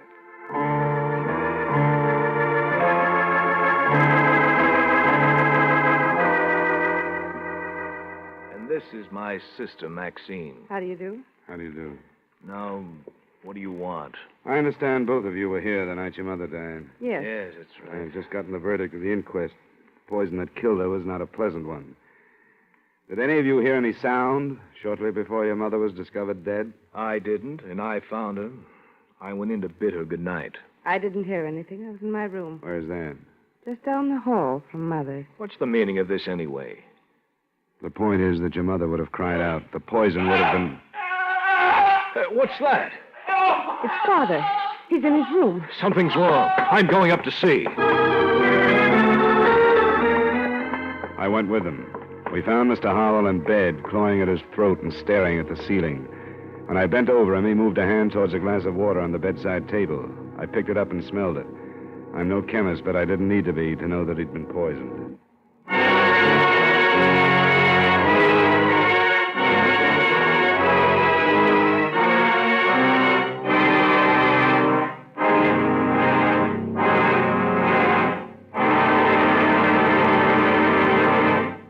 Friends, wherever you are, whatever you're doing, you'll enjoy chewing Wrigley's Spearmint Gum. Chew Wrigley's Spearmint while you're working. The lively, full-bodied flavor of Wrigley's Spearmint gives you a refreshing little lift. The smooth, pleasant chewing of Wrigley's Spearmint Gum helps keep you feeling relaxed and satisfied. Makes your job seem easier. Chew Wrigley's Spearmint Gum in your home, when you're out walking or driving, when you're enjoying outdoor sports and other activities. Wrigley's Spearmint Gum tastes good anytime, and the natural chewing aids digestion and helps keep your teeth bright and attractive. Yes, wherever you are, whatever you're doing, you'll enjoy chewing Wrigley's Spearmint Chewing Gum. Healthful, refreshing, delicious.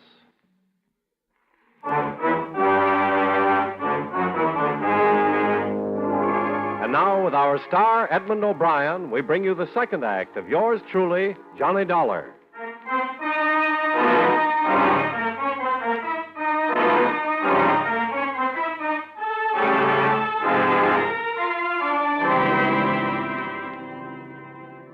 I tried to read something in the expressions of the son and the daughter as we stood for a moment around their father's bed. There wasn't much in them. No surprise, no fear, no satisfaction. Maxine looked a little embarrassed and left to phone Dr. Stevens. Dexter looked a little vague and said he thought he knew where a medical book was. I was left alone with Thomas Harwell. I'm all right. I'm all right. Call them back, Mr. Dollar. I'm all right. I won't die. Of course you won't. I'm all right. How much water did you drink? Not very much. I was so thirsty, too.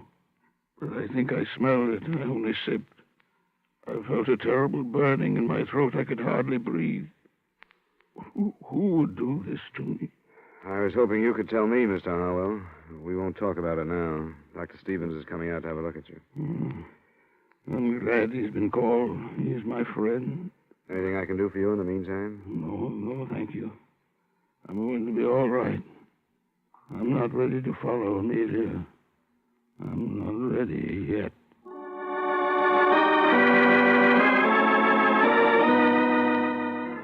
I took the glass of poisoned water with me when I left the room. I put it on a table in the hallway outside his door and stayed with it until Dr. Stevens arrived. He spent about 15 minutes with Mr. Harwell, and then he joined me. He's all right. Where's the family? I sent him downstairs. Good. You said you had the glass? Yeah, here it is. Smell it. There must be enough poison in this to kill 100 people. He's a very fortunate man. Can you tell if it's the same stuff that killed his wife? I'd say yes. Canadine or some such. What did he say to you? Very little. I'm only his doctor, you know. But he did tell me that it was unnecessary for this to be reported to the police. Oh? I told him it would be absolutely unethical if I didn't. It sounds to me as though he's trying to protect the children. I guess they're used to that. By the way, did you notice the marks on his throat? No. It looks as if somebody has tried to strangle him. Strange. I didn't notice. Will it be all right if I talk to him now? Oh, I think so.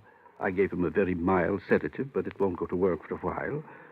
Do you want me to wait? Not unless you think you should. He doesn't need me any longer, and if you'll stay here in case of another attempt... I will. I'll call you if anything develops. Fine. Good night, Mr. Dollar. Good night, Doctor. Yes? How are you feeling, Mr. Harwell? Oh, quite well, thank you. Quite well. I'm glad you came back, Mr. Dollar. I want to talk to you. I'm glad to hear that. I spoke to Dr. Stevens. About not reporting this to the police? Yes. Why must he be so uncooperative? Why don't you want the police to know? Because no matter how serious the purpose was, the results were harmless. I want the subject dropped. Are you afraid of what police investigation might bring out? For the sake of the family reputation, I do not want their meddling. I intend to manage this in my own way. Tomorrow morning, I'm going to discharge all of the servants. You told me earlier that they were all above suspicion. You remember? Until this attempt upon my life, I thought they were. It's hard to understand, Mr. Harwell. If you really think that one of the servants tried to poison you, you must realize that the same one killed your wife. Still, you want the matter dropped. I do. Amelia is gone, and I see no possibility that she will return because I bring about for myself and my family the unpleasantness of police interference. You may believe in your logic, but I'm sorry it won't work. It'll have to be reported. Then, young man, leave this house. I didn't want you here. You will never be allowed under this roof again. All right, Mr. Harwell. Good night.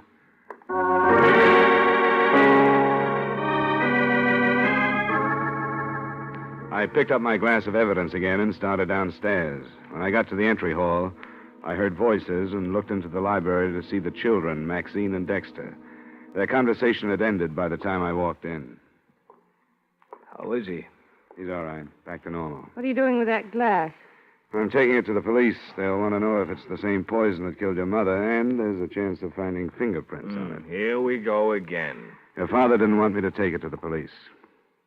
Why shouldn't he want to report that somebody tried to kill him? You think he's afraid that one of us did it? Is that what you mean?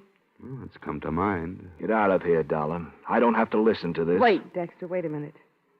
That's what he thinks. The police are going to, too. Then I'll listen to them. It's their business, but not his. I don't have anything to be afraid of. I didn't keep a 3-month-old marriage secret like you wanted me to. Dexter. And I didn't break the news to her by telling her that she was going to be a grandmother like you wanted me to. You think everything's wrong. Dexter, shut up. You're drunk. Oh, let him accuse you. I'm not going to listen to him. I'm going to bed. He drinks too much. Is what he said true? About the baby? Yes, it's true. And he's living here? Obviously. I met his wife. She seems to deserve better. Yes, she does. Dexter was here waiting for Mother to die because he knew she'd disinherit him if he moved out. And now, neither one of us had better say any more until we get legal counsel.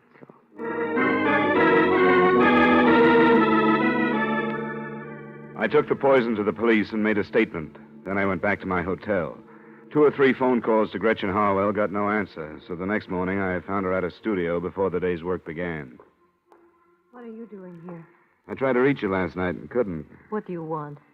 Somebody tried to poison Mr. Harwell. Oh, he's all right. Yes, I phoned you a number of times last night, but there was no answer. I was out. I stayed with a girlfriend. And you left a few things unsaid the last time we talked. Didn't you? You found out about the baby.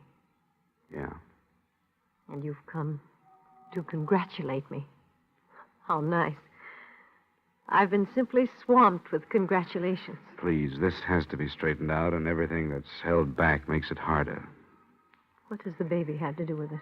Well, it makes a motive stronger than ever for Dexter. He wouldn't kill his mother. I was told he'd be disinherited if he left the family manse because of the marriage you kept secret.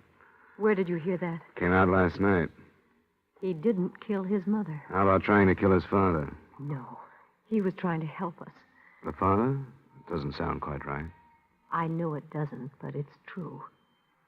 Dexter didn't even realize it, but I did, and I tried to explain it to him. Mr. Harwell had never done anything in his life, but he tried to help us. Why? Because when he married her, he must have had a personality. His mother didn't approve of Dexter and me, but I think his father did.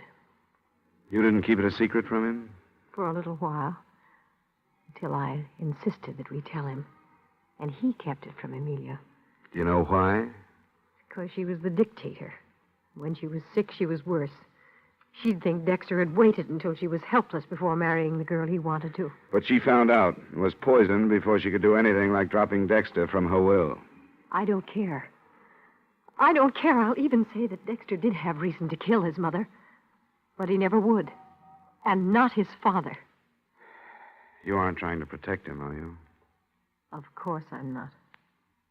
I don't care how much I love him. I wouldn't want him if he were a murderer.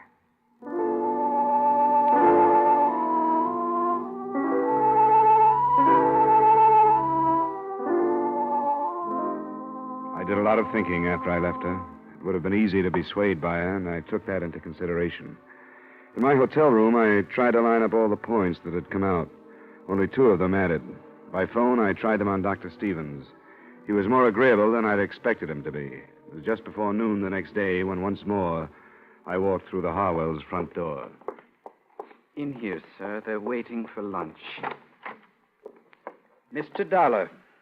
Well, that will be all, Bryden. Yes, sir.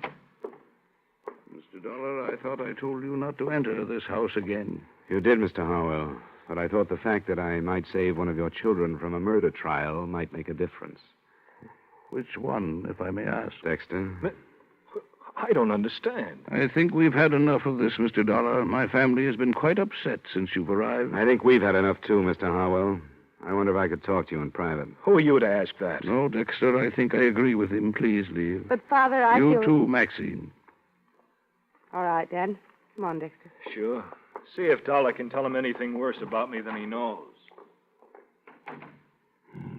Well, Mr. Dollar. You wouldn't like to see Dexter charged with the murder of your wife, would you? Of course I wouldn't. The police are ready to do it. And they've got a good case. You didn't think of that, did you? I beg your pardon? You didn't realize that you might set up a situation that would jeopardize your son. I don't think I understand. I think you do. You killed your wife, didn't you? I? You filled a glass of water last night to throw off suspicion and to get rid of the evidence at the same time. Mr. Dollar. If you didn't, Dexter is going to be brought to trial. I can promise you that. I saw the charges being drawn. They have everything against him, except 2 or 3 things. Oh, what are they? Something that was hidden behind those tall collars of yours. Scratches on your neck. Another thing that came out at the inquest. Bits of flesh under your wife's fingernails. And the fact that your children didn't hear anything the night she died. They all go together. You struggled to keep her quiet, and she scratched you. You're a very observing young man, aren't you? Not necessarily, but certain things add up. Am I right? I could hardly deny it now. Yes. It made such a little difference to Amelia, though I don't imagine the officials take that into consideration. They seldom do. But it made such a great difference in Gretchen's child. I've made many mistakes with my own children through deference to my wife. I'd hoped that I could help my grandchildren through strength. Strength enough to do what I have done. You were helping Dexter, too? No, helping the child through Dexter. I had hoped that Amelia, when she knew that a life was being given while hers was being taken, would be glad and approve, but she didn't. She asked for a lawyer so that she could change her will. Then I knew what I had to do. I'm sorry, Mr. Harwell. There are many things to regret, Mr. Dollar, many things. But hastening my wife's death is not among them. Her life was decayed. The life she did not want that I did want. So fresh and new that it doesn't even know what hope or helplessness can be. Forgive me, Amelia. Amelia, forgive me.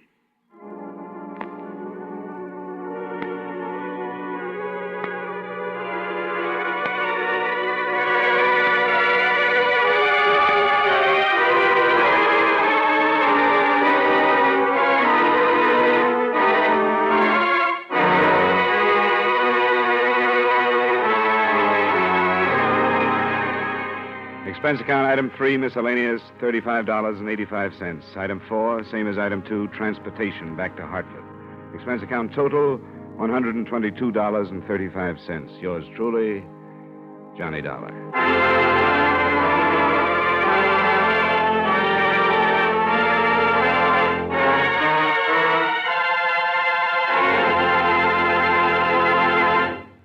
Remember, friends, Wrigley's Spearmint Chewing Gum refreshes you. Wrigley's Spearmint Chewing Gum gives you real chewing enjoyment. The lively, full-bodied flavor of Wrigley's Spearmint cools your mouth, freshens your taste, sweetens your breath.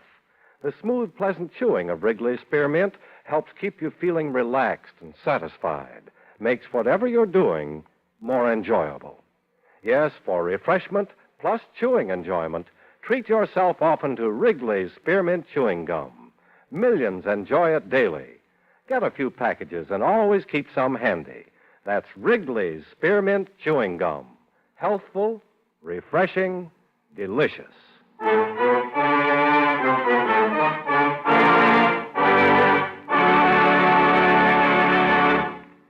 Yours truly, Johnny Dollar, brought to you by Wrigley's Spearmint Chewing Gum, stars Edmond O'Brien in the title role and is written by Gil Dowd with music by Eddie Dunstetter. Edmond O'Brien can soon be seen starring in the Paramount Pictures production, The Turning Point. Featured in tonight's cast were Victor Perrin, John McIntyre, Herb Butterfield, Jeanette Nolan, Virginia Gregg, and Peter Leeds. Yours truly, Johnny Dollar, is transcribed in Hollywood by Jaime Del Valle.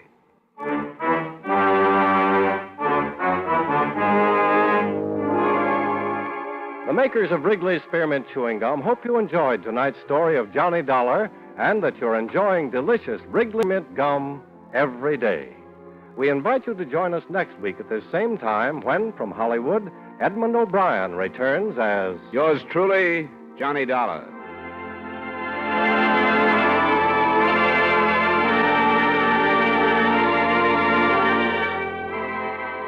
This is the CBS Radio Network.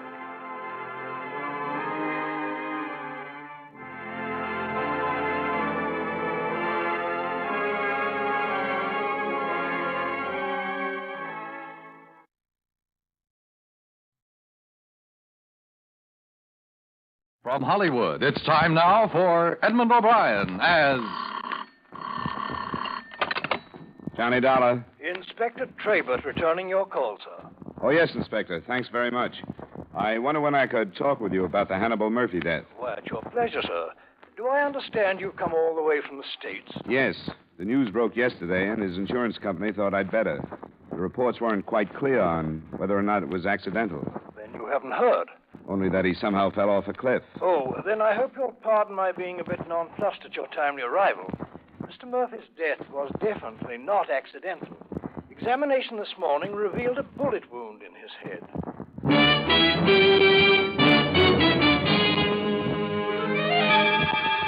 Edmond O'Brien in a transcribed adventure of the man with the action-packed expense account, America's fabulous freelance insurance investigator. Yours truly, Johnny Dollar.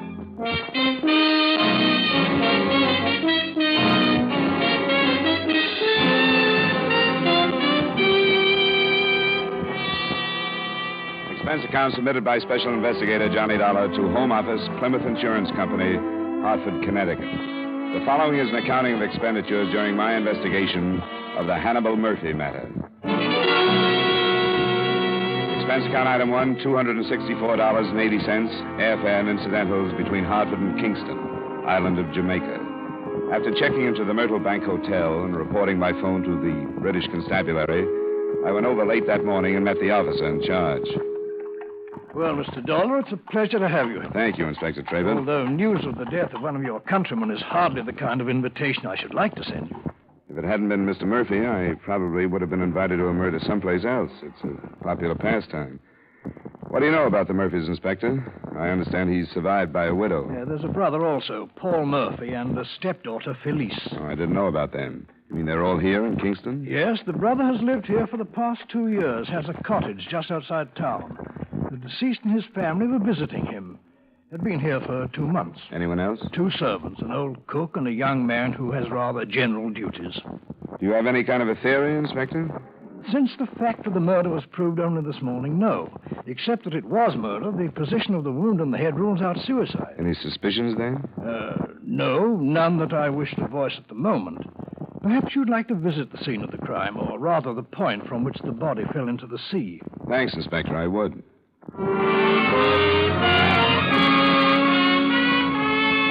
Like most British police officers, he was playing it close to the vest.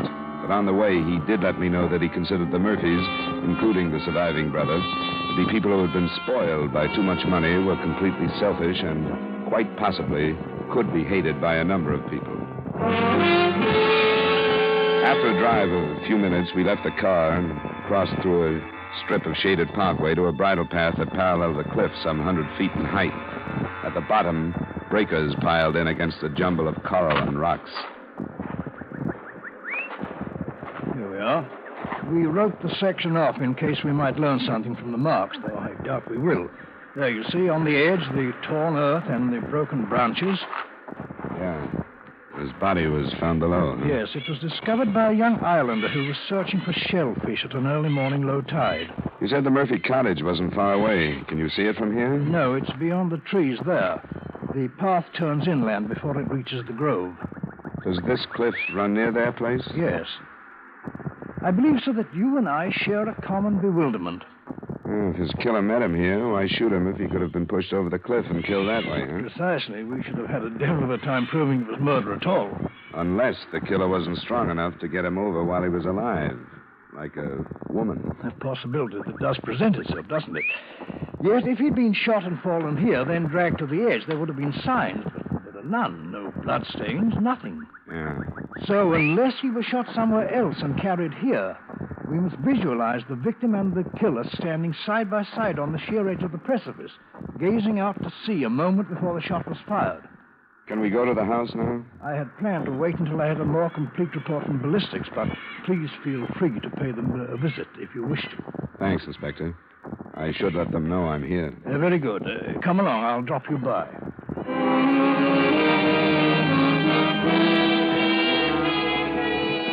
The theory that Murphy was shot someplace else had holes in it, too. If the idea was to dispose of the body, why dump it so close to his home? The mail servant answered my knock, told me Mrs. Murphy was resting, and left me on the veranda while he went to find out if she'd see me.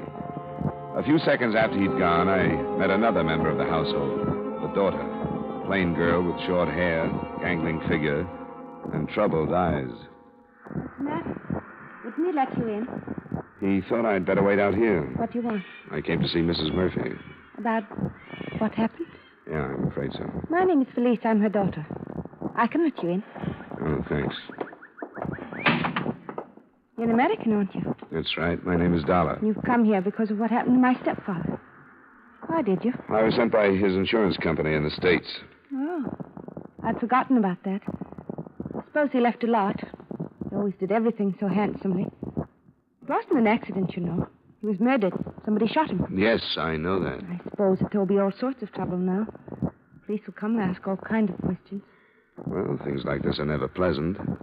Are you worried about answering questions? Of course not. Why should I be? It's just the way you mentioned it. Well, I'm not. I'll tell them everything I know and everything I thought about him. I'm not ashamed. Felice. I had a right to hate him. Felice, stop it. Stop talking that way. It's true and you know it. Every awful thing that ever happened to me is his fault. He was filthy rotten. Stop it. Go to your room. All right, I'll go. But you won't be able to send me away when the police come. I'll tell them. Get out of here. Yes, Mother. Oh, I'm terribly sorry. She really doesn't mean what she says. I'm terribly sorry. You don't have to be, Mrs. Murphy. But an outburst like that to a perfect stranger, I don't know what you must think. I think she's a pretty upset young woman. But she has no right to be. She's been an extremely difficult child. I don't know what else to say to you. I'm terribly ashamed for her. Now, would you come into the drawing room? Thank you.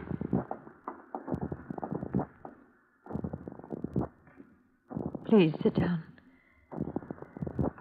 You are an insurance investigator, Mr. Dollar. Yes, and if you feel up to it, I'd like to get as clear a picture as I can of what happened the night your husband was killed. I imagine that I shall have to put up with it, shan't I? Sooner or later, yes. It probably would have been easier if your husband's brother were here to take part of the responsibility. Oh, he went to make arrangements for flying my husband home. I'm not sure when he'll be back, but I'll help all I can. All right. First, Mrs. Murphy, do you have any idea who could have killed your husband? Not the faintest idea, Mr. Dollar. You'd been here in Kingston for 2 months. Is that right? Yes. Could your husband have made any enemies during that time? Did he mention anything like that? No, he mentioned nothing. We've been about very little. We only met a few people, some of Paul's friends. But he couldn't have made any enemies. Who was here the other night? No one but Hannibal and Paul and Felice and I. And the servants, of course. Did your husband leave the house? Yes, of course he did. It's quite a strange question, Mr. Dollar, considering where he was found. I'm sorry. Why did he leave? Paul said he was going to take a walk. He was in the house when I went to my room. What time was that? A little past 10. Paul retired a short time later, and he remembered that Hannibal said he wasn't sleepy. Perhaps he would take a walk. And I take it your daughter had gone to bed, too. Yes. Do you mind if I talk to her now? Oh, I'd rather you didn't. Why? Do you suspect her? I didn't say that. Do you? Of course not. Mother would hardly suspect her own daughter. Why don't you want me to talk to her? Because she's a poor, unbalanced girl who's filled with warped hates and misunderstandings. She'll say dreadful things about Hannibal. And about me. Things that are absolutely not true. She'll have to be questioned, Mrs. Murphy. Of course, I realize that. Well, there's nothing more I can say. I'll show you to her room. But Felice wasn't in her room. I found her waiting for me on the bridle trail along the cliff. She'd been crying. I heard you say you were an investigator, and I wanted to talk to you again. I knew I couldn't in the house, so I waited here. Oh, glad you did. I don't know what's the matter with me. I shouldn't have said what I did. I meant it when I said it. No, I don't. I don't think I know quite what you mean. I'm awfully mixed up. The doctor tried to explain it to me.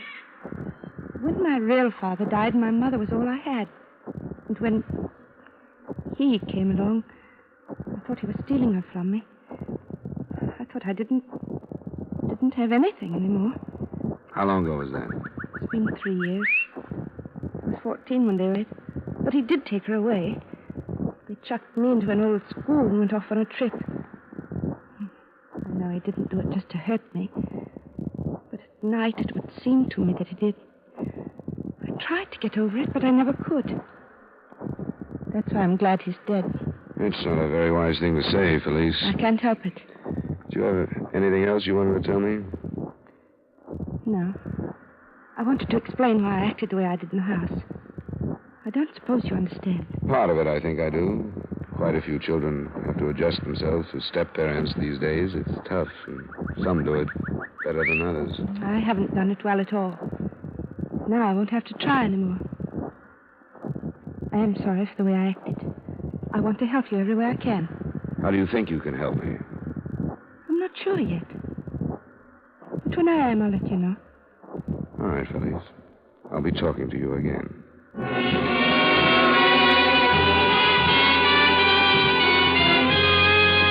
I didn't know then what this strange, mixed-up girl was driving at. I got the impression that she wanted to talk more than she had. But I was fairly sure the way to bring it out was to wait rather than press it too hard. I checked in with Inspector Traybert, and his reactions were about the same as mine. On the strength of them, he called Paul Murphy into his office that afternoon. The last time I saw him was when I went to bed. We'd had a drink together, and he said he wasn't sleepy and thought he might take a walk. Do you know how long after that he might have left the house? No, I'm sorry, I don't. I was dead tired. I went right to sleep. Was he in the habit of taking walks at night? Sometimes, yeah. But you didn't hear a shot? No, I didn't hear anything. How much time passed, would you say, between the time you left him and the time you were asleep? Oh, not more than 15 minutes, Inspector. Then he could not have left the house before, say, 11:15. Yes, that'd be about it. And you're sure he didn't say anything about meeting anyone? He simply said he might take a walk.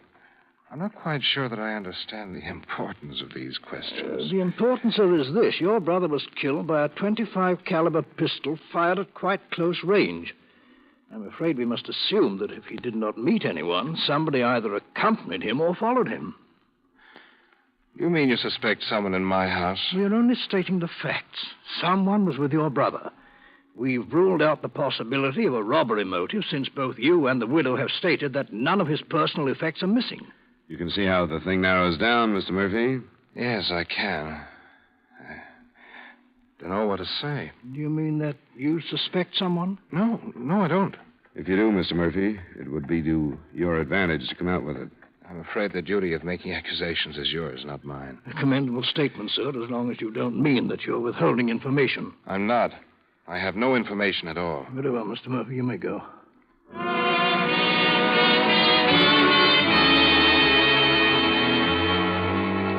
When Paul Murphy left, we both felt that he, too, was holding back, that it would be a long time before he offered any information.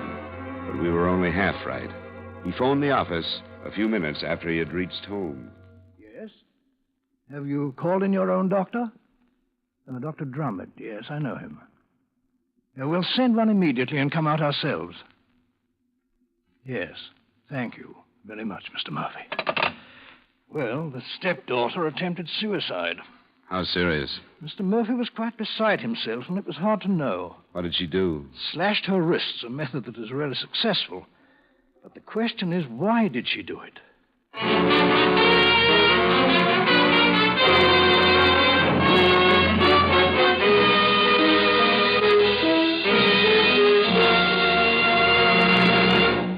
We will return you to yours truly, Johnny Dollar, in just a moment. Later this evening, the gangbusters give a graphic illustration of what happens when the police hunt a criminal who is a perfectionist. When a gang leader leaves no stone unturned to commit the perfect crime, there's a rough manhunt ahead for the police. Here are the exciting developments when you tune in Gangbusters later this evening on most of these same CBS radio stations. Now, with our star Edmond O'Brien, we bring you the second act of yours truly, Johnny Dollar.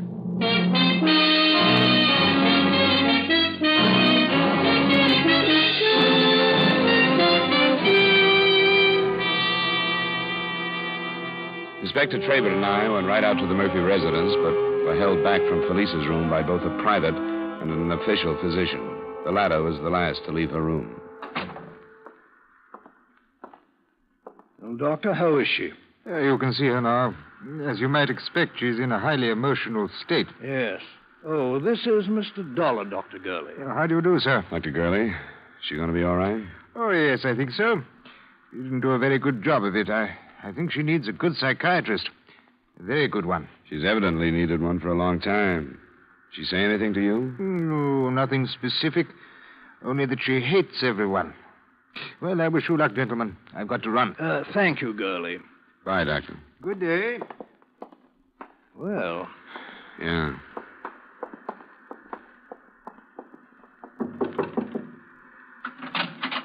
Miss Murphy, we've been told we could see you. Don't call me Miss Murphy. That's not my name, and it never has been. Hello, Felice. Hello, Mr. Dollar. Who's he? You remember me, Inspector Traber. I spoke to you yesterday. I hardly remember yesterday. I hardly remember anything I don't want to. I want to forget.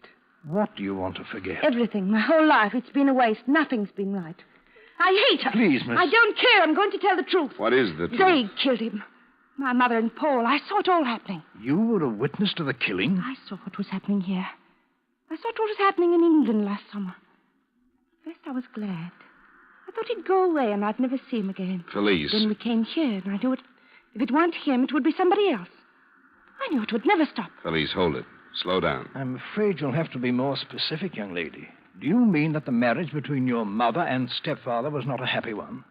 It started last summer in England. She was getting tired of him. I heard them fighting and calling one another names. They tried to hide it from me because they knew it would make me happy. But I heard them. She wanted to divorce him, and he wouldn't let her. What happened the other night, Felice? I knew what was happening here, too. I heard them arguing the other night after they sent me to my room. Then I heard Mother go to her room. Then they left the house. Your stepfather and Paul left the house? Did you see them leave? Yes. And then I heard the shot. What time did you hear it? Do you remember? Yes, I remember. It was 11:15. I remember because I was lying in bed, awake.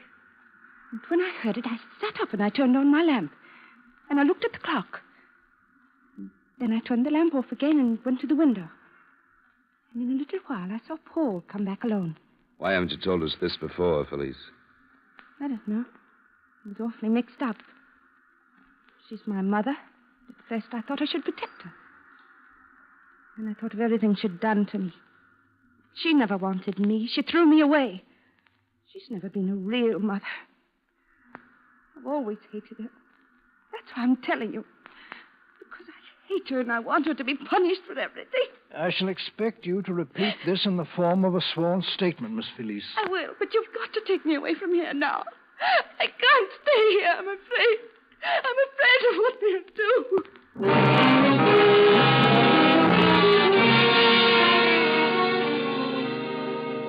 The girl was moved to the police hospital and later that day repeated her statement under oath. At about the time she was doing that, there was another development. Inspector Trabert received a call from the proprietor of a second-hand shop that specialized in fishing tackle and guns.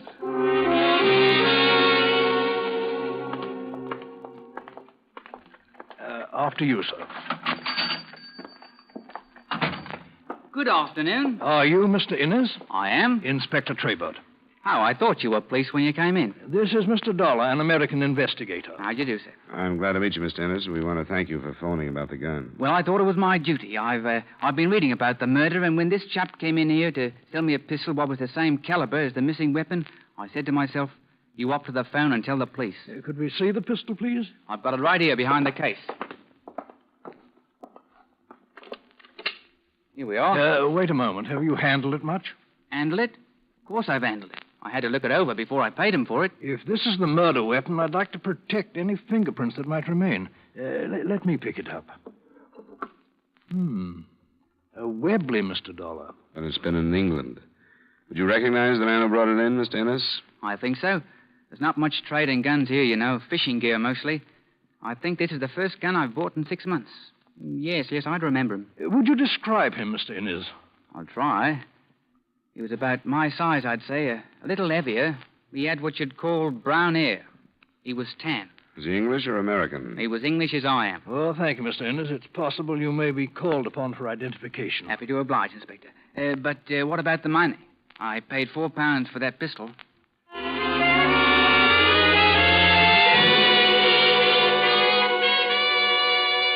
In view of Felice's sworn statement, Inspector Trabert was forced to make an arrest.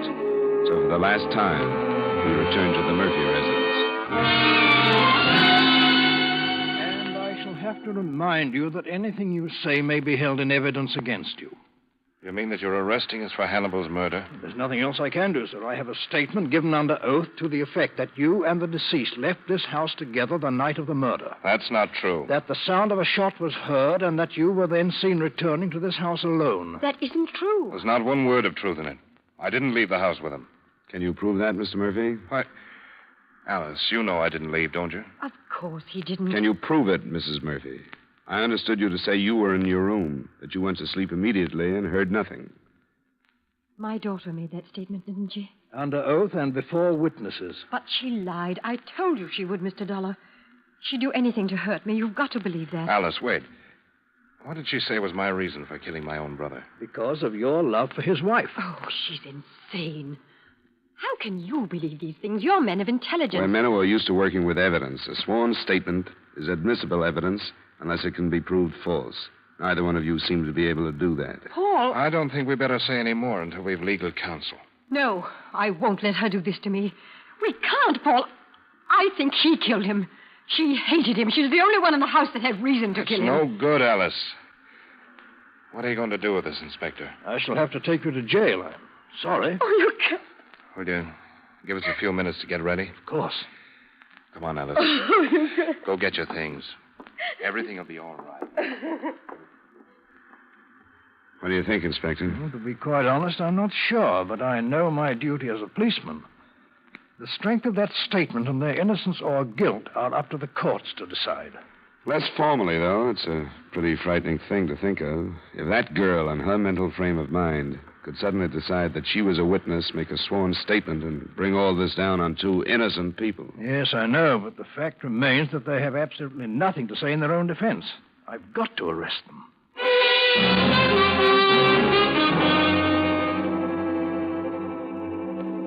The widow and Paul Murphy were taken in, and I couldn't get out of my mind the strength of the case against them as far as the Crown went. A strength built on the fact that there was no evidence and were no witnesses to refute Felice's statement. I suppose that as far as the insurance angle went, my job was done. But after I left Inspector Trabert, I went to the hospital to see the girl again. Hello, Mr. Dollar. How are you feeling? I feel awfully lonely. They arrest Mother and Paul. Yeah. Then I'm all alone.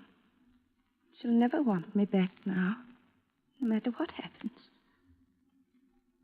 But she never wanted me anyway. I'm glad I did it. If you told the truth, you have nothing to worry about. What do you mean?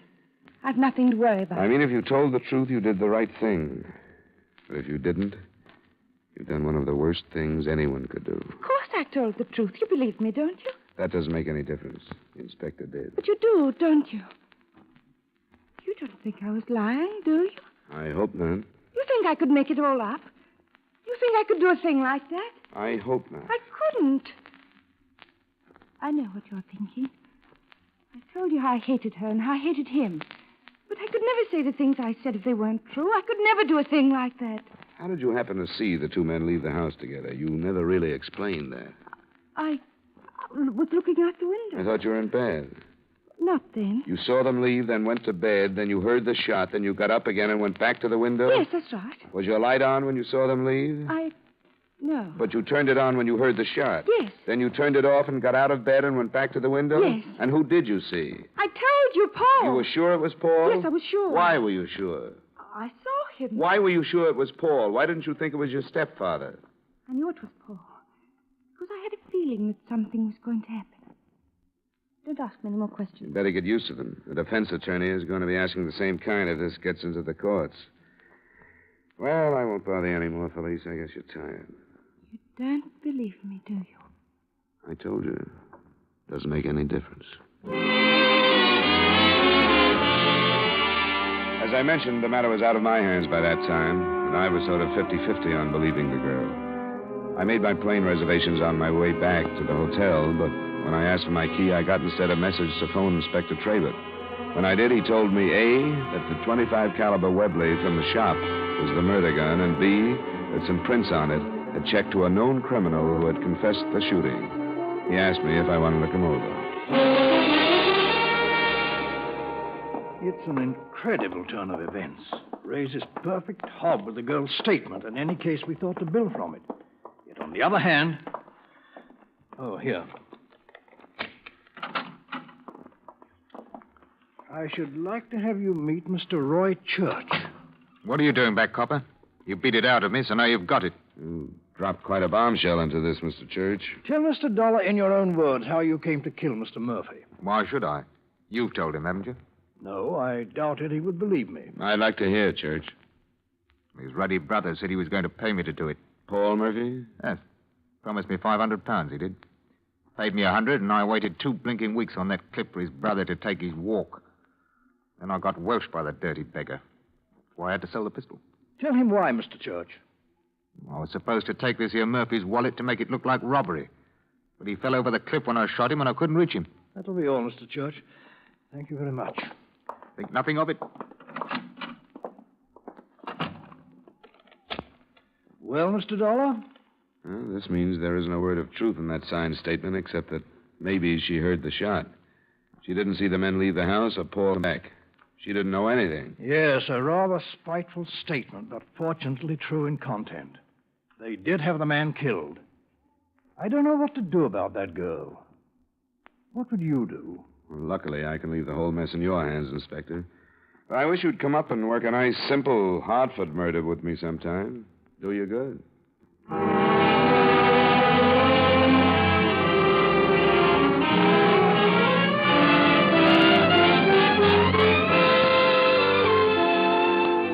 Expense account item 2, same as item 1, transportation back to Hartford. Item 3, miscellaneous expenses, $204.80. Expense account total, $734.40. Remarks? I can't help wondering what would have happened if Felice's sworn statement had been entirely false and the widow and Paul entirely innocent. I wonder if they would have been hanged anyway. Yours truly, Johnny Dollar.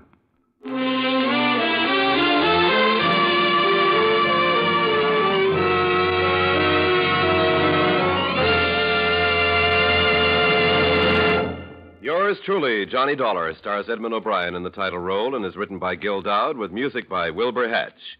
Edmond O'Brien can soon be seen starring in the Paramount Pictures Technicolor production, Silver City. Featured in tonight's cast were Eric Snowden, Virginia Gregg, Jeanette Nolan, Ben Wright, Charles Davis, and Dan O'Hurley. Yours truly, Johnny Dollar, is transcribed in Hollywood by Jaime Del Valle.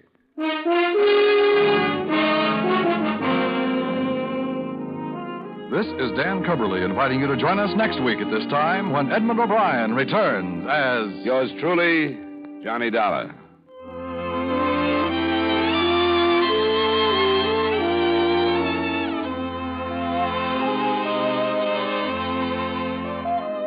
Lovers of fine music are already familiar with the strong, melodious voices of the Choraleers on CBS Radio. This is to remind our many Sunday night Choraleers listeners that this excellent choral group will be heard at a new, earlier time on most of these stations starting tomorrow. Stay tuned now for the Vaughn Monroe Show, which follows immediately on most of these same stations.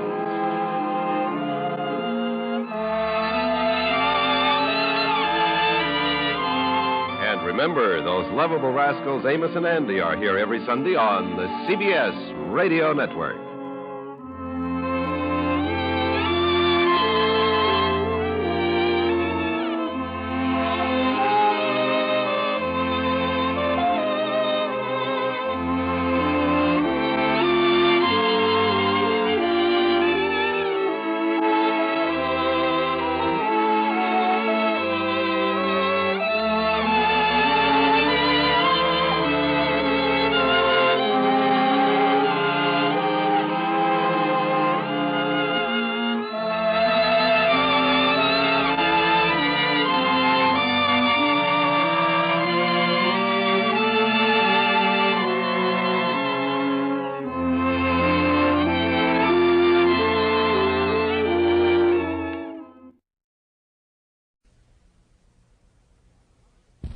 From Hollywood, it's time now for Edmond O'Brien as...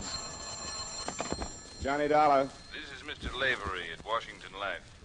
Are you available for an assignment? Yes, I am, Mr. Lavery. Fine. You'll have to go to New Mexico, little town near Gallup. That's all right. What's the case? We want to look into the death of a Merrill Kent. It was generally accepted that his death was the result of an accident, and he was buried day before yesterday. On that same day, the police received information to the effect that he was murdered. Well, this kind of thing can be awkward. No autopsy, I suppose. No, arranging one will be your first job. If the man was murdered, we want to find out.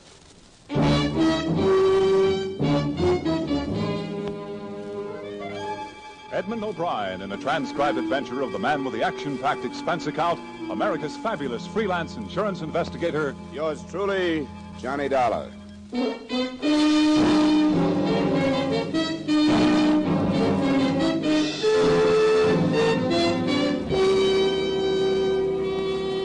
Expense account submitted by Special Investigator Johnny Dollar to Home Office, Washingtonian Life Insurance Company, Hartford, Connecticut.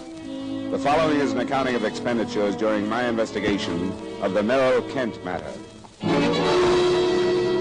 Expense account item 1, $145, transportation via air, train, and finally rented car from Hartford to Fort Scott, New Mexico, which is a small village where the law is attended by a deputy sheriff named York. After I checked into a hotel, I met him in his cubbyhole of an office. Well, I don't know what to think about the darn thing. Get everything all settled, and then some blame fool riles it up again. Was it a local phone call?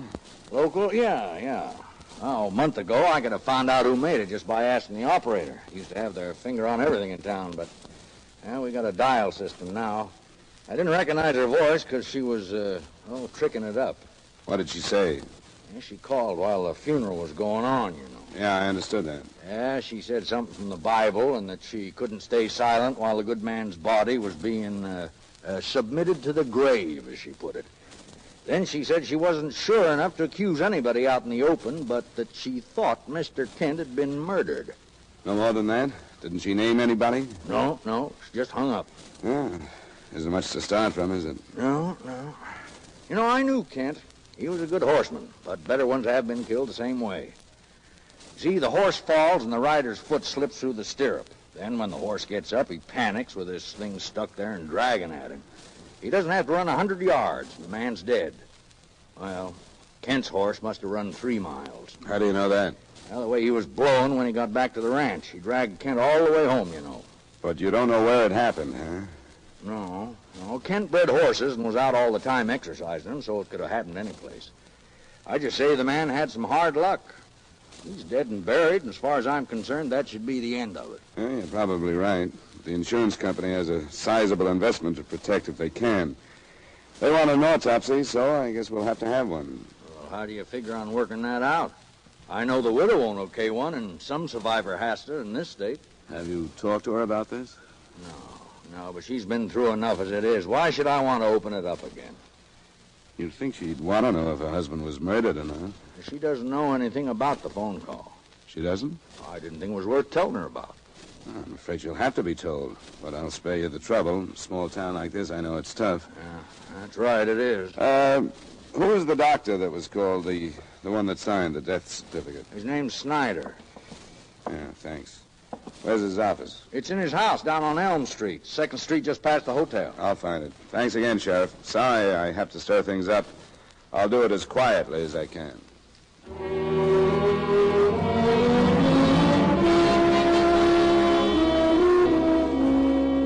Right then, I didn't know how to figure the sheriff. It was fairly obvious that he didn't approve of what I was doing. For the time being, I charged it off to the fact that no law officer enjoys the possibility that a crime might have gone unpunished right under his nose. Dr. Hugo Snyder's shingle on a white fence identified the address on Elm Street. A side door led to his office waiting room. I was met there by a woman in a nurse's uniform.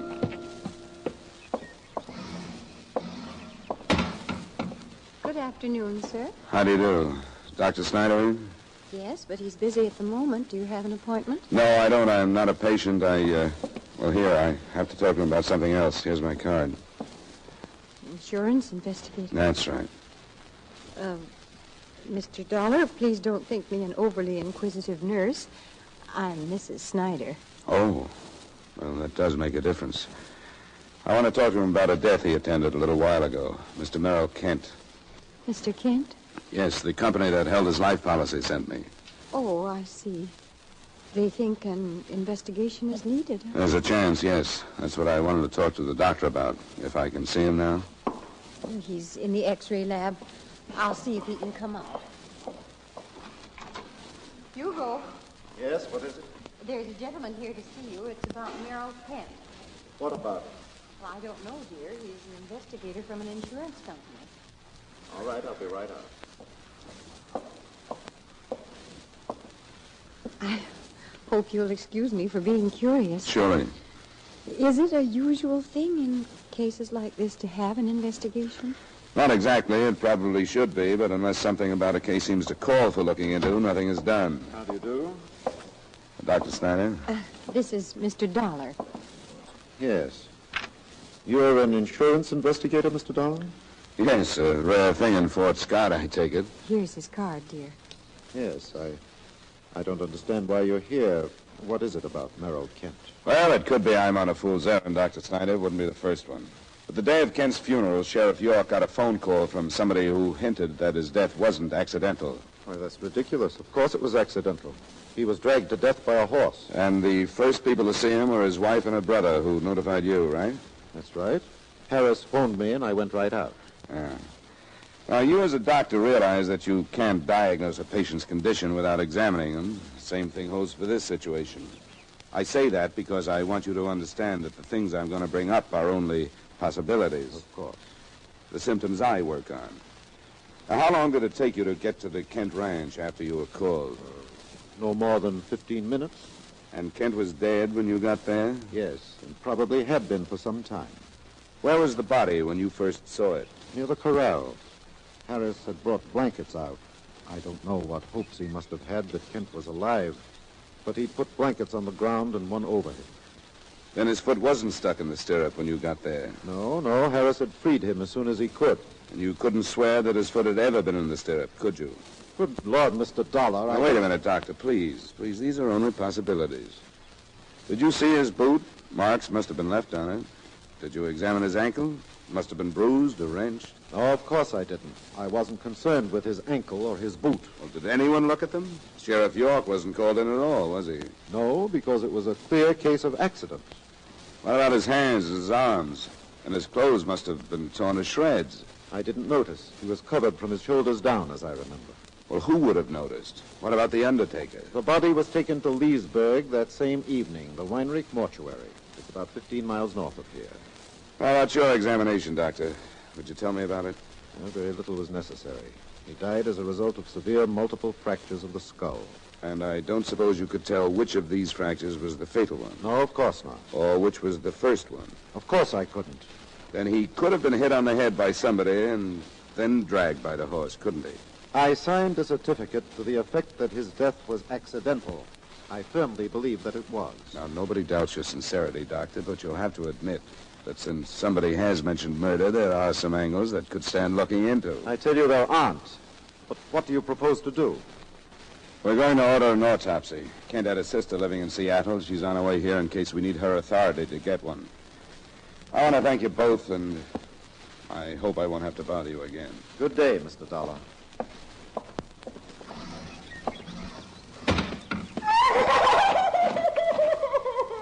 Hilda, what's the matter? Stop it. What's the matter with you?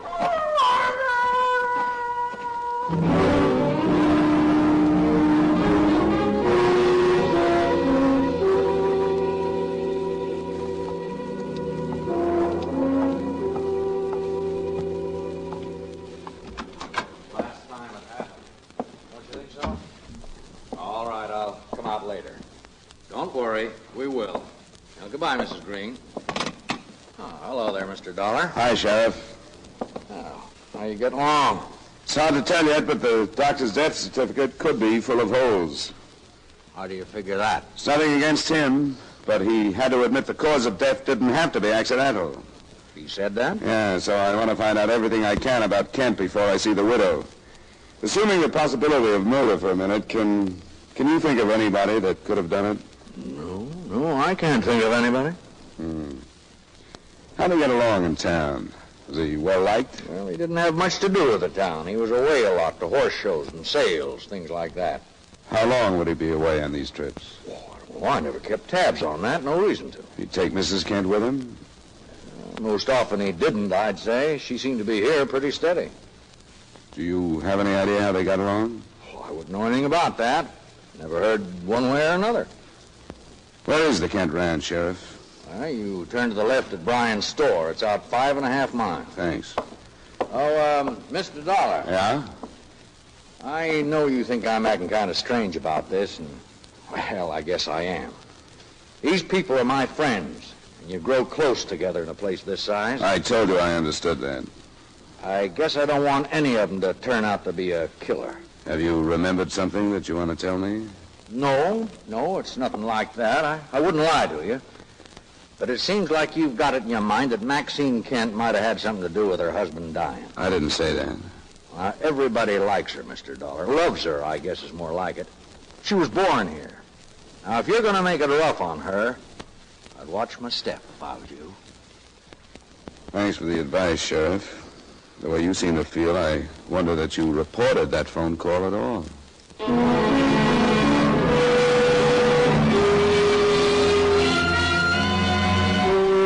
ranch was quite a surprise. I'd halfway expected the layout to be like the village and the other ranches I'd passed, old and badly cared for. But the residence was chalk white with a tiled roof and long shaded verandas. Around it, the grounds were well-groomed, and behind it were a few low white outbuildings. A woman I assumed to be the widow was standing at the edge of the drive as I pulled up.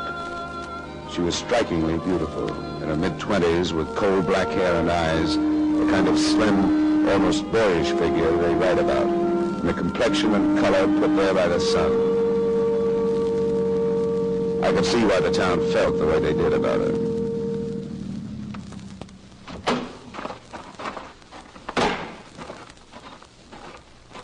Well, Mr. Dollar? Yeah, I seem to have been preceded by my infamy. My brother's in town. He phoned me that you were on your way out. He didn't tell me where he'd learned it, but... I only told one man, Sheriff York. That isn't important. It really isn't. They're all doing what they think is right. They think they're helping me. But I can realize that all they've done is give you more and more reason for suspicion. Isn't that true? So far, yes. Come up on the veranda where we can sit down. Then you can tell me what to do. Sure.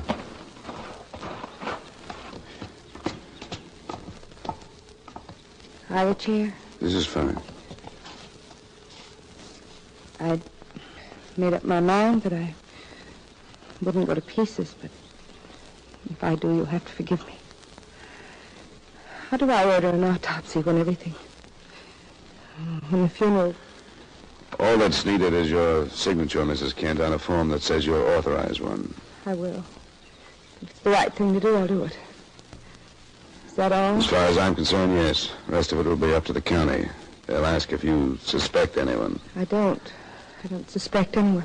They'll ask who you suspect of calling the police. But I don't suspect anyone. Then it'll be up to the coroner's jury.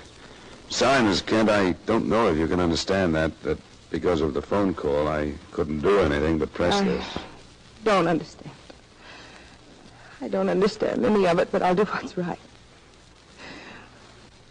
Unless there's something else, I wish you'd go now.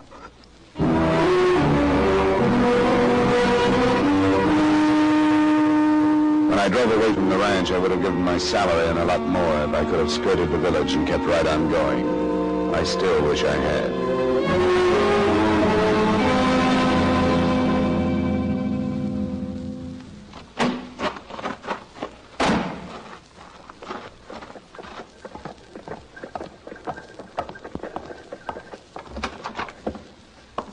You the guy from the insurance company? That's right. Where's Sheriff York? He's over at Doc Snyder's. Just phoned and said if you showed up to get right over there. Why? Mrs. Snyder killed herself. She left a letter. She said she was the one who made the phone call that started this whole thing.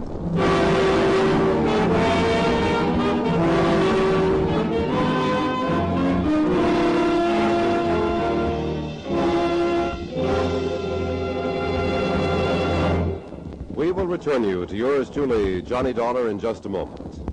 Gangbusters shouldn't have relatives. That would seem to be the moral of the exciting Gangbusters case tonight. Hear the case of the talkative boy, in which a crook is corralled through telling testimony furnished to San Francisco police by his young nephew. Don't miss Gangbusters, with another action-packed story based on police records, tonight on most of these same CBS radio stations.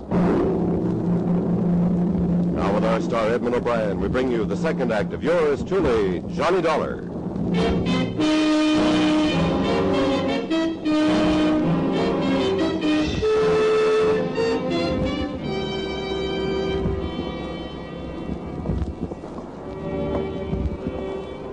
Sheriff York? Yeah, who is it? Oh. Well, I guess you got the news. Briefly, yeah. What's the story? Well, the doctor was in the office, and he called for Mrs. Snyder. She didn't answer, and when he came out to look for her, he found her in there, in the parlor. She was dead on the couch. The note. What else did it say except that she was the one that phoned you? It's there on the table. Something about there was nothing behind it but a false suspicion and wrecking her life beyond repair. I don't know, it's kind of wandering. What kind of false suspicion? Her husband and Mrs. Kent? It looks that way. Come on, we'll go on in. You can read it yourself. Yeah. Where's the doctor? He's in his room. Alone? You're through here. Yeah, that's the way he wanted it. It's mighty busted up over it. Have you reported the county yet? I called them as soon as I got here. Some men are on the way. Well, there she is. I covered her up.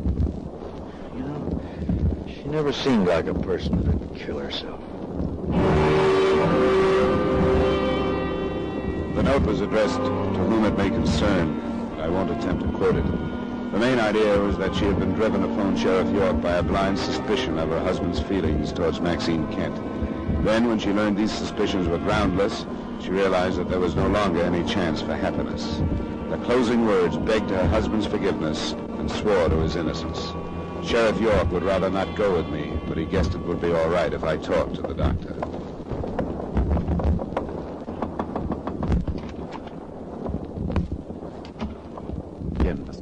Yes, things haven't cleared up very quickly, have they? No, Scott has accomplished a great deal. Suppose I was being too objective. I meant the 2 lives have been ruined since you arrived. The wife's my own. You didn't mean that I ruined? Oh, no, of course not. Circumstance. Circumstance that should have been entirely harmless. Not even known. Misunderstand me, I'm not defending. See no reason to anymore. Those circumstances drove your wife to breaking the case open, with you in the middle. Her own version of them. I am in love with Maxine Kent. I have been. If I'd been selfish and divorced my wife, if Maxine had been the same, none of this would have had the meaning that it has now. But one doesn't do things like that in a small town unless one is prepared to leave. We weren't. Why not? The doctor's money is nothing. She had none. But we were intelligent people. We had control of our emotions. So we talked and decided not to see each other again.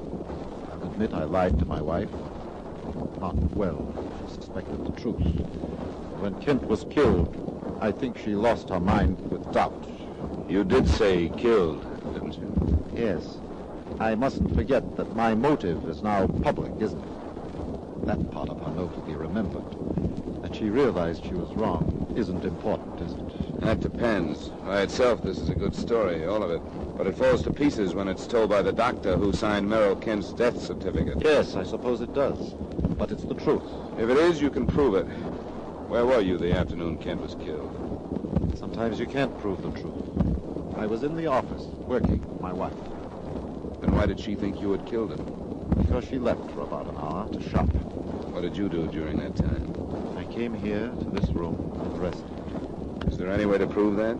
Anyone see you? No. And if you can't prove it, it's not the truth. If you can, it holds up better in court. You're convinced that I'm guilty, aren't you?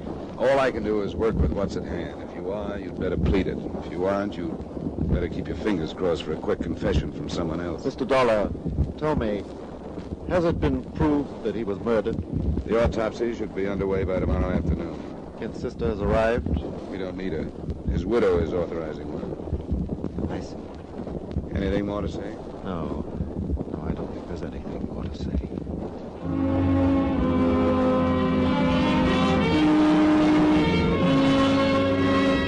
The deputies from county headquarters arrived at 6:30 p.m. On their orders, Dr. Snyder was removed to the single cell of the Fort Scott jail.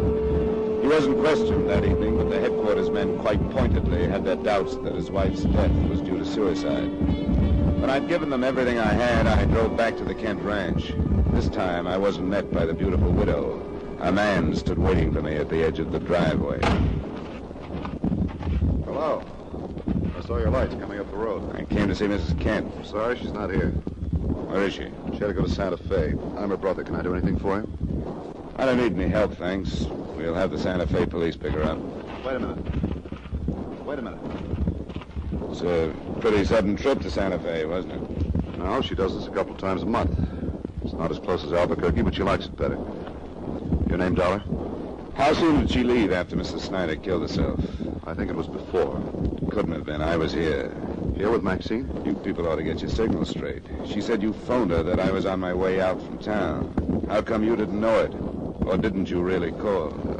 You're right. Things got confusing. Oh, I sure did. Where's your sister? It's true. She's in Santa Fe. I told her not to go because everything she did like that was making it look worse. That's right.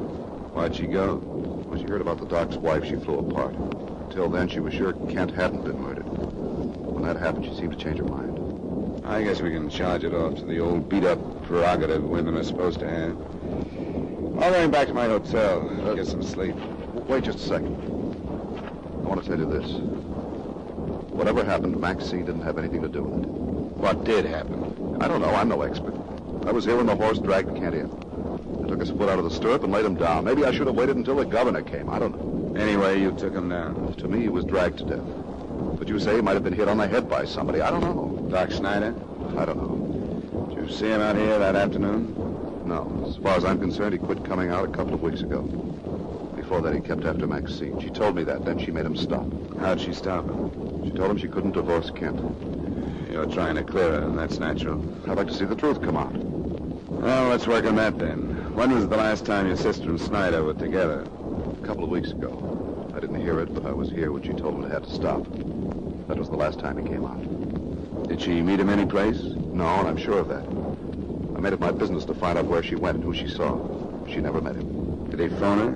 Yes, but it finally got to the point where I'd answer the phone and she wouldn't talk to him. Do you know if she ever phoned him? I don't think she did. I don't know why she should. What are you driving at? I want to find out if Snyder could have discovered that Kent was out riding that afternoon. If he could have found out where he was going and could have met him. My sister couldn't have told him because she didn't know. You sure of that? She was in her room resting. I'm the only one who knew where he was going. Are you still protecting her? It's the truth. I talked to him just before he left. He was breaking this horse to shoot off of, and he went out toward McNeil Canyon to find some jackrabbits. They'd make better witnesses if they could talk. Have to have your sister picked up. How soon will that order go out? Why? I just thought she might get hold of herself and come back tonight. It'd be a break if you could wait till morning. She didn't ask for a break by leaving. I'll think it over, check back with you.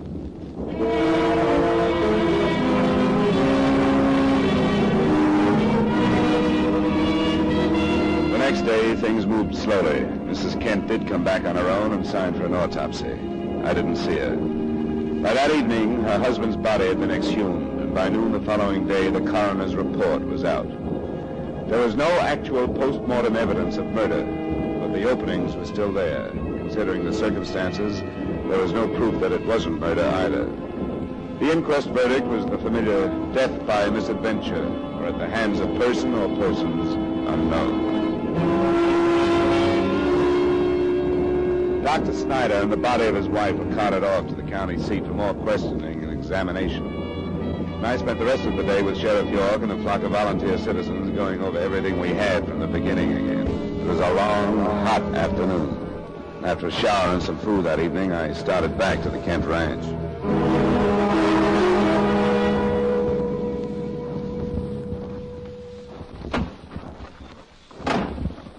You again, Dollar? Thought you'd be through with this since Doc Snyder was arrested. Not quite. Your sister here?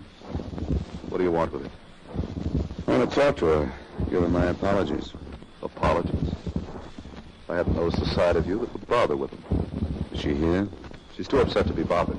Ask Mr. Dollar in, Harris. Why are you acting that way? Thank you, Mrs. Kent. Please come in. Why'd you run out the other night, Mrs. Kent? I don't know. When Hugo's wife, I lost my head. She came back, didn't she? I'm glad she did. She had nothing to run away from. What do you mean? Well, we're satisfied now that your husband's death was accidental. You know this, Dollar? I was with Sheriff York. We went out toward McNeil Canyon. Found the spot where it happened. Your husband fired a rifle. We found it. His horse reared and fell. The marks in the ground show that. It was dragged from there. There are traces of that, too. It's over. It's over. Merrill. Merrill, they believe me now.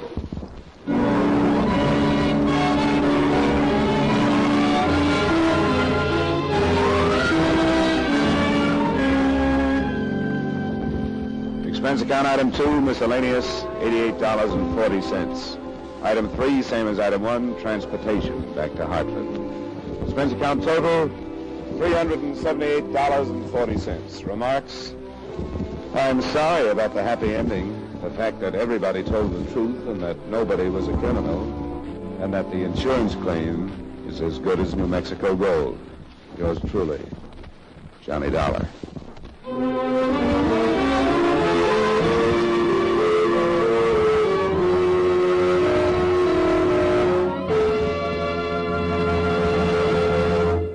Yours truly, Johnny Dollar, stars Edmond O'Brien in the title role and is written by Gil Dowd with music by Wilbur Hatch. Edmond O'Brien will soon be seen starring in the Paramount Pictures production, Silver City. Featured in tonight's cast were Ray Hartman, Joseph Kearns, Jeanette Nolan, Edgar Barrier, Virginia Gregg, and Hy Averback. Yours truly, Johnny Dollar, is transcribed in Hollywood by Jaime Del Valle.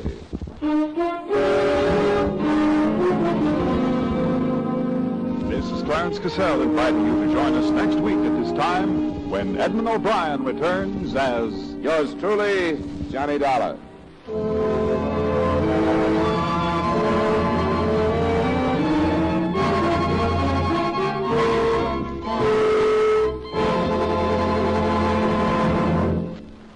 This is Edmond O'Brien again. I'd like to speak to you for a moment about one of the most important duties of American citizens. Today, every American has an opportunity to share in our common defense effort. And right now, this opportunity has become a duty for all of us.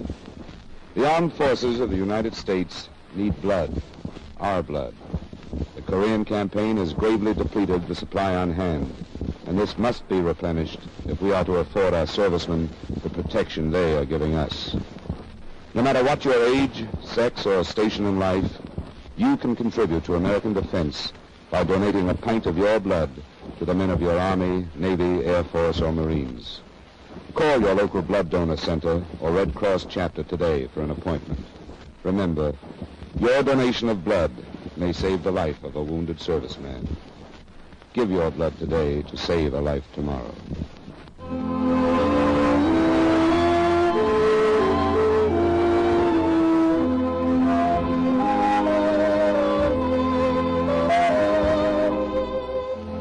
Partners, if you're looking for exciting Western adventure, you've come to the right network. Every Saturday on CBS Radio, most of these same stations bring you the Gene Autry Show and Bill Boyd as Hopalong Cassidy.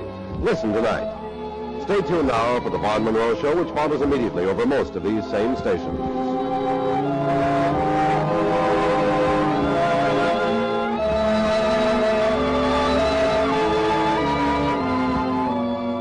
And remember, Gene Autry every Saturday evening on the CBS Radio Network.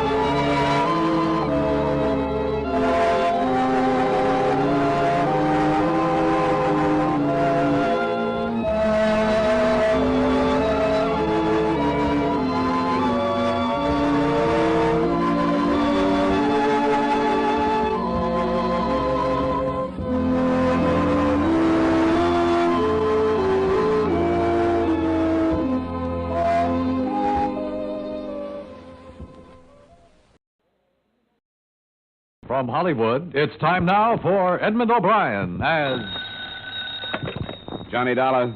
Jim Madison at Tri-State.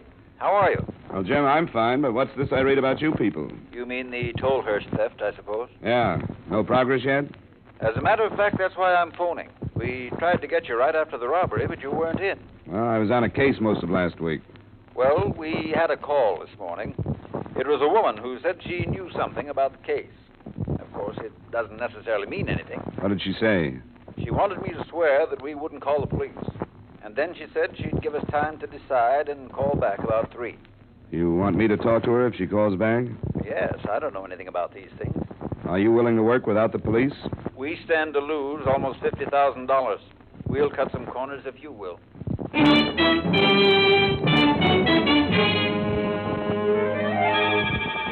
Edmond O'Brien in a transcribed adventure of the man with the action-packed expense account. America's fabulous freelance insurance investigator. Yours truly, Johnny Dollar.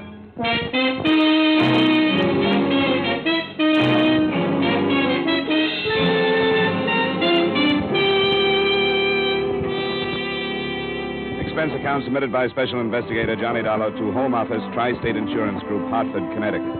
The following is an accounting of expenditures during my investigation of the Tolhurst theft matter. I note here the accepted report of the robbery because, as will be seen, both the police and the press missed a number of details. The Tolhurst fur shop was entered at closing time Saturday evening by 3 disguised men who, at gunpoint, relieved Mr. Tolhurst of almost $50,000. Answering a radio alarm, the police spotted the getaway cars that left Hartford, and later, south of town, after a running gunfight with another squad car, it was abandoned by the 4 men who were seen to split up and who escaped into some wooded terrain. That's where it stood. Expense account item 1, $1.50 cab fare from my apartment to the Tri-State offices where your Mr. Madison was waiting for me a little before 3 p.m. The second call from his alleged informer came at 2 minutes after. Yes? Yes, put her on. Hello? Well, I'm glad you did. I have someone here that I want you to talk to. No. He's not from the police. He's a representative of the company. Just a second. Here she is, darling. Okay. Hello? I don't like this. How do I know you're not from the police? Well, I guess you can't be sure. All I can do is give you our word. And if you do want to talk to us, you'll have to take it. The other man didn't say he was going to have somebody else. He decided he'd rather do it this way. Now, listen for a second. To us, the recovery of the money is more important than having anybody arrested. If we can recover it more easily without going to the police, we're willing to do it. Doesn't that make sense? Maybe. The police will have to come into it sometime, I know that. But also, I know I'm right. I've got my own reasons for calling like this, and I know I'm right. I'll take your word for it. And we'll keep it. Now, what is it that you know? I know where one of the men is hiding. Oh? Which one? He's in a hotel in Boston. He's not using his real name, and I can't tell you what it is. You mean you know what it is and can't tell us? I'm a friend of his. That's why I'm calling. He's got to give himself up and get clear of it. That's what you've got to make him do. I will if I can. What name is he using and what's the hotel? I know I'm right. I know it. But you can't tell him how you found out where he is. You can't say anything about this call. That's a promise, too. I won't. The name he's using is Taft. He's in the Standing Hotel. The Standing. Okay. Anything else? That's all. How do I get in touch with you again? You can't. There's nothing more I can do. Just be careful of him. He's awful desperate. Goodbye. Huh? She's gone. What do you make of it? It's hard to tell. She says one of them is in a hotel in Boston and that I have to make him give himself up and be careful because he's desperate. She could be sincere. If she were just fingering this guy, it seems to me she would have called the police. Then you think it's worth looking into? Well, there's only one way to find out. Follow it up, see what's there.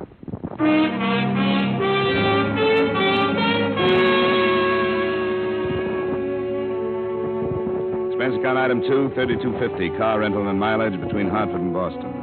On the way, I tried to figure ways and means of making an appointment with a hunted armed thug, if that's what he was going to turn out to be. I found the Standing Hotel on the fringe of the commercial and waterfront section, and a man named Walter Taft was registered there. I staked out his corridor and saw him leave his room at about 7:30 that evening. He came back an hour later. When he put his key into the lock, I was strolling toward him, and when he opened the door, I was behind him. Can you hold it a second? What do you want? I want to talk to you. I don't know. You haven't got time. I'm interested in a man who's registered here under a phony name, Taft. That's my name. Is there anything wrong with it? Well, if it's your real name, then I'm wrong. Have you got anything that says it is? Well, I don't see how it's any of your business, but sure, go on in. Thanks. Now, who are you and what do you want? I guess the automatic tells me what I came to find out. Who are you? I'm a private detective. The insurance company that stands to lose on the Tolhurst job hired me. That's a lie. You'd have brought the cops if you were. I've got a wallet in my hip pocket. There's a license. Don't reach for it. Just turn around. Sure. You're really jumpy, aren't you?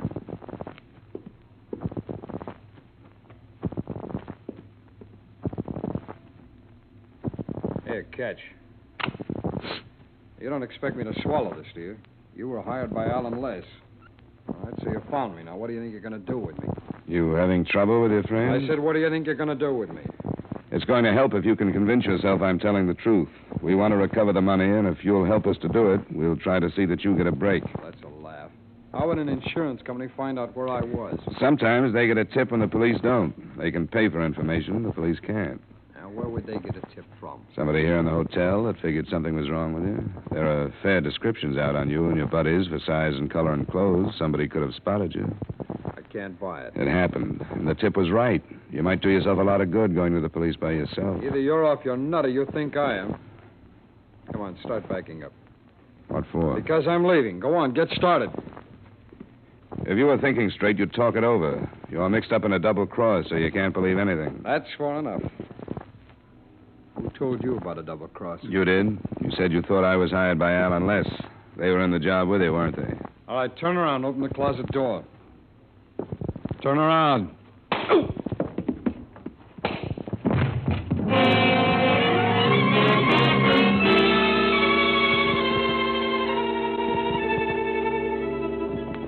By the time I was on my feet again, he'd had at least 20 minutes start. After I cleaned up some in the crummy bathroom and stopped the bleeding, I looked the place over. There was nothing in it. He'd obviously checked in without anything but the clothes he'd been wearing and the automatic. That was all at the Standing Hotel. I drove back to Hartford and phoned Mr. Madison at home. I'm sorry, Johnny. Are you all right? Yeah, I'm not complaining, just telling you what happened. I guess I asked for it, bullying in like that, but I couldn't think of another way to get to him alone and get to the point in a hurry. Well, do you think you should have called the police? I didn't for two reasons. They'd just be sore at us for not reporting the girl's call to them, and I hated to cross her at this point, in case she might come back to us with some more information. Well, I guess we aren't any worse off than we were before she called, are we? No, we made a little progress. We know there's trouble between the men. We're fairly sure they're all still in this part of the country, and we have a couple of first names. And if you want me to stay on the case, there's another angle I'd like to look into. What's that, Johnny?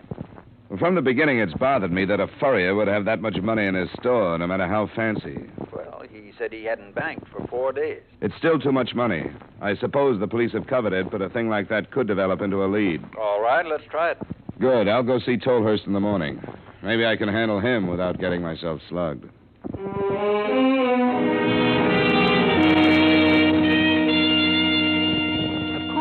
course. I'm at your service. Thanks, Mr. Tolhurst. I know you've answered a lot of questions already. Yes, I have. So I won't drag you through the details of the actual theft again. Well, thank you for that. Thank you. Now, the amount of money you lost, almost $50,000. Well, that question again, why did I have that much in my shop? I have answered that question every possible way without smearing my own good name. The police have driven me mad. I'd like to have the answers, too. Very well. Don't most of your customers purchase with checks, Mr. Tolhurst, or on credit? No, they do not. I'd think that they would. Because you don't understand. The fur business, even more than the jewelry business, is concerned with making beautiful women more beautiful. Don't you agree? Sure I do. Well, I hope this doesn't come as a shock to you that there are many, many more wealthy husbands than there are beautiful wives. As opposed to women, that is. So, who would you expect these wealthy husbands to buy the furs for? Yeah, I see what you mean. Cash purchases, too, huh? Precisely. If wifey doesn't get the coat, she better not run across a check paying for one. The fur would fly, you might say. But almost $50,000 in 1 week, that's a lot of intrigue. One sable was worth $35,000. And if the name of the purchaser became known, it could literally endanger the national security. I really mean that. It would be discussed from the floor of the Senate. What can I do? There's no record at all of these sales? Barely enough to keep my books legal. I've rather specialized in this cash and carry trade. If I was strapped to the rack, I couldn't name these men. I'm helpless. I think the insurance company might be able to fight your claim because of the stand you're taking. Had you thought of that? Oh, no, I hadn't. Well, it makes no difference. I'm completely helpless. Unless a member of the board or somebody is an old customer of mine. And that is possible, you know.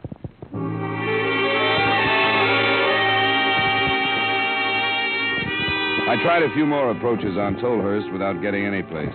I didn't fully believe him, but I did have to admit that business dealings like that were possible. I left the shop a little after 11 and went to my apartment to call in a report on this phase of the deadlock. My phone was ringing when I got there.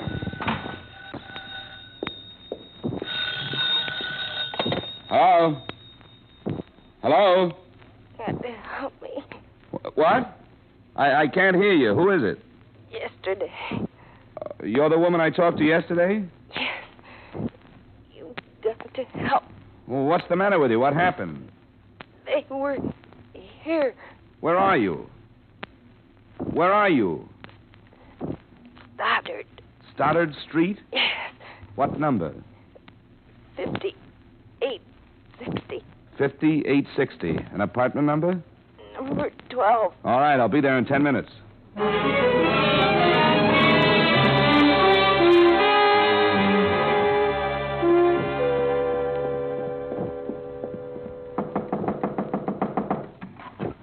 Dollar, I'm coming in. They went after Fred. You've got to go help him. Now, wait a minute. Who are you talking about? The men called Al and Les? I don't know them. First, they said I had the money and they beat me. One of them held my mouth so I couldn't scream, and the other one hit me. Do you know where the money is? No, they wouldn't believe me. Then they made me tell them where Fred is. Fred is the man I saw last night at the Standing Hotel? Yes. I can't keep quiet for him anymore. His name is Fred Sorrell. And he's holding out the money. That's what they said. They said they'd kill him if they had to. They look for him at the Standing. They won't find him. He left there last night. I know. He called. I tried to lie that he was still there, but they phoned and found out he wasn't. Then they started in again until I told them. He moved to an auto court, and that's where they're going. Where is it? I'm not sure. Between here and Boston. But I think it's in the state. It's called the Oak Springs Motel. I tried to warn him. But whoever answered hung up because they couldn't hear what I was saying. I couldn't talk. What's your name? Virginia Cowley. Well, how do you fit into this? How much do you know about the robbery? Nothing. I didn't know about it until afterwards. Fred's car was here. He came to get it and said everything had gone wrong and he was in bad trouble. Yeah, now we all are. You should have told the police, and I should have. Promise I know. I'm going to call them now and hope I can fight my way clear of this mess. Where's the telephone?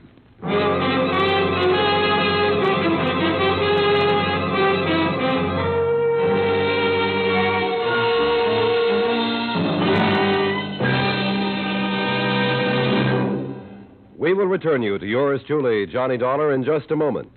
Americans now have a double job to do. We must produce enough goods to supply our armed forces, and we must also see that civilian needs are met so that we can prevent further inflation. Better production means greater strength and greater insurance that our free American way will continue. Do your part.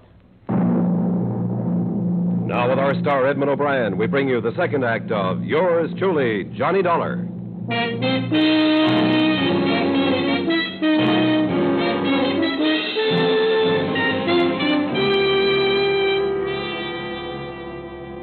In an attempt to help what was left of my position with the police, the first thing I told them about was the possibility of nailing the 300 men together, but that backfired, too. It took me 20 minutes to learn that the Oak Springs Motel was about 12 miles south of town, and it took me another 15 minutes to get there. 2 squad cars were in the driveway, and that looked all right. But when I got to the cottage where Lieutenant Crockett and the other officers were, things looked all wrong. The bodies of 2 men lay on the floor. Neither one was Fred Sorrell. Who are you? My name is Dollar, Lieutenant. Oh, yeah. Sorrell did this? Seems to be some confusion about the name. The cottage was rented by an A.J. White. Sorrell was hiding out under a couple of aliases. Too bad we didn't have that information. I didn't know who he was until a half hour ago when I called you. They were already dead a half hour ago. Is there some reason you couldn't have found out 20 minutes before that? Yeah, I didn't happen to be any place this Cowley woman could get a hold of me. She's the one you just got around to turning in? That's right. It's the first time I'd even seen her. First time I knew where she lived. First time I knew anything about her. I've done the same thing before, and it's worked out. This time it didn't. What do you mean? An anonymous call. She said she had information about the Tolhurst robbery that she couldn't give to you. She gave it to me in confidence, and I played it that way. You still playing it that way? No, I'll give you everything I've got, which still isn't much. Let's go back to town, then, where we can get a real statement. Henderson, take over here, will you? I'm going back to the office. Okay.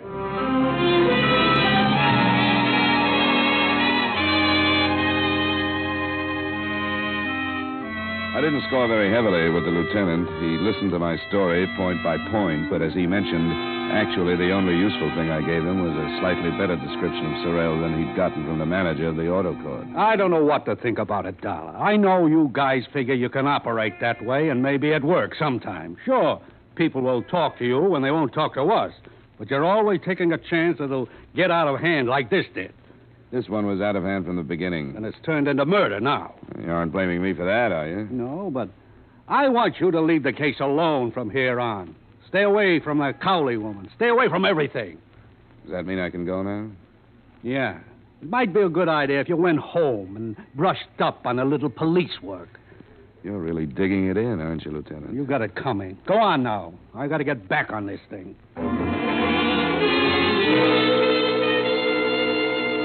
I knew my license was probably at stake, but Crockett's attitude, right or wrong, was more than I could take.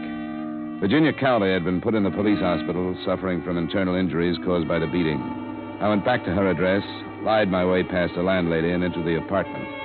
From a notebook on the telephone stand, I learned that Sorrell lived in Princeton. That was my next stop. Fred Sorrell? Yeah, he still lives here. I haven't seen him for some time now. Seems to me he's out of town. I came all the way up from New York just to see him. You suppose I could get into his place, leave a note or something? Well, why don't you just go up and see if the other fellow's there? Name a Hacker. Oh, a roommate? Yeah, you could leave a note with him. Oh, good. How do I get there? Second floor rear, number's 210.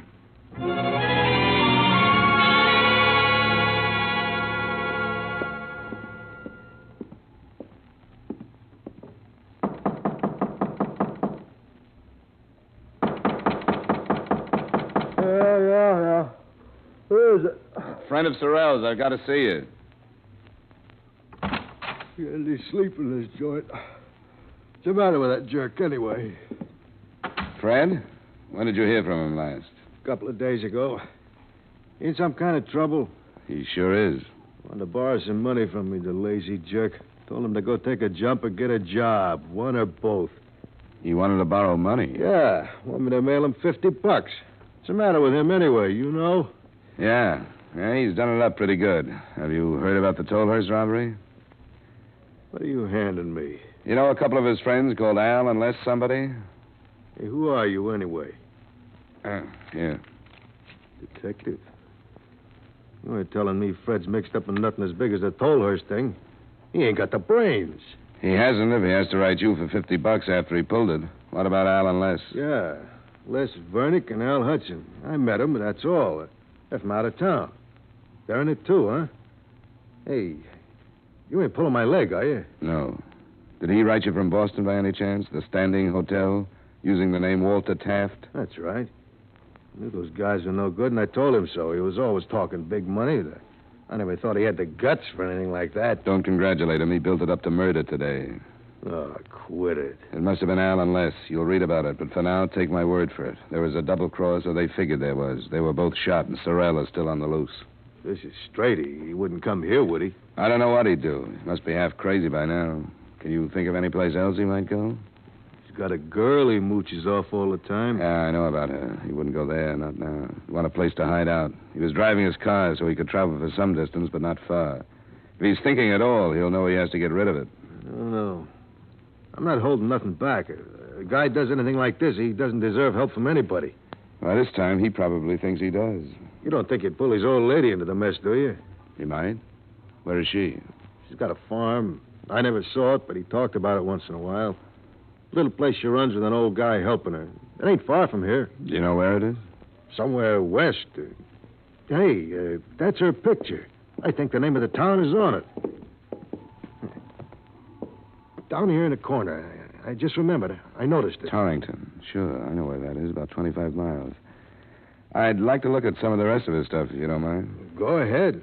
If this is as bad as you say it is, you can do anything you want. If you don't mind, I'm going to move out until this is cleared up. I don't want that crazy jerk to be coming back here while I'm around.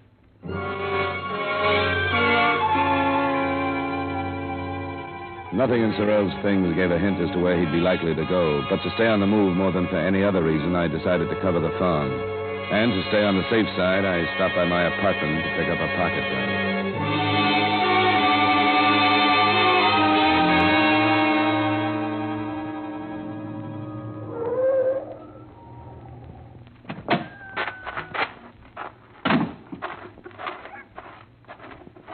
You got business here? Well, it's a sort of a social call. Mrs. Sorrell here? Nope, she went to town.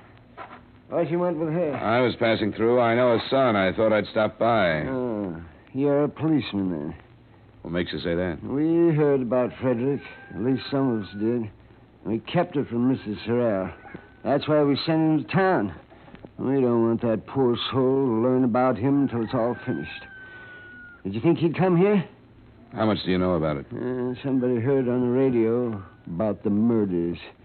Do you think he'd be hidden here? Not exactly, but every possibility has to be covered. He'd never come here. He wouldn't be turned out by his mother, but the rest of us would make short work of him. You're welcome to search the place if you choose to. Has he been in touch with Mrs. Sorrell through this thing? Nobody's been in touch with Mrs. Sorrell. She don't read her own mail or the papers either, because she's blind. She don't listen to the radio or talk on the telephone because she's nearly deaf. Frederick is a rotten apple that hasn't been allowed back here for 3 years. And she doesn't know about him? Not for almost that whole time. Oh, yeah. She thinks he's a big success in the hardware business. And we've talked about it already. We think he's going to start a business in Australia. And his mother will think he's there until she dies. And you ain't going to tell her any different. I don't see why I should. Yeah. You want to search the place? No, I don't want to, but as long as I'm here.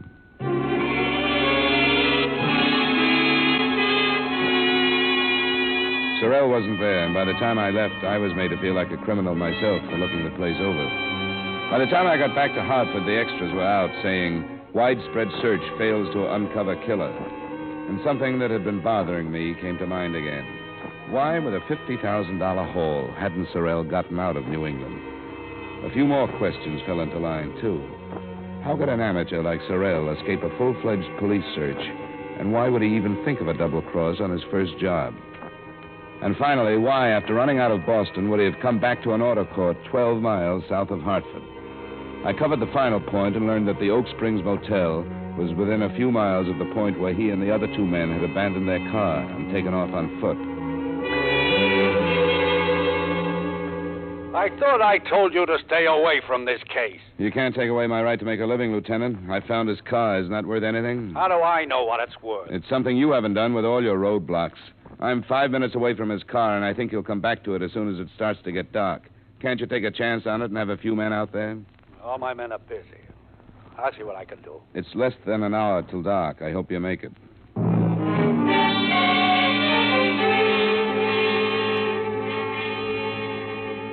I'd come back to the auto court and then found the approximate spot where Sorrell and his friends had left their car.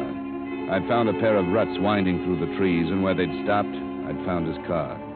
When I got back to it after talking with Lieutenant Crockett, I put my car under as much cover as I could find and waited. I was still there alone when the sun started to set. And then I heard him before I saw him. You. What are you doing here? Don't try with a gun, Sorrell. I've got one, too, this time. What are you doing here? I've been almost every place else. Doesn't make any difference to you that I'm here. There's no place for you to go anyway. You've been safe here in the trees. But you couldn't get any place else. I could make it if I wanted to. No, you couldn't. You missed when you didn't make it before everybody knew who you were. Right after you pulled the job, yes, but not now. You must have realized that. I can make it. Not now.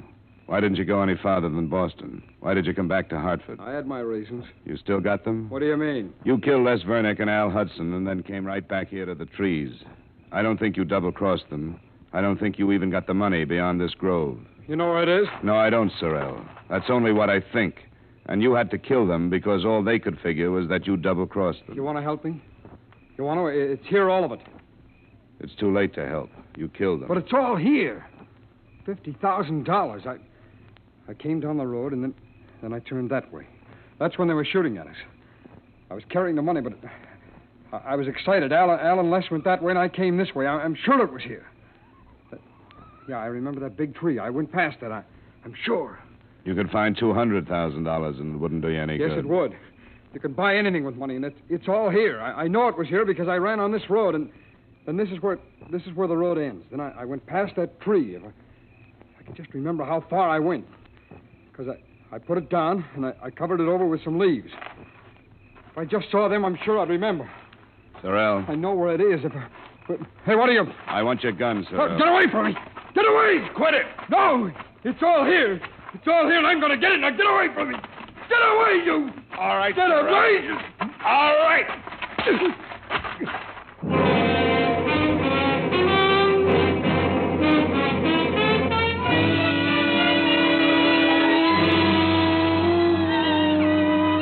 Expense account item 3, extra mileage, etc., $43.60. Expense account total, $77.60. Remarks: a police searching party finally found the satchel of missing money, so the company is not out.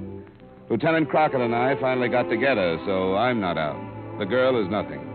So it leaves Sorrel, who really lost his mind over money, and the furrier Tolhurst, who didn't lose anything, not even that universal customer, the wealthy American husband. Yours truly, Johnny Dollar.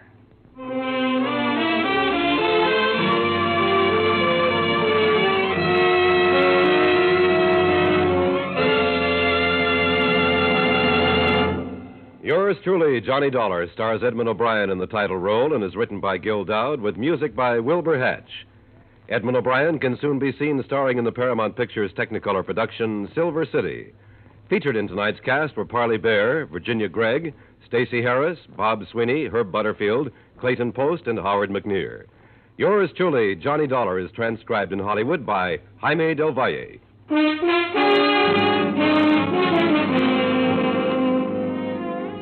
This is Dan Coverly inviting you to join us next week at this time when Edmond O'Brien returns as... Yours truly, Johnny Dollar.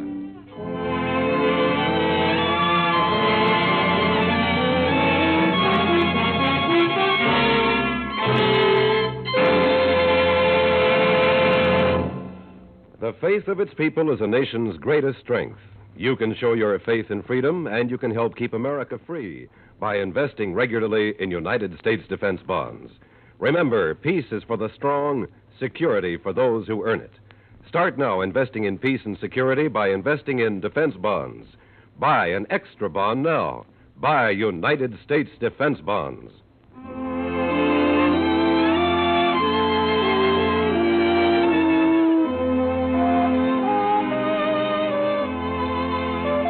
The direction is straight ahead, no turns on your dial, for the wonderful comedy of CBS Radio's two and only Amos and Andy. Enjoy Amos and Andy, the Kingfish, and the rest of those fabulous characters tomorrow night on most of these same CBS radio stations. Stay tuned now for the Vaughn Monroe Show, which follows immediately on most of these same stations. And remember, King Arthur Godfrey's Round Table holds court Sunday afternoon on the CBS Radio Network.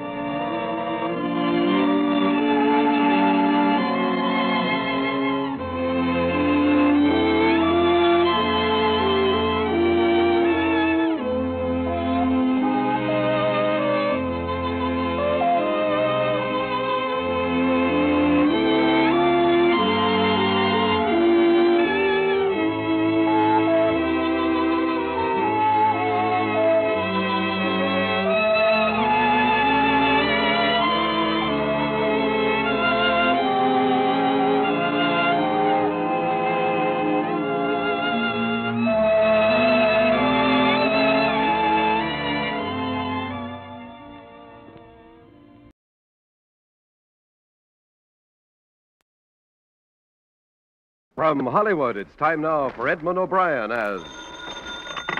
Johnny Dollar. Lieutenant Anderson, Dollar. You can come down any time you want to. I'm still at the hospital. Thanks, Lieutenant. How's the driver? He's not going to live either. The doctors doubt they can bring him around for a statement. Oh? What about the loss? Has the amount been figured out yet? Pretty close, almost $250,000. I don't suppose there's a chance, but was any of it marked or listed by serial number? Very little of it. You'd better come down. If the driver does regain consciousness, we may get something. If he doesn't, we'll be starting pretty much in the dark. I guess both of us have done that before. All right, Lieutenant Anderson. I'll be right down.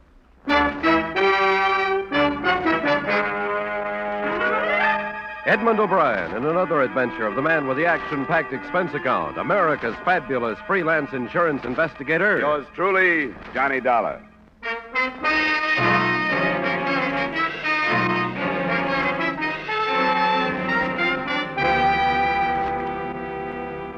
expense account submitted by Special Investigator Johnny Dollar to Home Office, Columbia All Risk Insurance Company, Hartford, Connecticut. The following is an accounting of expenditures during my investigation of the month-end raid matter. Expense account item 1, $108.25 airfare and incidentals between Hartford and Kansas City, Missouri, where I arrived some 7 hours after the company had advised me of the loss sustained by armed robbery by the Andover chain of department stores. The first details I received were sketchy. At the finish of a 4-day month-end sale, the armored truck that had picked up the receipts from 3 branch stores had been robbed. 1 guard had been killed at the scene. The driver, Carl Biller, was dying at 11:30 that night when I met Lieutenant Arneson in the hospital corridor. Dr. Surrey, report. I'm afraid I talked her into a wasted trip down here. Just saw the doc again. They're giving Biller less than an hour to live now. His wife just went into the room. Never came back at all, huh? No. I've been with him most of the time and had a man there when I wasn't. What did you expect him to give you, Lieutenant? I'm not sure. According to witnesses, he and the guard was shot down by one of the men in cold blood. Not because they resisted the killers. Why? To eliminate them, maybe. Why? Because the victims knew the killer, maybe. In spite of the masks they were wearing. That's what I hoped he'd tell me. That's the point. How about these witnesses? They any good? Good as most. The picture seems to have been 2 cars, both sedans. One of them was in the passenger loading zone when the armored truck arrived and parked in front of it. These men knew when and where, then? They sure did. They knew the truck had picked up the receipts at the Andover stores in Kansas City, Kansas, and Independence, and the 1 car was waiting for them at the store here. The other car double parked when the money came out. The men were shot down, and the truck was empty before anybody turned in an alarm. How about license numbers? Both on the stolen car list.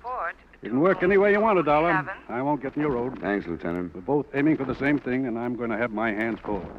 Robbery detail tells me their informers have hinted that a gang has been forming here in town for the last month or 2. I guess they were right. We're pulling in everybody we can. Maybe we can get some talk out of some of them. It'll be a slow process, but that's the way we work. I'll be in my... Oh, yes, Cole. Is he gone? There was nothing they could do. Well, that finishes that.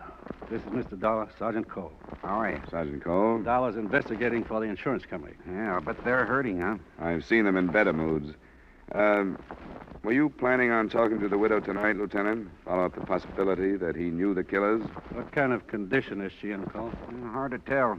She seemed to be standing up all right. I'd just as soon leave it to you tonight, Dollar. Cole and I ought to get back to headquarters and see what we've pulled in. Sure, Lieutenant. Anything you say.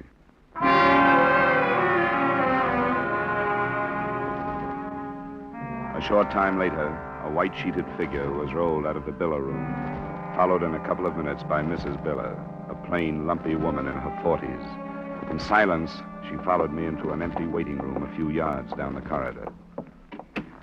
I want to go home. I've been here all day and I'm tired. I can certainly understand that, Mrs. Biller, and I won't keep you long. This may seem like a strange question under the circumstances, but do you think there could have been anything personal connected with your husband's death? Personal? We're looking for a valid reason for Mr. Biller and the other men being shot down the way they were. What are you talking about? Why wouldn't he get shot? It didn't surprise me. He was always with a lot of money, and I told him he'd get shot someday. There was no apparent reason, Mrs. Biller. They weren't given time to try to protect the money. They didn't draw their guns. Private guards worked under orders to surrender as a rule, but they weren't given a chance. They were met on the sidewalk and killed without a word. I haven't been thinking about anything like that all day long. I've been wondering what would happen if he died. Now he has. And here I am with the house still not paid for and no money. I just have to face it. He's dead, and that's all there is to it. You'd want to help us find the man who killed him if you could, wouldn't you? How could I help you do that? He and the other man could have been killed because they knew the man who killed them. How could anything like that be? Why should Carl know anybody like that? We don't know that he did. We only wonder. And I read the papers. How could he know anybody when they were all wearing masks? That could mean that he knew them very well. Well enough to recognize them in spite of the masks. Don't you see what I mean, Mrs. Biller? I can't think. You couldn't expect me to think after a day like this has been. I don't know what to say. I'm all mixed up now. I understand, Mrs. Biller. I won't bother you any more tonight. What we want to know is if somebody who knew your husband and knew quite a lot about his job could have been responsible for his death and the robbery. We'll talk to you about it again. Maybe tomorrow.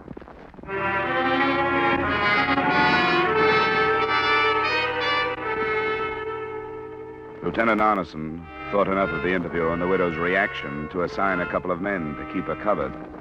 The police spent most of that night pulling in known and suspected criminals and grilling them without any definite success. The next morning, I was in the lieutenant's office while he was waiting for one of his informers to be brought in. Nothing on the missing cars yet, Dollar, but I'm dead certain they haven't got out of town. We had it sewed up in a hurry. I put another man on the biller angle, too, looking into his habits and friends, but staying away from his wife. We'll save her for you. Thanks a lot. I thought you'd like her. Here's the count, Lieutenant. Yeah, come on in, Emil. This is Emil Ordorf, sometimes called the Count. Sit down, Emil. Emil and I have known one another for a long time, haven't we, Emil? I owe the lieutenant a deep debt of gratitude. We get along. Emil, this man's working for the insurance company that covered the missing money. You can trust him. If you say so, what else? What's going on in town, Emil? What does the crowd say about this heist? They don't say very little. They don't like this. These are foreigners who do this. From where? Chicago.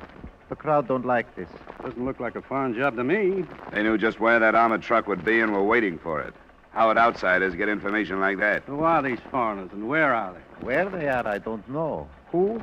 I hear only some names that are nothing. One is Pinky, one other is Ross. First name or last? Only Ross. Other is Shorty, other is the Mick. Who their other names are, nobody knows. He's not much, Lieutenant, but I am only a man. Anything more, Johnny? Yeah. Do you know if they're still here in Kansas City? How do I know that? So I, from the crowd, am the only one who knows where they are? Then I am shot, too?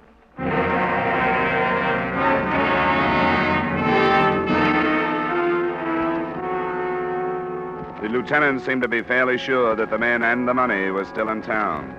All the escape routes had been covered by police armed with composite descriptions of more than 30 witnesses to the shooting.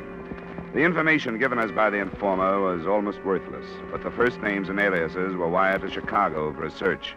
And the officer working on the biller angle came up with a development later that same afternoon.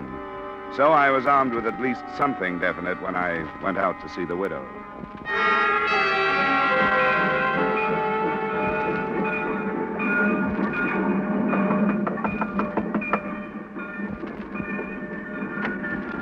Hello, Mrs. Biller. Hello. Hope you're feeling better today.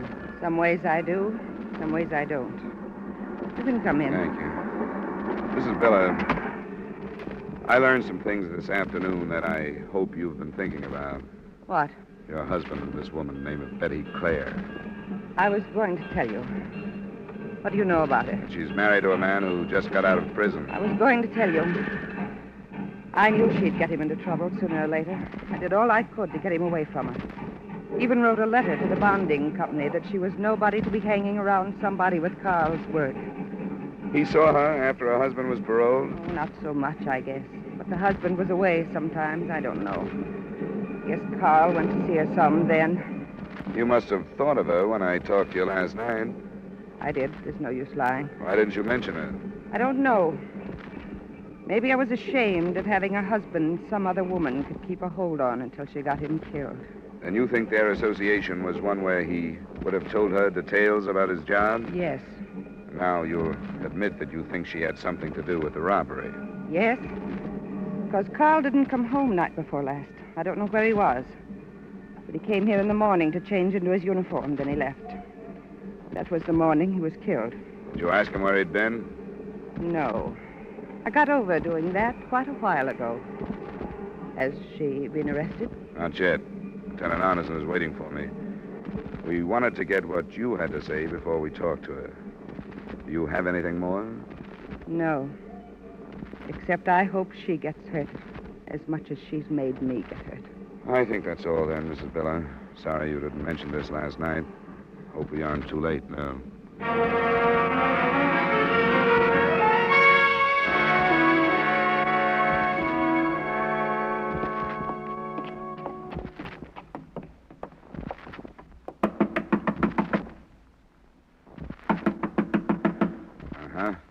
Nobody here. You in there? Open up! Spring lock. Huh? You've got the key. Let's get over to the side. You never know.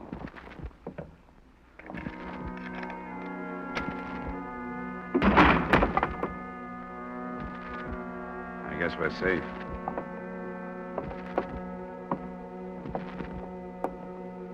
Betty Clare. She's been choked to death.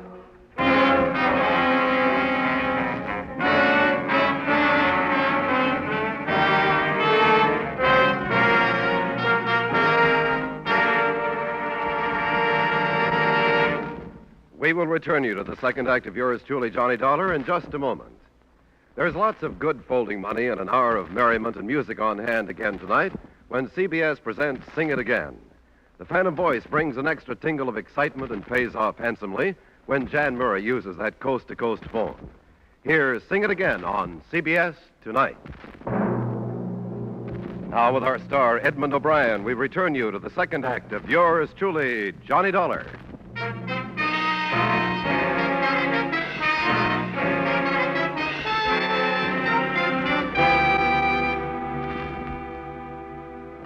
Betty Clare had been strangled, obviously by a pair of hands.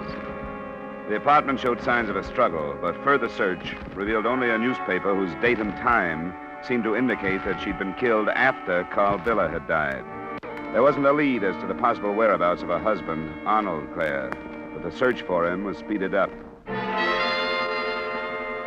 At 5, a report from a section of Kansas City called East Bottom did give us a lead. The body of a man was found in a garage. He'd been shot to death, and in his pocket was a receipt for an insured parcel post package. A follow-up on the receiver's address showed the package to contain $15,000 in cash. Later, the informer, Emil Ordoff, followed the lieutenant and me in to view the body.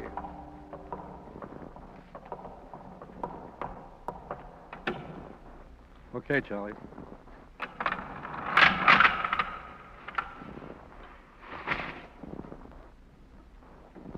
You know this man, Emil? How could I be sure? He's one of the crowd. I know who he is. Do you? His name is Norwood? You know it is. Yes, I know. They'll know it. The record of narcotics possession, suspicion of burglary, 60 days last year in vagrancy, and carrying a concealed weapon. Yes, Earl Norwood. The lieutenant tells me he's not from Chicago, Emil, that he's a local boy. Yes.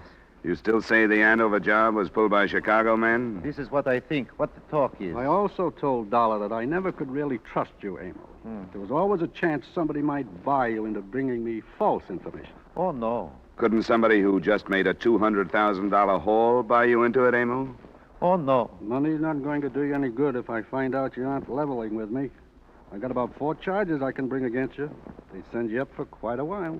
I owe you deep gratitude.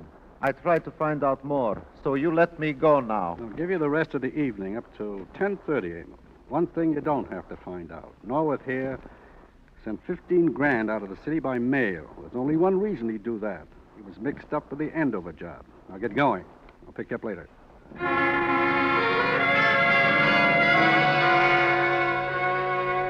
The 2 additional killings, possibly linked to the robbery, set Kansas City's underworld and police force spinning. Every officer in town was put on duty until further notice. By 8, the tanks were filled with hoodlums, while the streets and hangouts were strangely empty and silent. At 9 o'clock, it seemed that things started to break. A known associate of Arnold Clare was picked up and brought to the lieutenant's office. Sure, I know Arnold. I was in prison with him. I met his wife the other night, but I don't know anything about the Andover job. Where were you the morning it was pulled? Listen, I got alibis to prove I wasn't mixed up in nothing. What about Arnold Clare? As far as I know, he was going straight. That's what he told me, anyway. We've got Clare linked up pretty close. We know his wife was running around with the driver of that armored truck. That would give Clare access to the information he'd need. Well, I can't help what his wife was up to. He told me he was going straight. Said he was looking for a job. When did he say that? Last time I saw him, the other night when I met his wife. Tuesday it was. Tuesday night? Yeah. Robbery came off Wednesday morning. And you were with Clare and his wife Tuesday night. That's right. I tell you, I don't think he had nothing to do with it. How late were you with him? Oh, must have been 1:30, 2 in the morning. And Betty Clare was there all the time? That's right. Doesn't jive with Mrs. Biller's story, Lieutenant. Look, I'm telling the truth. I got no reason to lie. How about proof? Was anyone else there? Yeah, somebody else was there. We ordered some liquor sometime around midnight. The boy from the liquor store brought it up. I forgot the name of the place, but I can show you. Mrs. Biller said her husband was with Betty Clare the night before the robbery. That ain't true. Nobody was with her but Arnold and me. I'll take you to that liquor store. And she was killed yesterday, the day after Biller died. What? Who was killed? Are you sure Biller wasn't with you and Betty Clare and her husband? You're telling me Betty Clare is dead? You know she is. Strangled. Now tell us why. Hey, wait a minute. I didn't know anything about it. I swear I didn't. I'll tell you where Arnold is to prove I didn't know. What kind of proof is that? I didn't know. I swear I didn't. He didn't tell me. He said there was too much heat on from the Andover job. And he didn't have an alibi for the whole morning. He said he wanted to stay out of sight for a while. Sure. Make himself look innocent, I suppose. I don't care what you think. That's what he told me, and that's all. But if his wife has been killed, I don't want to have nothing more to do with him. That's a real double cross to get me mixed up in anything like that. I'm through with him. Where is he? There's a shack out by the edge of town near the river. I've been taking food to him. Let's get started. Lieutenant means you, Stone. Now, look, you ain't gonna make me go with you. Ain't it enough I tell you where he is? You're the first real live hunk of progress we've had. We want to hang on to you. Come on. He'll kill me if he gets a chance. We'll try and see that he doesn't get one. Lieutenant. Yes, Cole. Bad news. They caught up with Emil Ordoff. He's dead? Yeah, the report just came in. Well, that's too bad. He was a good, honest steward, and I'm going to miss him. Is it better stop, don't you think? The town is really hot. I can't remember it ever being this hot.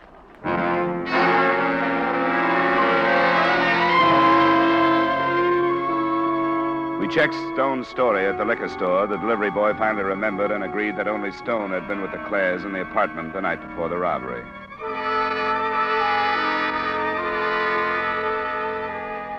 "20 minutes later, with headlights out, our car pulled up on a dirt road. The shack Stone pointed out was screened by a stand of willows on the riverbank. One small window showed some light from inside. Wait a minute. I ain't going in there. You can't make me. Come on. He'll kill me. No, he won't, Stone. Let's go. I tell you, he'll kill me. It's my case. I'll take it.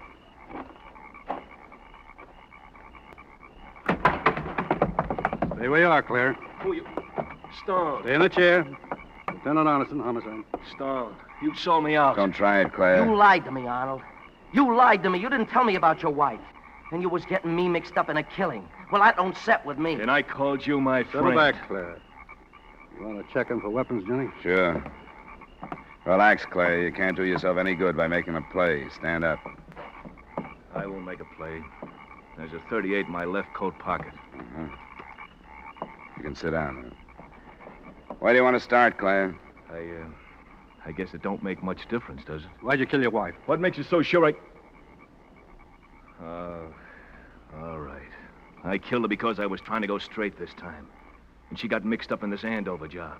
If I'd known about it before, I'd stopped it for sure, but I didn't find out until after it happened. How did you find out? One of the guys that got killed, the driver, Biller. His wife got me on the phone the night he died. She told me about Betty and her husband. You didn't know about it? No, I didn't know. This dame told me about it. All the years I was in prison. And after I got out, every chance they had. That's the only reason you had? I told you I was trying to go straight. And I found out Betty is working this Biller into setting up a job with her. She was doing it to get rid of me again. She knew the board would take my parole away, no matter what I said. Mrs. Biller told you all this? Her husband talked about it before he died. You're a stupid fool, Claire. Sure I am, sure, but I couldn't help it. I went crazy. Betty wasn't at home when I found out. I guess I drank a lot and thought about it. And when she came home, I just grabbed her. I couldn't help it. I knew I was killing her. I couldn't stop. You know something? I don't care. That's the spirit. What about the Andover job? How much do you know about that? I know one guy that was in on it, and I'll finger him for you. I'll finger him. I'll see some of them take the same trip I'm taking.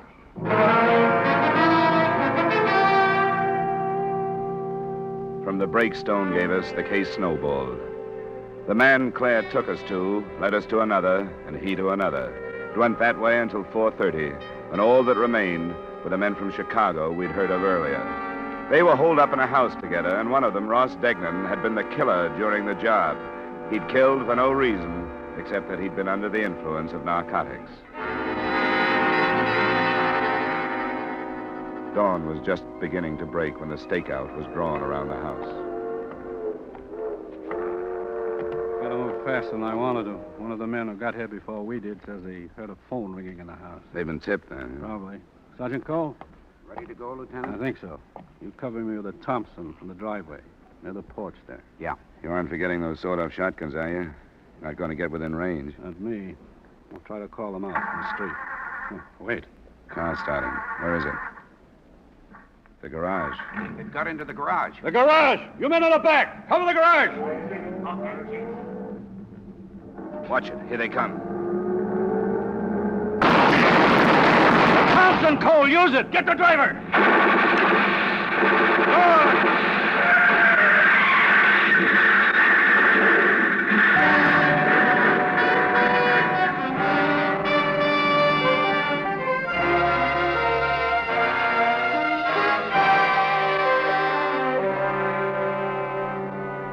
It had been a long night, but we saw the end of the trouble there on the street. What the Chicago men had with them and stolen money brought the recovery up to within $2,000 of the original amount. Expense account item 2, $180. Miscellaneous item 3, same as item 1, transportation back to Hartford. Expense account total, $396.50. Remarks? I talked to Mrs. Biller before I left, hoping to get some kind of revenge against the woman who'd stolen her husband. She told Arnold Clare that Betty had set up the robbery. But she got her revenge, murder. And the company owes her a deep debt of gratitude, because when that broke, the whole thing broke. Yours truly, Johnny Dollar.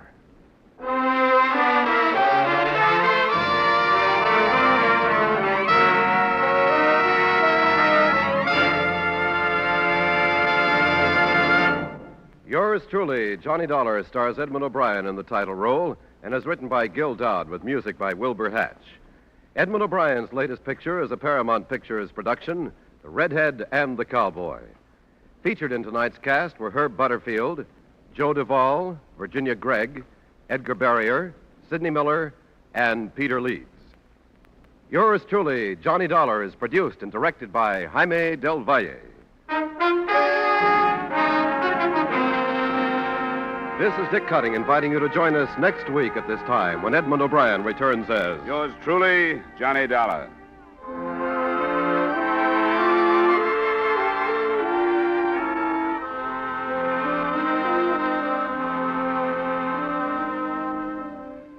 Do you know that there's one fire in an American home every 20 seconds? That fires kill 11,000 people every year? Staggering, isn't it? 90% of fires in the home start through carelessness. Be careful with matches and keep them out of the reach of children. And if you're a careless smoker, don't smoke in bed or discard lighted cigarettes thoughtlessly. Don't gamble with fire. The odds are against you.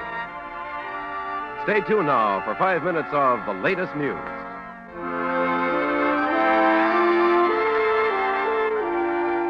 This is CBS, where our Miss Brooks holds classes every Sunday night, the Columbia Broadcasting System.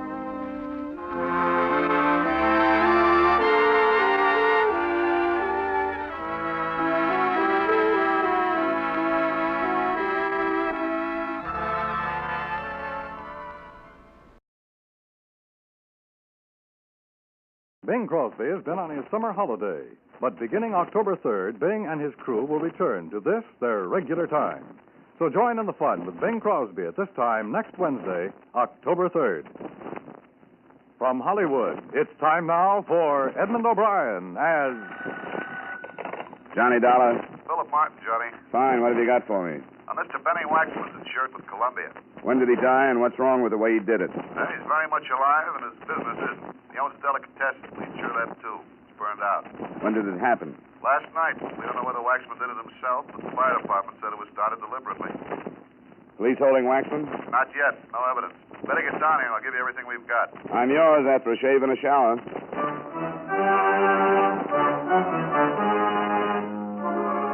Edmond O'Brien in a transcribed adventure of the man with the action-packed expense account. America's fabulous freelance insurance investigator. Yours truly, Johnny Dollar.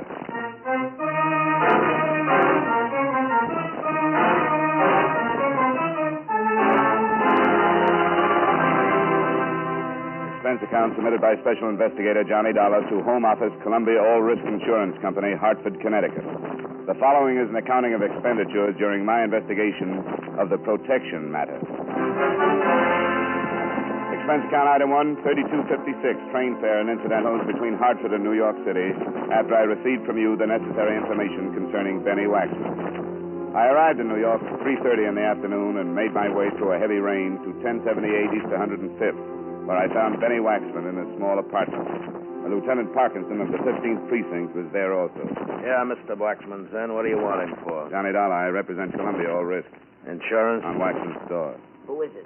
Guy named Dollar from the insurance company. Come on in, Dollar. The insurance company? Yeah, you know, the reason you started the fire. I had nothing to do with it. I keep telling you. Over and over he keeps telling me, and over I keep telling him he's a liar. A liar I'm not. My name's Johnny Dollar, Mr. Waxman. How do you do? We can't pin it on him yet. Some kind of a bomb. I ain't got no store anymore. Yeah, sure he ain't. Like the stuff they used in the war. Not a big explosion. Nobody heard an explosion. When it went off, it burned good. Incendiary? Yeah. Don't know how he got it, but we'll trace it. Incendiary? Of course you don't know how I got it. I didn't get it. How much was the place insured? $20,000. You're not going to get it, Waxman. Look, Lieutenant, I don't care no more. I don't care. Do you hear me? You will. I'll make you care. I didn't start it. There was a man killed in that fire. What? I didn't start it. I didn't kill nobody. I wouldn't. People lived over the store, 3 apartments. An old man didn't get out. Your company won't have to pay a red cent, Dollar, because I'm going to prove Waxman started it. Why would I burn down my store? I make a good living. Tell Mr. Dollar how much money you've got in the bank. You hear me, Waxman? $600. That's not much for a guy who makes a good living, is it, Mr. Dollar? I told you a dozen times. He told me he gave $5,000 to his daughter. It's the truth. You checked the daughter? That's a little tough. We can't find her. Used to live here with her papa, but she's just disappeared, and Papa doesn't know where she went. Do you, Papa? She went on a trip, Mr. Dollar. A vacation? Yeah, I gave her the $5,000 for a vacation. And he doesn't have any idea where she... I don't know where she went. He just gave her $5,000 for a little vacation. It broke him, but his daughter needed a little vacation. I don't care anymore. I tell you, I don't care. Mr. Dollar, tell your company I don't want the insurance money. You don't get out that easy. I don't want out for nothing. Look, you're on a spot. You figured it was a cinch. So many guys like you, Waxman, figure it's a cinch and forget about guys like me.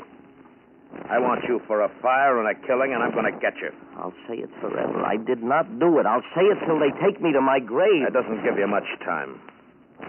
Well, I've got to be going. I'd like to look at that report, Lieutenant. Yeah, sure. Come along. No, I'll check with you later. I want to talk to Waxman. Sure, 15th Precinct. I'll be around until they find out where he got that bomb. Right. You're loose till I get something, Waxman, but do me a favor, huh? What is it? Try and leave town. I'd love it. See you later. Yeah. Mr. Dollar, go back and tell your company to forget it. I don't want the insurance money. If you didn't have anything to do with the fire, you're entitled to it. I'm going to leave this town when I can. Open a business somewhere else. Another city if I'm lucky. If you're not guilty, why not take the money? Because I cannot prove I am innocent. What are you afraid of? What? I said, what are you afraid of? It's pretty obvious you're afraid of something. I'm not afraid. I'm nervous.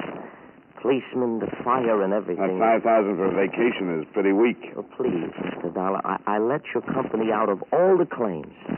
They don't have to pay me nothing. Now, please, don't ask me any more questions. That cop's out to get you. Look, the law I believe in. If they convict me of something I did not do, then perhaps it is in payment for something I did to break the law. What?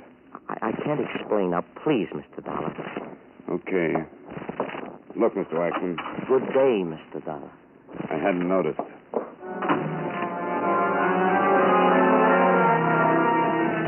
I left the building and went out on the street. The rain was coming down harder, so I turned up my collar and started to walk. I couldn't stop thinking about Benny Waxman and his crazy, mixed-up story. A guy who burns down his store with an incendiary bomb is smart enough to have a better story.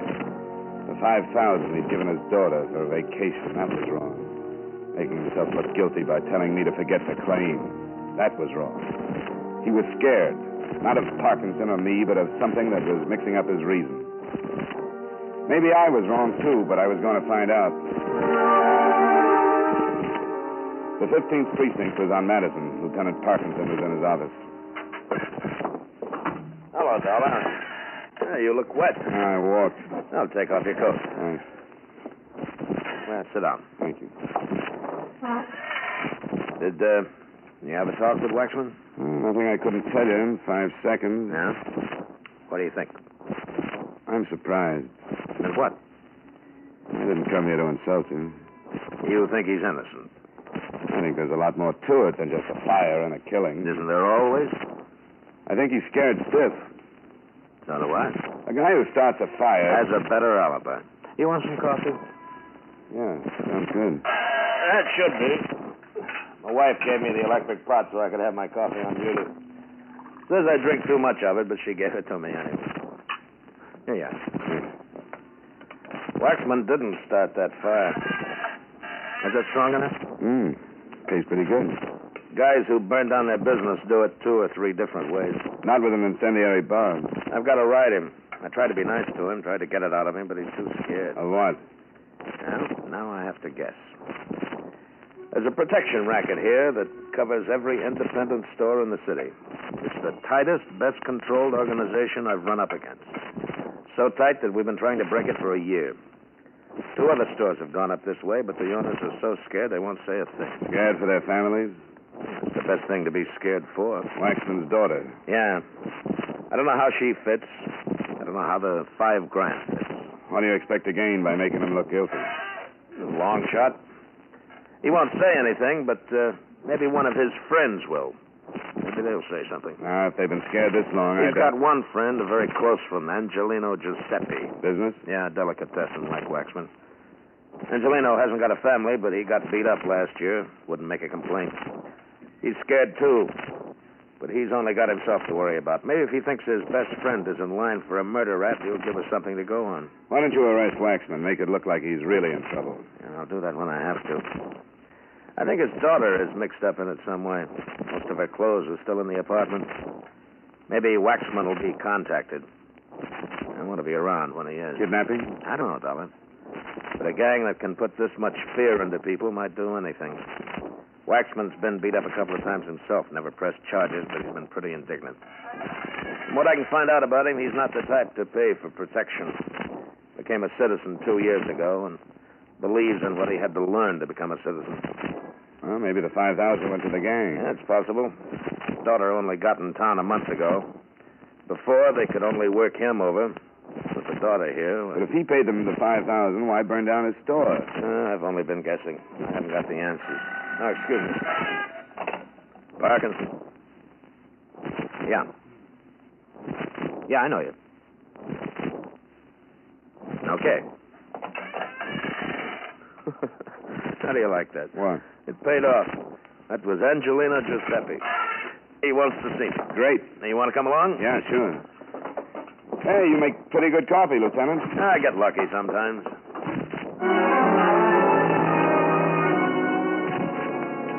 We left the precinct and grabbed a cab. Parkinson didn't want an official car in case somebody should be watching Angelino. We cut across town, and 20 minutes later, we were walking through the front door of Angelino's delicatessen. A small, broad little man with a bald head moved around the counter and walked up to see us. Hello, Lieutenant. Hello, Angie. Mr. New man? Johnny Dollar, insurance investigator. Mr. Dollar? Hello, Mr. Giuseppe. What do you want to see me for, Angie? Well, it's about Benny. Oh, what about Benny? You're gonna arrest him? That's right. You think he burned down his own store? I know he did. What about you, Mr. Dollar? Do you think Benny burned down his store and killed that man upstairs? I've seen the evidence, Mr. Giuseppe. I think so. You bring me all the way over to ask me that, Angie? No, Lieutenant. Look, if I tell you something that maybe shows you that Benny don't burn down his store... What? Well, it's maybe going to make a lot of trouble for a lot of nice people. They'll get protection. I could get killed. Not while I'm around, Angie. Well, Come on, Angie. If you got something, give it to me. I was on my way over to pick up Benny. Now, if you've got anything that can save him, let's have it. Well, I can't prove that Benny did not burn down his place, but I think I can tell you who did. Who? Them guys. Them guys who come around once a week and collect the dough. Tell me about them. Well, you remember when I got beat up last year? Yeah. Them guys have done it. They make us all pay them protection. And if we don't, we get beat up or our families... Who are they, Angie? Well, I don't know their names. What's the matter? You better get out. Two guys crossing the street. Yeah, that's them. You better get out. They got the guns. Those are the guys who beat you up? Yes, the police. So look, you better get out. All right, now listen to me, Angie. Act like we're customers. But they got the guns. Do what I tell you. Dollar. I'm all right. Okay, here they come.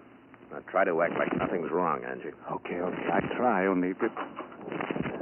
And give me about 8 slices of the Swiss there, will you? All right. Angie. Oh, yeah, I'll be right with you. Just the envelope. We don't want no cold cuts. Hello, Red. Stop. Look out. Oh, no. Parkinson. What about Angie? I told you. Shut up. Get an ambulance. Ambulance? The phone, you idiot. Step on it. Come on. All right.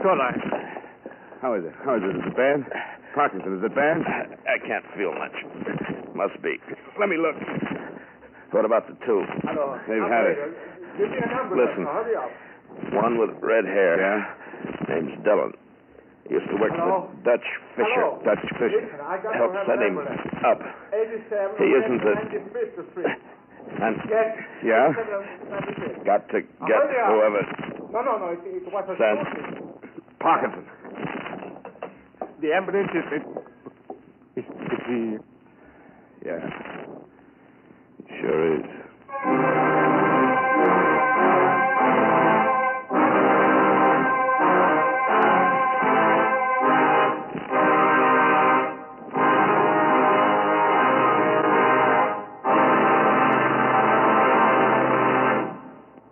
We'll return you to yours truly, Johnny Dollar, in just a moment. Beginning next week, listen for Edmond O'Brien as yours truly, Johnny Dollar, Saturday nights on most of these stations.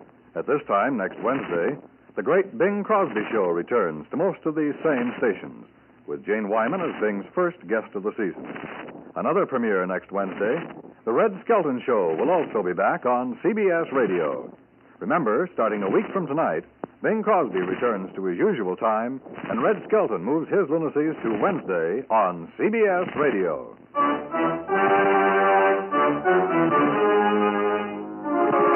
Now, with our star Edmond O'Brien, we bring you the second act of yours truly, Johnny Dollar.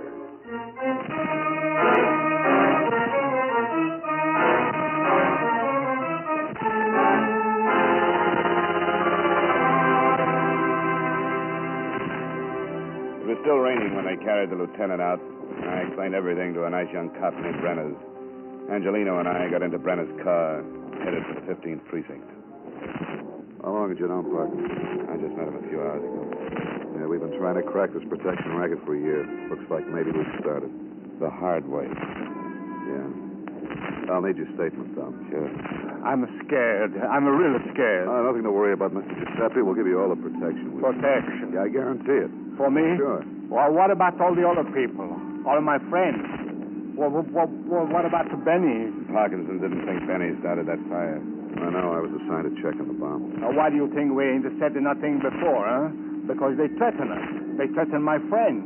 They tell them if they say anything, they're going to hurt their families. What about the bomb? Nothing. Didn't have much to go on in the first place. You lied. The lieutenant lied. He told me Benny wasn't going to be arrested. That's why I was going to tell him about those guys that beat me up. Somebody had to talk, Andy. Oh, sure. I talked, and look what happened. What do you think is going to happen to Benny now because I talked, huh? They got his adult. I ain't going to tell you nothing more. What about Benny's daughter, Angie? No. I ain't going to get to nobody in the moon no more trouble. The trouble's happened, Angie. Well, I don't care. If they're going to make it tough on Benny, they'll do it now. Just because I called the lieutenant. Just because I want to help Benny. The only way you can help Benny now is to tell us what you know. No. There are too many other people. My friends. Yeah, and we can save them. Tell us what you know, and we'll get the people who make the trouble. No. Okay. When they drag Benny's daughter out of the river, I hope you think about it. Well, you think I want it? You think I want to see Benny's little girl?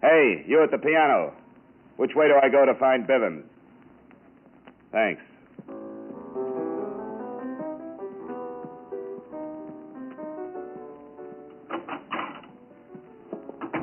Who are you? Name's Dollar. What do you want? How'd you get by Ziggy? He's tied up with a stomach ache. Oh? Swallowed a fist. Okay, you get rough. What else do you do? Find out things? Cop? I'll make this quick, Bivens, because I have to. Red Dillon and Lou Fleischman are pretty dead. Yeah?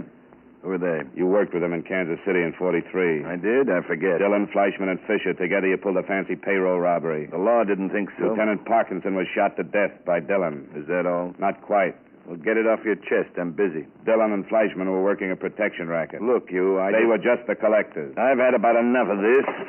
I'm going to throw you out. That's just what I want. Now get up.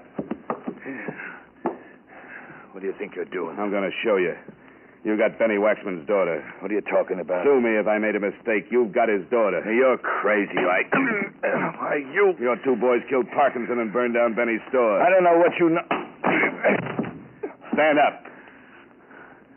You busted my nose. You've been beating up a lot of nice little people for a year now. That nose is just a down payment. If you think you can bust in here and go... You know, you keep falling down. You better sit in a chair. Now listen to me, Bevins. I'm in a nasty mood. Besides all the other people getting pushed around, your boys tried for me, too. You're crazy. I'm behind schedule. The cops can't book you, and I'm not going to let you kill that girl to save your dirty neck. Now, where is she? I don't know where she is. Please believe me, Bivens. Dollar. Look, I got friends. They'll take care of you. Who's going to tell them to do it? I am. With your mouth swollen shut?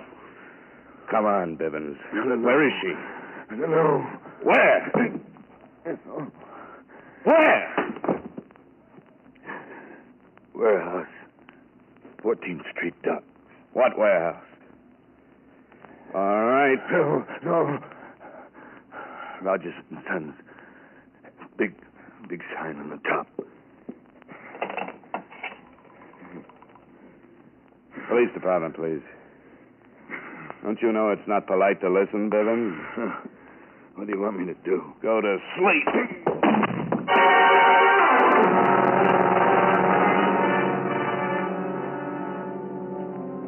I gave Sergeant Brenners what I had, and he told me he'd meet me at the warehouse.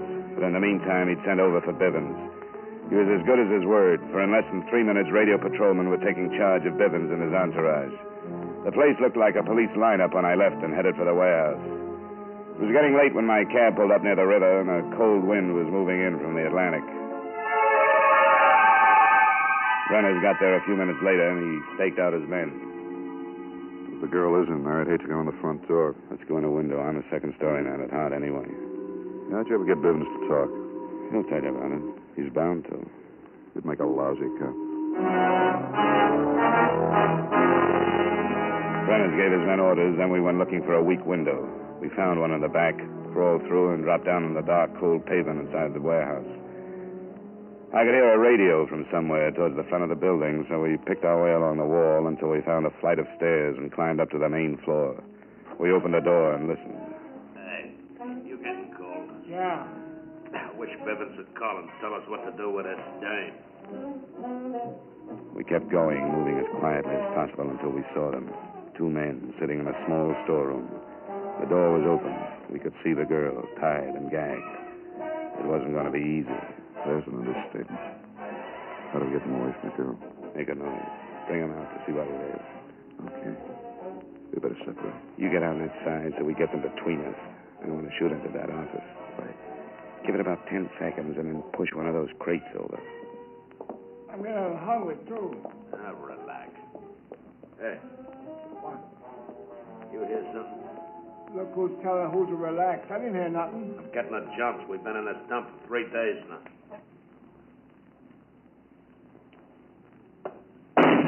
What was that? You gonna tell me I'm hearing things now? Somebody's out there. Yeah, kill a light. What do we do? Shut up. With this dang kidnapping, Shut up.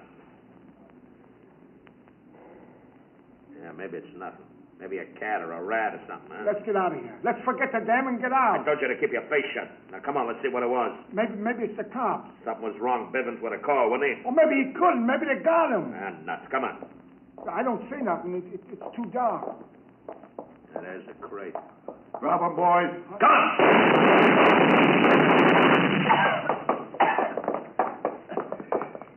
This one's dead. Yeah, the other one's on his way. Well, let's go get the girl. Benny's worried enough.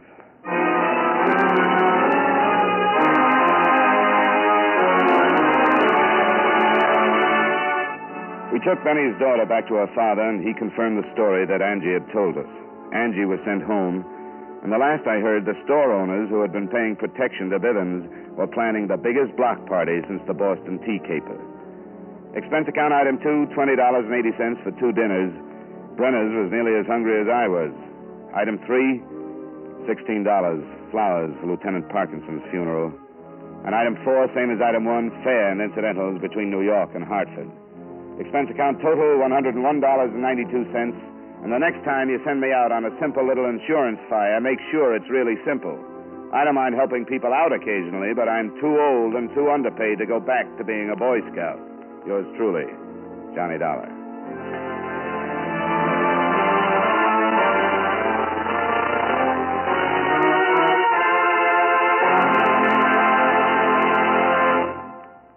Yours truly, Johnny Dollar, stars Edmond O'Brien in the title role and was written by Blake Edwards with music by Eddie Dunstetter.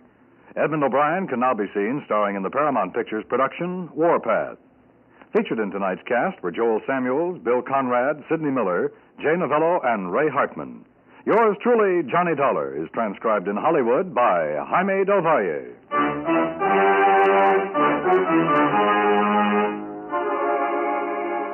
Beginning next week, October 6th, Johnny Dollar will be heard on Saturdays at a new time. This is Dan Cubberly inviting you to be with us on Saturday, October 6th, when Edmond O'Brien returns as... Yours truly, Johnny Dollar.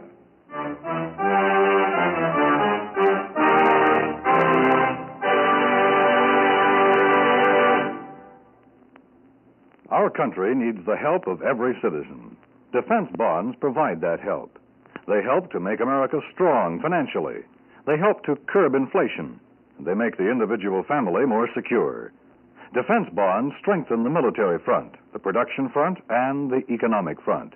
And just as important, buying United States defense bonds helps you by providing you with a safe, sound, profitable investment. Don't forget, defense is your job, too. Buy United States defense bonds today.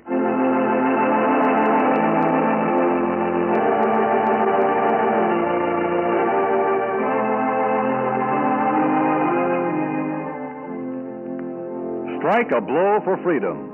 Join the crusade for freedom to get the truth to people behind the Iron Curtain. As long as they're kept in ignorance, the 10th world situation may not improve. Support the crusade for freedom with funds for freedom. Stay tuned now for the Virgil Akins-Freddie Dawson fight, which follows immediately over most of these same stations.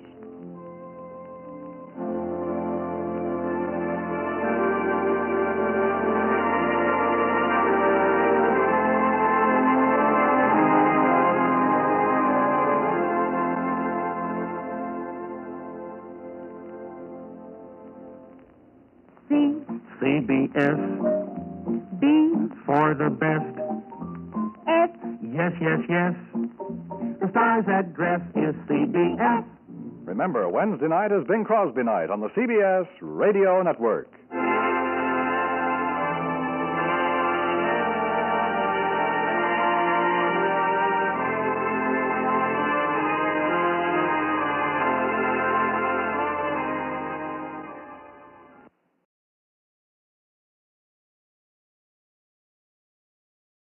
From Hollywood, it's time now for Edmond O'Brien as...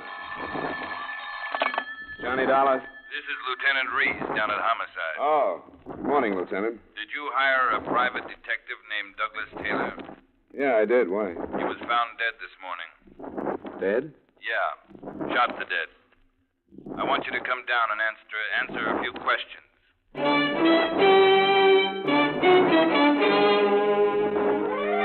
Edmond O'Brien in another adventure of the man with the action-packed expense account, America's fabulous freelance insurance investigator. Yours truly, Johnny Dollar.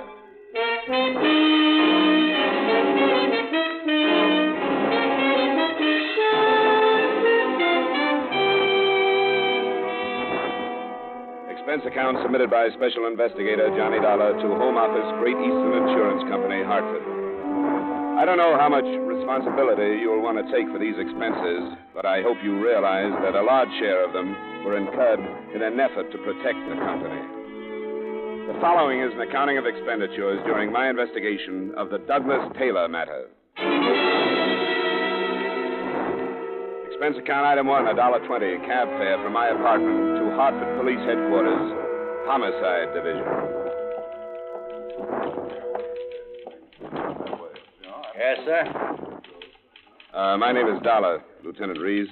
Oh, yeah, the second door there. He's waiting. Just go right in. Thanks.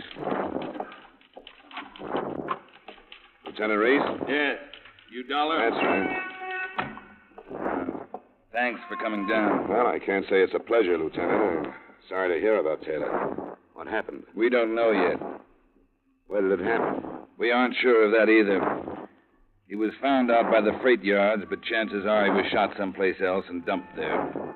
How did you happen to land on me? His wife came down to identify him this morning. She told us he was working for you. Well, I might as well get this off my chest now, Lieutenant. You won't like it any better if I save it. I can't answer any questions about what Taylor and I were working on. Not now. Why not? Because it'll wreck a case that could be worth about $500,000 if you start nosing into it looking for a motive. I hate to see you turn uncooperative so early in the game, Dollar. I can't help it. There are usually plenty of motives around when it's a private detective. Got plenty of other places to start. We like to have them all. I don't like this. I don't either, Lieutenant. But I'm stuck with some confidences I'll have to stand by. I can tell you this. I don't see how my case could have anything to do with his dying. There are 2 men suspected of insurance fraud. I was following one, Taylor the other. I don't think they knew we were tailing them. All right, Dollar. I guess I can understand the spot you're on. I'll talk it over with the people that hired me, but I can't open it up until they give me the word. How long had you known him? Oh, about 2 years, I guess. Not well, but he was a good, careful worker, and I hired him when I needed somebody. Did he talk to you about any trouble? No. No, he never said a word.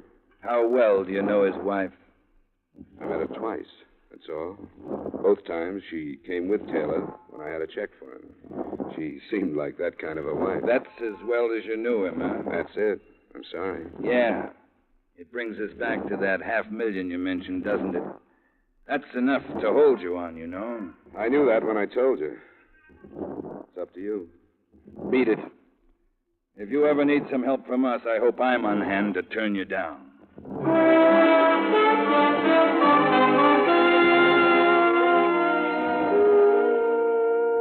I didn't need to see him to know that Lieutenant Reese had put a plainclothesman on me as soon as I left the building, because I would have done the same in his place. So I went back to my apartment and phoned the news to the company. I hope you've done the right thing, Johnny. I think you have. Well, I can always change it, Mr. Nibley, but I know one thing. If I stay on the arson case, the police are going to get on it and mess it up. Yeah, I suppose our problem is nothing to them. Are you positive there's no connection with Taylor's death? Well, not positive, but fairly sure. Anyway, I think I'd better drop it for a while. If you'll put a couple of men on it, all we have to know is if either one contacts a professional firebug. If and when that happens, I have all the rest of the evidence we'll need. All right, I guess that's the way to handle it. Oh, what about Taylor's wife? Did she know anything about the case? I don't think so, or Lieutenant Reese would have found out from her.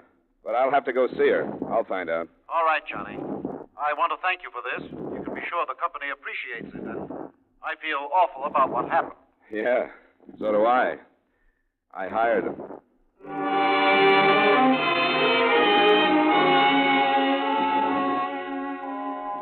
It's all right, Mr. Dollar. I'm glad you came over. Doug spoke obvious so often. Sit down. Thank you, Mrs. Taylor. Well, there's no way for me to say what I feel about it. Of course there isn't. I do want to clear your mind and my conscience on one thing, though. Doug wasn't killed because he was working for me. I'm sure of that. It wouldn't have made any difference if he had been. Doug was 40 last month. He was 21 when I married him in New York. He was on the force there for 12 years before he opened his office here. I've been waiting for this to happen all these years. Can you understand that? I think so. I tried not to think of it, but not a day passed that I didn't. Now that it's happened, it's like so many things are supposed to be. The anticipation was so bad, I thought that another detective might understand. I think I do. Mrs. Taylor, did Doug talk his cases over with you? No, not for a long time. You knew he was working for me. Yes, he mentioned it, but that's all. He liked you a great deal. He didn't speak of any trouble or the chance of any? No. I suppose it's my fault that he didn't. He knew I worried too much as it was, and he never told me anything. Do you know if there would be any specific reason for his being killed? I mean, outside of his work. What do you mean? Well, it'll sound like a rotten thing to ask, but was there anyone else in his life? You mean a woman? Yeah. I don't think so. If there was, I didn't know about it. You don't sound quite sure. I'm not. I did suspect him. That was one of the things that kept gnawing at me all those years. But I never found out anything. I hope you're telling me everything, Mrs. Taylor. I am. That's the way it was, being married to him. I was alone so much, I know I thought about things too much, but I couldn't help it. Yeah. Who were some of his friends, Mrs. Taylor?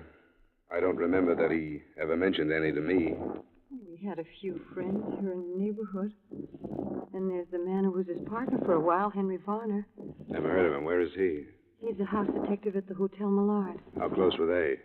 Well, they were good friends. They hunted and fished. Oh. Have the police been here? No, do I have to talk to them? I don't think it'd be wise to try not to. You want me to let him in? No. No, I'll let him in. Hello, Mrs. Taylor. Do you feel up to answering some questions now? Yes. Yes, I'm all right. Thanks. I'll try not to take any more of it. Lieutenant Reese? Got everything taken care of? What does that mean? Did you get her story rehearsed? Climb off, Lieutenant. I don't play that way. What's this man doing here, Mrs. Taylor? Why, my husband was working for Mr. Dollar when he was killed, so he came to see me. Has he been asking you questions? Yes. What kind? Look, Lieutenant, Never mind, Dollar. What kind of questions, Mrs. Taylor? About Doug being killed. Did he tell you how to answer police questions? No. That never came up. Dollar, how much information on this insurance case did Taylor have in his office? No reason for him to have any. Why? The office had been torn to pieces by the time we got to it this morning. All or part of the motive was there, and somebody came back after it. You'd better clear yourself of this mess, Dollar, or I'm going to see to it that you're put right out of business.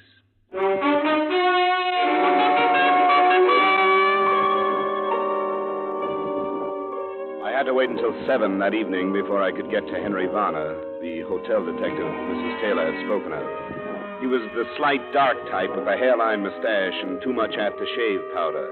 The kind of house dick that usually causes the feminine guests the kind of trouble they're paid to stop. Yeah, I had a little deal cooked up this afternoon. The kind where you don't leave a phone number where you can be reached, if you know what I mean. Yeah. Yeah, what a doll. Hey, what's behind this Doug Taylor mess anyway? I haven't read the evening papers. Hasn't broken yet. His wife told me you and Doug were good friends. Oh, yeah. We used to be partners for a while. We used to get out of town once in a while. Hunting and fishing? Yeah, that was the pitch. When did you see him last? Let's get out of the lobby and go in the office, John.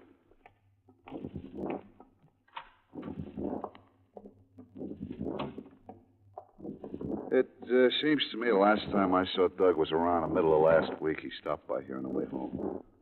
Was he on a case? I don't remember him saying. You know, it was one of those things I asked him how it was going. He said the same old stuff. He get killed over one of his cases? Looks like it. His office was broken into.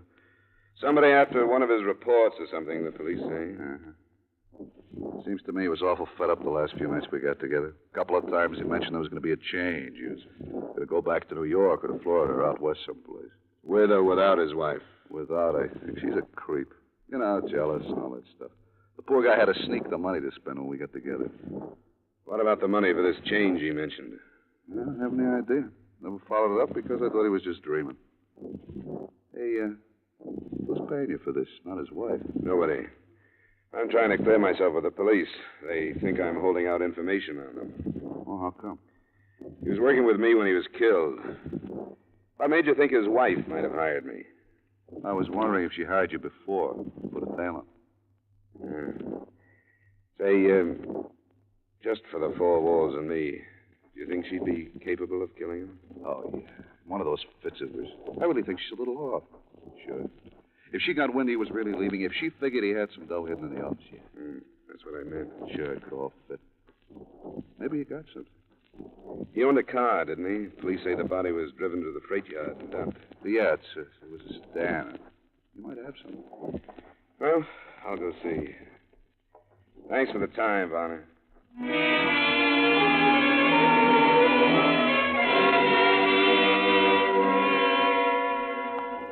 It was dark by the time I got across town again and back to the Taylor duplex. I happened to look up at their second-floor apartment, and I saw a light switch on behind a drawn shade in one of their rooms. If I hadn't done that, a number of things would not have taken place.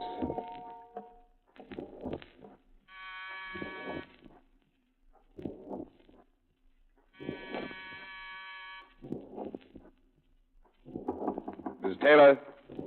Mrs. Taylor, it's Johnny Dollar. Come on, I know you're in there. Let me in. All right. Hey, what's this? Come in here, I'll kill you. Yeah, sure. Don't get close to me. Move right across the room. Where's Mrs. Taylor? She's in the bedroom. Maybe she's dead. I don't know. I hit her. She wouldn't be quiet, and I hit her with a gun. And I'll kill you, too, if I have to. I don't care how many anymore. Why'd you kill Taylor? Because he was too filthy to stay alive, too dirty, rotten to live. Don't you try to follow me, or I'll kill you, too, and I mean it. Nothing means anything anymore. What are you fighting? What'd you come after? Don't you try to follow me. Hey, come here. Hey, come here. I had no intention of stepping out into the hall right then. He was young and obviously out of his head from fear. I hoped the shots he fired would alert the plainclothesman that I thought was still sticking to me, but he wasn't there. If I tried to lose him, it probably would have taken a week. But as I learned later, a split-second set of circumstances caused him to miss me when I left the hotel. And Douglas Taylor's killer simply disappeared into the night.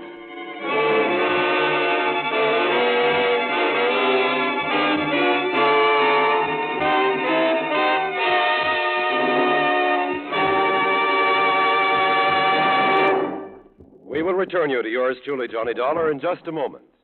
Two more great shows climb aboard your CBS radio bandwagon tomorrow night. Eve Arden as wisecracking our Miss Brooks returns to dear old Madison High. And the Edgar Bergen Charlie McCarthy show resumes its pot shots at your sense of humor.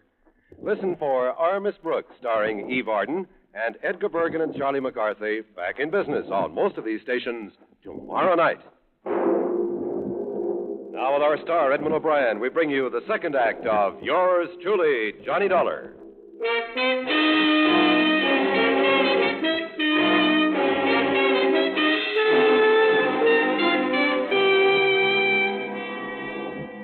Mrs. Taylor had been knocked unconscious, but hadn't been seriously harmed. I phoned Lieutenant Reese, argued some tenants into going back to their dinners, and then did what I could for her. He was crazy. He was crazy. He said he'd kill me. Yeah, it's all right. It's all right now. When I screamed, he came at me. I knew he was going to kill me. I knew it. I knew that was the last thing I'd ever see. His face is a gun coming. Take it easy, Mrs. Taylor. Take it easy. He's gone, and you're all right now. Oh, I can't explain. I knew I was dying, and I tried to hang on, and I couldn't. Here. Can you drink some more of this? Yes. I'll try. You saw him, didn't you? Yeah, I saw him. Who was he? Hadn't you ever seen him before? No, never. He was crazy. He told me that he killed Doug, and he killed me, too. What else did he say? I couldn't understand. Something about how Doug ruined 2 lives. I wished he could kill him again. Then I screamed and he came. What he said mean anything to you? No. I didn't understand any of it. I wanted to ask him why he came here. He was looking for something. Tore the place to pieces. Must be the same one that broke into Doug's office. I don't understand any of it. Oh, I'm so scared. He was going to kill me. Please, Mrs. Smith. Come on. Try to relax. Get hold of yourself. Police are on their way, and they'll want to talk to you. I'll wait for them in the living room.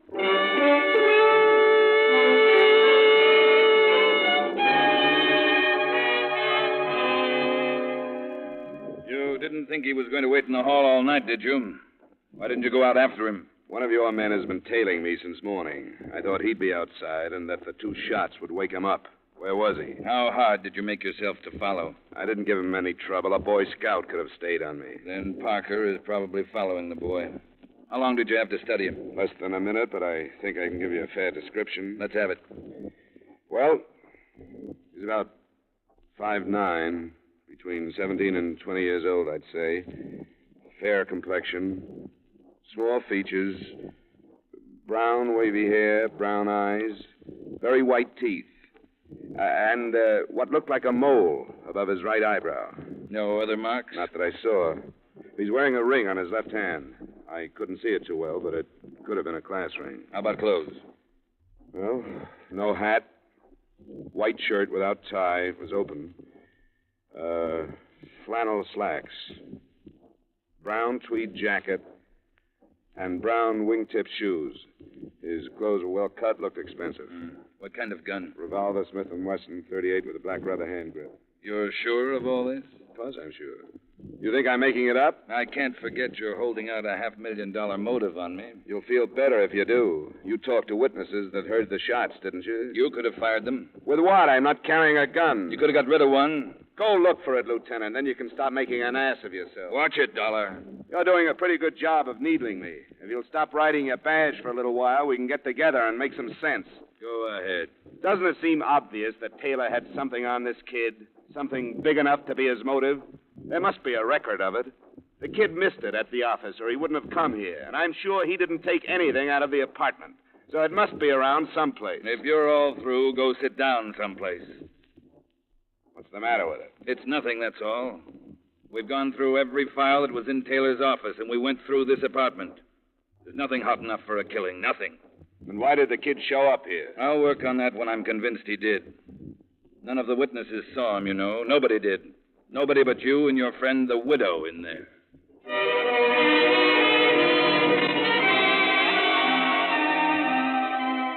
It turned out to be a long night. Looking back at it now, I can see how the lieutenant felt justified in pushing around somebody who wouldn't cooperate. But that night it was tough, including a paraffin test that he called inconclusive because I could have been wearing a glove when I fired the 2 shots and then gotten rid of it. But finally, at about 1:15 in the morning, he got tired of it, and he let me go home.